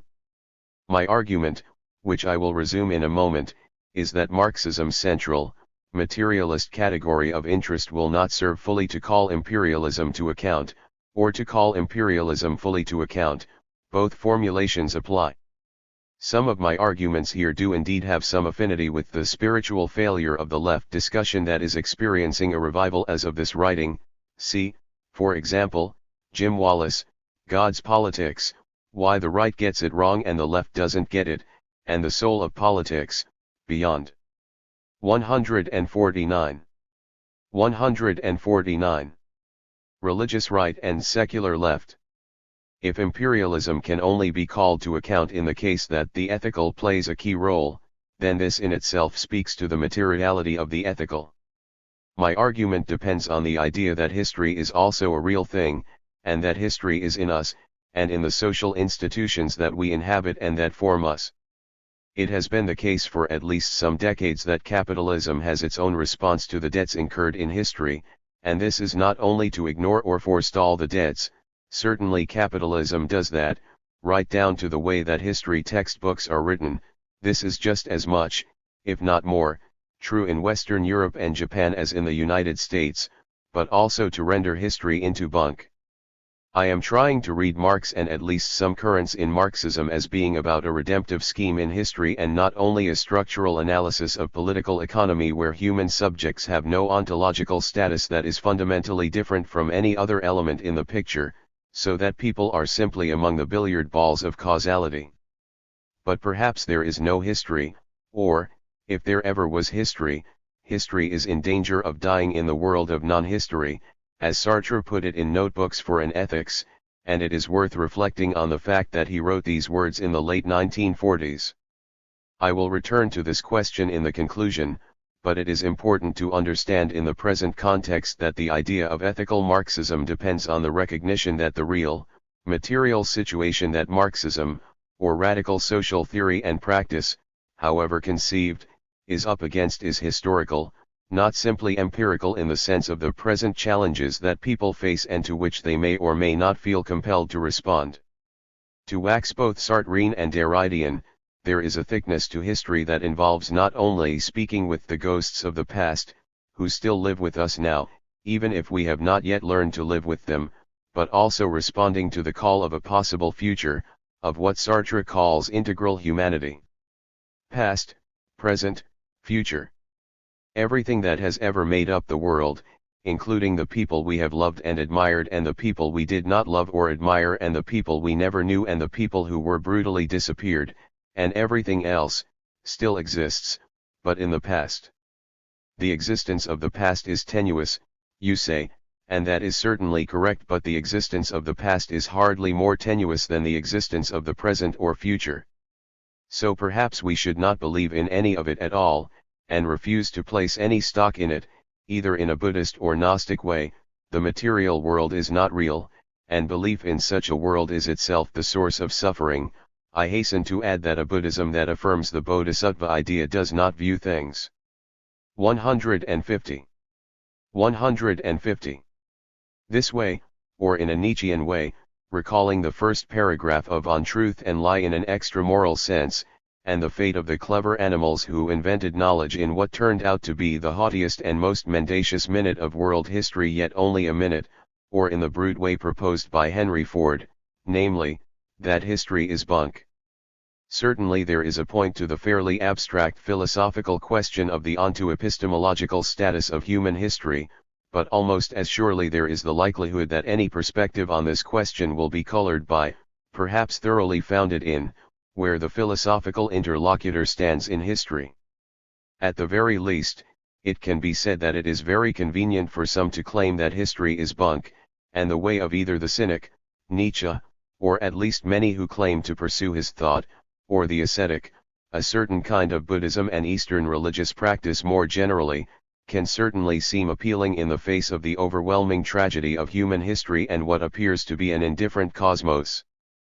But it is precisely our own human ability not to be indifferent to history, especially when history forces itself upon us, that makes history a peculiar onto-epistemological problem, a hermeneutic sort of problem, because we are constitutive of the phenomenon that we are attempting to study. Marx said that all history is the history of class struggle. Before the emergence of classes, humanity is in a state of prehistory, and part of the picture here is that Marx sees the emergence of classes and the emergence of writing as coterminous, an argument taken up by Jacques Derrida in Of Grammatology. Sartre's great question in the first volume of the Critique of Dialectical Reason is history intelligible? If history can be understood, what exactly is there to examine and understand? In Sartre's scheme, in the absence of a God who is telling a cosmic story, that somehow passes through our little planet, history has to have an internal intelligibility, if indeed it has any intelligibility at all. As Sartre suggests in his remarks on atheism at the end of his lecture, existentialism is a humanism. Even if God did exist, that would not be a solution to the problem of man for man himself. In other words, if the intelligibility of human history is only to be found in a source that is absolutely non-human, and indeed ultimately unintelligible to finite beings, then this could never be an intelligibility for us. Think of the blithe and often cruel, if perhaps unintentionally so, statement often heard from religious believers of a certain type: I think everything happens for a reason, in the case where what they mean is that God has some reason that is unintelligible to mere humans. Then what is the point of calling this reason as opposed to unreason? One might say that, from the perspectives of Marx and Sartre, history and meaning, and therefore any meaning that history might have, are intimately, perhaps absolutely, bound up with struggle. However, 151. It is significant that Marx did not worry very much about the meaning of history, or of life, and it is unclear whether he thought these problems simply took care of themselves or that instead they are what Carnap called pseudo-problems in philosophy, problems admitting not of solution but instead dissolution. If the latter, then surely any thematization of the ethical relation would go the same way and also be subject to dissolution by the acids of positivism. In coining this expression I am referring to the phrase, the acids of modernity, which are the chemicals of secularism and modern disenchantment. Meaning and struggle. The problem is, if there is no meaning to our struggle, why engage in it? If struggle is merely reactive, a way that the logic of modes of production speaks through human social relations, then there is no real role for truly human engagement. I see Sartre's Cartesianism in this context as a reaction to the crude, merely reactive, mechanical materialism of the French Communist Party in the 1930s and 1940s and ever after. France is fascinating for having produced some of the most creative unofficial Marxism and probably the absolutely most uncreative, mechanical, and dogmatic official Marxism. We will just do what we do, the same way that billiard balls do what they do when struck at such and such an angle at such and such a speed on such and such a surface. The history of human beings as billiard balls is indeed bunk. However, I have tried to stress from the start that there is another track in Marx, not only the track where Marx railed against the existing system for its injustice, but also the track where Marx talked about humanity becoming the subject rather than the mere object of history. I would like to go the next step and ask if there really can be a sense of history, or a subject matter for ethics, if nothing really matters. Sartre's existential insight is that, if history is not lit up, so to speak, from some cosmic, or at least external, perspective, then it will not be lit up at all except through our own human and finite efforts. It is in this context that Sartre conceives the project, humanity projecting itself into the future, and this, in Sartre's view, can only be a future of integral humanity, where history will have become one. For Sartre, Marxism as Marx left it defines the broad parameters of this project, and yet it does not rise sufficiently from the abstract to the concrete, to borrow one of Marx's own phrases. Thus, in his book-length preface to the Critique of Dialectical Reason, Sartre proposes existentialism as a parasitical growth within the horizons of Marxism. 152. 152. Existentialism, like Marxism, addresses itself to experience in order to discover their concrete syntheses. It can conceive of these syntheses only within a moving, dialectical totalization which is nothing else but history, or from the strictly cultural point of view which we have adopted here, philosophy becoming the world. If I am not mistaken, this is a phrase from Marx's famous conversion letter to his father, announcing his conversion to Hegelianism. For us, truth is something which becomes, it has, and will have become. It is a totalization which is forever being totalized. Particular facts do not signify anything, they are neither true nor false so long as they are not related, through the mediation of various partial totalities, to the totalization in process. 30-31.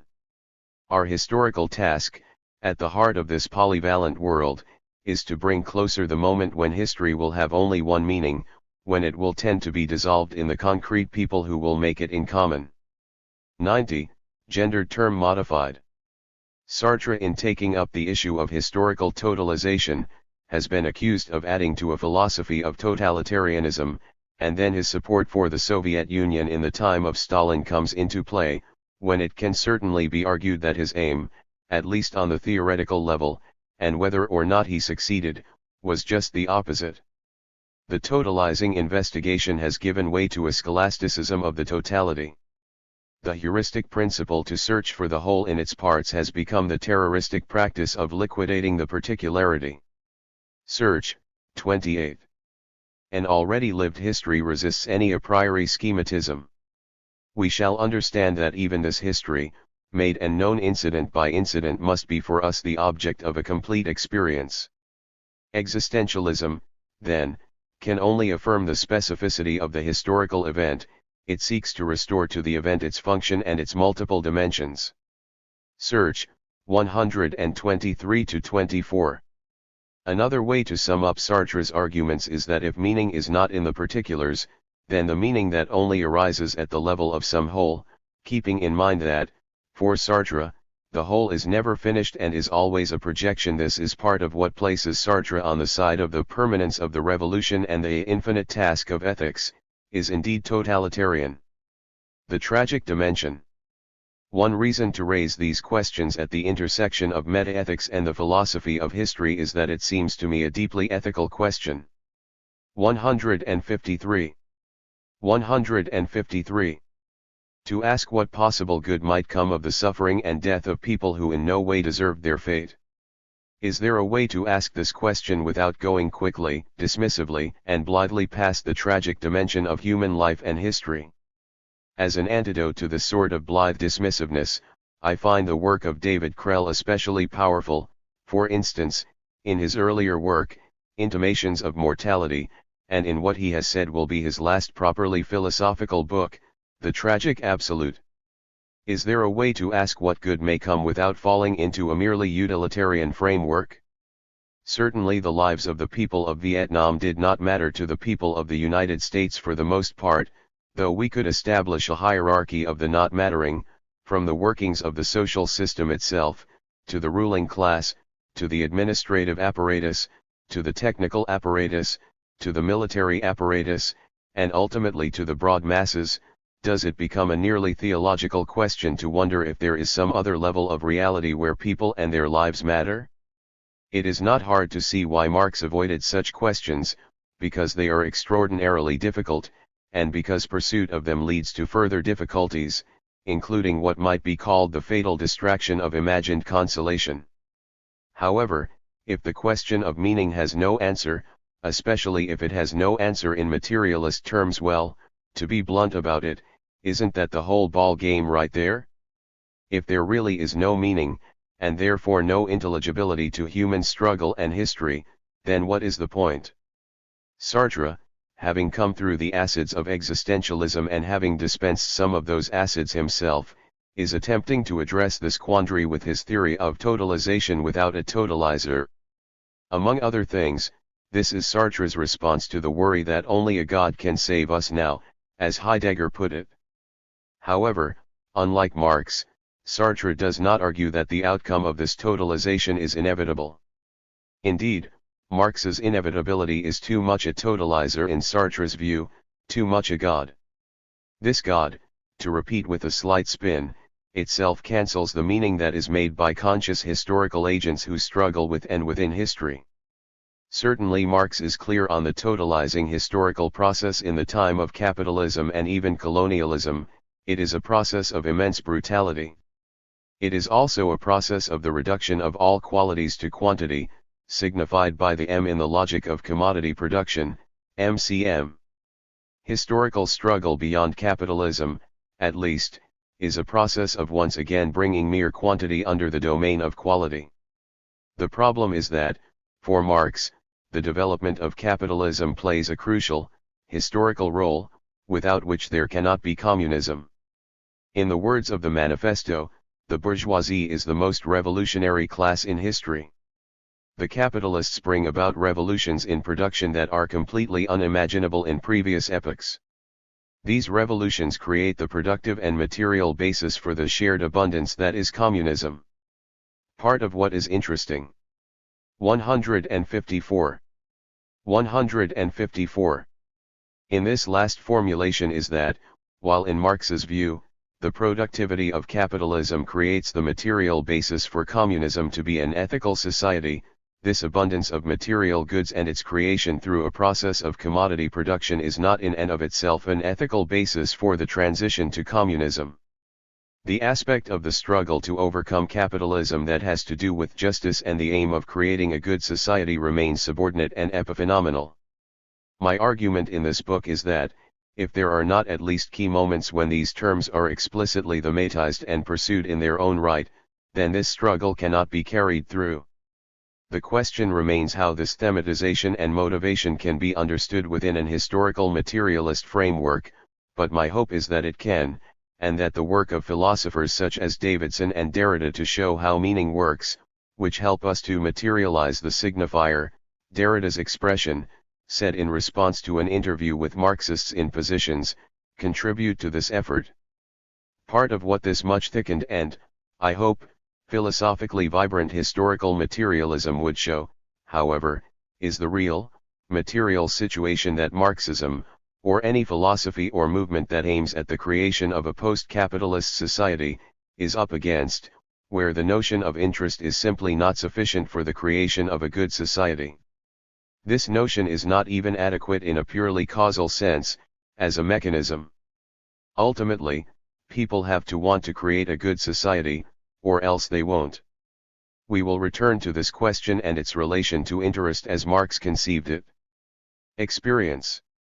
Thomas Flynn, in his monumental study of Sartre and Foucault, Sartre, Foucault, and Historical Reason, maintains that Sartre in his own way was doubtless a philosopher of experience. 5. A fruitful comparison might be made between Marx's analytic of social practices and those philosophers who have concentrated on the idea of human experience.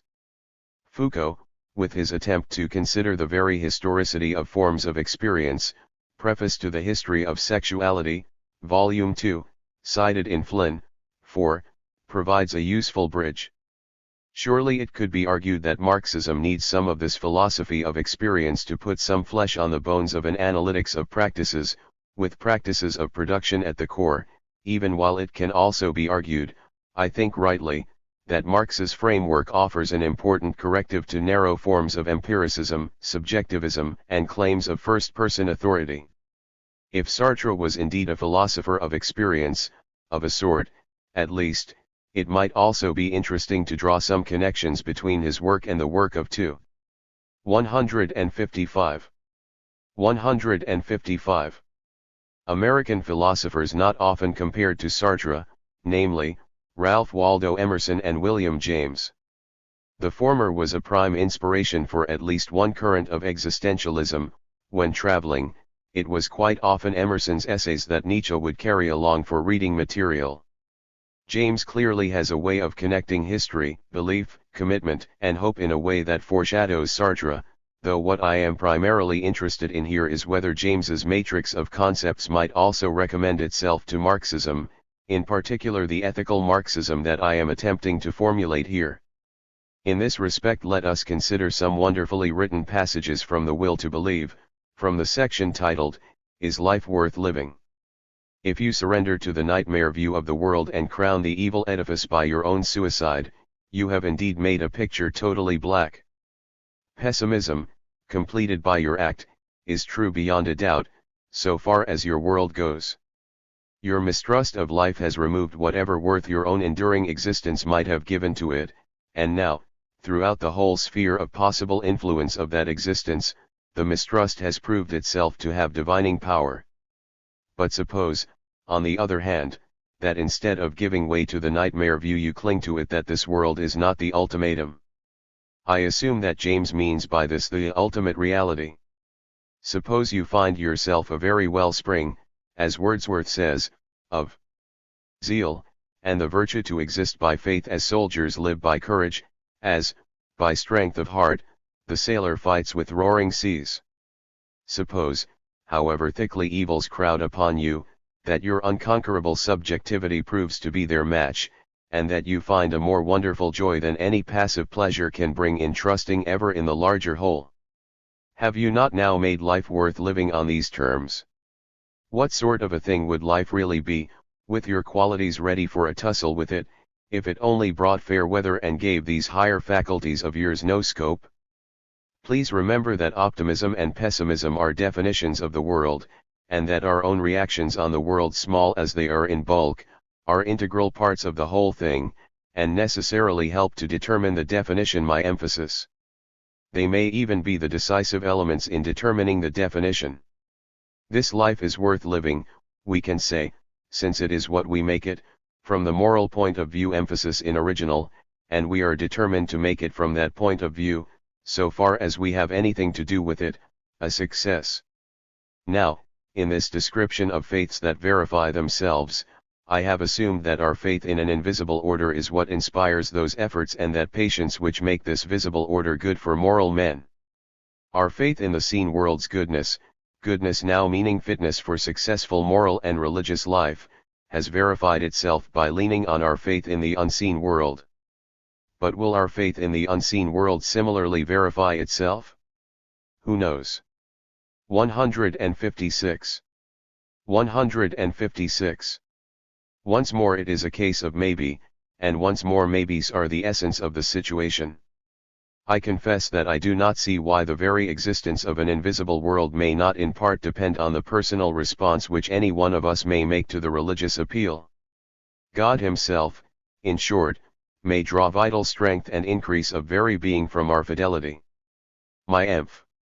For my own part, I do not know what the sweat and blood and tragedy of this life mean, if they mean anything short of this. If this life be not a real fight, my emph, in which something is eternally gained for the universe by success, it is no better than a game of private theatricals from which one may withdraw at will. But if this life feels like a real fight, as if there were something really wild in the universe which we, with all our idealities and faithfulness, are needed to redeem, and first of all to redeem our own hearts from atheisms and fears. For such a half-wild, half-saved, my emphasis, universe our nature is adapted. 60-61. Certainly the more orthodox form of Marxism, as well as many others, will have all sorts of issues with what James says here, especially the very strong insistence on subjectivity at the one end, and the trappings of religion, the ism and the unseen world, at the other. However, there is an analytic of possibility and truth here that suggests itself and does its work quite apart from outright subjectivism and an objectivistic, Platonic, or Gnostic, conception of an unseen world that is the truly real world. Note also that it is common for Marxists to accuse Kant and Sartre of subjectivism as well, without giving much attention to the analytical framework in which each discusses subjectivity. To simplify quite a bit, for clearly one could spend many hours with this passage, the truth of the hoped for, redeemed world is inseparable from commitment, struggle, and even optimism, and what might even be called the moral duty of optimism.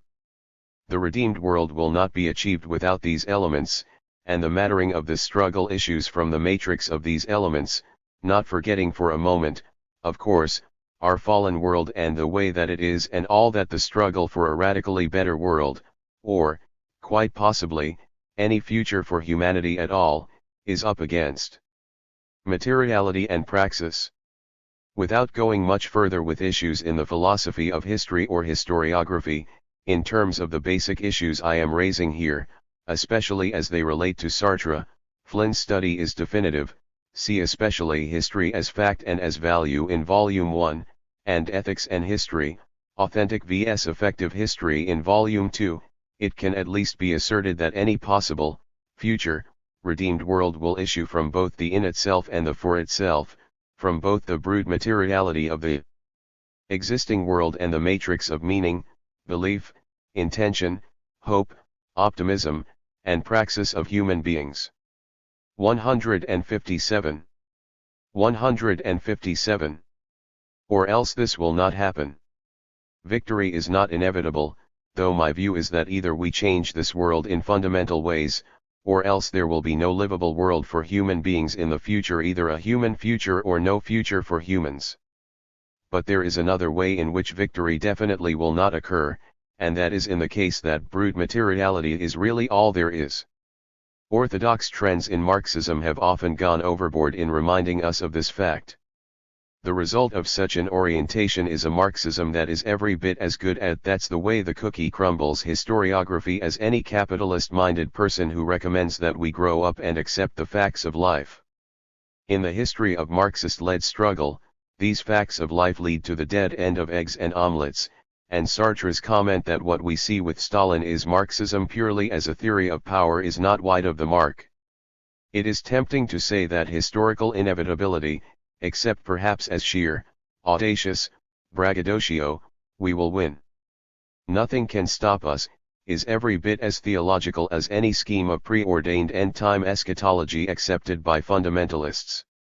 Kant also, in his idea for a universal history, indulged in the hope that if we examine the play of the human will's freedom in the large, we can discover its course to conform to rules. What strikes us as complicated and unpredictable in the single individual may in the history of the entire species be discovered to be the steady progress and slow development of its original capacities. Perpetual Peace and Other Essays, 15. This is a proposal for a science of history in broad contours, not unlike what Marx gives us. Marx aims to be a great deal more systematic, especially specifying the Aristotelian concept, capacities. Kant, like Marx, is invoking species being, and he writes at the time when, in his view, a class, the international proletariat, has emerged that can and must carry ethical political universalism forward without limit, specifically without the limits of the bourgeoisie, who can provide the equality and freedom of the marketplace at best, and quite often not even that. Such a scheme presented as inevitability is either theology or strategic audacity. It is only in such a scheme as possibility, however, that the history and possible future of humanity actually matters. This is not a merely sentimental or existential point. In the scheme of inevitability, the horrors visited upon the people of Vietnam, and upon the millions kidnapped from Africa, and upon the Jews in the Holocaust, and on, are just the way the cookie crumbles in the gears of the history machine. We are back into the problem of theodicy discussed in Part 1, in which case redemption is not redemption. This life is not a real fight, James. There are no actual people who actually matter involved in history, but only the God of historical inevitability's terroristic practice of liquidating the particularity, Sartre, and the theory of such a totalizing investigation comes to the dead end, truly dead, of a scholasticism of the totality, again Sartre. 158. 158. Of future humanity. Toward the end of Idea for a Universal History, in the 8th of his 9 Theses, Kant writes that human nature is so constituted as to be incapable of indifference toward even the most distant epoch through which our species must go, if only it can be expected with certainty. 37. This last part, if only the most distant epoch through which our species must go can be expected with certainty, is strange, in a way, when placed in the context of what would seem to be Kant's greater concern for the future than Marx's. It isn't that Marx is not concerned for the future, of course. Indeed, it could be said that everything in Marx is subordinated to the idea of a different future for humankind, but the role that this concern plays in what Marx allows himself of a philosophical framework seems deeply buried, to say the least. Indeed, to bring forward such concern as part of a philosophical framework, and, for that matter, to allow philosophy too much of a role in social theory, would be to cross the line from scientific to utopian socialism, at least in the view of Engels, and probably Marx as well. However, given the intermotivation of Kant's three questions, and the placement of the question of hope at least on a par with the questions of ethics and epistemology, what is strange, even if completely understandable, is the focus on certainty. For it has long been understood in philosophy, especially in philosophical theology going back to the earliest years of Christianity and even before, that certainty about the course of human events places limitations on both real human agency, which is, after all, the cornerstone of Kant's ethics, and on the possibility of God's meaningful concern for the struggles and fate of actual human beings. In brief, how could God have concern for the outcome of events that are foreordained or at least known in advance? In the case of God it comes to the same thing. What is perhaps more interesting is the political role played by the argument, sometimes heard from theists, that what is contradictory to mere humans is not necessarily so to God. I will return to this issue in the conclusion. However, just so there is no misunderstanding, I do not take this argument to be in itself a part of fascism, but the ability to swallow contradictions and theologize government actions and policies that to all outward appearances are awful is an integral part of the machinery of postmodern capitalism and fascism. With regard to Kant's formulation, isn't it precisely the other way around? As Slavoj Žižek likes to say, isn't the basis of our concern for the future precisely in the fact that we cannot know with certainty all of the twists and turns humanity may have to traverse on the way to either the kingdom of ends or oblivion? Perhaps our hope ought to be that someday there will be people living in a fundamentally better society, who will remember that there were people in the fallen times who engaged in the real fight as best they under. 159. 159. Stood it. In this respect, the laws of history, as both Kant and Marx understood them, ought to be instead understood as laws of possibility, ways of theorizing where the openings might occur in the existing society that would allow for something different and better to arise. In Marxism this investigation into possibility has been known as crisis theory. The argument is that people, the broad masses, will not look for a different way of organizing life unless the existing social form is coming apart. Lenin specified two conditions that demonstrate the emergence of a full-blown social crisis: the ruling class cannot rule in the same way that it had been doing previously, and the people cannot live the same way they had been living. In broad outline I accept this view of things, and I accept Marx's perspective on the basic mechanisms of capital that lead to crisis. In the age of imperialism, capital has created numerous ways of displacing crisis, these displacements running the gambit from the very crude, simply squeezing more out of people in the third world, to the very sophisticated, the immense culture of distraction that Adorno referred to as a spell, and that renders even the bourgeois notion of citizenship completely insubstantial and therefore meaningless. The problem is not the soundness of Marx's basic approach to political economy. Quite apart from quibbling about numbers, capital gets itself into messes both big and small, and people are always hurt as a result.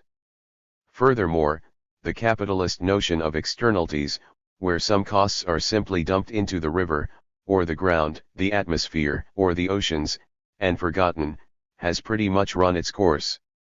See James O'Connor, Natural Causes, Essays in Ecological Marxism, especially Part 2, Capitalism and Nature. My aim is not to make light of the systematic work that ought to be done in political economy and in ecology. The day of reckoning for capitalism will come, but it is important to grapple with the laws of possibility in order to see how the crisis will unfold and therefore where the strategic openings may occur. In addition to this strategic sense, however, and the theoretical work and leadership that goes with it, is the question of what vision can galvanize the popular understanding that the existing form of society needs to be overthrown and a new form of society needs to be created. This vision thing is not an optional add-on, and the argument of this book is that this vision has to have the question of the ethical relation at its core. Vision and orthodoxy. In recognition of this need, we have seen two broad trends in Marxism. These trends can be categorized simply, but in both practice and theory they are very complicated. One trend, which I would say has predominated within Marxism, has been to dig in with an orthodox reading of Marx's 160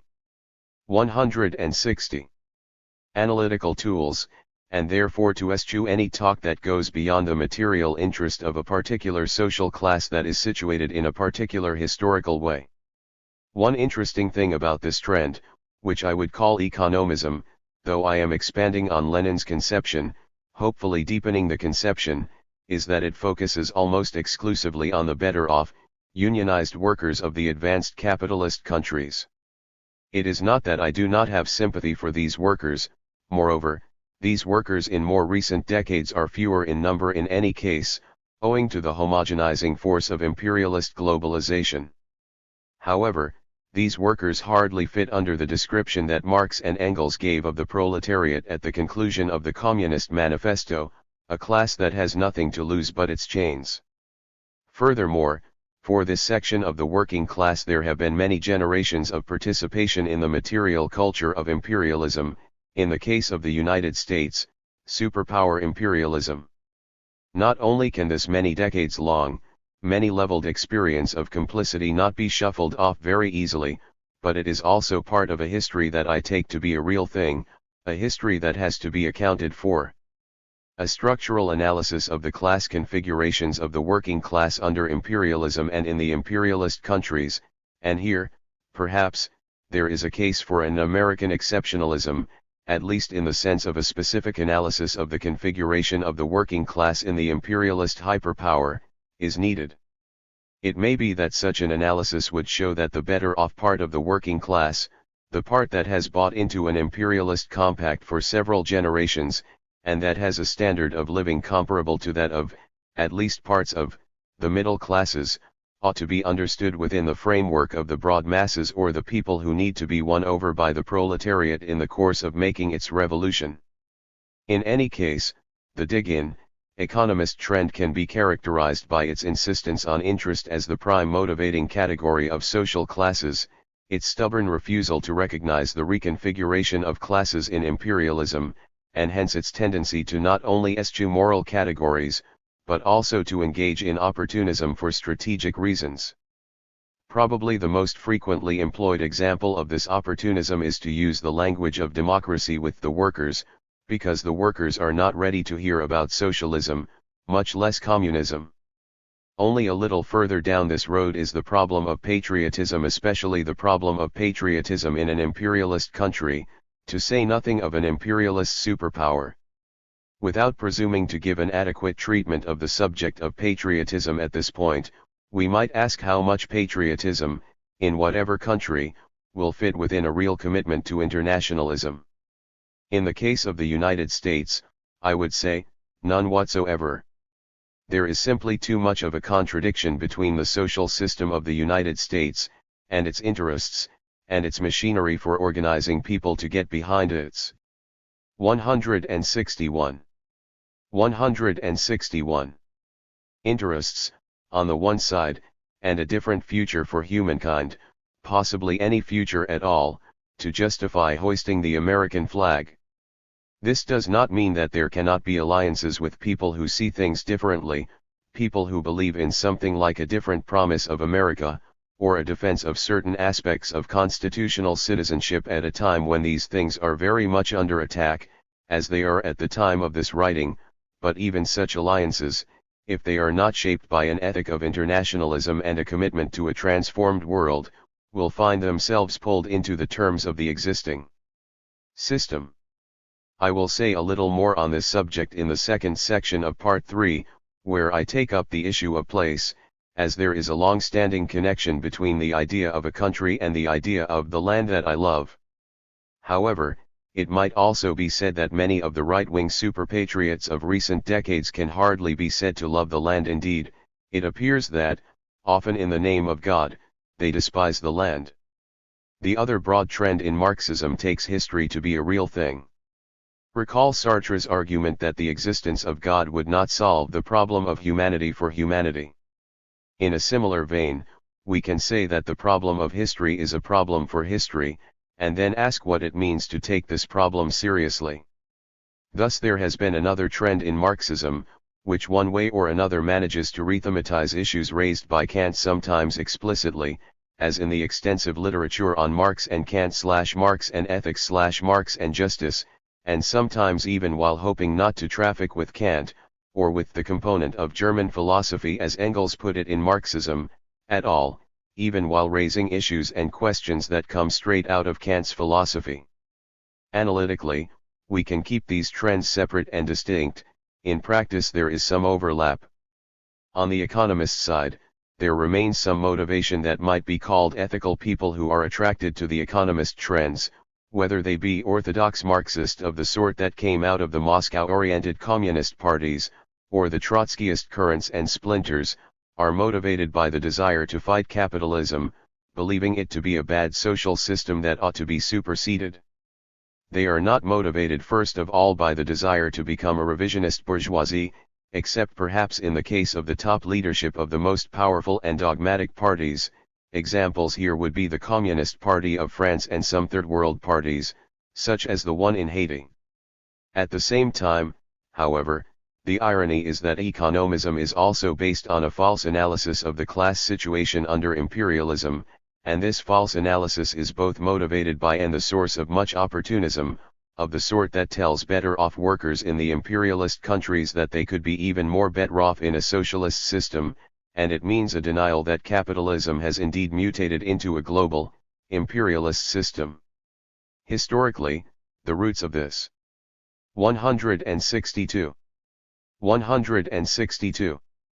opportunism and denial have to do with both Western European revisionism, specifically, Karl Koschei's rejection of internationalism as the First World War loomed, arguing that it was in the interest of the working class in the Western European countries to support their bourgeoisies and their countries when the social systems of these countries went into the kinds of crises that lead to war, and the fact that Lenin's rethinking of Marxism in light of the emergence of the imperialist world system, or, at least, the level of integration of the system that occurred in the final decade of the 19th century and the first decade of the 20th, did not, in practice, fully come together in a new synthesis.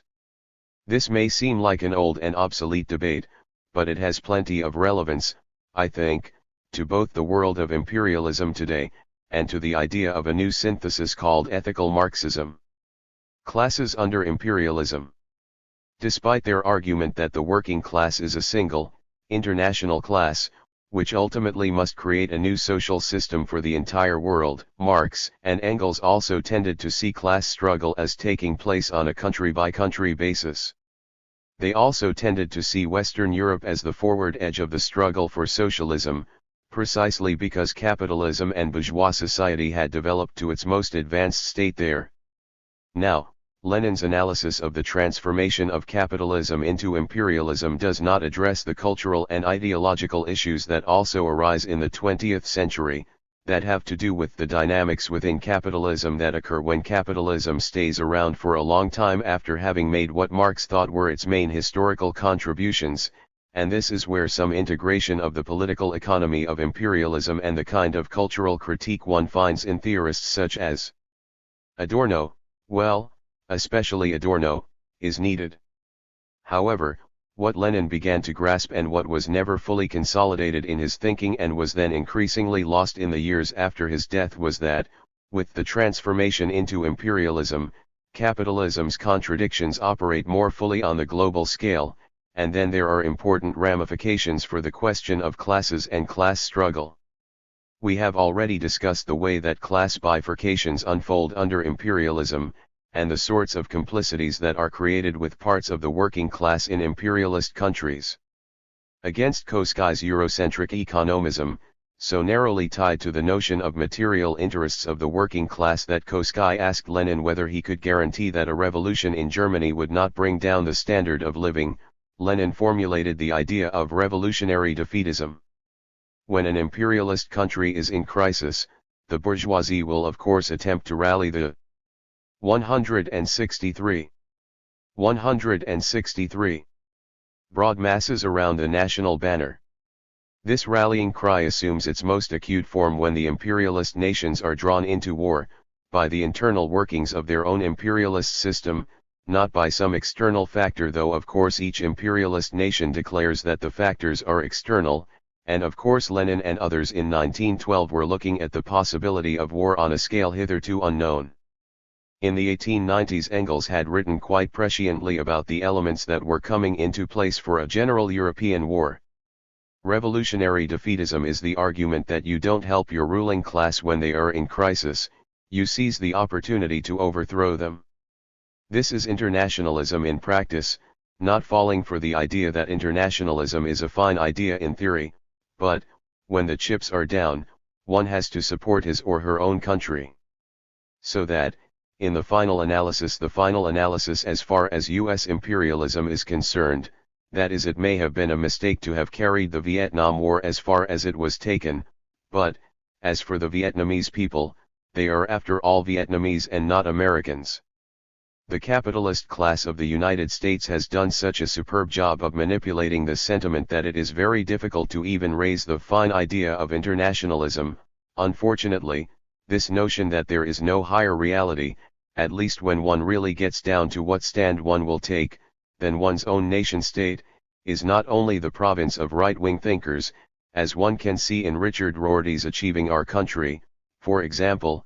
The book is part of a series called Leftist Thought in 20th Century America. Lenin established the beginnings of what might be called an ethic of internationalism, and it is a testimony to how poorly this ethic took root in Marxism that in many imperialist countries, if one looks for the real internationalists, one will hardly find a one among the groups that call themselves Marxist, but instead among anarchists and activists who claim a religious inspiration, most notably, radical Christians. This is a sad comment on the pull toward economism and the reductivism of material interest in much of what calls itself Marxism. The important exception is the Maoists, but note that there are only a few Maoist organizations in the First World. The majority are found in the Third World. Why call Lenin's perspective an ethic? In part because it goes against the grain of the existing society, and it does this on the basis of principle. Yes, a principle based in a material dynamic in the world, but not based in a narrow conception of interest. Many Marxists like to quibble over the definition of interest, and it is worth noting that even those Marxists whose theory and activism are oriented more toward what I would call a principled, ethical direction, still feel they have to cling to the notion of interest. Clearly they worry that, without at least some notion of interest, they will come unstuck from materialism. However, then the notion is stretched out so far, for example, in the 500-year perspective of Mao, and, significantly, 164. Ronald Aronson also raises this figure, though in terms of radical theory and activism that is after Marxism, that it is hard to see why it ought to be called interest anymore. In fact, I would go with Kant and call it concern, and then it is also interesting that he employs the expression, incapacity for indifference, especially given the Aristotelian thrust of much of his argument in Idea for a Universal History, and perhaps each of us has some interest in a future humanity that in one way or another carries us forward. Then we encounter the questions of mortality that are raised by Freud, Heidegger, and others, but that seem of little interest to Marx. In his works outlining the idea of revolutionary defeatism, Lenin said that the reaction of the working class to this idea would not first of all be congenial. Quoting Plato's Republic, without mentioning it by name, he said that the first inclination of most workers would be to tear the defeatist activists limb from limb. This would especially be the case for those workers who are integrated into, what Lenin called, the labor aristocracy, the union leaders and better-off workers whose horizon of class struggle was completely defined by the wage system and had no place for the abolishment of this system. My larger point is that Lenin was completely on the right track, but that one crucial element needed to be added to his argument: better-off workers and the better-off broad masses in imperialist countries need to not only transcend their narrow conception of interests, they need to transcend the whole social scheme in which they have been allocated a stake in the fate of the imperialist social system. This may mean not only transcending narrow interests, but even overthrowing their own interests, because imperialism creates even in the working class, or at least a significant section of it, an interest in the super-exploitation and extreme oppression of workers and peasants in the Third World. Interests under imperialism. Of course, theorists and activists have to grapple with and attempt to understand the interests of the different classes and even different parts of classes, for two reasons. First, even in the imperialist countries there are people who indeed do not have a stake in the existing setup, and these people are more like the real proletarians described by Marx. Recall the scenarios of Soviet invasion that were on view in the 1980s, during the Reagan period: lousy, stupid movies such as Red Dawn and the made-for-TV movie, America. Ignoring the unlikelihood of an invasion/occupation of the territory of the United States by the Soviet Union, instead, both the United States and the Soviet Union were contending to dominate other parts of the world, especially the Third World. The message of these films was that the American way of life had to be defended. Well. 165. 165. There are strata of society, even in the imperialist hyperpower, whose material standard of living is nothing to write home about. Certainly it can also be said that there are many millions in the United States who, though they live at a high or at least not very low material standard, their way of life has little to recommend it, even to these people themselves. In the United States, as well as in most Western European countries, this real proletariat is racially very diverse, and indeed has a preponderance of non-white people, just as, earlier, the working class in the United States had many whites who still were not really white people of Irish and Italian descent, for example, Elvis Presley. However, I do not accept the argument, heard in some quarters, that there are no proletarians in the United States who are white, which also speaks to the need for an ethic of internationalism. It is quite likely that the real proletariat is made up of more girls and women than boys and men, which speaks to the need for an ethic of anti-patriarchy. The concept of class in global terms in an imperialist world is a complicated thing. Undoubtedly, its complexity does not mean that we can dispense with it, in the case that Marx is still right that we cannot understand and change the world without grappling with this concept in all its complexity.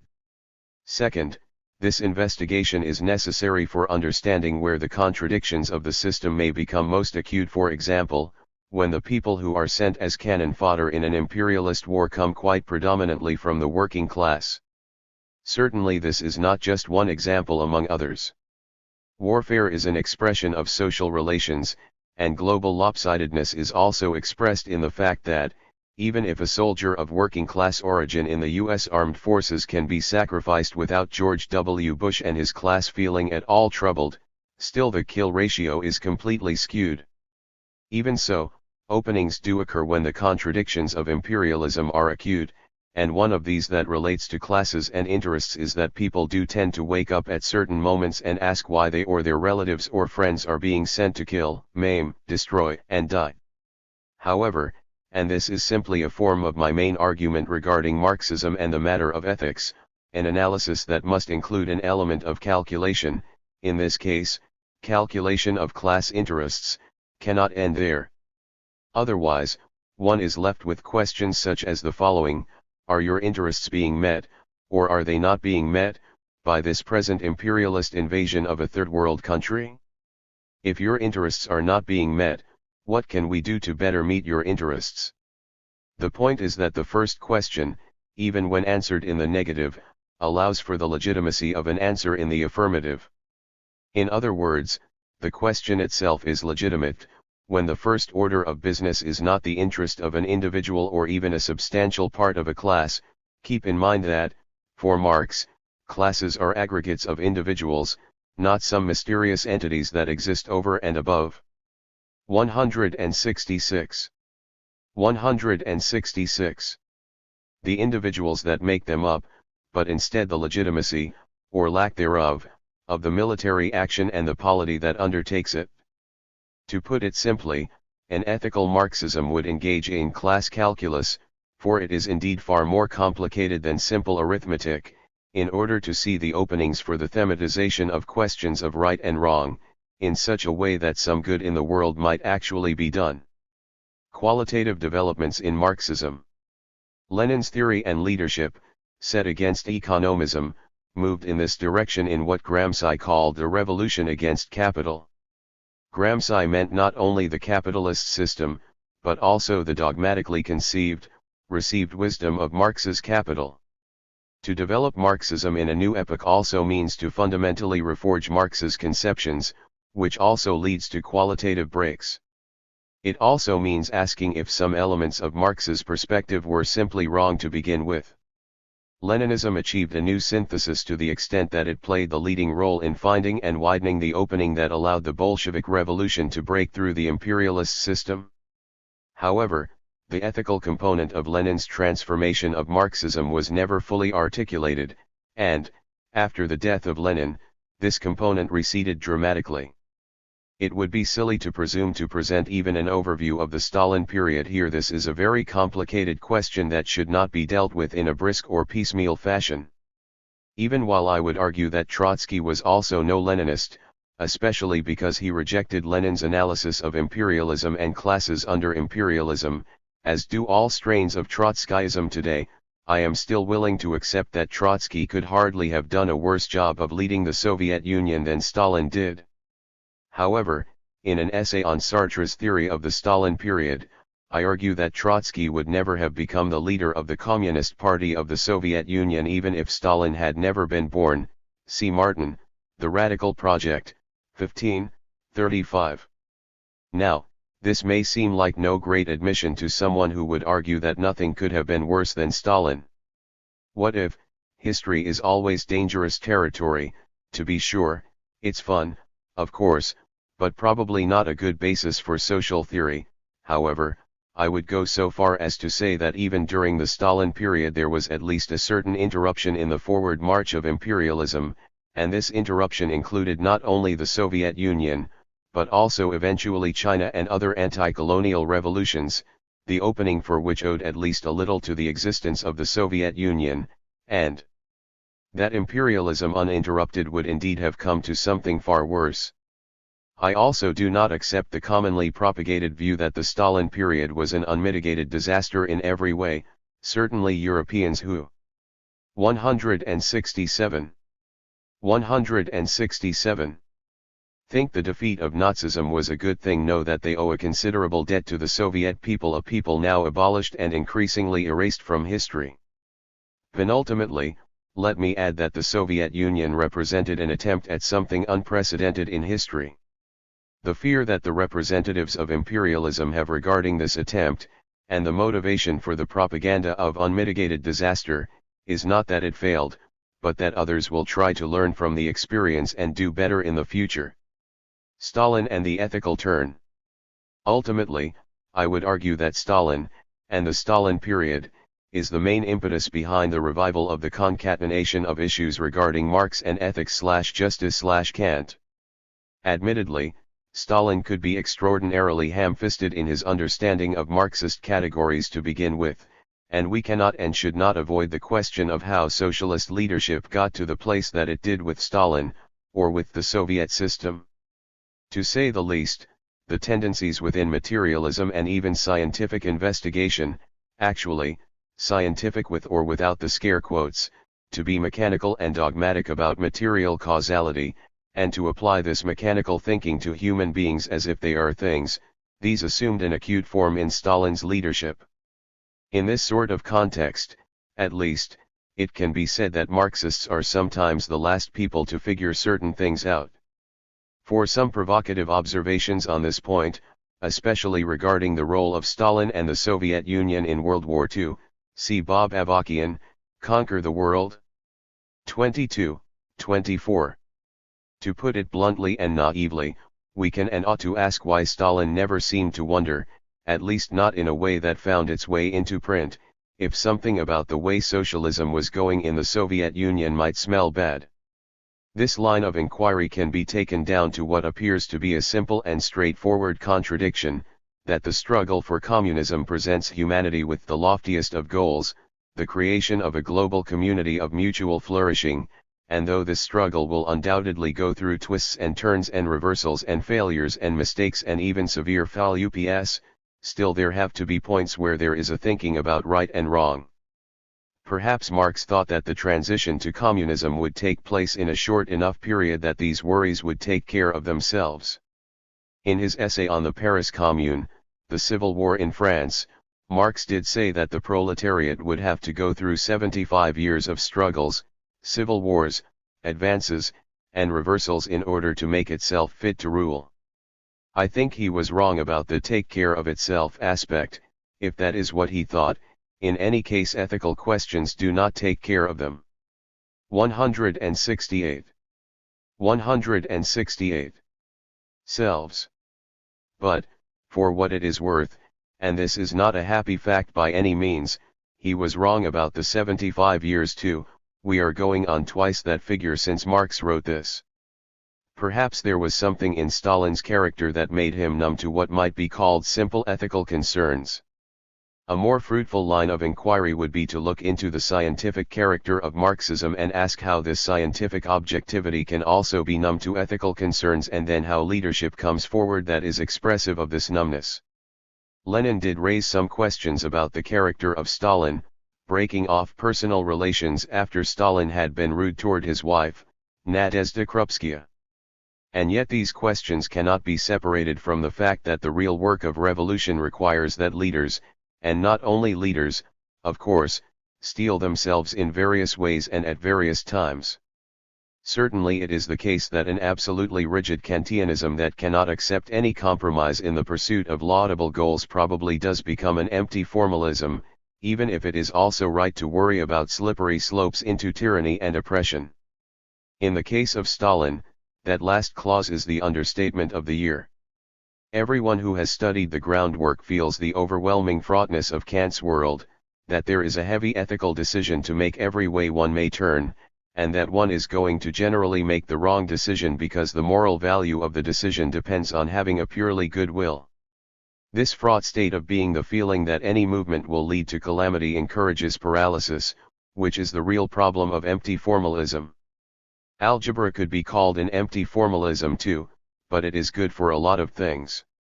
In the world of mathematicians, it might be noted, there is a long-standing distrust between the algebraicists and the geometers, and this might be compared to the differences between Kant and Hegel.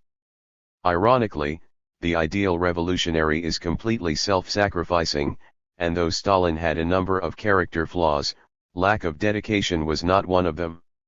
Indeed, it is not hard to imagine an argument that Stalin was too Kantian in his dogged dogmatism. For Kant, a rule is a rule, lying is wrong, even if one is lying to a murderer who is seeking a victim. Perhaps Kant does need to come into the real world of hard choices and competing ethical demands a bit more, even while we are still entitled to ask if the science of society might adjust its science in order to understand ethical questions as part of the human reality that it hopes to study. There is a missing step here. For any systematic attempt to study human reality, especially if the aim is to attempt to change that reality for the better, we have to remember two things. 1. Human beings are not billiard balls or even the psychologist's rats, but are indeed the sorts of creatures for whom subjectivity, meaning, belief, intention, values, and hope are real. 2. We who are making this study are human too, and though it 169. 169. Is not necessarily wrong to apply the social scientist's perspective that what is subjective for you can be studied objectively by another. There is a problem when this perspective is made objective by a denial or forgetting of humanity. Stalin in some respects forgot to be human. This too is a complicated question. For instance, as Montefiore's book makes clear, Stalin could be a loving and even doting father. It would be too easy to attribute this forgetting to character flaws. Analysis of the Stalin period. In the second volume of the Critique of Dialectical Reason, Sartre does allow that the character of the leaders of a revolution is indeed an important issue, but he does not take this to be the central issue. Instead, Sartre's focus is what he calls the deviation and detour within Marxism that Stalin represented, and then he argues that this deviation was not simply an expression of Stalin's character, but instead was necessitated by the actual incarnation of the revolution. This problem of incarnation, which creates a contradiction for the revolution in so much as the revolution is not limited to simply the formation of a new nation-state, but is supposed to be part of an unfolding global and internationalist process, goes to the heart of the ethical issue that is at stake between Kant and Marx. The problem of incarnation goes to the concatenated issues of fraughtness and paralysis, the complexity of competing obligations, and the forgetting of humanity. With Stalin, the character of Marxism is indeed at stake. Sartre sets out the problems of incarnation and detour. The revolution, incarnated in the center of the world as a long-term praxis defined by definite material circumstances, could not itself develop without engendering by its actual course, albeit in contradiction with its leader's project, the impotence of foreign proletariats. In this sense, it can be said that the revolution's incarnation was in direct contradiction with its universalization. Critique of Dialectical Reason, 105, My emphasis. It was necessary to choose between disintegration and deviation of the revolution. Deviation also means detour. Stalin was the man of that detour. Hold on. Produce. Later generations will go back to principles. And this was right, except that he did not see how in this very way he was producing generations which contained within them as the inert materiality of the circumstances to be transcended the deviation that had produced them and that they interiorized. Critique of Dialectical Reason, 129. Bob Avakian offers a gloss on the first issue. He isn't responding to Sartre per se, that is helpful. 170. 170. There is a problem, a contradiction, that has to be grasped deeply and in an all-around way. The world, including the situation of the proletariat, really is different when the proletariat seizes, and particularly if it holds power in one or a few countries. I was in one discussion with someone who pointed out, well, the position of the proletariat is that it has nothing to lose but its chains, but if it has a country, does it have nothing to lose but its chains?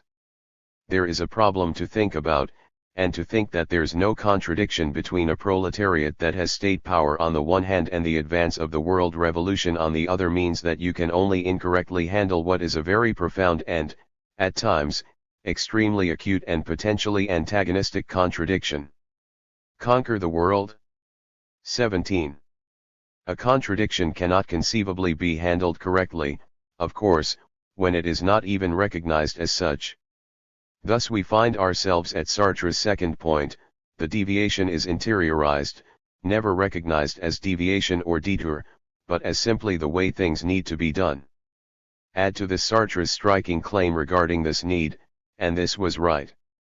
4 consequences issued from this interiorization of the deviation, 2 directly practical, 2 in the ideological/theoretical realm that had practical and bad effects, to say the least. These consequences are deeply interrelated and could be given in any order. The order they are given in here, therefore, should not be taken as some sort of ranking.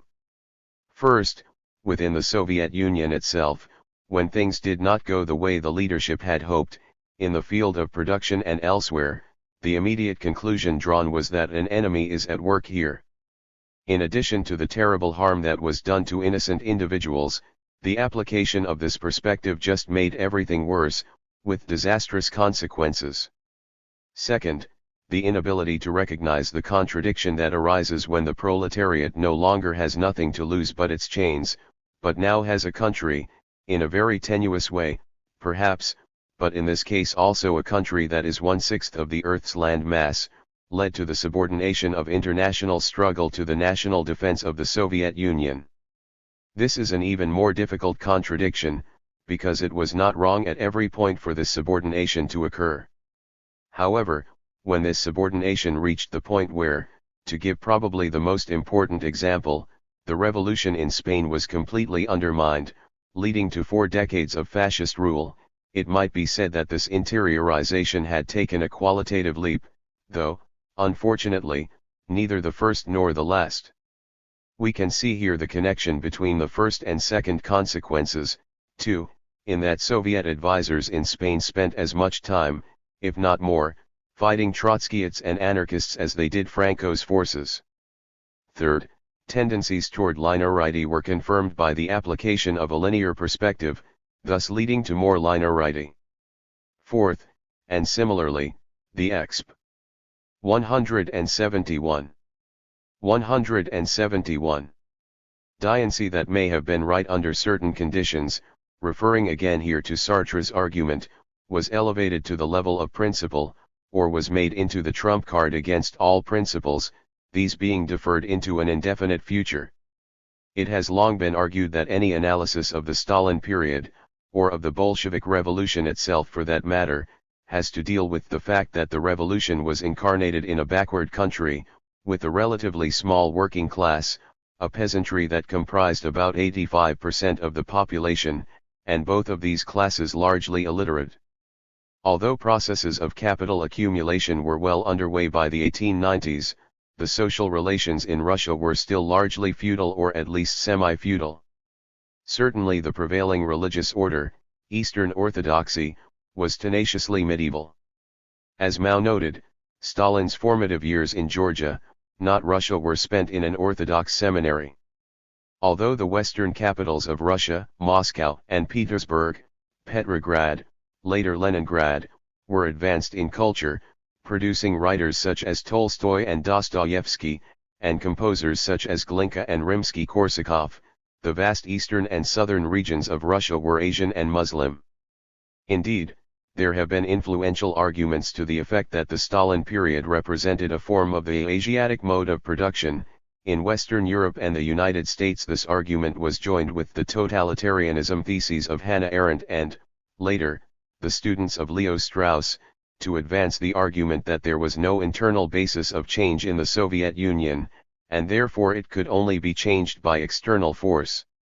Although I do not accept these arguments, though I also do not reject every part of them, there is no denying that the conditions for socialist revolution in Russia were quite different from those imagined by Marx and Engels.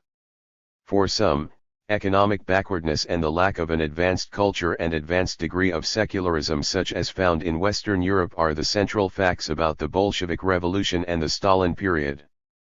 Contributing to the linear and expedient ideologies that later became dogmatically consolidated with Stalin was Lenin's perspective that, though Russia lacked advanced levels of industry, culture, including basic literacy, and secularism, the revolution had to come first and then these things could be acquired. Well, to quote Sartre yet again, and this was right, but again there is an interiorization of contradictions that needed to be thematized as such.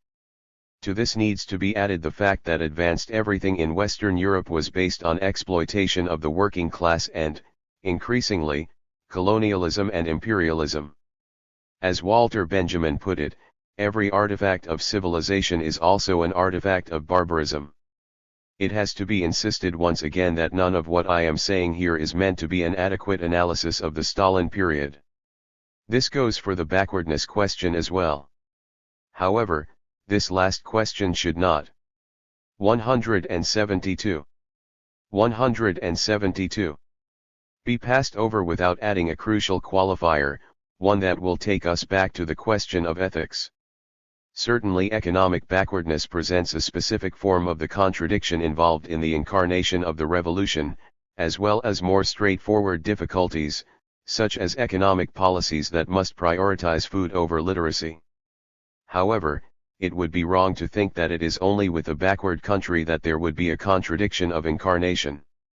The more advanced countries have the contradiction that a socialist revolution would acquire advanced means of production and tremendous wealth that is based on the pillage of the Third World.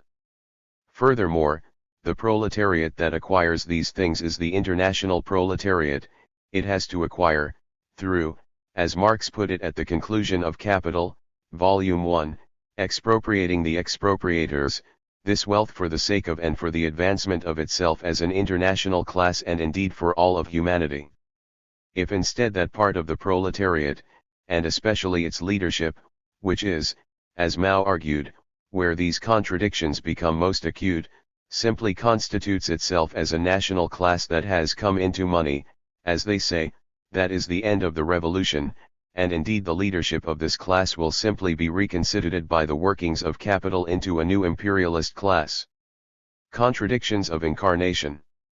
There are very difficult contradictions involved in the incarnation of the revolution, in other words, which might be characterized broadly as having to do with the particular things that need to be done such that a program of ethical political universalism does not remain absolutely abstract and therefore empty.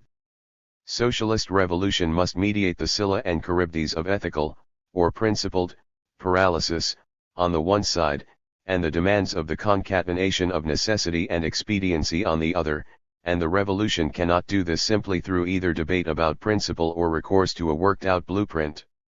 However, it can also be argued that the abandonment of principles altogether, or the postponement of attention to principles to a never-to-arrive future, is in fact the abandonment of socialism, for the following reason.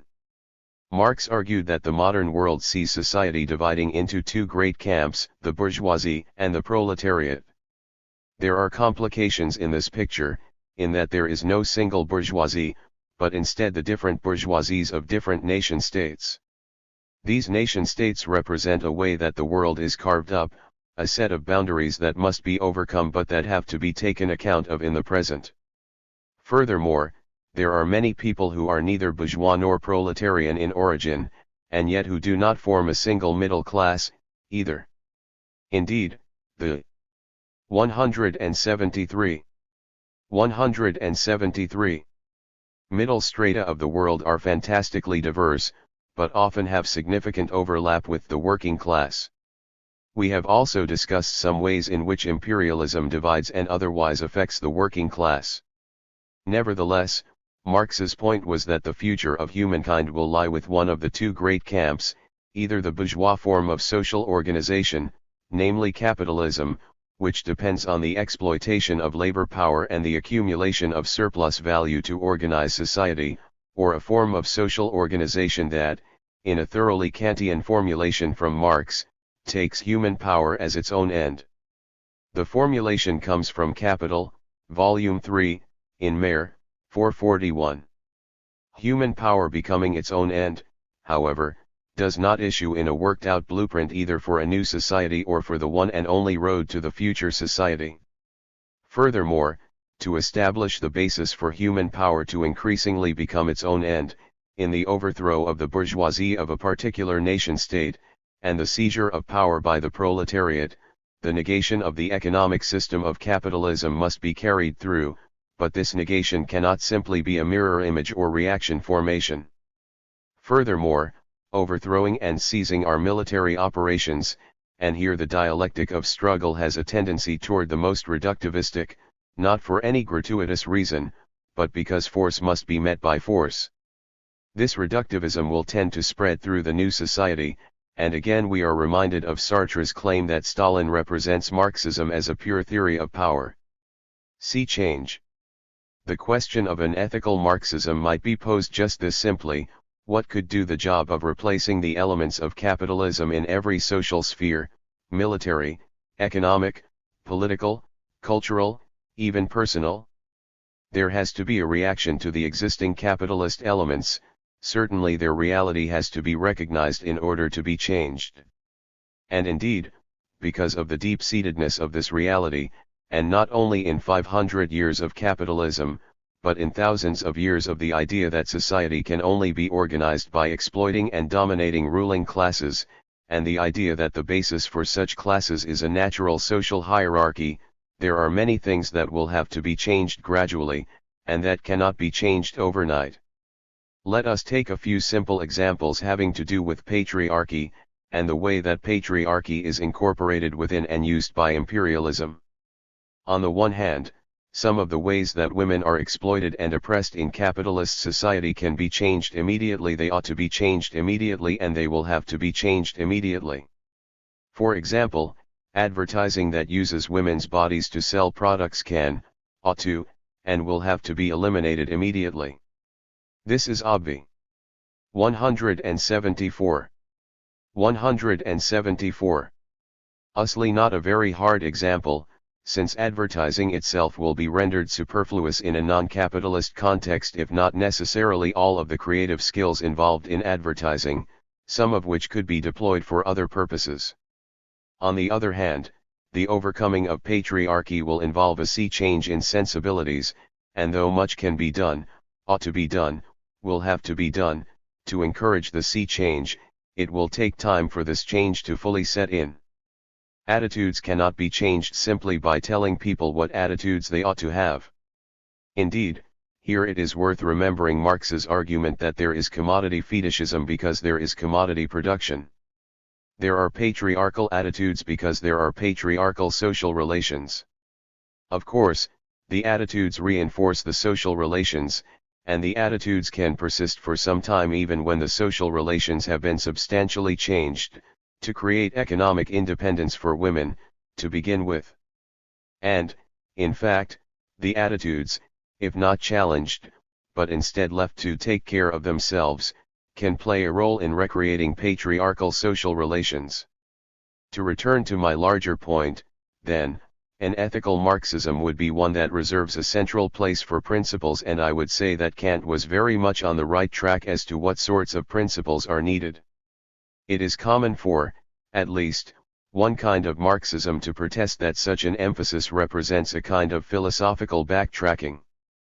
Probably the most reductivistic version of this Marxism would say that it is the same with philosophy as it is with both science and the succession of the modes of production. It is an historically retrograde maneuver to recapitulate that which has already been accomplished and superseded. Thus the practice as opposed to the history of physics does not need to go back to Newton. Capitalism cannot really go back to feudalism, even if it might take up some of the trappings of feudalism, and so on.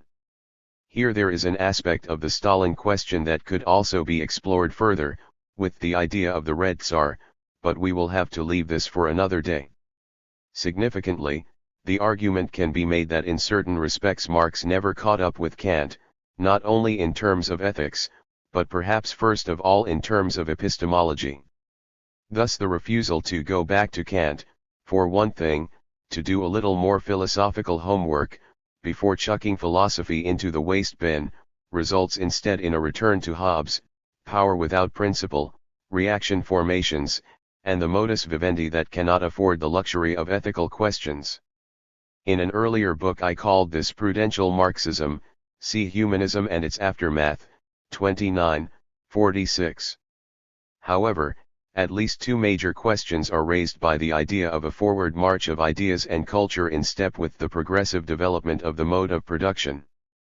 First is what might be called the ecological ethical question of the sustainability of industrial production, and the need to rethink agrarianism in the ways suggested by Wes Jackson, Wendell Berry, and others. Our species. 175. 175. Has to find a solution to the progressive spoiling of the nest, regardless of what this means to the teleology of forms of production. The erosion of topsoil may not seem like a very avant issue to those convinced of the idiocy of rural life, and it is typical of urbanophiles to imagine some easy technofix which in fact is not in the offing, but in fact this is an issue of world historic significance. Second, there is the greatly significant deindustrialization of the United States and the countries of Western Europe. The transfer of millions of manufacturing jobs, and now even many high-tech jobs, to the Third World, which itself represents a transformation of this latter category, certainly goes to the issue of the internationalization of the economy that begins even in the early stages of capitalism, takes significant leaps with the emergence of colonialism and imperialism, and what we more recently call globalization. I would argue that the latter remains a chapter in the development of imperialism, because it is a matter of the basic direction of the flow of wealth, but surely the outsourcing of jobs is a significant and qualitative development. Lenin emphasized the role of finance capital in imperialism, and certainly that role cannot be de-emphasized now, and yet two contemporary features of at least some advanced capitalist economies ought to be noted. 1. That the previous connection between advanced and industrial has been significantly sundered. 2. That the military aspect of imperialism is heightened. Advanced capitalist powers that depend on resources from elsewhere for a very significant part, perhaps even the greater part, of their wealth generation, and perhaps even for the basic needs of their populations, have to have ways of controlling these resources, and this is ultimately a military question. In his outline theory of imperialism, Lenin was already pointing in this direction, but the intertwining of force and economy has reached a point that neither he nor Marx likely could have imagined. One measure of this is that the U.S. defense economy, not only of the armed forces, but of all the police agencies that hold the American social system together, represent a planned economy on a scale that is far beyond what would be needed for socialism. Of course, this is a capitalist, not socialist, planned economy, planned for the purpose of continued wealth accumulation for the U.S. ruling class. To put the point more straightforwardly, if the source of energy that makes the economy run is not found within the national borders of that economy, then there has to be a way to control that energy source, and this way will be military in the last resort. In our time we are experiencing a military economic global reconfiguration in the wake of the breakdown of the previous system of global bifurcation by the United States and the Soviet Union. This is a reconfiguration in the international, globalized mode of production. The classical terms presented by Marx have to be reconfigured accordingly. 176. 176. It is indeed one of the ironies of the recent reconfigurations in the imperialist world order that the imperialist countries are not able to solve basic economic problems within their national borders. In some sense, Marx saw socialism as the icing on the cake of the economic development that was being achieved in Western Europe in his time, and thus he did not think of a country such as China as ripe for socialist revolution. Eurocentrists can scoff at what has to be one of the greatest achievements of the 20th century. By the late 1960s China had finally solved its food problem, though perhaps this achievement hardly registers from a Eurocentric perspective. But now the irony is that the imperialist countries themselves must use economic and military domination of other countries to deal with their own food issues, and this is an issue analytically distinct from, even if interrelated with, the unsustainable, and grotesque and ethically horrible, food production practices, which cannot legitimately be called agriculture, that predominate especially in the United States. In fact, there are two more questions that need to be raised in this argument about ethics. Culture and economy. Marx argued that the level of culture in a society cannot be more advanced than the material level of society generally, and within this latter category the mode of production is the beating heart, as it were. Now, Marx recognized that such a view runs into problems when it comes to certain artifacts of culture that seem to have persistent appeal and that would be hard to surpass. The dramas of Aeschylus and Shakespeare were among these artifacts for Marx. The whole idea of progress in the arts is very difficult. Of the many sources that can be cited in this discussion, Terry Eagleton's remarks are especially interesting. See Walter Benjamin, or Towards a Revolutionary Criticism, 114-30, and Literary Theory, 1, 14. At the one end, there seems to be an unsurpassability to great art, in light of which questions such as, who is the better composer, Bach or Beethoven, just seem silly. At the other end, the question of what counts as art in the first place is deeply, materially embedded within particular cultural configurations. Bach's suites for cello were originally written as exercises for the composer's students, and really did not come into their own as art until centuries later, when they were taken up by Pablo Casals. The latter's interpretation of the suites, in turn, were inflected with a deep romanticism that would have been completely foreign to the composer. Despite all this, we might agree with Marx's basic argument about material level of society, and cultural level, the latter level crucially including such matters as philosophy and ethics if we are careful. Very 177. 177. Very careful, to not fall into the reductivisms of simplistic reflection theory, the idea that the different realms of culture mechanically reflect the level attained by the mode of production. The alternative would be to say that even defining the material or cultural levels of a given society is such a complex matter, to say nothing of showing the relationship between these levels, that it would be better to abandon materialism on this point, at least, altogether. This would be a mistake. For one thing, there are large swaths of culture that quite clearly represent the imperialist system and its contradictions. More significantly for our present discussion is that an ethical political universalism that is not understood within its material context is indeed in danger of becoming both an empty formalism and, on the practical level, mere moralizing. To make our principles material, however, is not mere philosophical backtracking. Indeed, it can be argued that this materializing of the idea, to borrow an expression from Derrida with a slight twist, is a path that Kant was already following and which resulted in the cosmopolitan, internationalist, and anti-imperialist perspective of his final period.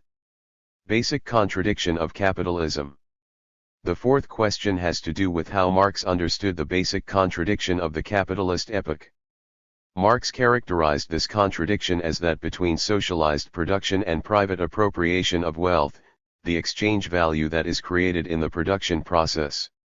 Marx characterizes this contradiction as being in historical motion, from the early days of commodity production and the beginnings of a money economy, through, crucially, the commodification of labor power, to, ultimately, the point where capitalism encounters crises of overproductivity. The contradiction becomes acute in the oft-repeated scenario of poor people dying in a rich man's war. Essentially, everyone is expected to stand up and defend a production process and attendant set of social relations that is absolutely socialized, except in the case of the ownership function, which is rendered superfluous by the socialization of production, which includes the production of the managerial strata, even while the material gains of military action are channeled almost exclusively to the ruling class.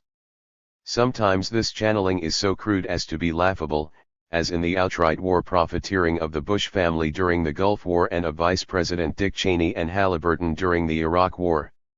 Almost, but not absolutely, imperialism spreads a few crumbs from the table, along with jingoistic calls to serve your country and other inducements of an ideological nature, example a way out of a dead-end situation, or to become a man, in order to forge armies that somehow remain this side of the 178. 178. Question: why are we fighting, killing, and dying for these people and this system?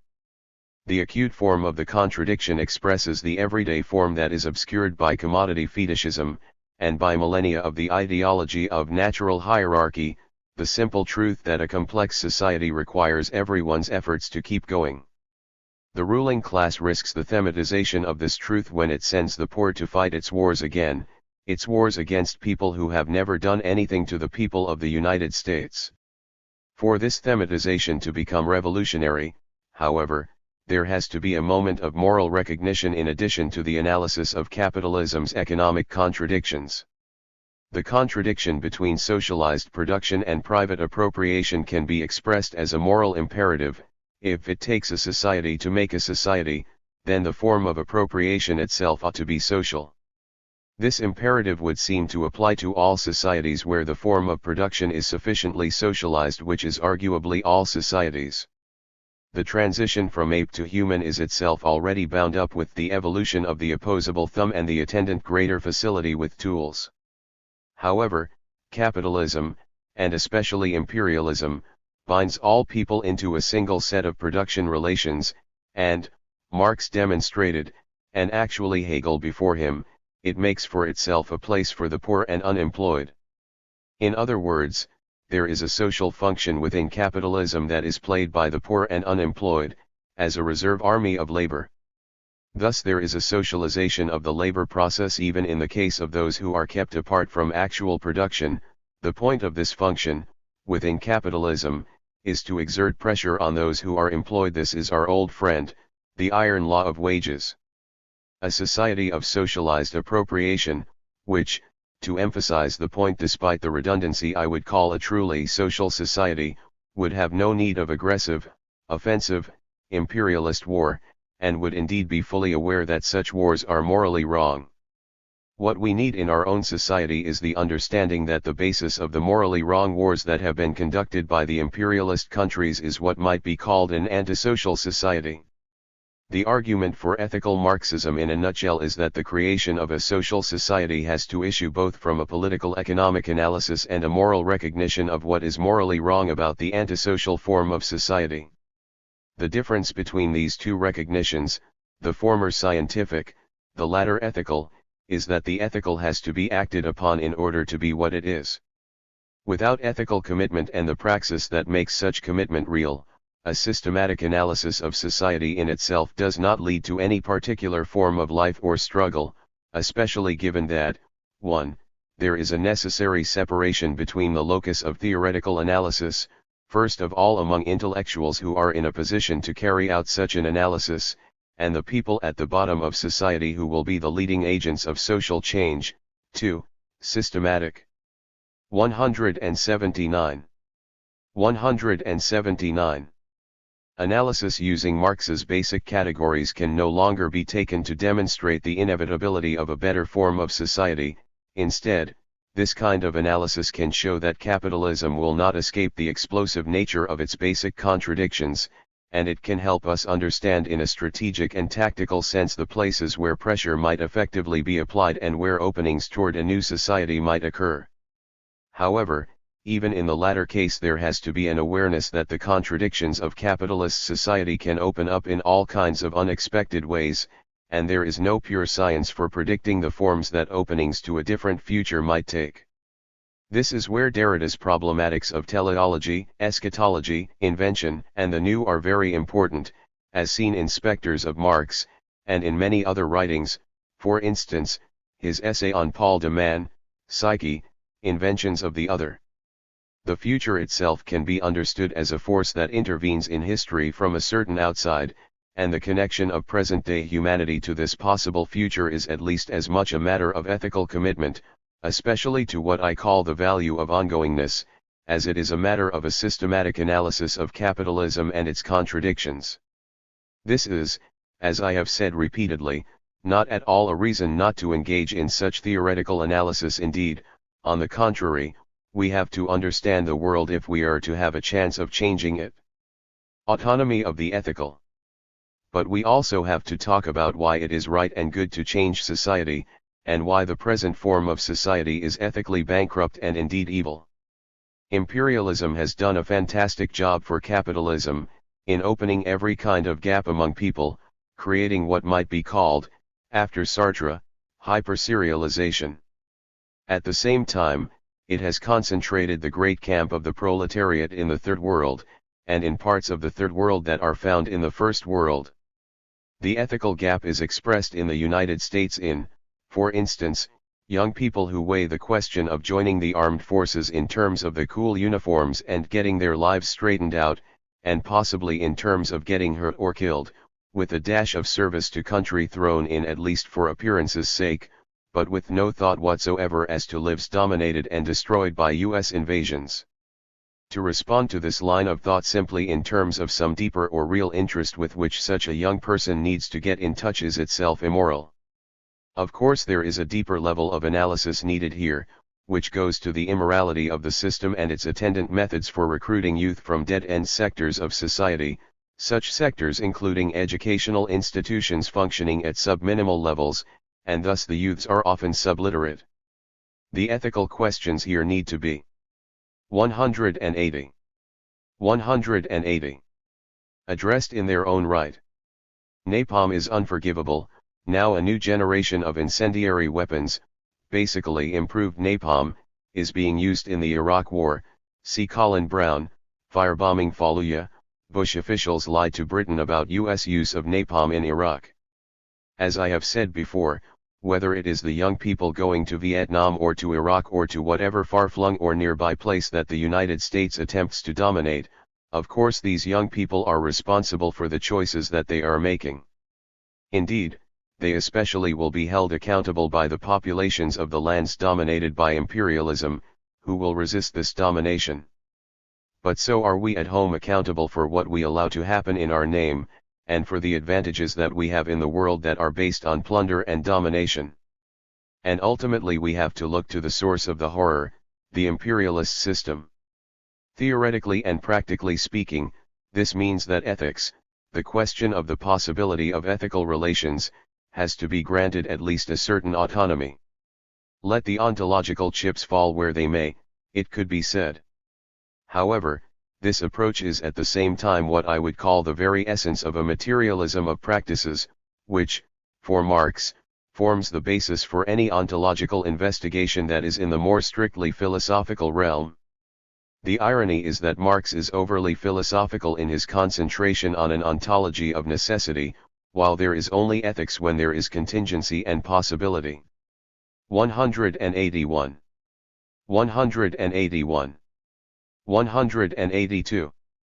Part 3. Sites. Ramifications. Animals, places. Mel. 183. 184. Domains of the ethical Marxist project.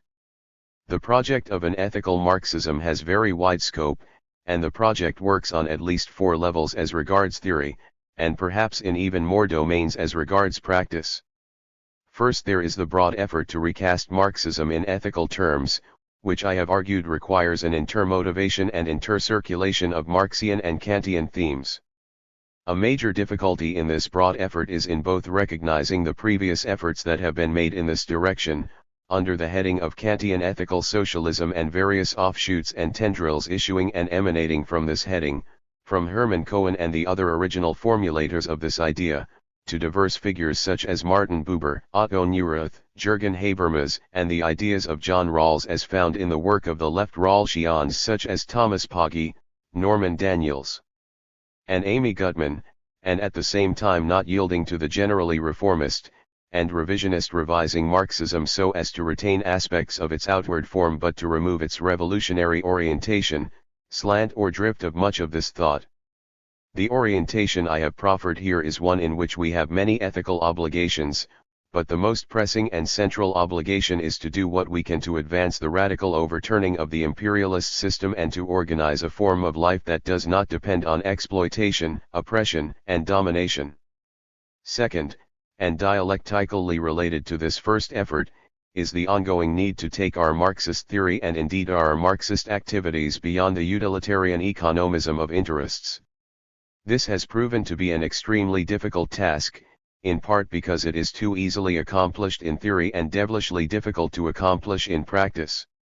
In theory it is a matter of demonstrating, again and again, the necessity and the power of that which is excluded by economism, the ethical and the possibility of ethical relations, indeed, the political, in the sense of the notion of a true polis, a political community, which is not unrelated to Derrida's notion of democracy to come, the future and even the past, an open future and an open past, as set against a utilitarian, monological presentism, and everything that might go under the related headings of vision, eudaimonia, utopia, redemption, and indeed communism.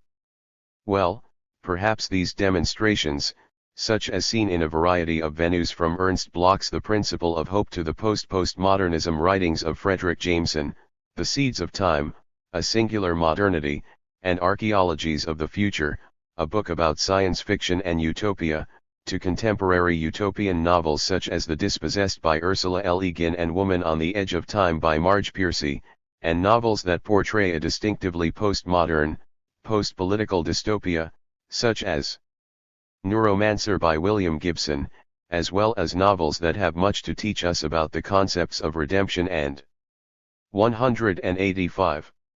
185. Community, such as many of the novels of Orson Scott Card, to the expressions found in many other fields of art, and, controversially, I would say religion, a topic to which I will return in the conclusion, are not so simple and easy after all. They walk a fine line between expressing a vision of the future, either a redeemed future of mutual flourishing, or a cautionary tale of what can happen when humanity fails to achieve decisive steps in the direction of redemption. The sad thing about Neuromancer and its sequels being that it is very much coming true before our very eyes, and being the kind of mere utopian fantasy that acts as mere escape and palliative. It turns out, however, that writing a book that is set against economism, or creating a work of art that resists the overwhelming utilitarian thrust of global capitalism is easy when compared with the difficulty of transcending economism in practice, in the attempt to organize effective resistance to the existing order. To borrow Marcuse's term, a great refusal. In practice, there cannot help but be a dialectical intertwining of economism and opportunism, and the temptation toward the latter is often overwhelming, at least in an imperialist country, and most of all in the imperialist hyperpower. Consider, even in imperialist countries, and let us again focus on the United States as the archetype and linchpin, most people spend most of their time dealing with issues of personal economic security and a stable existence, just as do people everywhere else. To be sure, there are broad swaths of the populations of North America, Western Europe, and Japan that have a relatively stable lifestyle at a level of material comfort that is all out of proportion to the opposite and unequal levels of material discomfort experienced by broad swaths of the masses in the countries dominated by imperialism. These are, again, not coincidentally the countries with histories of being plundered and dominated by colonialism. It would be easy to simply say to hell with the people of the imperialist countries, especially the people of the United States, and go off on a rant about their stupid junk cultures and idiotically extravagant lifestyles, especially everything oriented toward gas-guzzling motor vehicles, for the sake of which the rest of the world is supposed to suffer. It is also tempting to rant against the utter stupidity and moral vapidness of the imperialist setup, especially when imperialist countries are on aggressive global campaigns to reconfigure the globe and when the United States is proclaiming a theology of its supremacy. Furthermore, though it is all too easy to take the path of the purely to hell with them rant, recognizing that them includes some of us, and most certainly your author, this is still better than the other easy path, that of opportunism, which most often takes the form of attempting to construct a commonality of interests between the broad masses of the mainstream populations in the imperialist countries, the definition of which will have an ethnic or racial 186. 186. Ponent, and the broad masses in countries plundered and dominated by imperialism. And yet it is still the case that even in the United States there are not only many poor people and even many more who, despite being relatively well off, certainly in global terms, are for the most part trying to just hang on. Indeed, their sense of their lives is that they are simply hanging on for the ride, playing the hand they have been dealt, just like most people everywhere, it could be said. Most of the time, even people in imperialist countries in general have neither the luxury nor the necessity of questioning their basic economic, social, political, or cultural circumstances. In Marx's perspective, people do not question their circumstances, in general, broadly, deeply, except when motivated by material interests. Interests are experienced differently in different strata of society. Indeed, for Marx, this differentiated experience is integral to the concept of class. For there to be a larger change in society, however, there has to be a more general crisis, indeed a crisis felt by all sectors of society. In Lenin's memorable description, the crisis has to be such that people cannot any longer live in the ways in which they have been living, and the ruling class cannot any longer rule in the ways in which it has been ruling. The Marxist perspective is that, short of an actual deep crisis in the social system, people do not, again generally, broadly, deeply, go into motion against the existing order. People do not set themselves against the existing order simply because it is an unjust order. The dialectical correlative to this last point, which ought to be insisted upon, is that the existing order cannot be overturned in normal times, times of normal functioning. This is not to say that people ought not to protest injustice and to organize for a time when the system does indeed go into crisis. It is a crucial point, and also a Leninist point, that change will not come without these anticipations, even if these anticipations will not, of themselves alone, bring about change. Furthermore, practicalities aside, people ought to speak out and otherwise do what they can to challenge an unjust order and its unjust actions. The hardest nut to crack. This, however, is the point at which imperialism complicates things. Or, perhaps it ought to be said, this is where US imperialism in particular is so vexing. There have been two major crises of the imperialist system thus far. To be absolutely trite about it, these crises were not pretty, indeed they resulted in the greatest horrors thus far known to humankind. We call these crises the two world wars. The horrors of the world wars go beyond the wars themselves, but the wars themselves went very far into horror, and anyone who wants to put a pretty face on capitalism ought to have to. 187. 187. Answer for this. If we look at the world around us now, where at the moment there is a single superpower, and where others of the traditional imperialist powers, such as Great Britain, France, Germany, Japan, and Russia are in the second rank, and where the United Kingdom and France have for a time been in what might be called the over-the-hill gang, the process by which some imperialist powers receded to this status was not some pacifistic retirement party. Neither do these powers simply accept this status, and there are emerging players on the world stage, especially China and India, that are gearing up for global contention. The imperialist world system works through exploitation and domination. When the existing circuits of capital are no longer served by existing national boundaries, then these boundaries are redrawn through military action.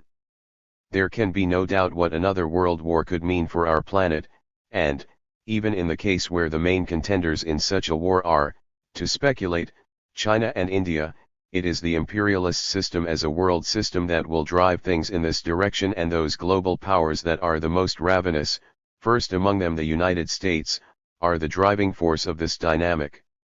The previous crises of the imperialist system also represented openings, and out of these openings came the revolutions in Russia and China, and many other revolts against colonialism that, despite the fact that they did not ultimately succeed in overturning neo-colonial domination, still caused the imperialist countries to address the ways they went about the business of dominating the Third World. Despite everything, and against distortions and outright lies, these revolutions represented fundamental advances against and beyond the imperialist system. I will return to this question directly in the third section below. Be that as it may, these revolutions are long past, something of a closed chapter, and, in any case, the imperialism and postmodern capitalism of the United States barely resembles the imperialism of Tsarist Russia, to say nothing of China when it was dominated by colonialism, imperialism, and semi-feudal social relations. Despite this, there are lessons of struggle and transformation that ought to be brought forward, both positive and negative lessons, of course. And yet the fact is that US imperialism has yet to experience a crisis that would rock the system to its very foundations.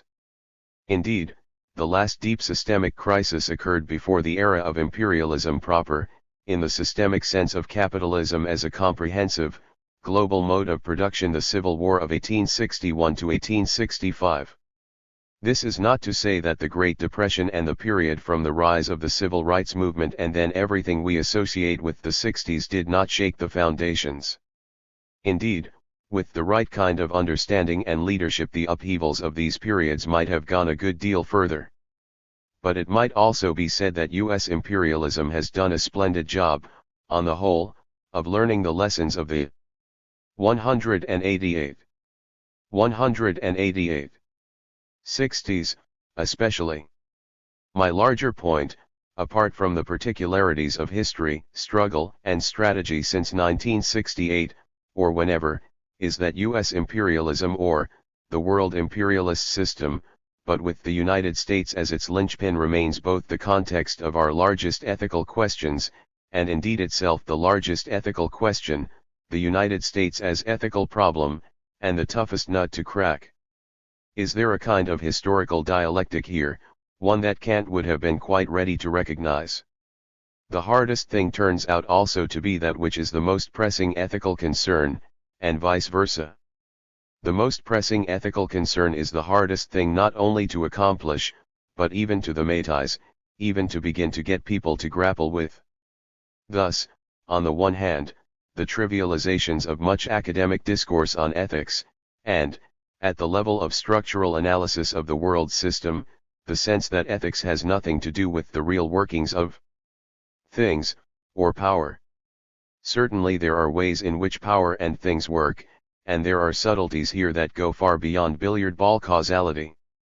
Even while these workings have to be studied and understood and grappled with from a strategic perspective, it is precisely the reduction to causal thingness that is the essence of economism, or, to put the point the other way around, it is the complete setting aside of any role for consideration of the thing that ought to be done, in some matrix of pure causality and interest, that is the essence of economism. Lenin saw this, in his critique of economism, and yet, out of the orthodox Marxist refusal of the ethical, did not thematize the point this way.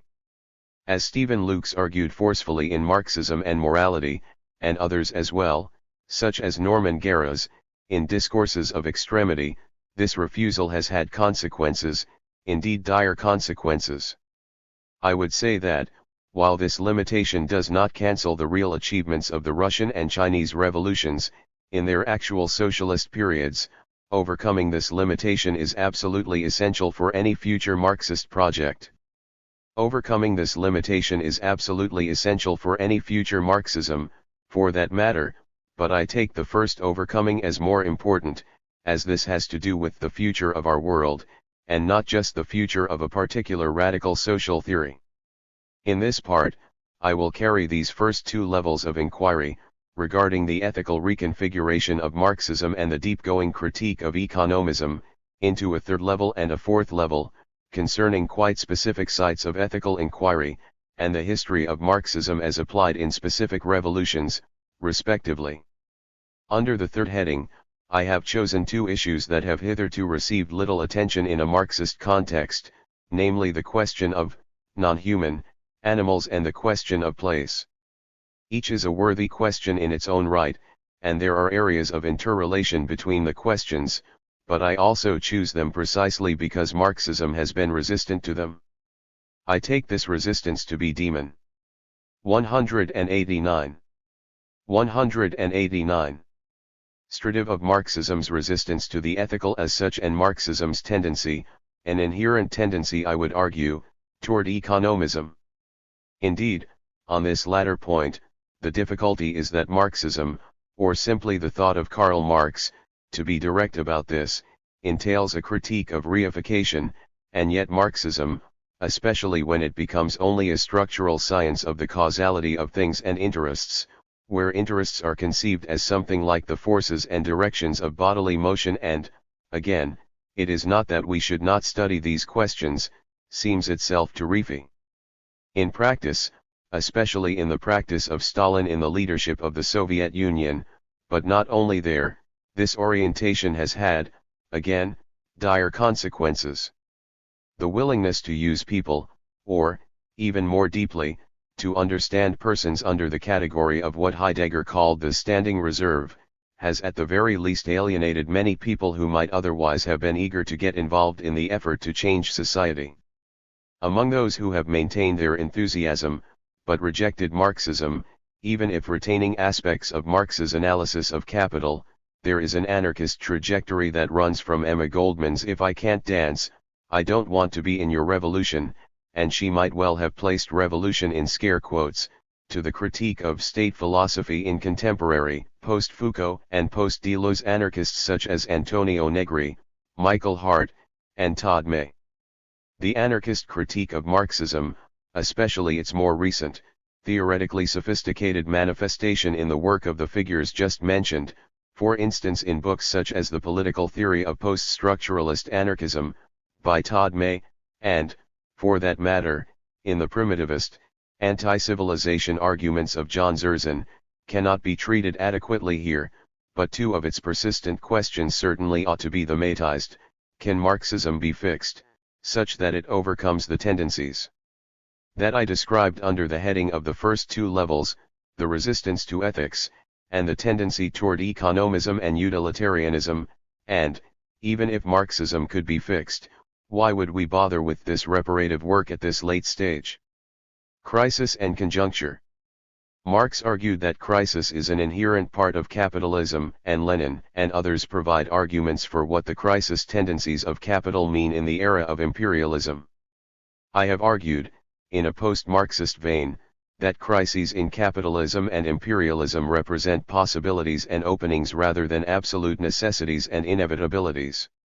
I accept that crisis is inevitable in capitalism, but not that the outcome of crisis will ultimately and inevitably be communism, for the sad fact is that the outcome in our contemporary world may instead be the outright destruction of humanity.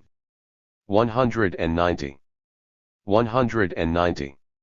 Rather than call this line of reasoning post-Marxist, I aim instead for a post-inevitablist Marxism that is reconfigured in terms of ethical themes.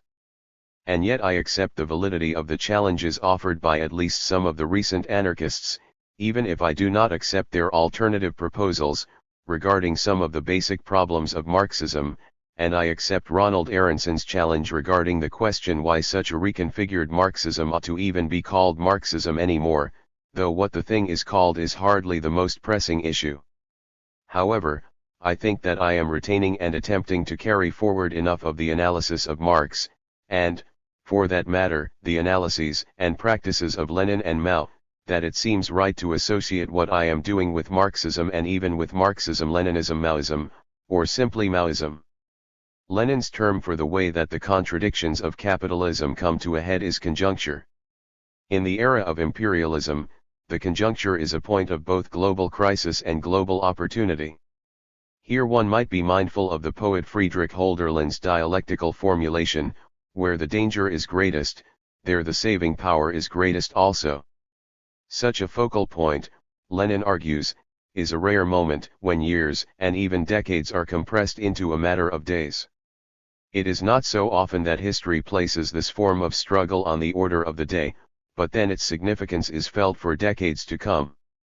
Days on which such method of struggle can and must be employed are equal to scores of years of other historical epochs.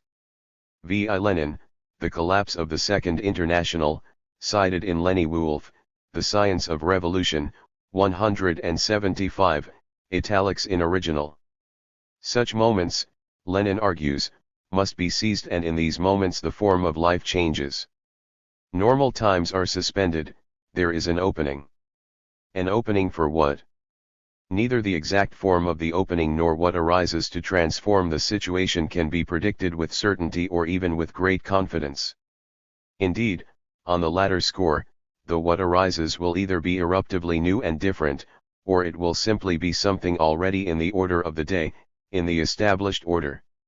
However, it can be said, in a Marxist and Leninist spirit, that both the anticipation of this eruption, the preparation for seizing the opportunity for advance that presents itself, Lenny Wolff's formulation, 175, my italics, and the eruption itself must speak in the language of ethical political universalism.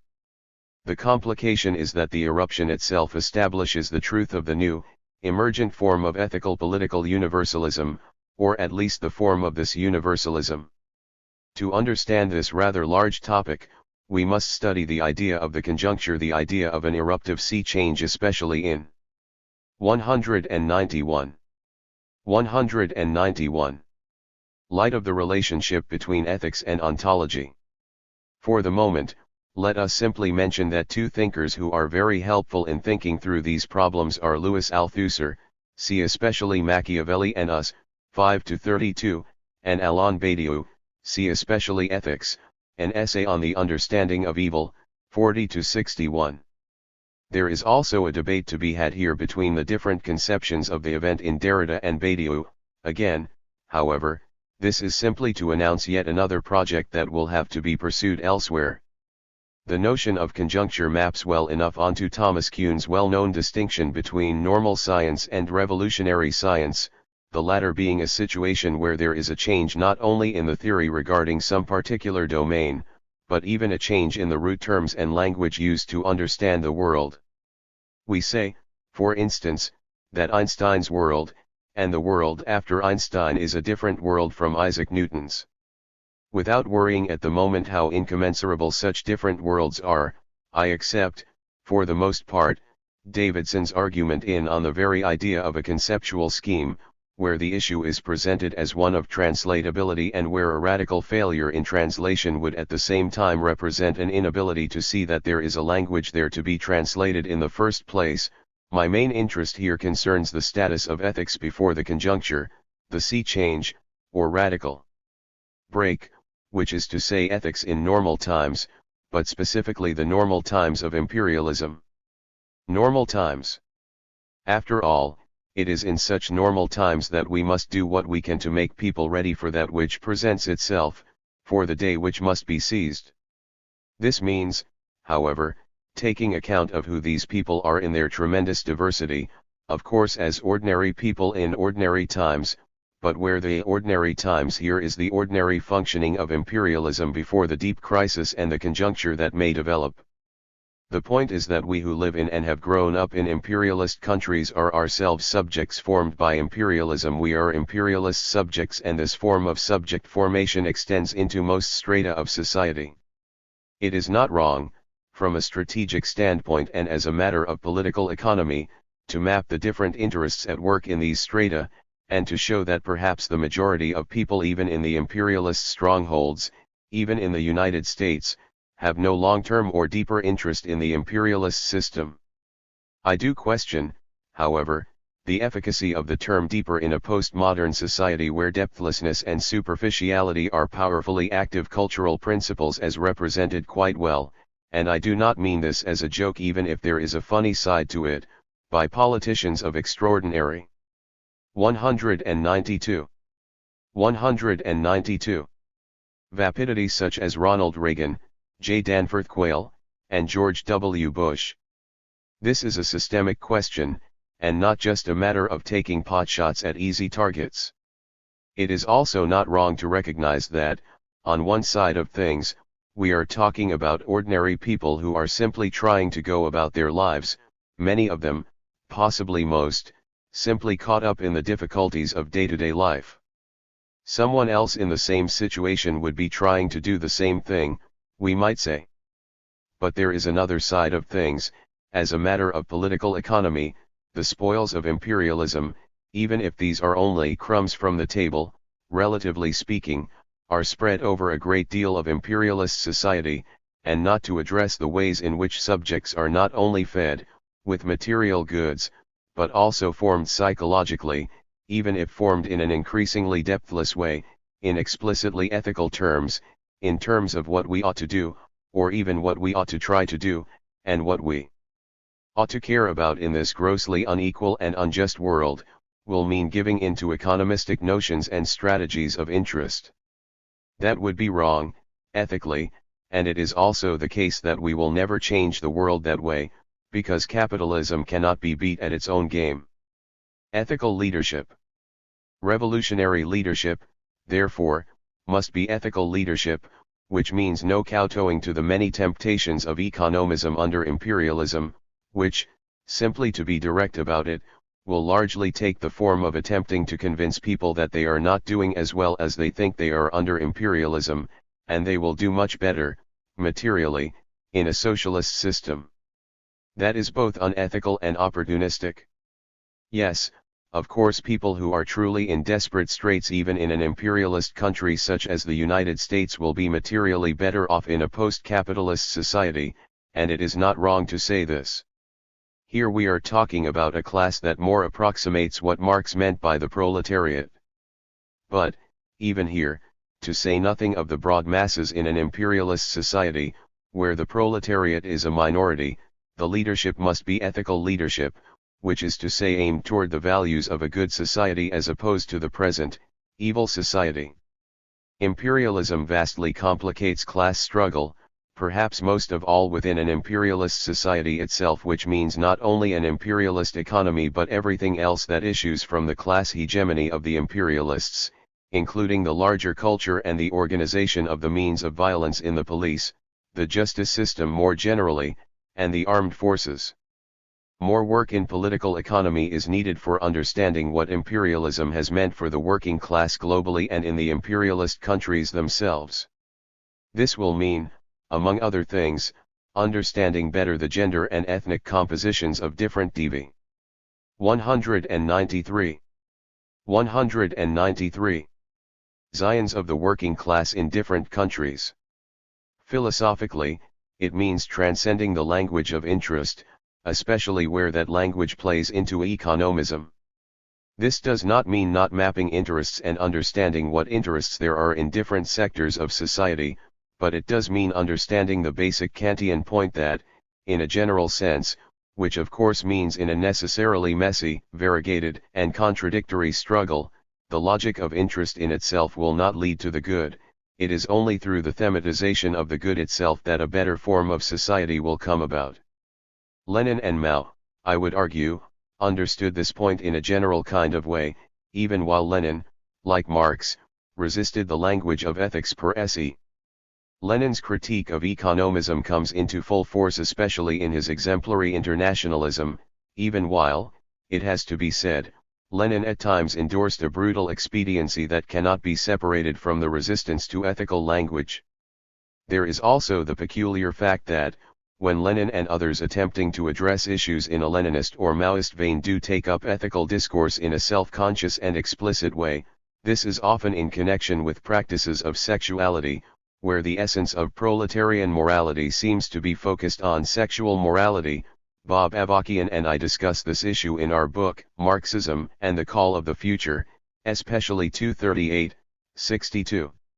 Mao did not seem to have as much resistance to this language, and of course many of his popular formulations have a distinctively categorical imperative ring to them, probably most of all the famous statement, Marxism consists in thousands of truths, but they all come down to one thing: it is right to rebel against reactionaries.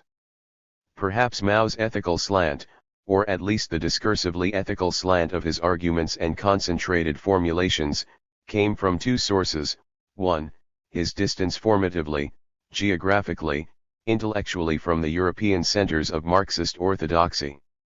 2, his understanding that a socialist alternative to Stalin had to be formed. In neither case, however, did this understanding or experience reach the point of systematic integration. Even though Maoism, especially when fully understood as carrying forward the contributions of Marx and Lenin, represents a new stage in the analysis of imperialism, and therefore a new stage of Marxism, there still remains much to do in integrating the various parts of this new Marxism, a task made complicated by two facts. First, there is the need not only to bring the Maoist project into greater systematic focus, there is the even more pressing need to transcend this project, in the form of a new synthesis, in our contemporary world. Second, there is always the problem, with revolutionary Marxism, of flying by the seat of one's pants in a world that has to be addressed in practice as well as theory, a world that is constantly changing and posing new challenges, and thus our theoretical practices cannot always set the stage, the dramatic activity of theoria, so neatly. There is a tendency toward frag. 194. 194. Mentary and episodic bursts of theoretical discourse. Even so, this discourse needs to be more integrated and systematic. The question then arises, around what pivotal point should the integration occur, and my answer to this question should be quite obvious by now: the ethical. We will explore Maoism, and Lenin and Stalin, further in section 3 below. Now let us turn to two questions that are important to the project of a Marxism cutting its teeth on ethical discourse. My aim is, rather than exhaustively to investigate these questions, merely to put them on the table, something that has not yet been done in Marxism preparatory to putting the questions on an agenda. 1. The animal question. There are not only many animal questions, plural, but there are even many animal questions for Marxism. Only two of these questions will be raised here, but each is raised in recognition of the fact that Marxism has been resistant to any and all animal questions, even while Marxism is deeply implicated in asserting the animality of humanity.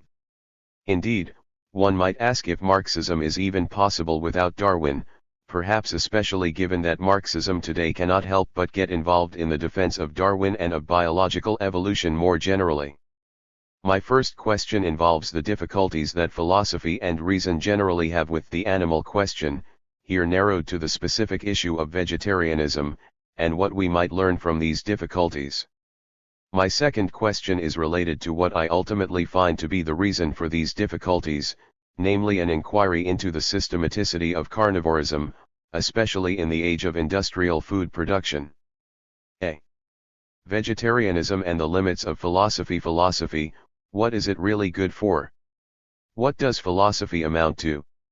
What are the connections between philosophy and the world of actual ethical decisions? These are questions that have been posed throughout the whole history of Western philosophy, from Plato to Marx, with the latter perhaps raising it in the most direct terms in his famous 11th thesis on Feuerbach. Marx scoffed at vegetarianism and those who advocated for the ethical treatment of animals. Though one might connect his attitude toward animal questions with the usual arguments that one hears against vegetarianism, that people are more important than animals, etc., surely there is an intersection here of 195. 195. Marx's attitude with his general perspective that the entire discourse of ethics is nothing but a distraction.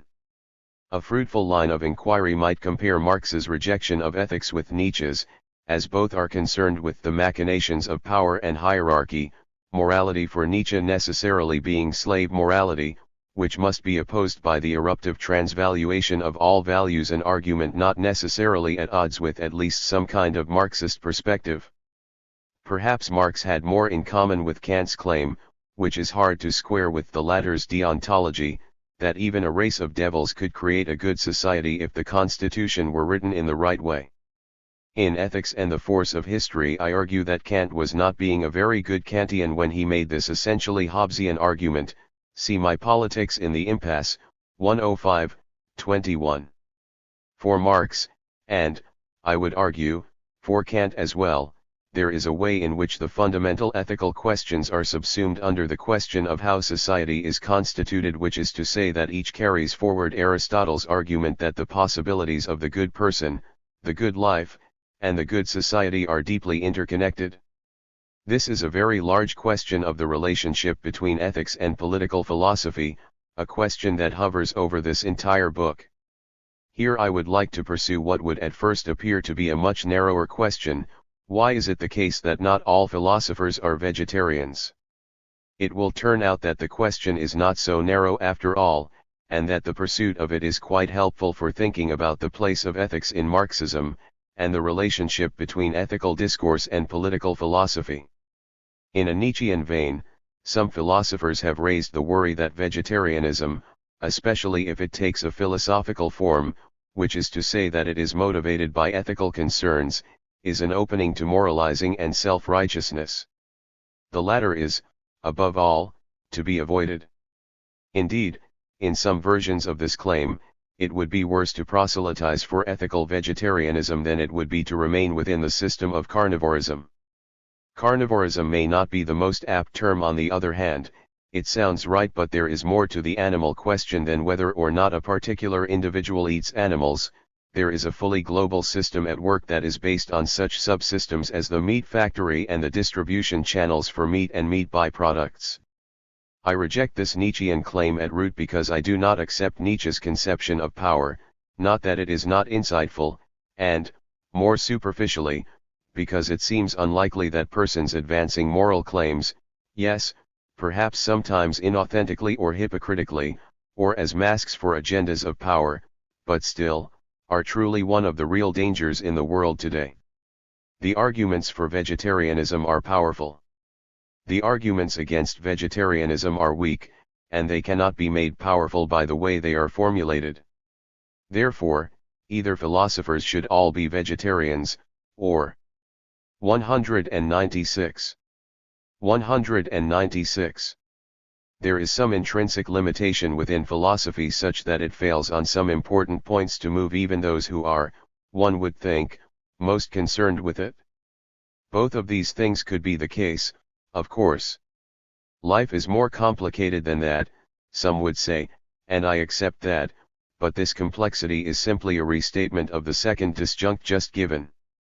In some crucial way, philosophy seems to fail, or is it instead that philosophers fail to be philosophical?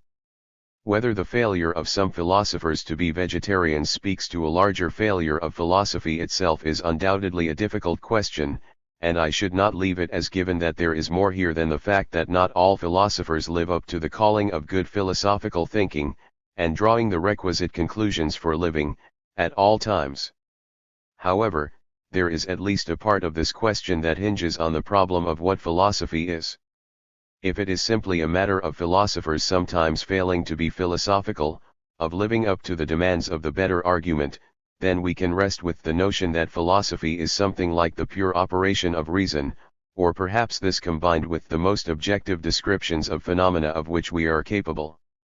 Another model of philosophy might take the philosophical activity as not unrelated to purified rationalism and neutral empiricism as regulative ideals, but also see philosophy as deeply embedded in history, social relations, and life practices. In this model, these factors also crucially shape the terms and language in which we form and pursue philosophical questions.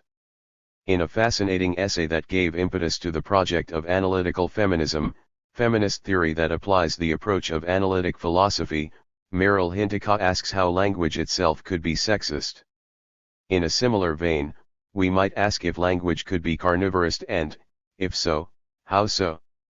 Fortunately, the argument I offer from this point on does not depend on resolving this exceedingly difficult question. Vegetarianism and arguments. One complexity is that arguments against vegetarianism rarely even rise to the level of what would ordinarily be taken to be arguments, especially by those who are in the business of arguments, and often what is put forward as an argument against vegetarianism is downright stupid. Got to have those stakes. A good friend, a philosopher of otherwise tremendous sophistication, and not a Nietzschean, once said to me as an explanation for why he is not a vegetarian. However, this sort of case, where what is being given is the description of a drive or a desire, not even presuming to be a statement on the level of ethical discourse, might actually be preferable to what some people put forward as arguments. I will turn to some of these shortly. Then, however, turning to programmatic concerns. 197. 197. About philosophy and its limits, one still has to wonder why the level of cruelty represented at the family dinner table, described by Peter Singer in his famous Down on the Family Farm essay, does not rise to the level of ethical consideration.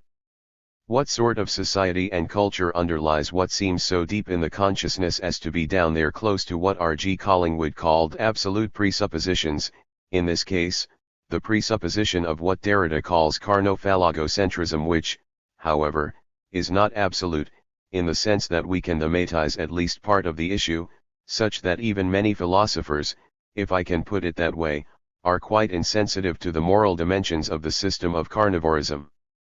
A one argument. My thoughts on the inadequacy/outright ridiculousness of anti-vegetarian arguments were recently rain-speared by reading Colin McGinn's review of the second edition of Peter Singer's Animal Liberation. This was republished in McGinn's Minds and Bodies, 207-14. McGinn does a nice job, from a vegetarian perspective, of restating most of the silly things one hears, so I will quote from him just to show the discursive state into which some philosophers devolve. McGinn doesn't mince his words, and his preliminary formulaic statement is worth quoting, since it encapsulates a big part of the argument that I am trying to make here. Our treatment of animals, in every department, is deeply and systematically immoral. Becoming a vegetarian is only the most minimal ethical response to the magnitude of the evil.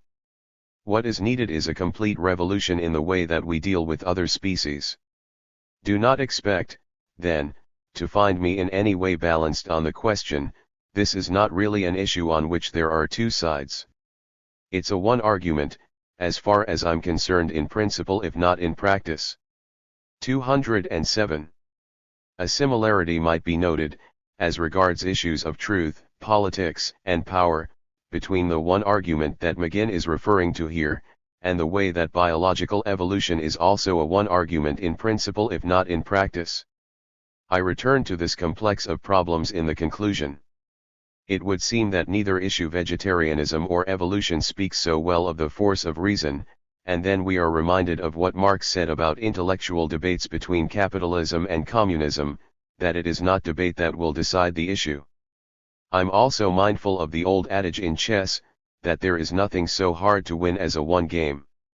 The cast of McGinn's claims, which I respect for their stridency as much as for their content, are taken here as bedrock. What I am interested in is instead the meaning for philosophy that there is a one argument. 198. 198. Out there that seems to be little recognized. And this seems to go as much or more for those in the academic field of ethics. McGinn says that, if he had written the words I just quoted 20 years ago in the late 1970s, I would have been accused either of shocking moral arrogance or of mild insanity. Even now I am sure that I shall be charged with exaggeration and hysterical extremism. Extrapolating from the changes of moral outlook that have occurred in the last 2 decades, however, I predict that 2010 will most likely see me accused of euphemistic soft pedaling. Why wasn't I more scorchingly critical of the countless animal abuses that scar the moral record of Homo sapiens? Why did I hold back from pressing the historical parallels with more widely conceded forms of violent oppression? Where was my moral rage? The reason, future reader, is that an air of moderation is prudent when your audience still thinks that eating the dead bodies of intensively reared animals is quite okay morally, really not such a bad thing at all. You have to sound as if you take this to be a matter for serious moral debate, even when you know very well that the opposition doesn't have an ethical leg to stand on. 208. Let us note that statements such as the final one in the passage just quoted, that the opposition doesn't have an ethical leg to stand on, are often cited by this opposition as evidence for a far greater offense than meat eating, namely self-righteousness or moral self-satisfaction. It is worth noting that, when this critique is posed from a Nietzschean perspective, the aim seems to be to debunk ethics, not to restate Kant's argument about heterogeneous motives, that is, doing something for some other reason than its being the right thing to do. McGinn also presents a highly quotable, compact description of the scene that every vegetarian knows from being in the company of carnivores for a group dinner. I've been tempted to write my own account of such a scene, which I often encounter when dining at philosophy conferences, which I would title, I'm sure you can get a salad. I also cannot help recalling the philosopher who is well known in continental philosophy and philosophy of religion asking me across the dinner table why I am a vegetarian while himself eating veal. There is something philosophically instructive about this kind of scene with which every vegetarian is well familiar. However, to be fair, it seems quite likely that the percentage of vegetarians in philosophy is higher than in other fields, so the point is not that philosophers are less sensitive on this issue than other people. Instead, I am attempting to pose as problems the fact that, 1. Not all, in fact not even most, philosophers are vegetarians, and, 2. That philosophers often give as arguments against vegetarianism the same sort of silly and insensitive stuff that one hears from anyone else. The point, however, is not to impugn the moral integrity of philosophers, per se, each of whom in his or 199. 199. Her life, including his or her dietary life, is an individual human being going through life a day at a time and dealing with daily problems, including the problem of what to eat. There is a parallel here to the problem of ordinary life in ordinary times in an imperialist society, namely that our lives in such a society are formed from the ground up by the imperialist organization of society, and this marks every atom of our being, to use one of Derrida's expressions, to which I will return in the conclusion. What could mark us more in our daily lives than our dietary practices? A very large part of the animal question in our era is what has been normalized and made ordinary in food production. Just as with the imperialist shape of society more generally, our dietary practices are formative and carry with them values and intentions, and yet all of this, the formative qualities of the practices, values, and intentions, are damnably hard to the matize, and especially to the matize as a matter of ethics and responsibility. Philosophers, as individual human beings who face the daily grind for the most part just like anyone else does, or perhaps it is anyone else in the middle classes, but this is a complex issue, are subject to the same pressures of the normal and ordinary. Instead, if anything is impugned, it is the scope of philosophy itself, the real world that reason runs up against and often has difficulty penetrating. I would like to think that good philosophizing would make every philosopher into a vegetarian. Perhaps this line of thought is simply a subordinate part of the wish that the philosophical study of ethics would make people ethical, a wish about which Kant was skeptical. Clearly, the is/ought gap marks a difference between the questions what can I know, on the one side, and what ought I to do, and what may I hope, on the other. Kant differs with Plato here, on the question of knowledge and virtue, and this opens the way toward the notion of radical evil. Again, the reason for saying this is that the argument for vegetarianism is a one argument, and yet that in itself, or perhaps by itself, does not make even philosophers into vegetarians, even when good arguments are supposedly their very raison d'être. Typical claims. Just for the sake of good form, let us rehearse the sorts of things that people offer as arguments against vegetarianism, or at least in justification of eating animals. I will do this even though I completely agree with what McGinn says about balance. Indeed, it is offensive to be balanced on this issue in roughly the same way that it would be to offer equal time to racism or the defense of slavery or the defense of misogyny and patriarchy or Holocaust revisionism. And yet one of the arguments for meat eating is that we cannot place the arguments against it in the same sort of 200 category as an ethical issue involving human beings. Let us begin here with the standard list. 1. Eating animals is justified because human beings are more important than animals. 2. The related but slightly different claim that, no justification for eating animals is required, because human beings are more important than animals. 3.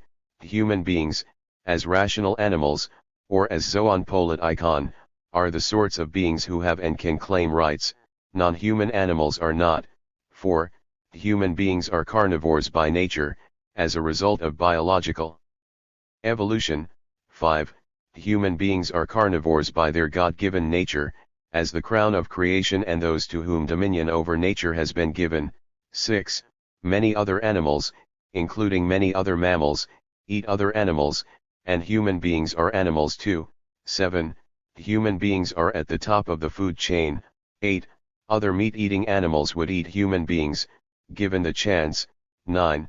Human beings have souls, other animals do not. 10. Human beings have consciousness, other animals do not. 11. Other animals either do not experience pain, or do not experience pain in the way that human beings experience pain. 12. Other animals are not future-oriented in the way that human beings are. 13. Human beings need protein and other nutrients that can only be obtained from animals. 14. Women, especially, need nutrients that can only be obtained from animals, and thus vegetarian and animal rights arguments are part of a patriarchal ideology or even strategy. This last claim represents a recent twist to the argument, as put forward by Catherine Paxton George in Animal, Vegetable, or Woman. 15. Finally, and this one is perhaps even less of an argument than the others, eating animals is justified because it is just the case that life is cruel. My aim here is not to attempt a systematic refutation of these claims, though a few things ought to be said. The systematic refutation is developed at length in works such as Peter Singer's Animal Liberation, Tom Regan's The Case for Animal Rights, Carol J. Adams's The Sexual Politics of Meat, Michael Allen Fox's Deep Vegetarianism, and H. Peter Steves's anthology, Animal Others. If anything, I would hope that the flimsiness of these typical claims would stand out.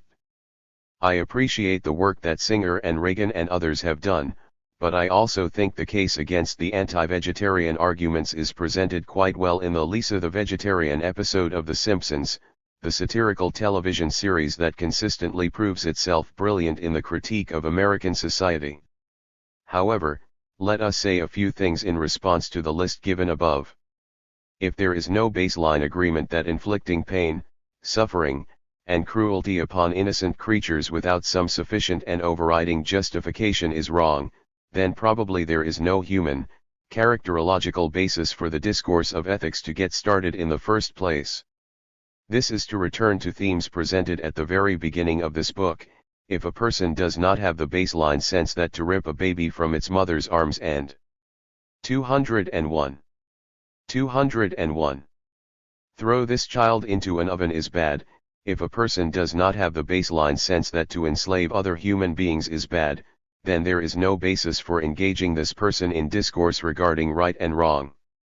As with Jeffrey Dahmer, to pick a very easy example, this person has become, through whatever process, fundamentally separated from humanity. The solution to this inhumanity is not argument or discourse.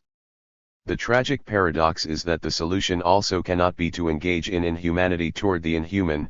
Perhaps there is no good solution to the problem, even apart from the problematic humanistic discourse employed here.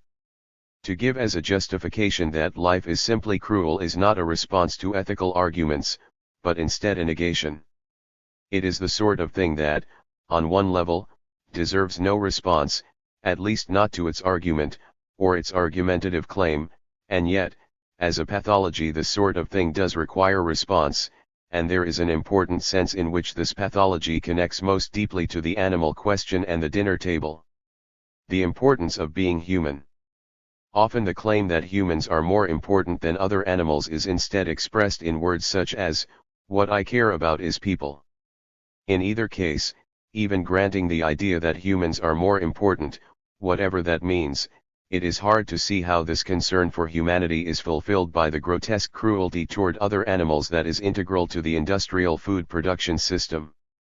It is also hard to see how this kind of claim does not then issue in a hierarchy of importance among humans, even on the matter of basic human rights, and we might note that three ways in which people are abased are represented in the interrelated terms of demasculinization, infantilization, and animalization. The root problem is in the assumption that it is wrong to treat a human like an animal, but it is all right to treat an animal like an animal, where there are no moral limits. Yes, people do object to the cruel treatment of animals when taken in some singular way, the abuse of pet cats and dogs being the obvious example. Certainly, there is something to be learned from this singularity of the pet, or the pet who is understood to be a member of the family and who gets to be a who, even a she or he rather than an it. Perhaps the larger lesson, however, concerns the millions and millions of food animals who do not get to be singularities, even within their own species and otherwise natural, non-food industry, environs. This is why it does not hurt to remind some people that their beloved cat or dog or bunny rabbit is dinner in some cultures. Kant, while apparently no vegetarian, though looking at the few drawings of him, it is hard to believe he ate anything, or specific defender of 202 animal rights, did recognize that the way people treat animals is emblematic of the way people treat each other. Kant lived, of course, before the time of industrial food production. Carnivores. The idea that humans are evolved as carnivores rests on shaky ground. Certainly it is the case that we are physiologically equipped for eating animal flesh. Physiologically, we are omnivores. The ability to adapt to different conditions is a great survival mechanism, to be sure, and it seems quite likely that the human capacity and propensity for eating meat developed during the last ice age, roughly 35,000 years ago, when vegetable nutrition was scarce. However, two things can be said about humans as carnivores.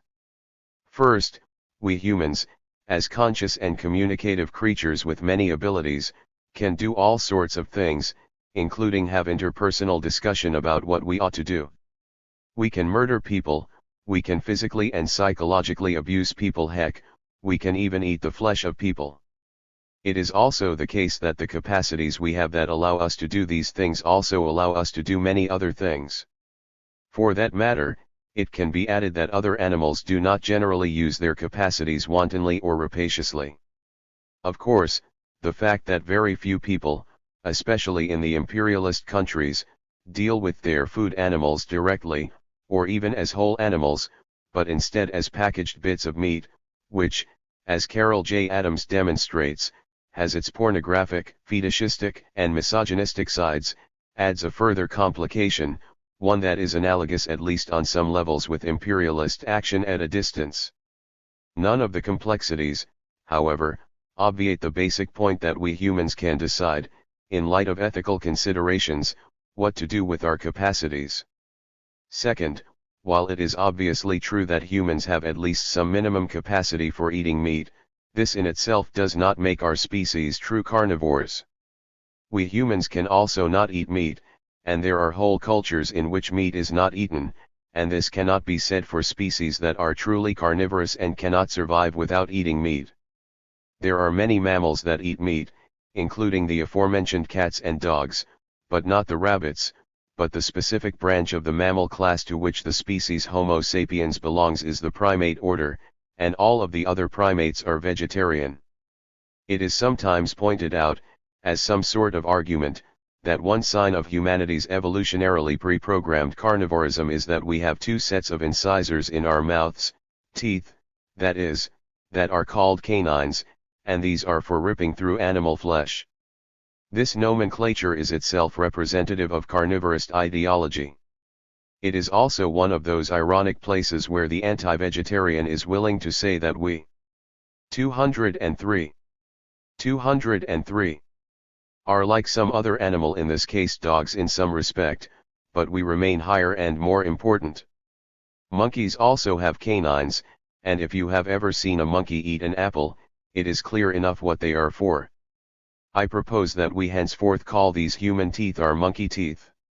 Lastly, comparing the procurement, hunting or scavenging, eating, and digestive practices of true carnivores to the practices, in those same domains, of humans shows clearly that humans are not true carnivores. Besides the obvious fact that no other animal cooks meat, there are other facts that should be just as obvious but are somehow overlooked by anti-vegetarian polemicists. Most carnivores will eat the whole animal, including the intestines, bowels, and anus. Some carnivorous animals that come upon, say, a dead squirrel, will eat everything there, including the maggots.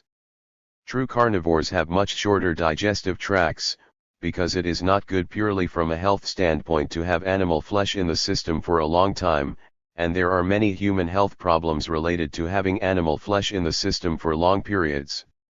All of this is of course apart from what is done to animals in the industrial food production system to render them for consumption, which contributes greatly to the many health maladies associated with meat eating in recent decades.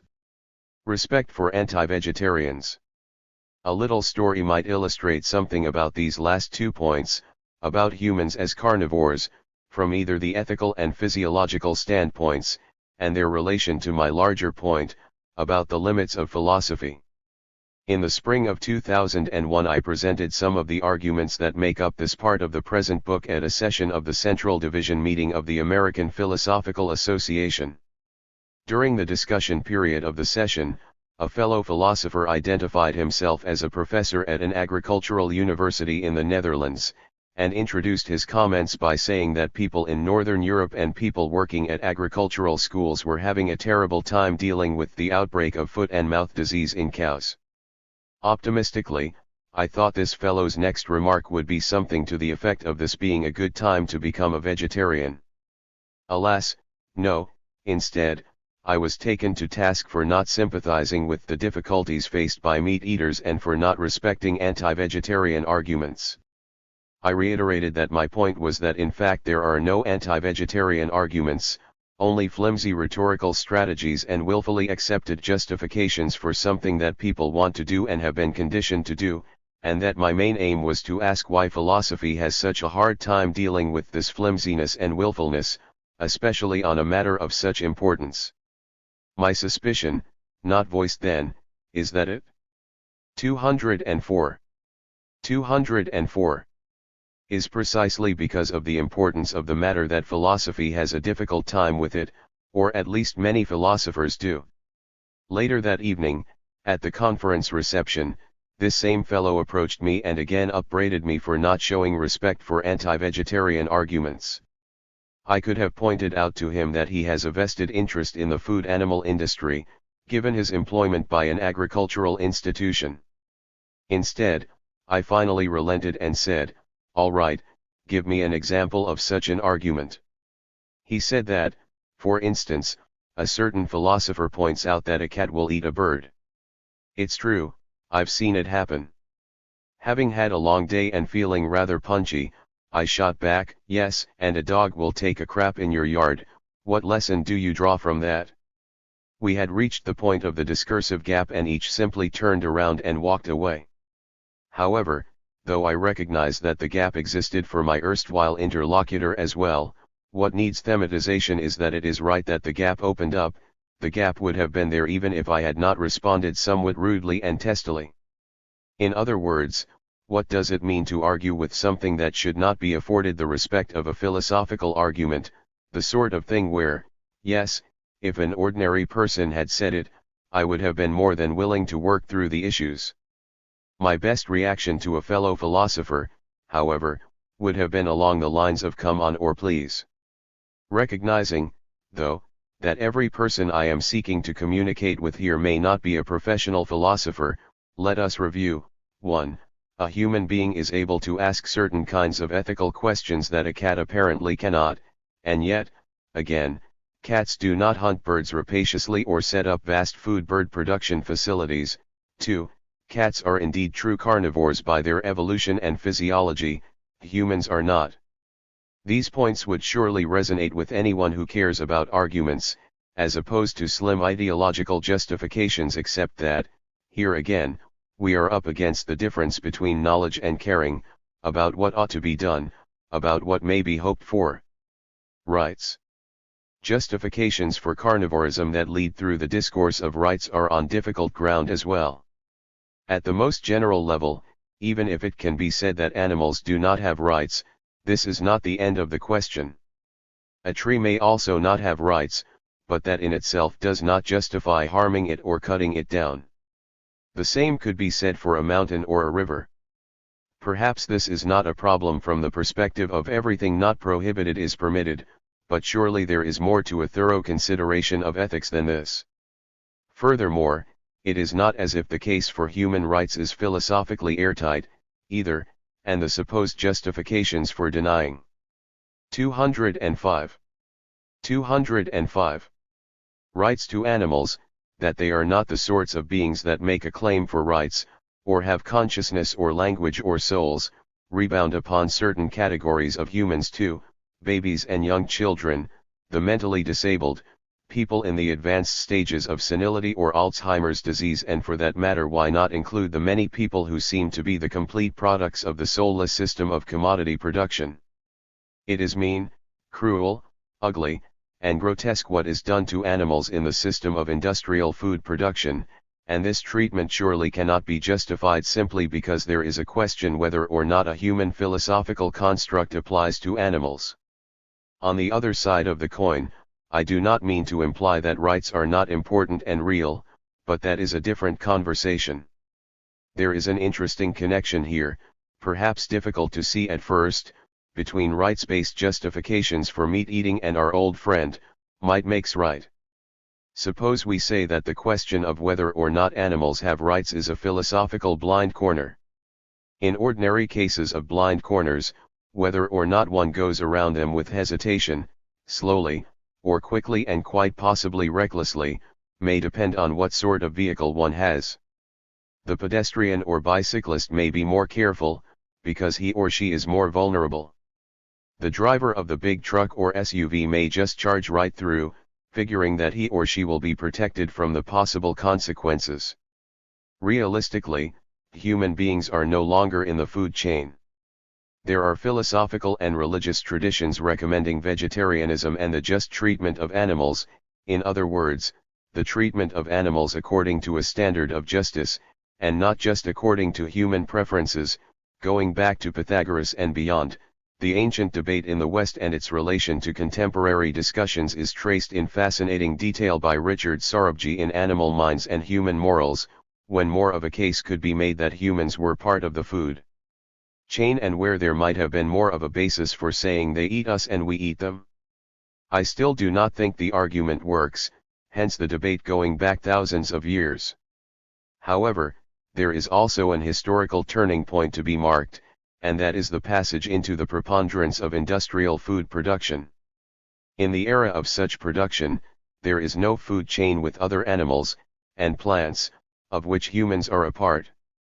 It can be added that it was not only Heidegger, in a way that was historically insensitive, to be sure, but not inaccurate, who said that mechanized agriculture equals mechanized death, but also Isaac Bashevis Singer who said, for the animals, it is an eternal Treblinka.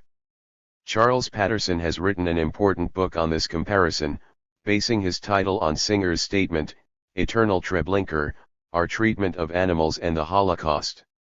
The more recent grotesque atrocities that have to be added to this equation are the massive cattle and hog lots of recent decades, with 206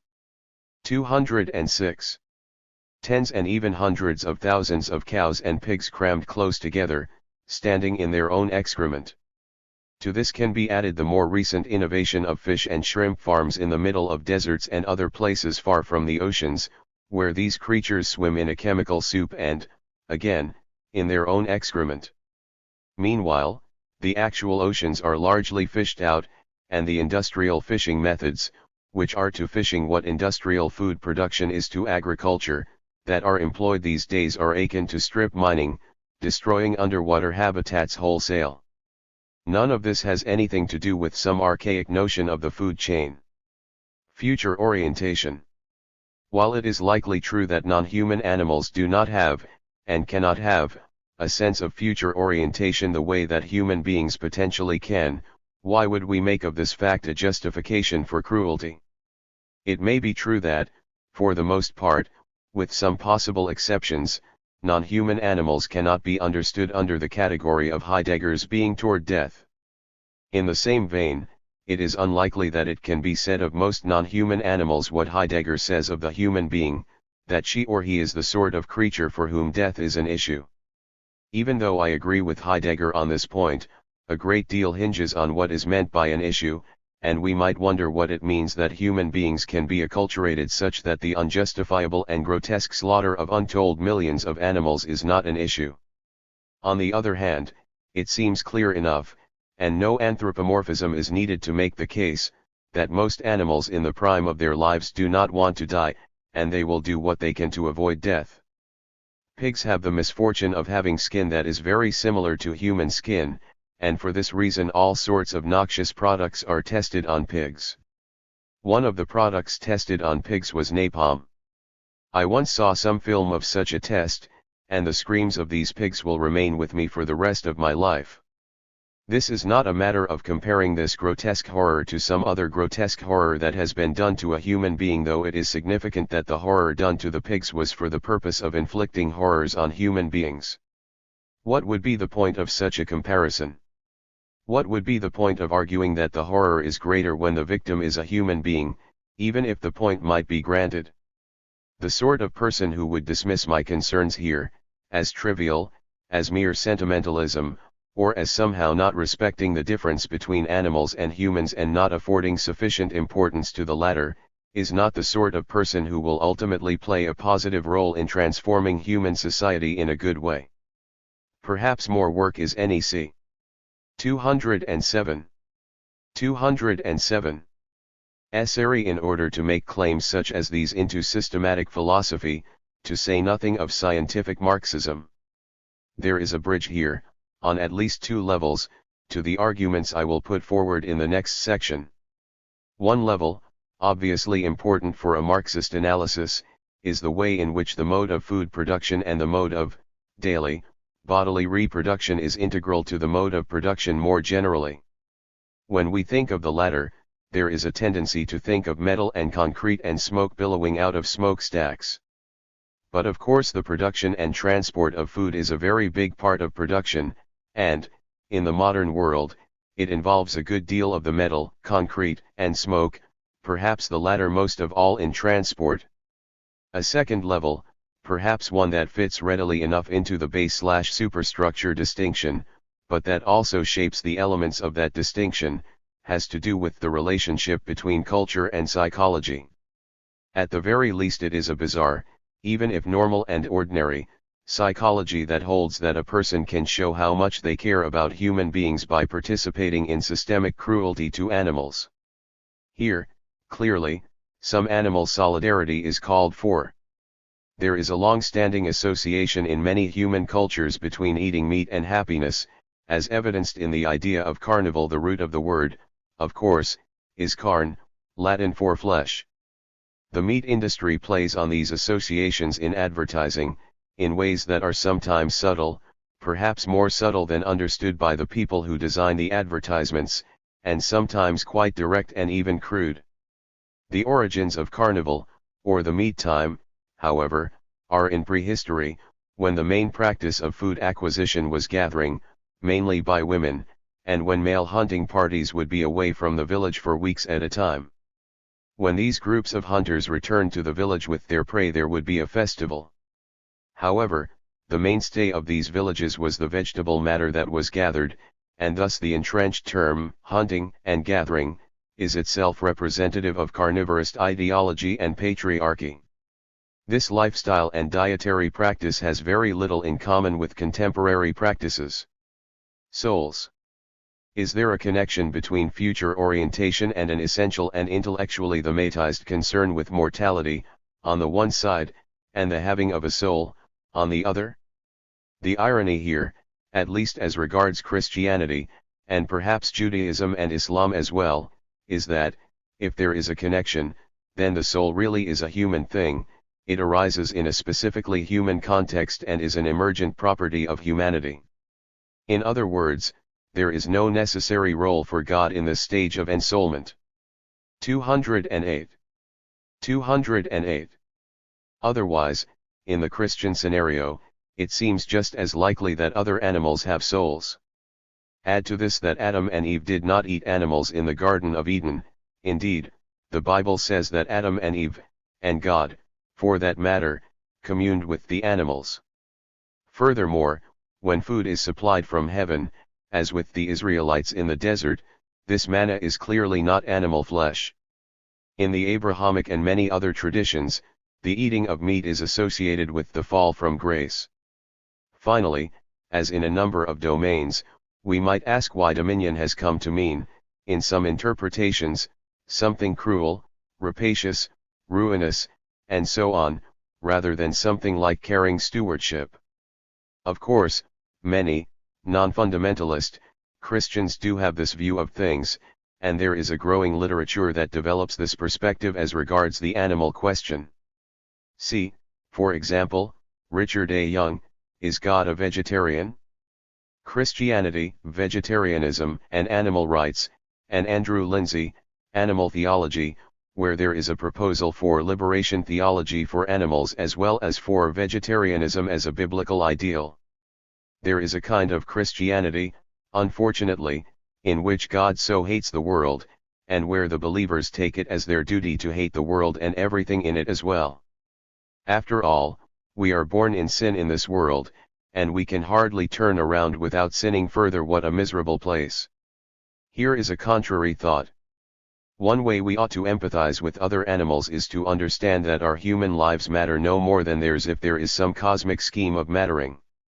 I return to this problem of materialism and mattering, that is, meaning in the conclusion, specifically in the context of the long-standing relationship between religion and ethics. Perhaps obsessive carnivorism is a kind of manic denial of this condition of not mattering, and on more than one level. There seems to be a deep human resentment toward the innocence of animals. Meaning. Experimental, post-Christian religious thinker Don Cupid claims, in books such as The Way to Happiness, that we would do well to emulate the animals and plants in our perspective on meaning, which is to say that we ought to give up the desire for any larger meaning and live as best and brightly as we can, in the moment. Cupid is much influenced by Buddhism in this perspective. In Emptiness and Brightness, Cupid argues that the only point to life is to burn brightly until we burn out, and then, that's it, there is nothing more, and none of it, or it all. Cupid has based an entire theory on a kind of Wittgensteinian reading of common terms, everyday speech and ordinary language. See Leaves, especially 91 to 100, means anything, at least in some larger scheme. Cupid in his 209 later works changes his identification from post-Christian to empty radical humanist, and is even comfortable with the term nihilism. Though I find much of Cupid's work insightful and provocative, and refreshingly direct, I wonder if it is constitutive of the human form of being that we cling tenaciously to the idea that there is some meaning to existence, and that, if the meaning is not to be discovered, then it will have to be made. Cupid is a postmodern thinker in that he recommends not only giving up on some cosmic scheme of meaning.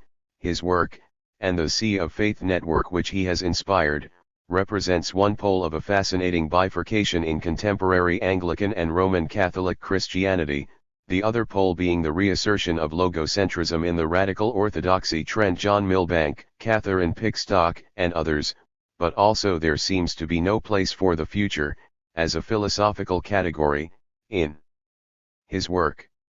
What is humanity, however, without the future? Recall the passages I quoted from William James in Part 2, concerning optimism and pessimism as definitions of the world. I would say that humanity without the future is what capitalism progressively imposes upon humanity, beginning with the idea that our world, and the living beings in it, including people, consists in things that exist to be commodified, traveling through the idea that history is bunk, and culminating in a postmodern stage where everything is collapsed into the intentionally superficial now. To be fair to Cupid, though in fact he does embrace the free market as an aspect of open, public communication, he also understands the now under the heading of radical contingency rather than as an absolute.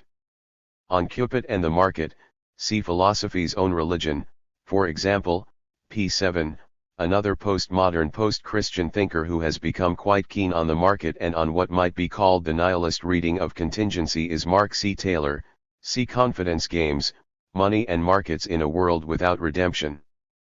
The subtitle makes the vital connection, even if it is one that is difficult to swallow for right-wing fundamentalists or for Marxists who believe that the transformation of the world must in some sense be redemptive. By contrast, the radical orthodoxy thinkers are quite critical of capitalism, and see it as of a piece with secularism. See, for instance, Catherine Pickstock, Capitalism or Secularism. Search for the Culprit, John Milbank, Theology and Social Theory, 27-45, 177-203, and 380-434, and Graham Ward, Cities of God. On the other hand, Slavoj Zizek has helpfully, I think, pointed out the affinity between postmodern capitalism and a certain Buddhism, at least of a sort that is attractive to some Western intellectuals and middle-class, New Age seekers.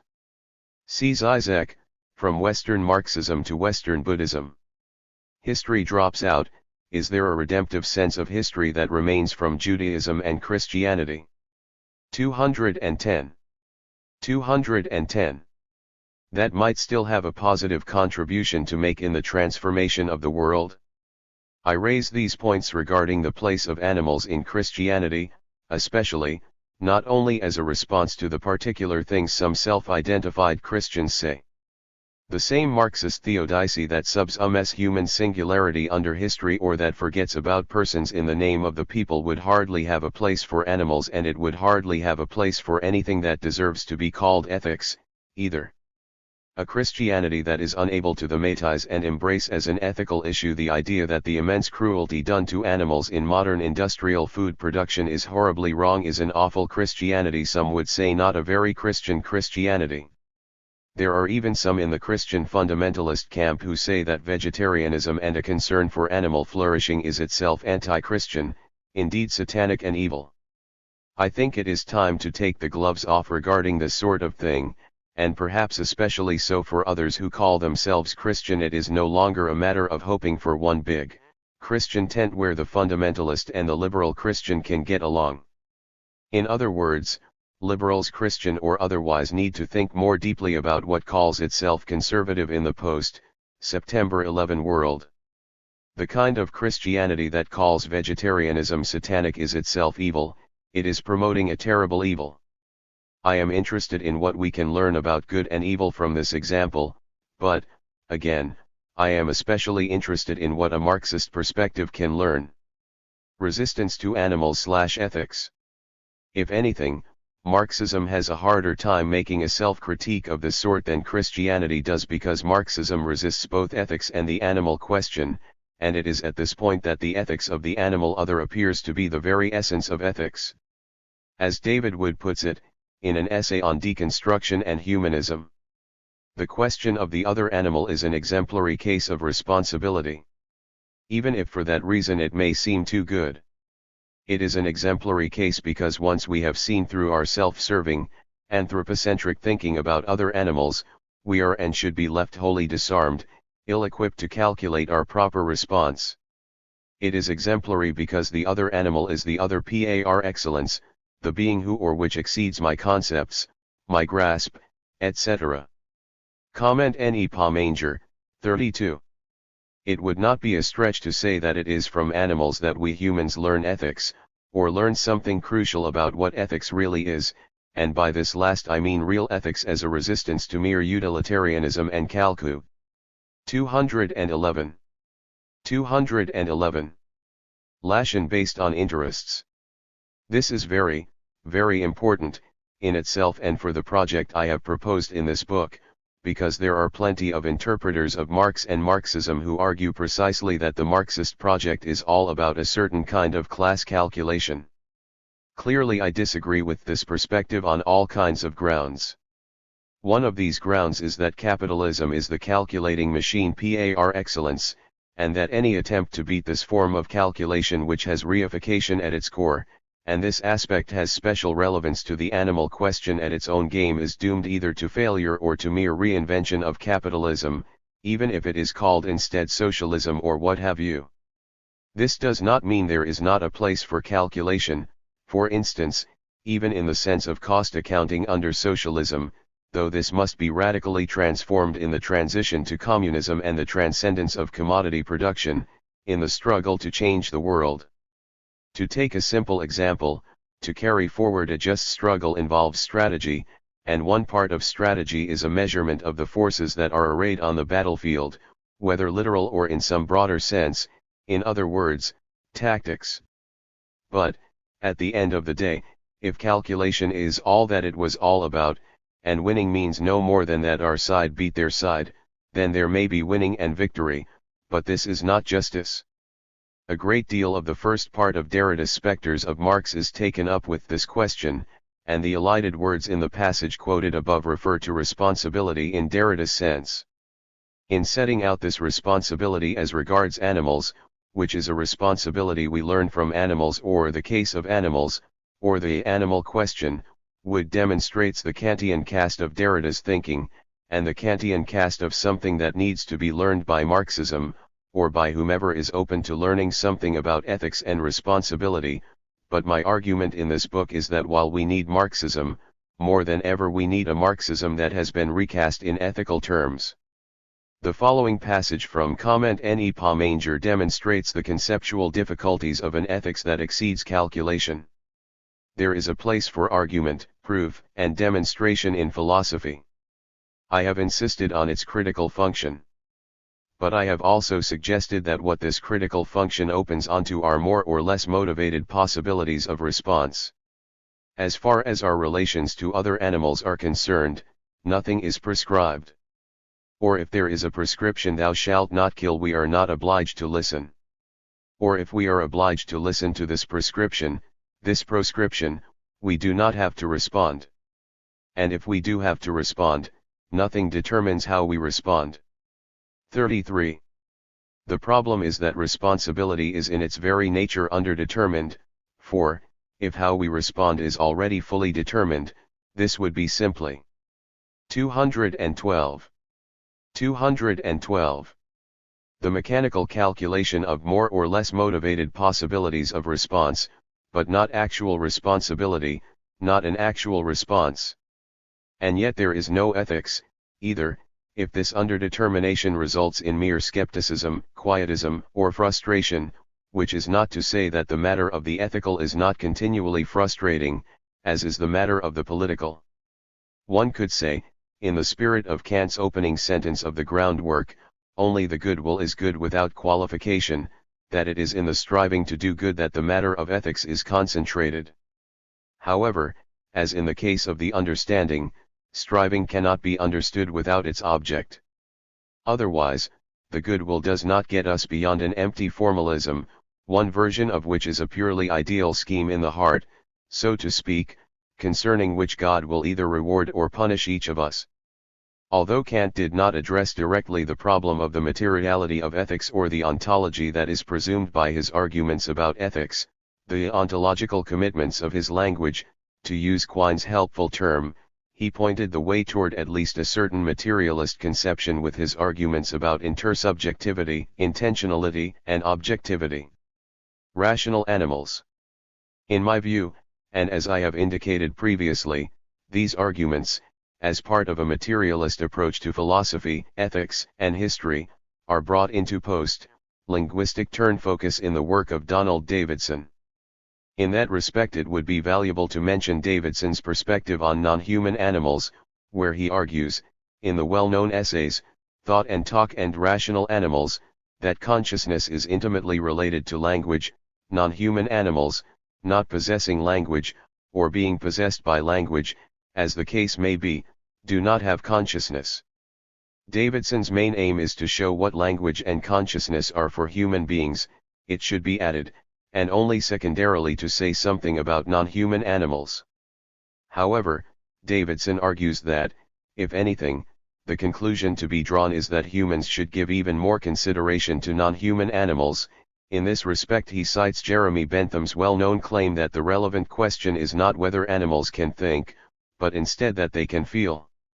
I do not mean this to be the end of a discussion on animal thought and consciousness, but instead only to underscore the basic point, that the immense cruelty done to animals in the current food production system and through human participation in that system is a great wrong that calls us to ethical action. Furthermore, and to repeat, the animal question gives us the very model of such a call. 213. 213. Life is cruel. Lastly, as regards the kinds of things that are typically said in defense of carnivorism, let us turn to what ought to be thought of as the last refuge of scoundrels, the claim that it is simply the case that life is cruel. Though this is a claim that is rarely presented as some sort of developed, philosophical, or ethical, argument, it is in fact absolutely bedrock, for the dinner table in the modern, economically advantaged world is not only the scene of unspeakable cruelty, as Peter Singer argued in the first sentence of Down on the Family Farm, it is indeed a school of cruelty. The carnivorous dinner table is a place for inculcating the lesson that life is cruel and that a young person, as she or he matures, will have to accept this tragic fact. Indeed, learning, that meat is real food for real people, it's what's for dinner, and so on, and I could easily imagine a deconstructive analysis of the way that the copula is casually folded into a double contraction, subtly and powerfully hiding what precisely is the is of the animals that are consumed, is perhaps the most normal aspect of social normalization in the modern consumer society. Carnivorous normalization has it all, from the most tangible involvement with the body, to the deepest recesses of the mind. This normalization goes to the subconscious mind and to the unconscious in this latter case, demonstrated quite simply by the association of meat and the carnal pleasures, and so on. Investigation into these matters would be part of a larger discussion of carnivorism and the limits of reason. In 2005, the Mexican government presented to the United Nations a resolution for the commendation of Mexican food on UNESCO's list of the masterpieces of the oral and intangible heritage of humanity, as reported in Interpress News Service, NPR, and elsewhere. Just to be clear, Mexican food was proposed under the category of the intangible, not the oral. Perhaps it is because I like Mexican food that the idea of its intangibility strikes me. There is a tradition in Western philosophy, certainly, that takes vision to be the sense most connected to reason, so that clarity and distinctness, to use Descartes' standards for example, are understood on a visual model. The inner light is our guide. Eating, of course, involves more than the sense of taste, much more, and yet to situate the work of the eyes at the center of a model that then takes the work of the tongue as on the periphery of epistemology is part and parcel of a model that can understand food as intangible. One could go further here, I suppose, and examine what is excluded from Plato's realm of the forms, for example, dirt and excrement. This latter pair, however, make the world go round, as they say. Furthermore, nutritive topsoil is in fact largely made of excrement from ants and worms. Here perhaps we are a little closer to the grounds of our being, pun intended, and therefore of reason or reason and its exclusions and 214. Marginalizations. I will return to these grounds in the section on the question of place, and in part I am just having a little fun here. After all, what could be more tangible than the set of practices associated with what we put in our mouths and process through our bodies? In the case of meat eating, what could be more tangible and more intimate than the body-to-body relationship, from the animal body to the human body, that is involved in every instance of meat consumption? Animal embodiment. This involvement is the ground of both reason and deconstruction, or certainly one of the grounds, or perhaps the very model of what we might understand to be the ground. In this most intimate of relationships, of human body to animal body, so much is done to obscure the animal body. The work of deconstruction is to show that certain normalizations are based upon a double work of obscurantism, first of that which is made obscure, a process that quite often involves reification, a rendering into mere thingness, and then a cover-up of this cover-up itself. Certainly it can be argued that there is an even deeper movement, that which normalizes the idea that there are things to begin with, and an analysis of this movement would help us to both thematize the real stuff of ethics and to understand the basis for the reductive tendencies in Marxist materialism. Even Derrida, in the working out of his own philosophy, had a blind spot with regard to vegetarianism, and the question might be whether this blindness carries over into deconstruction itself. David Wood explores the issue. A carnivorous diet, it is true, is only the most visible and violent front of our undeclared war on the creatures with whom we share the planet. Although Derrida may seem to be bringing deconstruction down to earth when he says, for example, that deconstruction is justice, this formulation actually reinforces the separation between deconstruction and any particular concrete practice. Deconstruction is a practice of vigilance and cannot, as such, become some sort of ethical seal of approval. Why then am I tempted to declare, in the face of Derrida's sidestep on this issue, that vegetarianism is deconstruction? Vegetarianism, like any progressive position, can become a finite symbolic substitute for an unlimited and undelimitable responsibility, the renegotiation of our being toward other animals. But it can also spearhead a powerful, practical, multidimensional transformation of our broader political engagement. Derrida's ambivalence toward vegetarianism seems to rest on the restricted, cautious assessment of its significance, one which would allow vegetarians to buy good conscience on the cheap. But Derrida does not thereby avoid entanglement in the paradoxes of good conscience. For the avoidance of that 215 widening path of resistance to violence that is vegetarianism could end up preserving against the temptations of progressive political engagement the kind of good conscience that too closely resembles a beautiful soul. 32. We are once again troubled here by a classical philosophical theme, understood under the various headings of knowledge and virtue, Plato and Aristotle, empty formalism, Kant and Hegel, theory and practice, Marx, and good conscience, Nietzsche. Does the person who resists the duty not to eat animals, because the practice of eating animals is cruel, simply not know what he or she is doing? While I would not want to join the rush to throw out Plato and Aristotle on this point, as many reductive Marxists and other reductivists would tend to do, Marx does contribute an important reorientation on the matter of what knowledge is, exactly.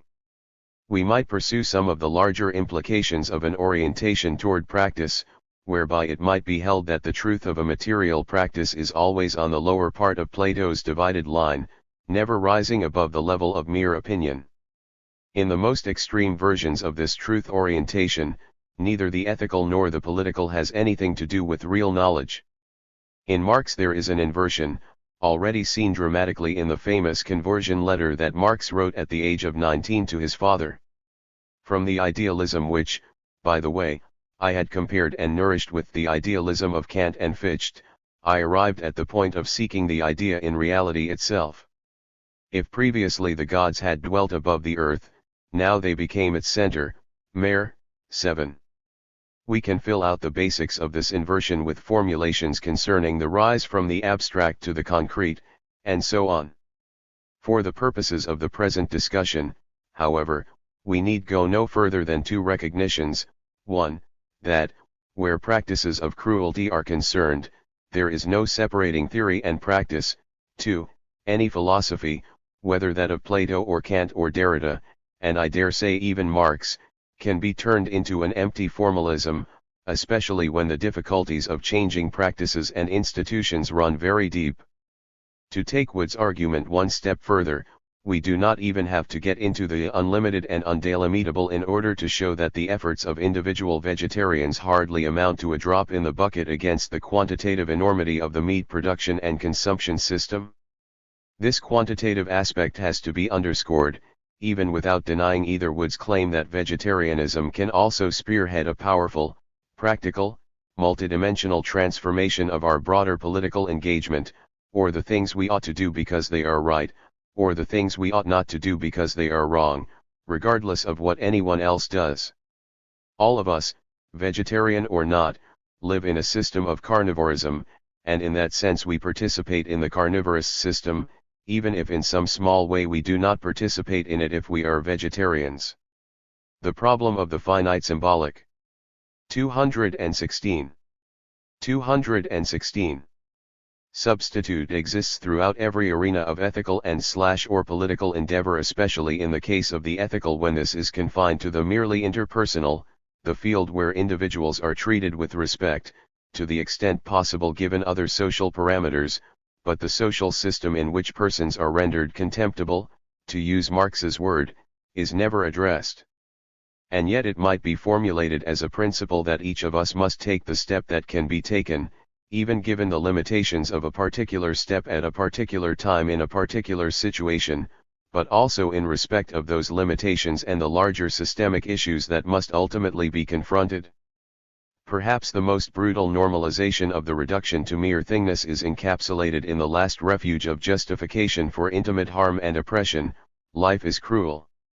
Not to recognize this reality, at least in the final analysis, can be the very definition of unreasonableness.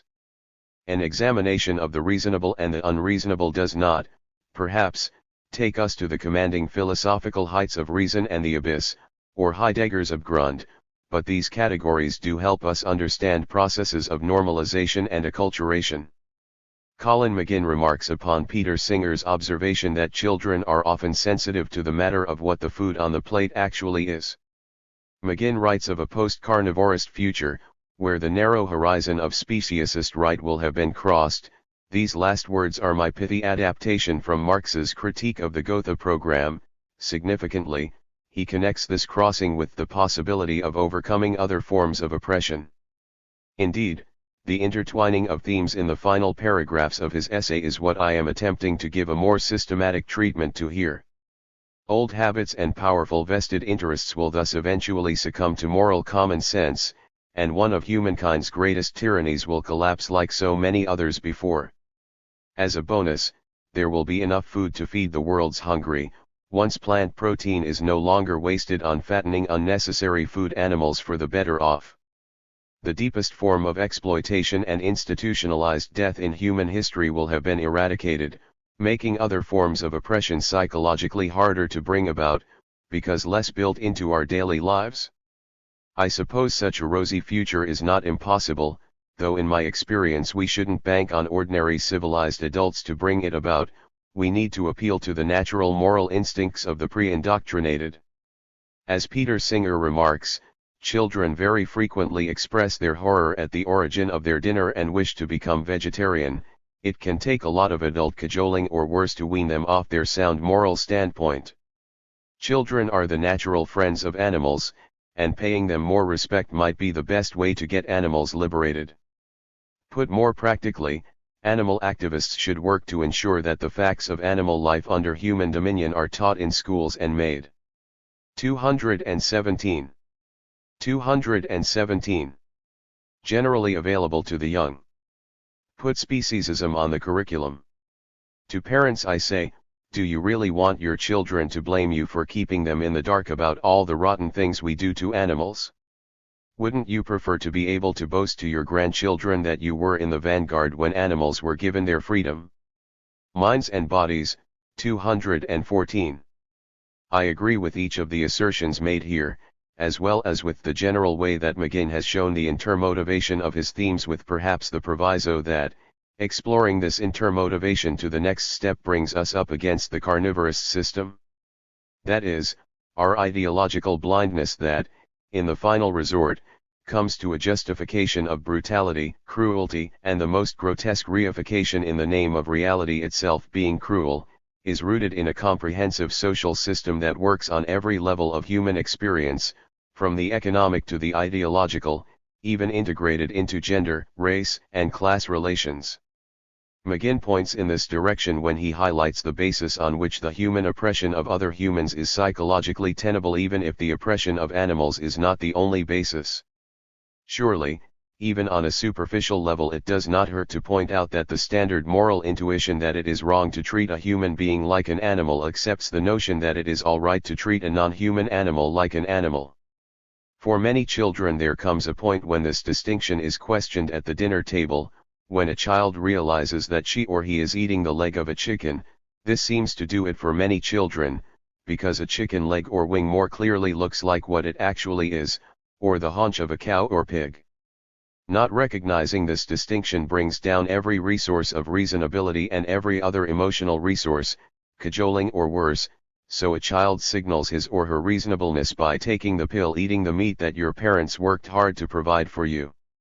At one and the same time one signals one's willingness to be reasonable and one's desire to grow up and be mature, by recognizing a basic fact of life, that life is essentially cruel. Ideological machinery of carnivorism. However, carnivorist reasoning could not work on all of these levels and on such a vast scale if there were not a carnivorous system. Even without yet establishing more clearly what it means that carnivorism is a system, it can be seen that the system has no hesitation about going directly into action when anyone attempts to take McGinn's advice and takes even the most simple and innocent steps to inform children about alternatives to meat-based diets. A simple story illustrates this point. Karas Publishing Company, the parent company of Open Court, the publisher of the book 218 that you have before you, also publishes a children's magazine, Muse. In its March 1997 issue, the magazine published an article about young people who are either vegetarians or who at least have questions about eating animals. While the story did contain elements of animal rights and vegetarian advocacy, it also said that each person has to think about this issue for themselves. Specifically, in answer to the question, is meat eating right or wrong, the conclusion offered was, we can't give you the answer, you have to decide for yourselves. Certainly the story demonstrated well that there are alternatives to eating meat, and it gave some basic descriptions of the cruelties of the factory farm system and the ethical problem of unnecessary pain. The article offered a model for critical thinking about issues that are for most part taken for granted in our society. Of course the meat industry could not allow this small effort to pass. In the form of the National Cattlemen's Association, the cover of the magazine featured a photograph of a cow above the words "Please don't eat me," and in part because the magazine had an arrangement with the Smithsonian Institution, the meat industry was able to pressure the magazine to present the views of meat-eating young people in a subsequent issue. As is so often the case, the demand was for balance, as if American society is not permeated with inducements toward meat eating. There is an analogy here to the imperialist empire in which every corner, nook, and cranny of the globe figures into national security. One outstanding example, in my opinion, is the case of New Zealand in the mid-1980s, during the Reagan period, which did not want to allow U.S. naval ships carrying nuclear weapons to come into their ports. Suddenly, New Zealand's unwillingness to follow every edict and instruction from the United States became a vital national security matter. What is going on in the world, in society, in the minds of people, with reason itself, when the final resting place of rationality as maturity and reasonableness is the recognition that life is, in the end, cruel? Can a Kantian argument on this point go much further than the recognition that out of timber so crooked as that from which man is made nothing straight can be carved? Such an argument is not far from being narrowly circular, though perhaps not every circular argument is bad. If the circle is big enough, life is cruel, human nature is fundamentally flawed, everything goes to some harsh reality. It is hard to imagine Kant wanting to stay with such claims in the end.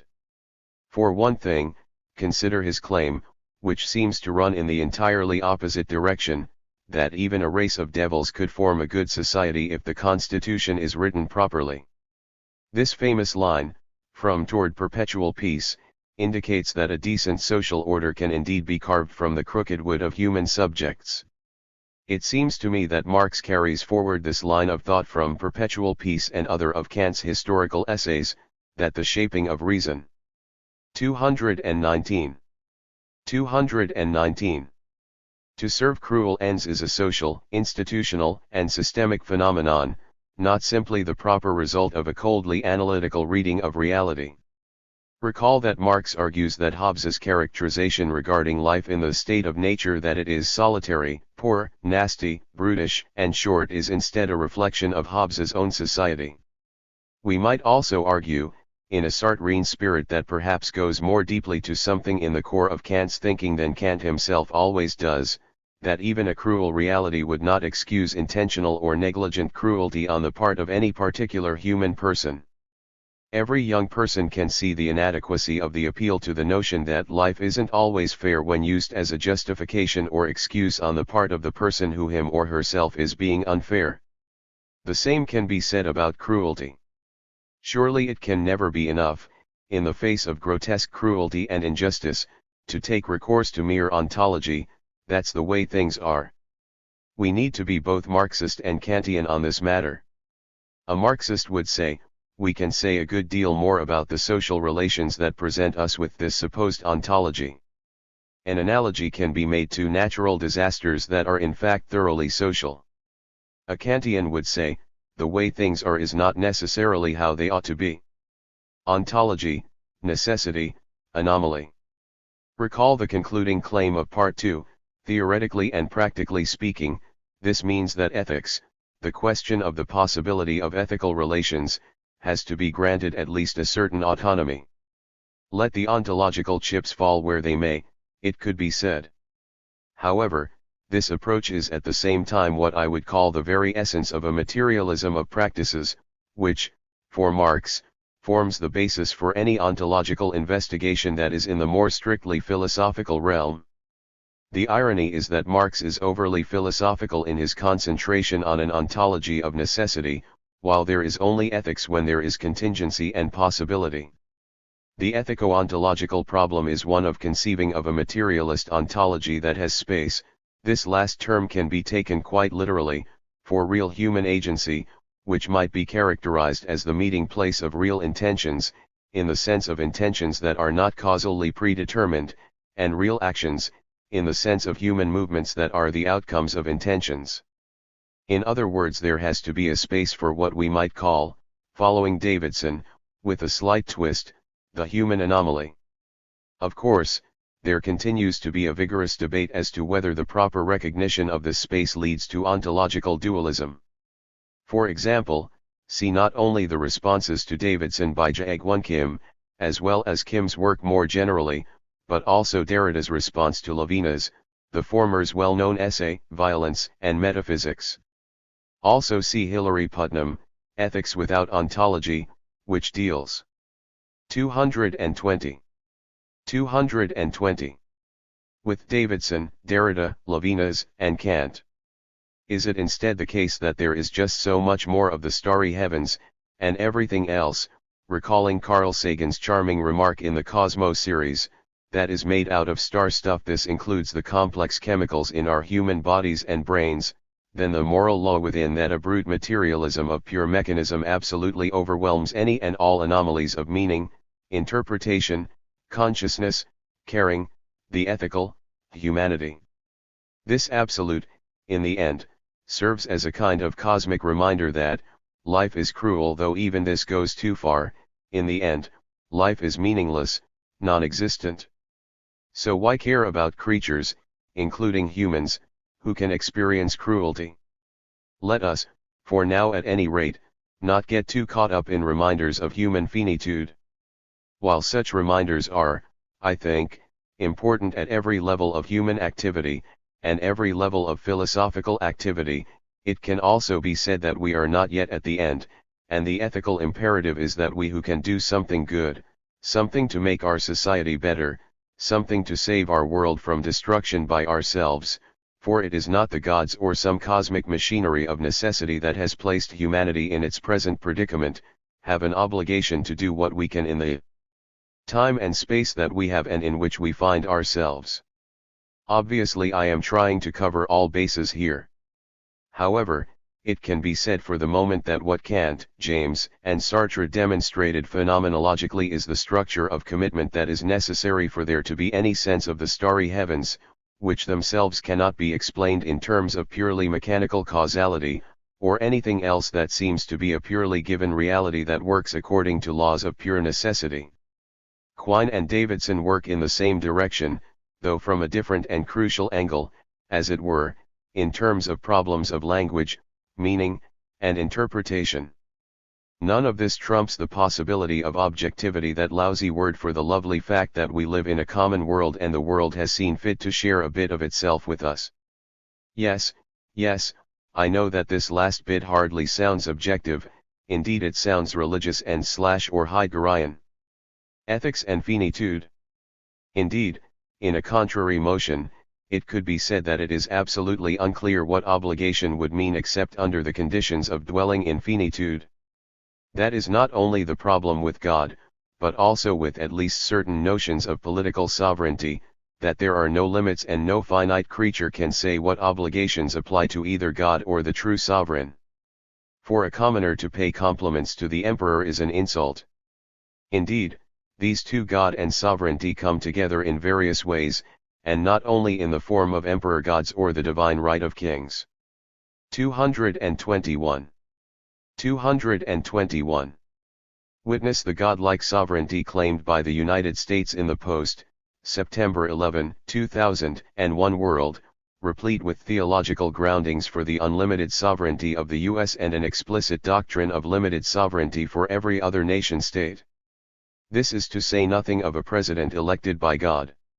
In Rogues, Derrida argues that such an outcome is inherent in the very notion of sovereignty. I am mindful here also of the chapter on God and the good in Murdoch's The Sovereignty of Good. Again, one can see a basis for resentment against other animals, in that they remind us, in their finitude, it might even be said in their acceptance of finitude, which might even be called a graceful acceptance, for even the fiercest lion does not expect to live forever, and in our own human animal nature, that none of us is in fact God. I wonder if cyclists who ride on country roads may feel, as I do, an intensified connection with some of our fellow creatures as a result of seeing their dead or dying bodies in the road. In my part of the US this includes possums, skunks, rabbits, turtles, snakes, deer, cats, and dogs.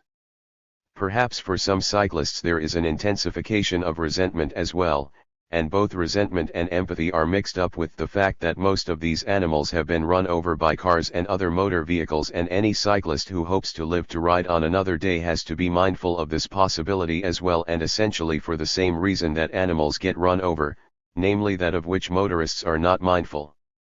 To paraphrase Marx, and without being overly deterministic about it, there is something to the idea that the mode of transportation shapes consciousness. While it may be that the sense of dwelling, of which Heidegger writes, most directly in living, dwelling, thinking, but even on a broader view that may not accept all of Heidegger's analysis of the term, that is amenable to human contemplation is not congenial to other animals, there is at least a case to be made for dwelling in finitude with our fellow finite creatures, even if full Mitsein requires Dasein. And yet clearly there is not only a set of long-standing traditions, though perhaps most of all the Western monotheistic traditions, which asserts a brutal dominion over other animals, and nature, which arguably forms the model for all other assertions of sovereignty, there is in the last 200 years, especially, a vast economy that is dependent upon the unconditional, therefore theological, right of humans to visit the most insane and grotesque cruelties upon millions and millions of animals. A good deal of Rogues, a relatively short book, concerns the relationship between sovereignty and unconditionality, and it is significant that Derrida deals with the animal question. One model for the rogue is the animal that cannot be expected to obey human laws and conventions, so the rogue is a dirty dog, and so on, see Rogues, 69, 93. It is also significant that Derrida subtitled his study Two Essays on Reason.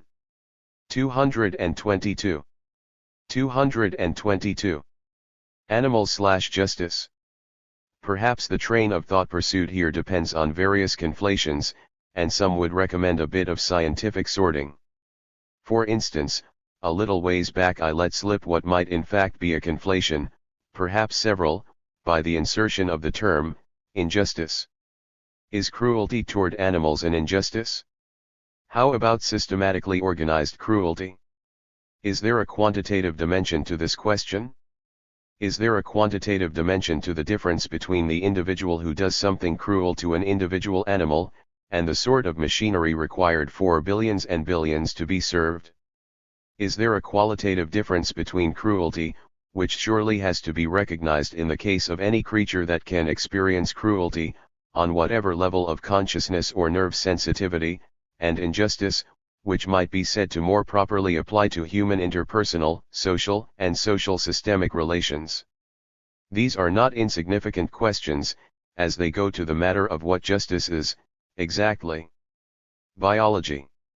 It is a commonplace to think that such questions can be sorted in a purely scientific way, which almost always requires the marking of some essential human/non-human animal difference.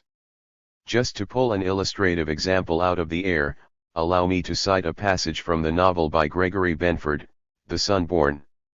Benford, one of the major science fiction writers of the contemporary period, is also a working physicist, a professor of physics at the University of California at Irvine. His novels are very good, both for the elements that make any novel of any genre good, character development, absorbing story, quality of writing, and for the rigorous yet speculative ways that Benford deals with scientific hypotheses. It is the latter that is generally taken to define the genre of hard SF, but it is the quality of the former elements that make for the possibility of a hard SF novel that is actually good. Like science fiction and utopian novelists in general, Benford reflects the existing culture in various ways. Like many such writers, especially in science fiction, Benford reflects the idea that the horizon for any possible future human society is capitalism, though, to his credit, he also reflects the contradiction between the scientist who is motivated by the desire to know and the entrepreneur, usually some plucky billionaire out of the Heinlein mold whose interest in scientific discoveries is overwhelmingly commercial. The passage below concerns the exploration of Mars and the question of food sources for the explorers. 223. 223. Julia tried to forget the whole hour with Prana, a corporate space program administrator, which had seemed like a day, by tending to the rabbits. She fed them, petted them, and tried not to think. In the last 2 decades on Mars they had mined ice, inflated high-tech greenhouses, and grown crops, and were never in danger of lean diets. But sending meat 100 million kilometers was pricey, so early on they asked for rabbits. The vegetarian movement had continued to grow earthside, so there were demonstrations, some violent, against shipping rabbits or any other living, high-protein source. In reply, mission co-leader and husband of Julia, Victor, made a video showing how much grunt work they did in a day, with his voiceover saying, "Hard labor needs solid food." It worked. Omaha Steaks won the bidding to ship big canisters of beef and the fish Julia preferred to Mars, at their expense. Axelrod, the CEO in charge of the Mars mission, actually made a profit on the deal.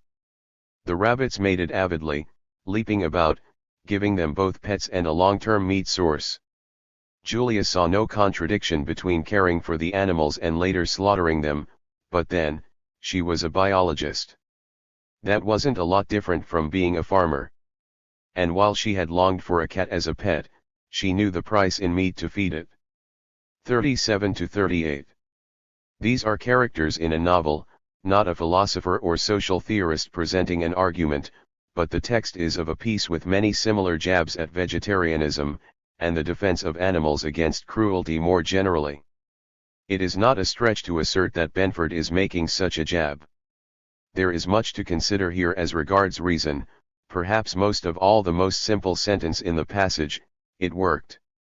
This 2-word sentence, with what appears to be the most basic of nouns and what can count, from the perspective of the narrow pragmatism that prevails in capitalist society, as the most powerful of verbs, is a dramatic example of what can be called, after Peter Sloterdijk, cynical reason.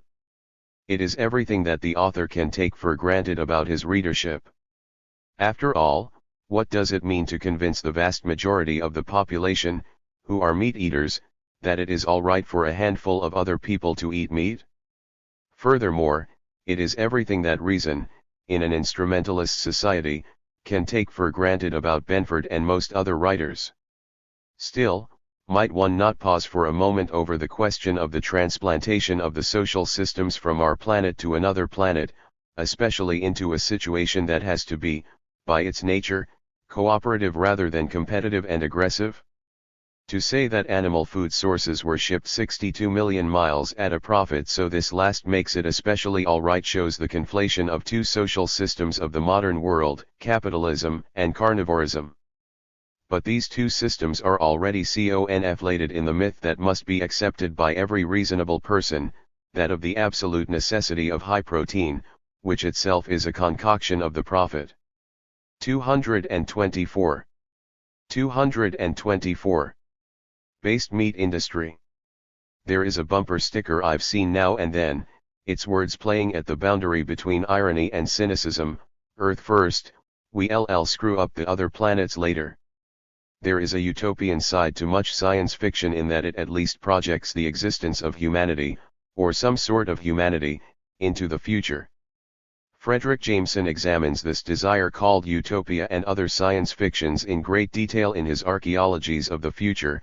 I find this investigation very important both for the fact that it takes the literary possibilities of science fiction seriously. I have attempted to make similar arguments for the musical possibilities of rock music, and for the fact that the book represents a further exploration of the postmodern turn in capitalism, a subject to which we will return in the conclusion. There is, however, another side to much science fiction that is not exactly dystopian, that is there, too, but that might better be characterized by a more homely word. It is just sad to think that all of the ridiculous crap that is already destroying our planet would be carried into space and to other planets. It is undoubtedly significant that the most important novels about the human colonization of Mars, Red Mars, Green Mars, and Blue Mars, were written by a former graduate student of Jameson's, Kim Stanley Robinson.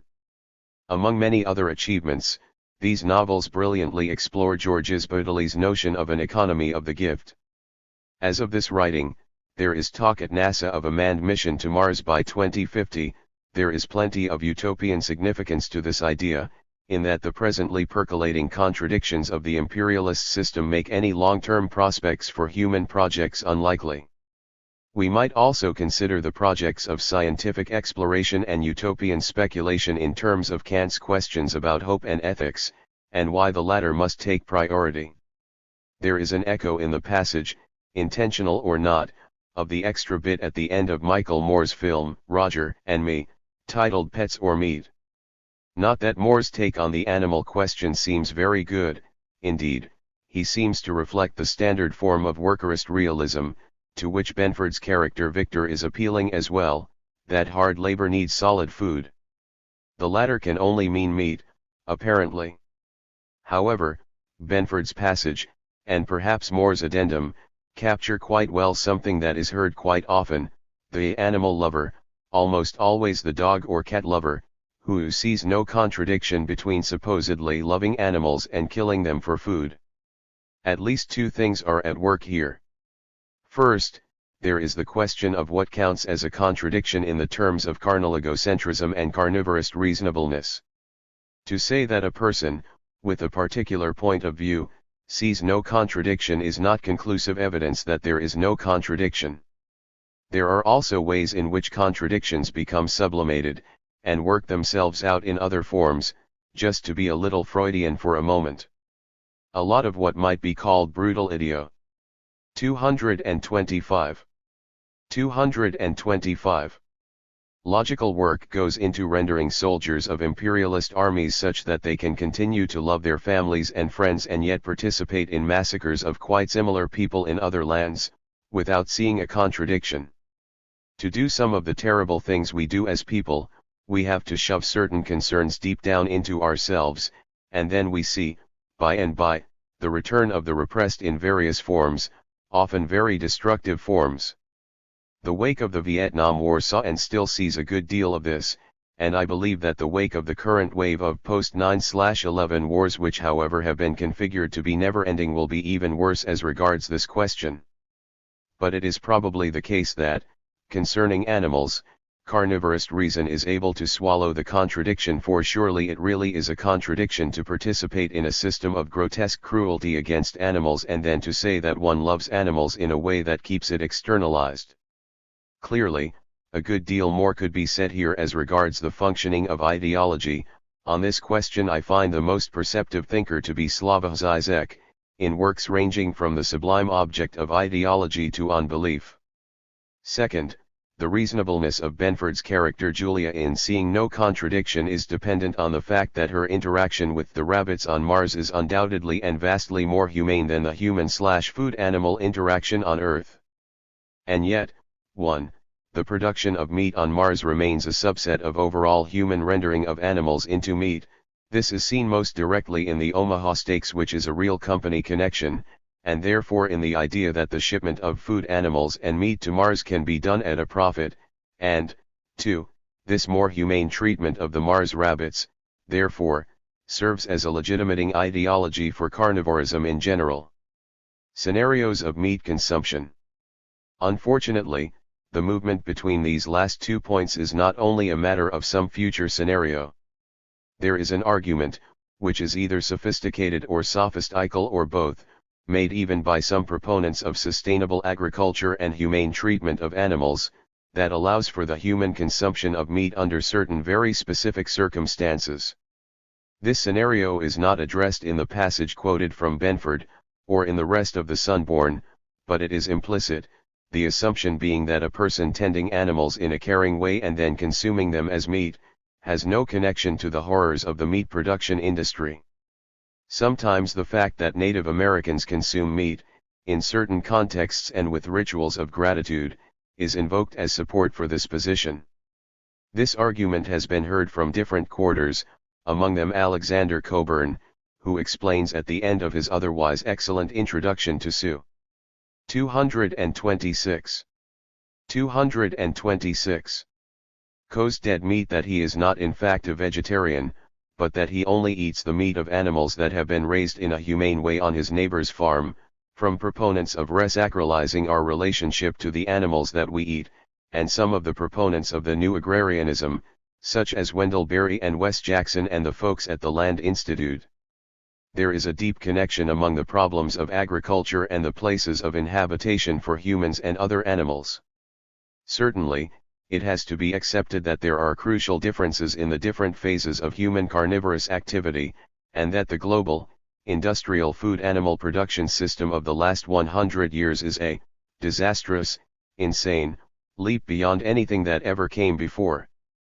But such is indeed the system that exists now, and even apart from what may or may not be justified about animal consumption prior to the existence of this system, which, however, and just to be clear, I do not accept as justified, there is no way to be differently involved in meat consumption in the contemporary world without in fact, 1.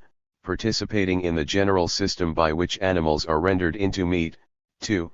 Thereby serving the function of legitimating carnivorous reason. Technoscientific pragmatism. Lastly, as regards the particulars of the Benford passage, there is what might be called the coup de grace of legitimating ideologies, an authoritarian and what might be called a technoscientific gesture without the subtlety of the it, or the it worked, namely, but then, she was a biologist. This simple, seemingly innocent phrase works on numerous levels, including that of cynical reason, but not only that.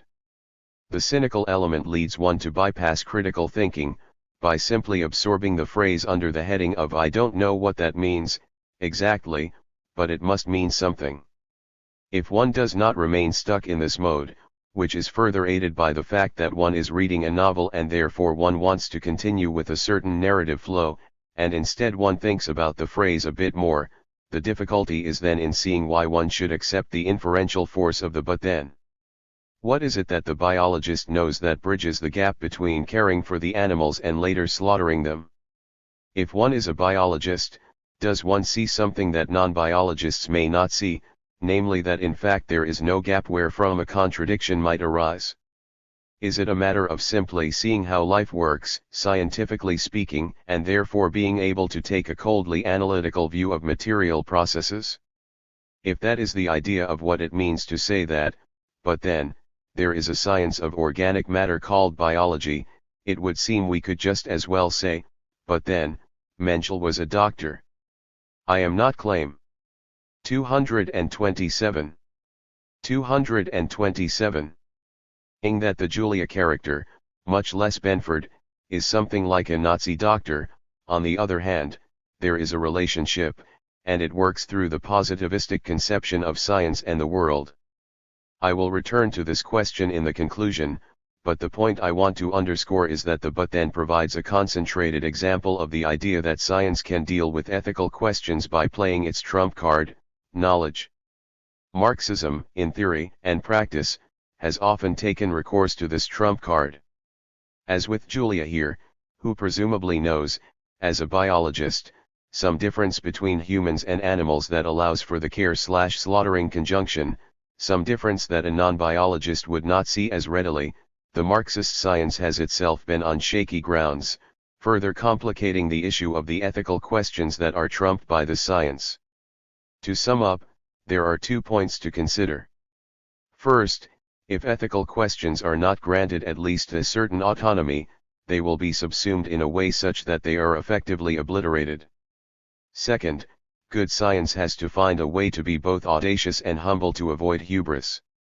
Of course, good science does precisely this, because it holds fast to its own self-critical function.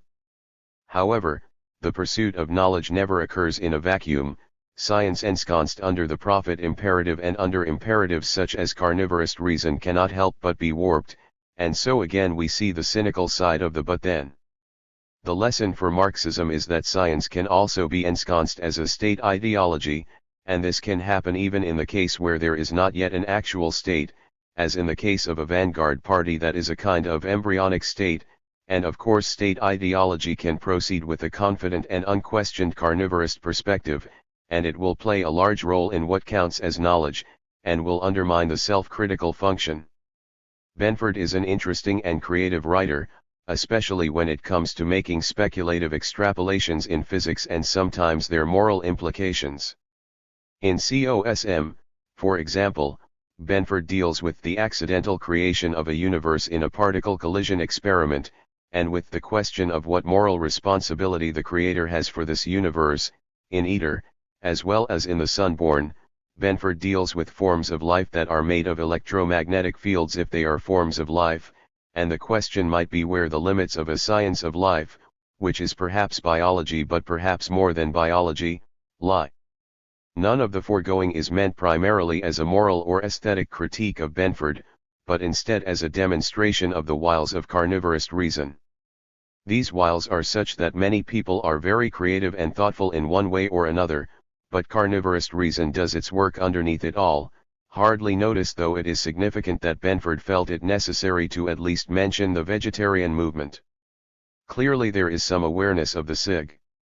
228. 228. Significance of extending the system of carnivorism into a place where it has not existed previously. The character Victor might have also put in a word for the idea that hard work deserves decent wages. This would seem to be a whole other area of inquiry, however, to pursue the chain of necessary associations between hard work and solid food, which is also cynical in that it plays on typical carnivorist assumptions about how difficult it would be to eat tofu, on the one hand, and hard work and decent wages, on the other, both lead us in the direction of systemic matters. Why is there not good work for all? For whom and for what does one work? Why is there a system of employers and wages in the first place? One of my aims in this book has been to grapple with the difficult problem of showing how the question of the moral status of social systems, and even of social classes, has to sit alongside, an intentionally waffling expression, the reality of actual ethical decisions and orientations that are taken by individuals.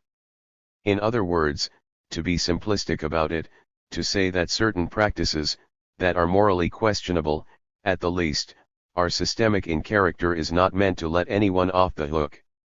No, we are all on the hook.